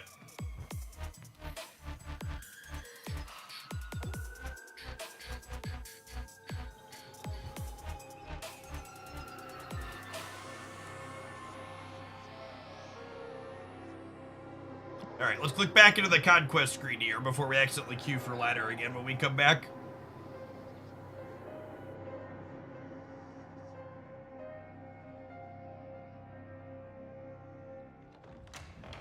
You replace Man-Thing in this deck. Yeah, if you're missing Man-Thing, play Typhoid Mary. ESM, thank you for the 7 months. Appreciate that. Welcome back.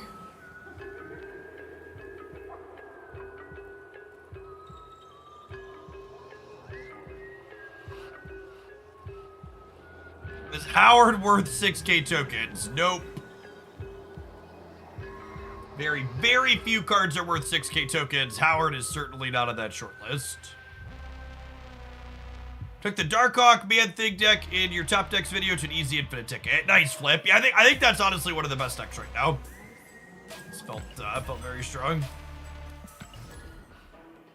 Is Howard worth 6 tokens? Howard is definitely worth 6 tokens. You can get it, if you can get him on that sale, I would say snap it off. Easy winner. Hey, what's going on, Jewel Bank? Appreciate the tier 1. What series is Typhoid Berry? Series 3.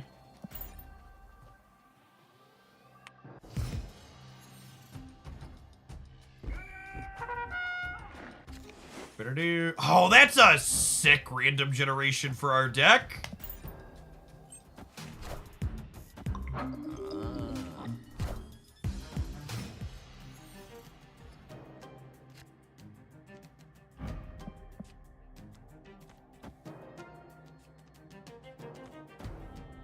Alright, Mobius will put Iron Lad to a 4/4 at least, and then Luke will unlock his power. Like, with their powers combined, will undo the peak.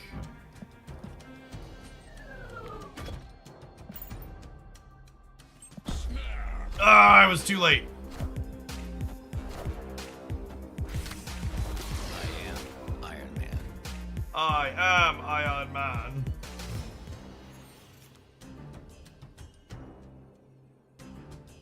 Opponent snapped.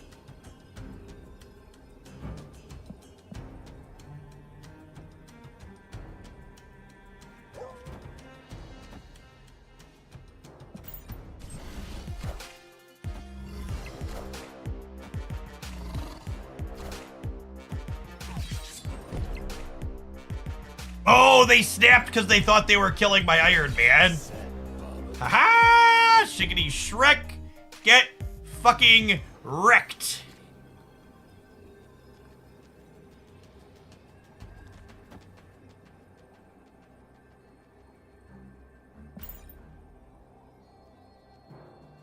I think we lose to Null. I don't actually know. It's just an infinity ticket, chat.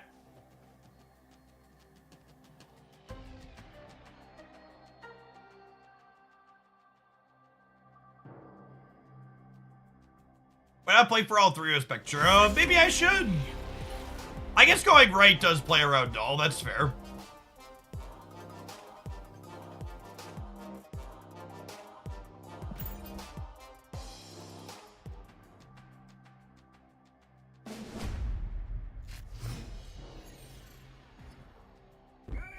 Dedicate that fat dub to Howie. Helping us out, letting us know what's on top of the deck. Opponent snapped. I think I'm gonna stay. I've got a bunch of my low end of my curve.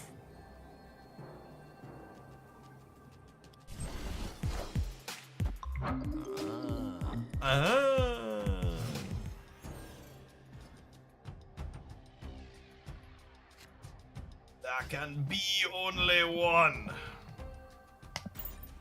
Okay, I'll get to raise our Wongers next turn.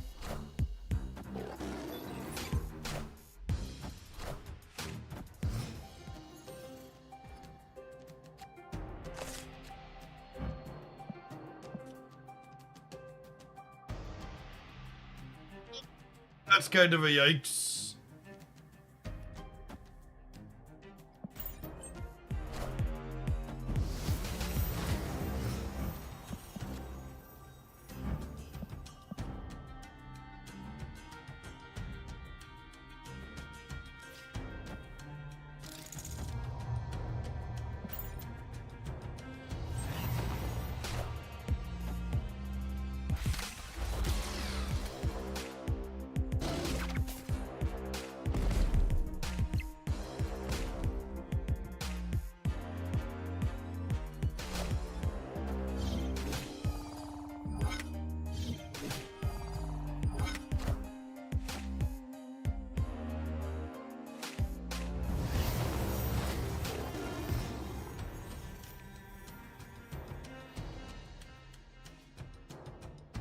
Oh, we lost the priority coin flip, so I can't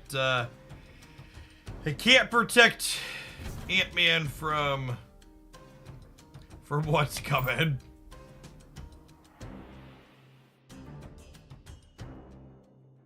What's going on, syntax error? Thanks for the 2 years. Welcome back. I forgot Nakia got her OG text back. Well, her OG text was +2 per card.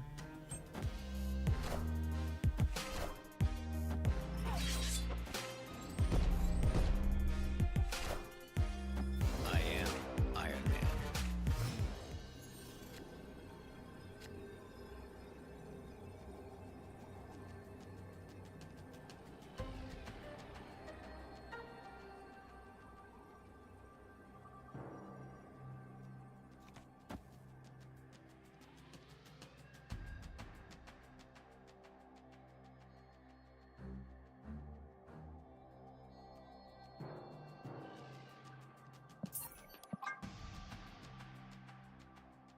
Seven leftover wins.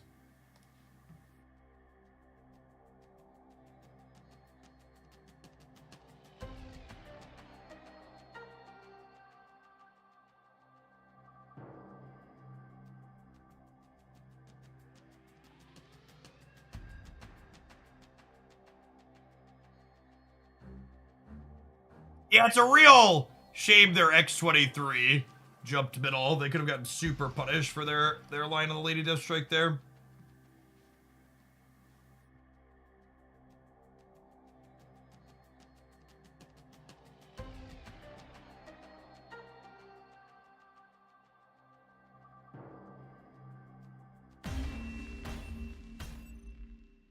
Escaped. Yeah, they won both the location coin flip on the Starlet and then the X-23 flip after.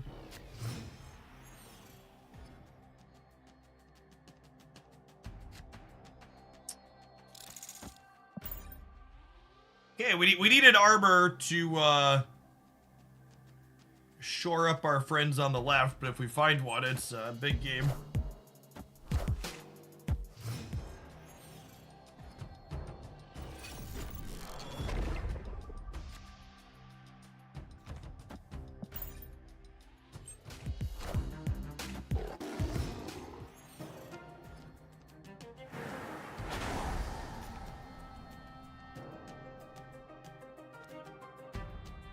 if I can... I don't know if I can actually contest that.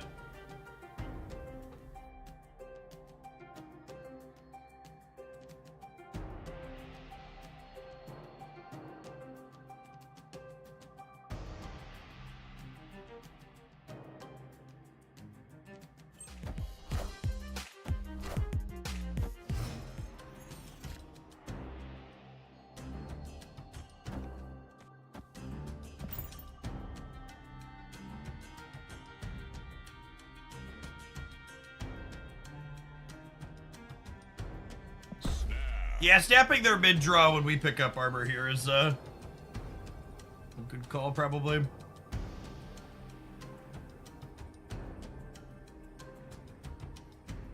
What's going on, Nemesis? Thank you for the almost 4 years. Appreciate that. Welcome back. We get Killmonger this turn because they're unfortunately holding priority by 1 point. Yeah, that's probably fine though, right? I can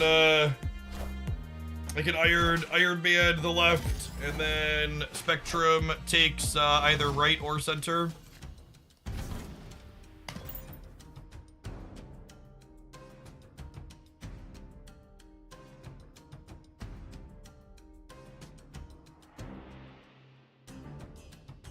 It's like going to infinity and beyond on the left here.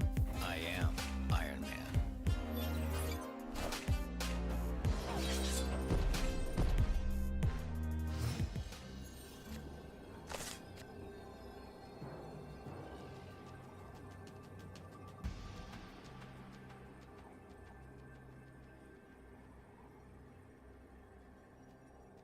Wait. Dead to death.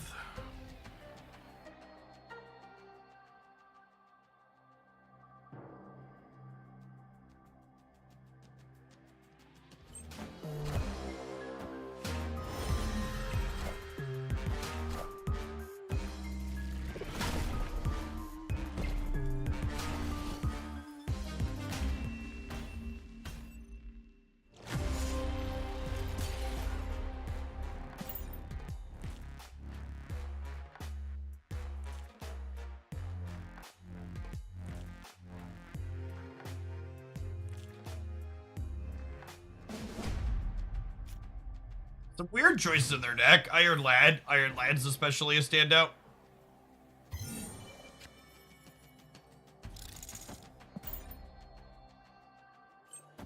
We're 4 to 6. I don't think we're in like half to snap territory yet, but obviously a little bit behind.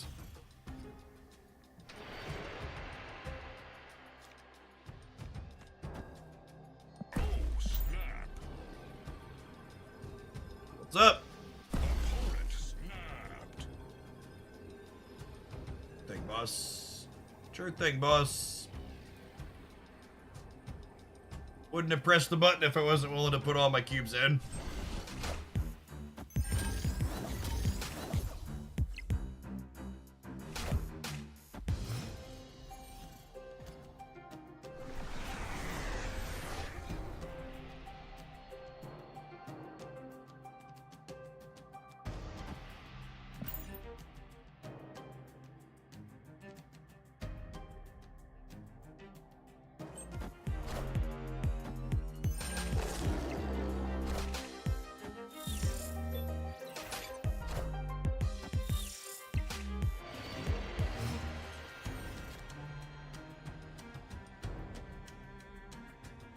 Iron Lad hitting Deadpool work. It does come back to your hand and double, but it's still a 4-cost thing you have to play out every turn. So it's like not that good, right?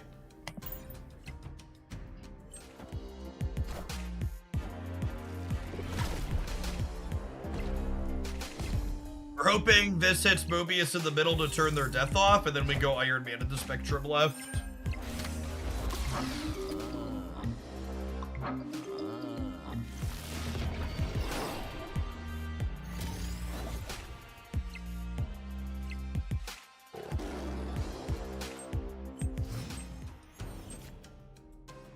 $23 enough to win the middle.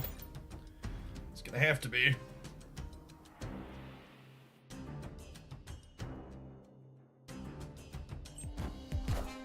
Could get a hot Lady Deathstruck out of this Iron Man too, though.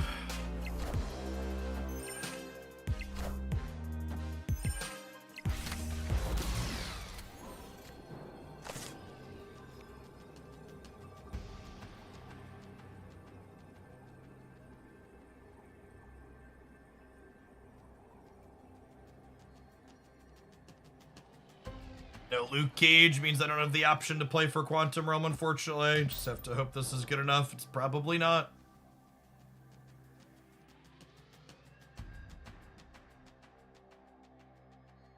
Can't beat death. I don't believe so.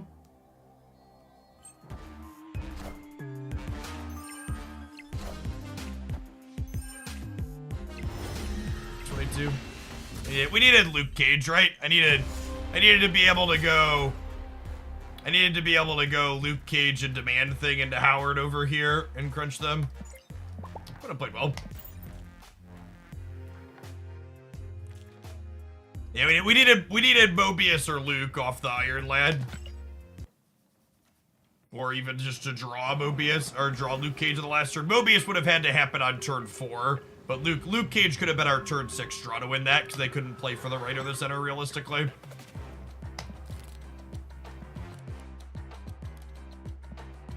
Yeah, their Lady Deathstrike was also pretty good against what we were doing, is accurate.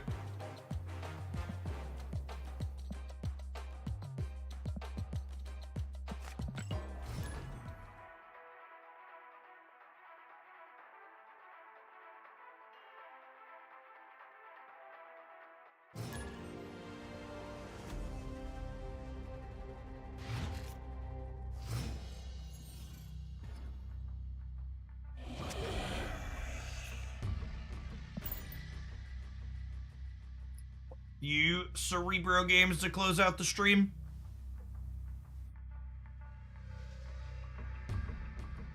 By the way, if there's anybody still that hasn't finished up your drops that's hanging out, keep in mind those will end tomorrow night. You have approximately like 32 hours to finish it, I believe. So you gotta cover 6 hours of Twitch to claim all of those.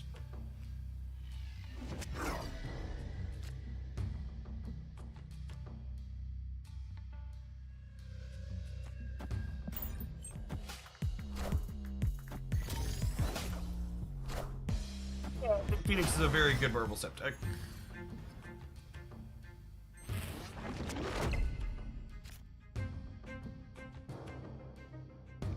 Perfect reward for having played into New York last turn.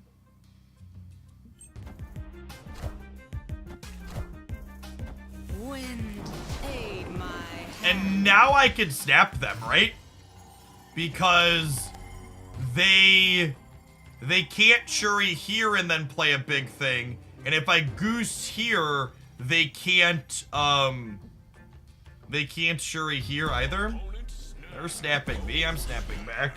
Do I need to put Nico here? Or can I put Nico here?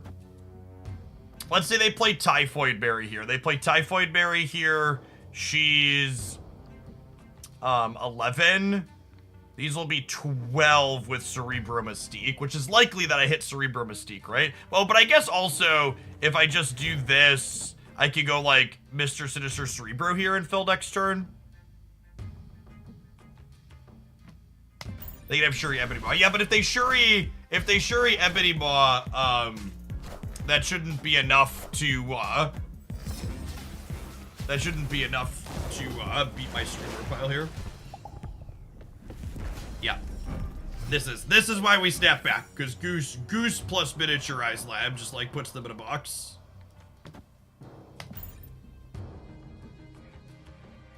Sadistic Cheese, thank you for the 2 months. I appreciate you coming back. And Acrylics, thank you for the brand new Prime. Yeah, Brood's not a bad draw either. Let's me contest the right nicely. Obviously hoping for Mystique. Nailed it.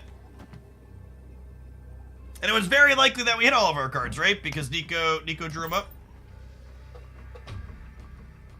Victory.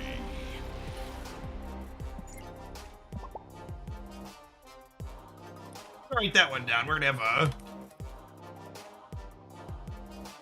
have a Cerebro 2 highlight here before long. Recorded a bunch of games with this yesterday that felt really good. Nico was a very big upgrade for this deck. She does so much. Between drawing cards, lets you hit Cerebro more frequently, or making Cerebro 2 power on occasion. or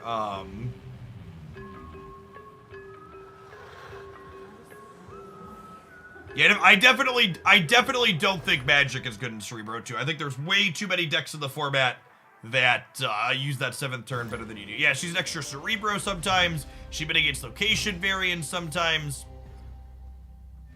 Basically everything other than her demon spell is useful. Even this move spell lets you get extra stuff into the flooding on occasion.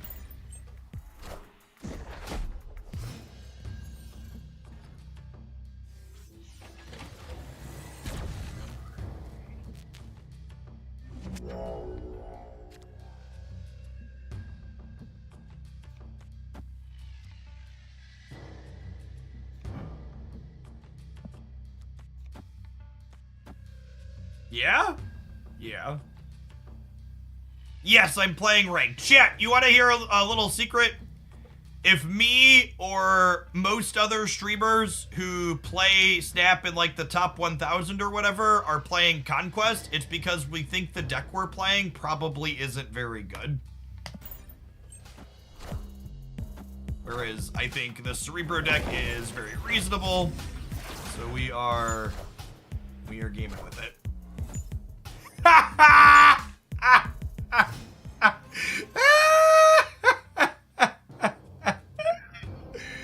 I mean, I think my hand's pretty good, right? Do I snap? I can snap, right? Because all my rocks are gonna be 2. I think we Mystique. I think we Mystique. Because I want my rocks to be 2 power.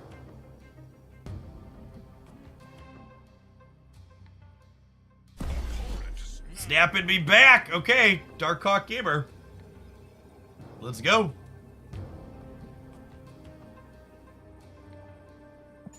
Yeah, I'm choosing to Mystique my Blue Marvel rather than my Cerebro because there's a good chance we draw a bunch of rocks, right?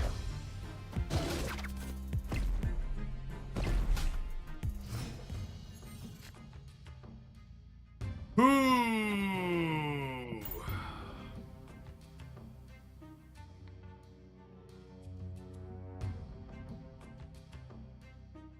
Glad you're having fun with it, Abide.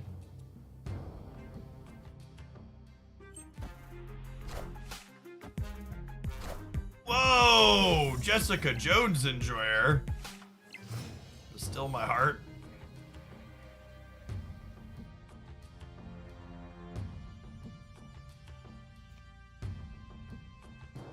There is nothing I can draw that I won't be able to play next turn, because everything in my deck costs 3 or less, right?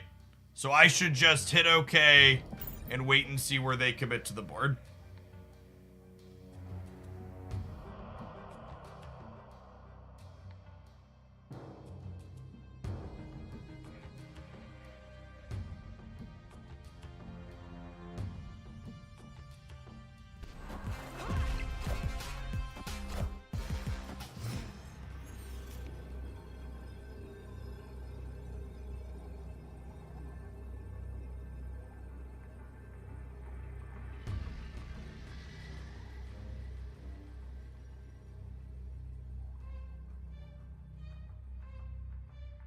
We have to go, unfortunately.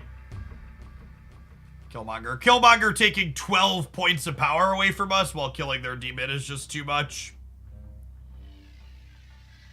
I can't compete on all 3, meaning we just die to a Chavez, unfortunately.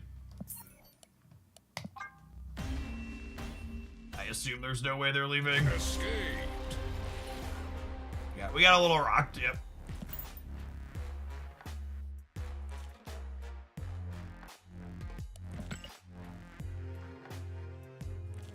Anyone to replace Echo? Yeah, whatever your favorite other 1 energy 2 power card is. Chat, Cerebro decks are literally the easiest decks in the world to replace cards you're missing in.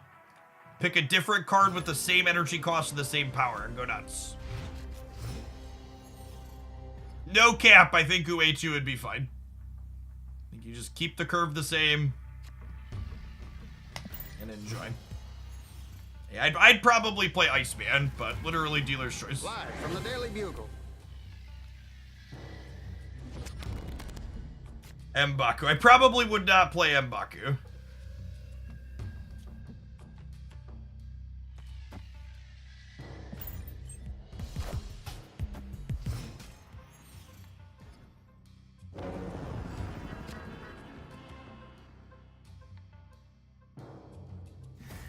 If I do this, I miss a card draw. So I think it's just this.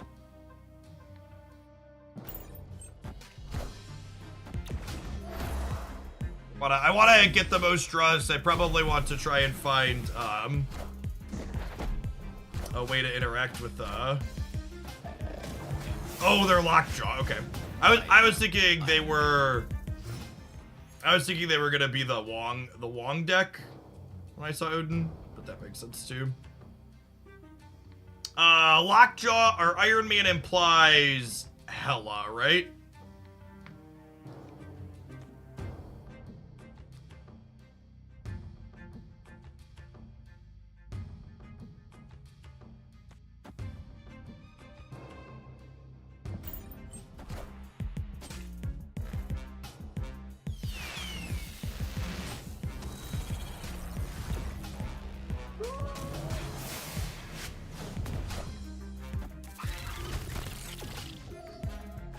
They actually don't have that many stats in Asteroid M, huh?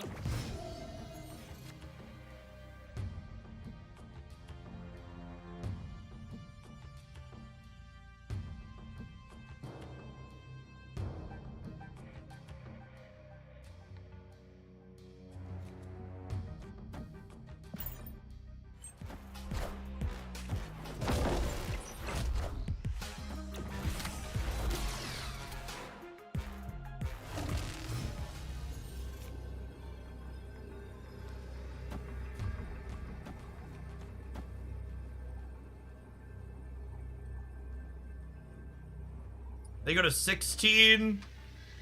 We go to 16, 19 if we hold here. This is again like we were 50% to draw the Cerebro because Nico drew 2 cards, right? Oh, Alioth, huh? That's interesting. It'd be a damn shame if you got casseroled, bud. Soggy fart and leave.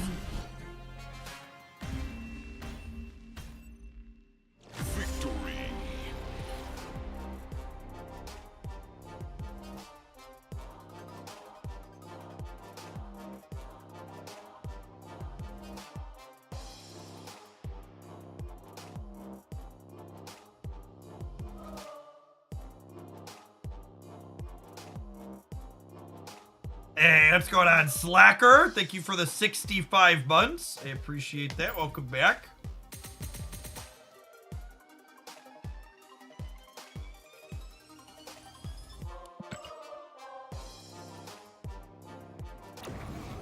Because I think this deck is... I really was not expecting Nico to feel like the power level upgrade to this deck that she is.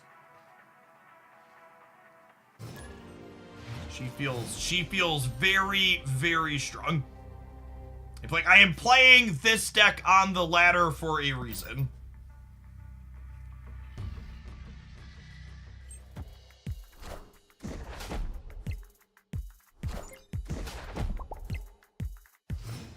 How do you see what spell Nico has cast? So you can zoom in on the card and read her text box. Titan is not good for us, but sewer system's also not great. You go with Nico. Nico is stellar in bounce. 10 out of 10. Love Nico in bounce.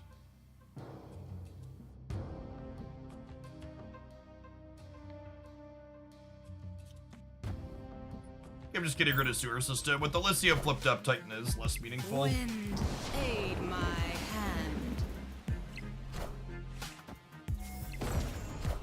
We have Luke for the sewer. Where's my Luke? Can you point him out? I don't see him.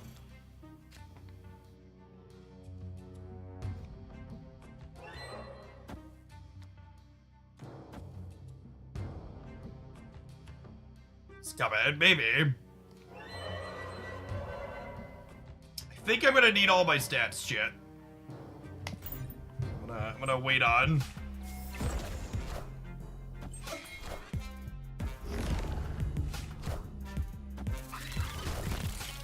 Their Elsa move deck is playing Professor Scam.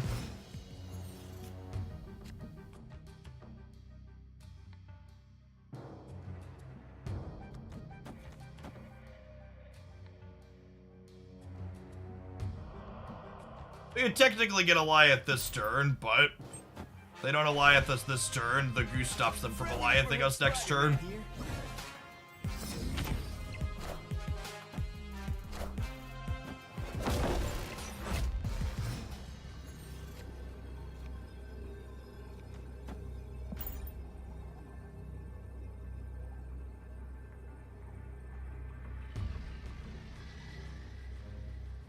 So 7 in the middle, 4 on the right.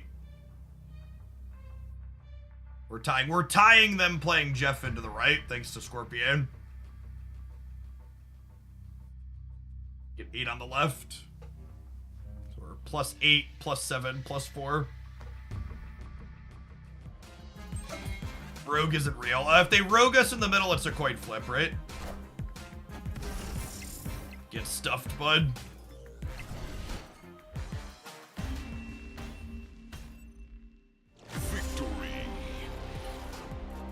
Goose is very good. A significant amount of the power of this deck and why I think it's competitive is because of Storm plus Goose and to a degree Echo as well. So this is the best Echo deck, not close, because it has other tools in addition to Echo to really constrain where they can play their stuff to. Yeah, this is I think the only deck I really want Echo in. And she's definitely good here. She's not you should buy her for tokens, but she's, if you happen to have her, you could play her here and not feel embarrassed about it. All right, gamers, I think we're going to end on a couple of happy notes. That was a sweet set of games with this. Keep an eye out for a highlight on this on the YouTube channel. We'll probably be playing more of it on stream, though, before long as well. I'm going to hit one more ad roll on the way out the door. If you want an easy way to support, hang out for a few minutes on that. I'll be back tomorrow is patch day. There's a new card as well. We'll be hanging out, playing. Still not quite the end of the season yet, but appreciate everybody here. And hopefully we'll see you again in the morning. Tomorrow's the last day for drops. Does Echo counter Rogue? So Rogue will still take your card, but she doesn't get the ability after. Cerebro 2 has a good Thanos Prism matchup. Yeah, I think that's true, Pressamic. I think this deck has like always been good into that deck. You have a lot of good tools. I really just can't overstate how many of the problems this deck has that Nico solves as a card. She helps you find your Cerebros more consistently. She occasionally makes sure Cerebros have 2 power. She gives you a 2nd or 3rd Cerebro in key spots. She removes troublesome locations without being a dedicated card that only does that. Yes, I would recommend playing Iceman if you're missing it.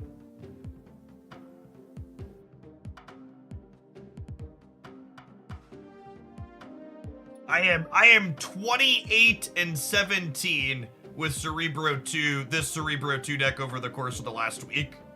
Just over 60% win rate.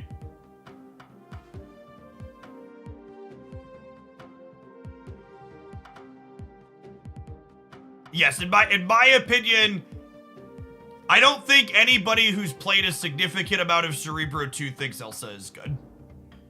Elsa doesn't solve problems that this deck has, and she creates new problems and limiting how you can play out your final cards to locations. The one big thing that makes Elsa pretty bad in this deck that people that have less experience with it keep missing is that Cerebro 2 regularly plays out Cerebro on turns like 4 and 5, and sometimes even 3 and 4. A very common play line with this deck is you storm a path that you have a 2-drop in, and then your turn 4 after you storm is 1 drop plus Cerebro into your storm path, so that way your Cerebro is insulated from things like Enchantress or Rogue and other things that want to take your bonus away. So I think not having the flexibility to do that is a pretty big miss.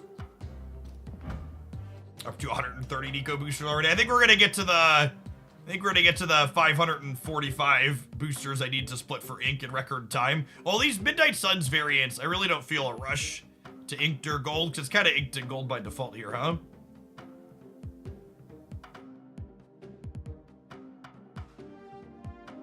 Helium! Thank you for the over 3.5 years. Welcome back. Let's find someone to raid here. The ad roll is finishing off.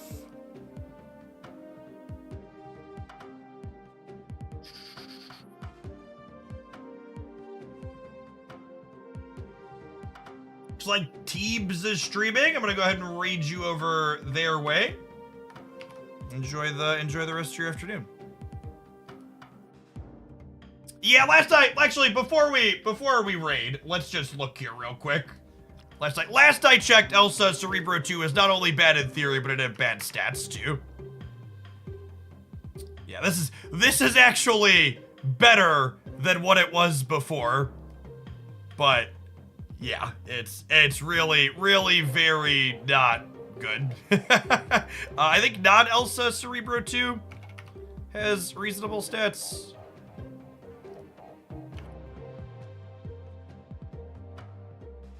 It's fine. It's not format breaking by any means, but this is the one. It's like it's almost 15 percentage points up, right? Or 10. It was like 40 or 42 or something. So again, I don't think you're gonna like break the format by any means, but I think it's just a good solid tool, and I like these 12 cards. All right, I'm off. Go enjoy Teams.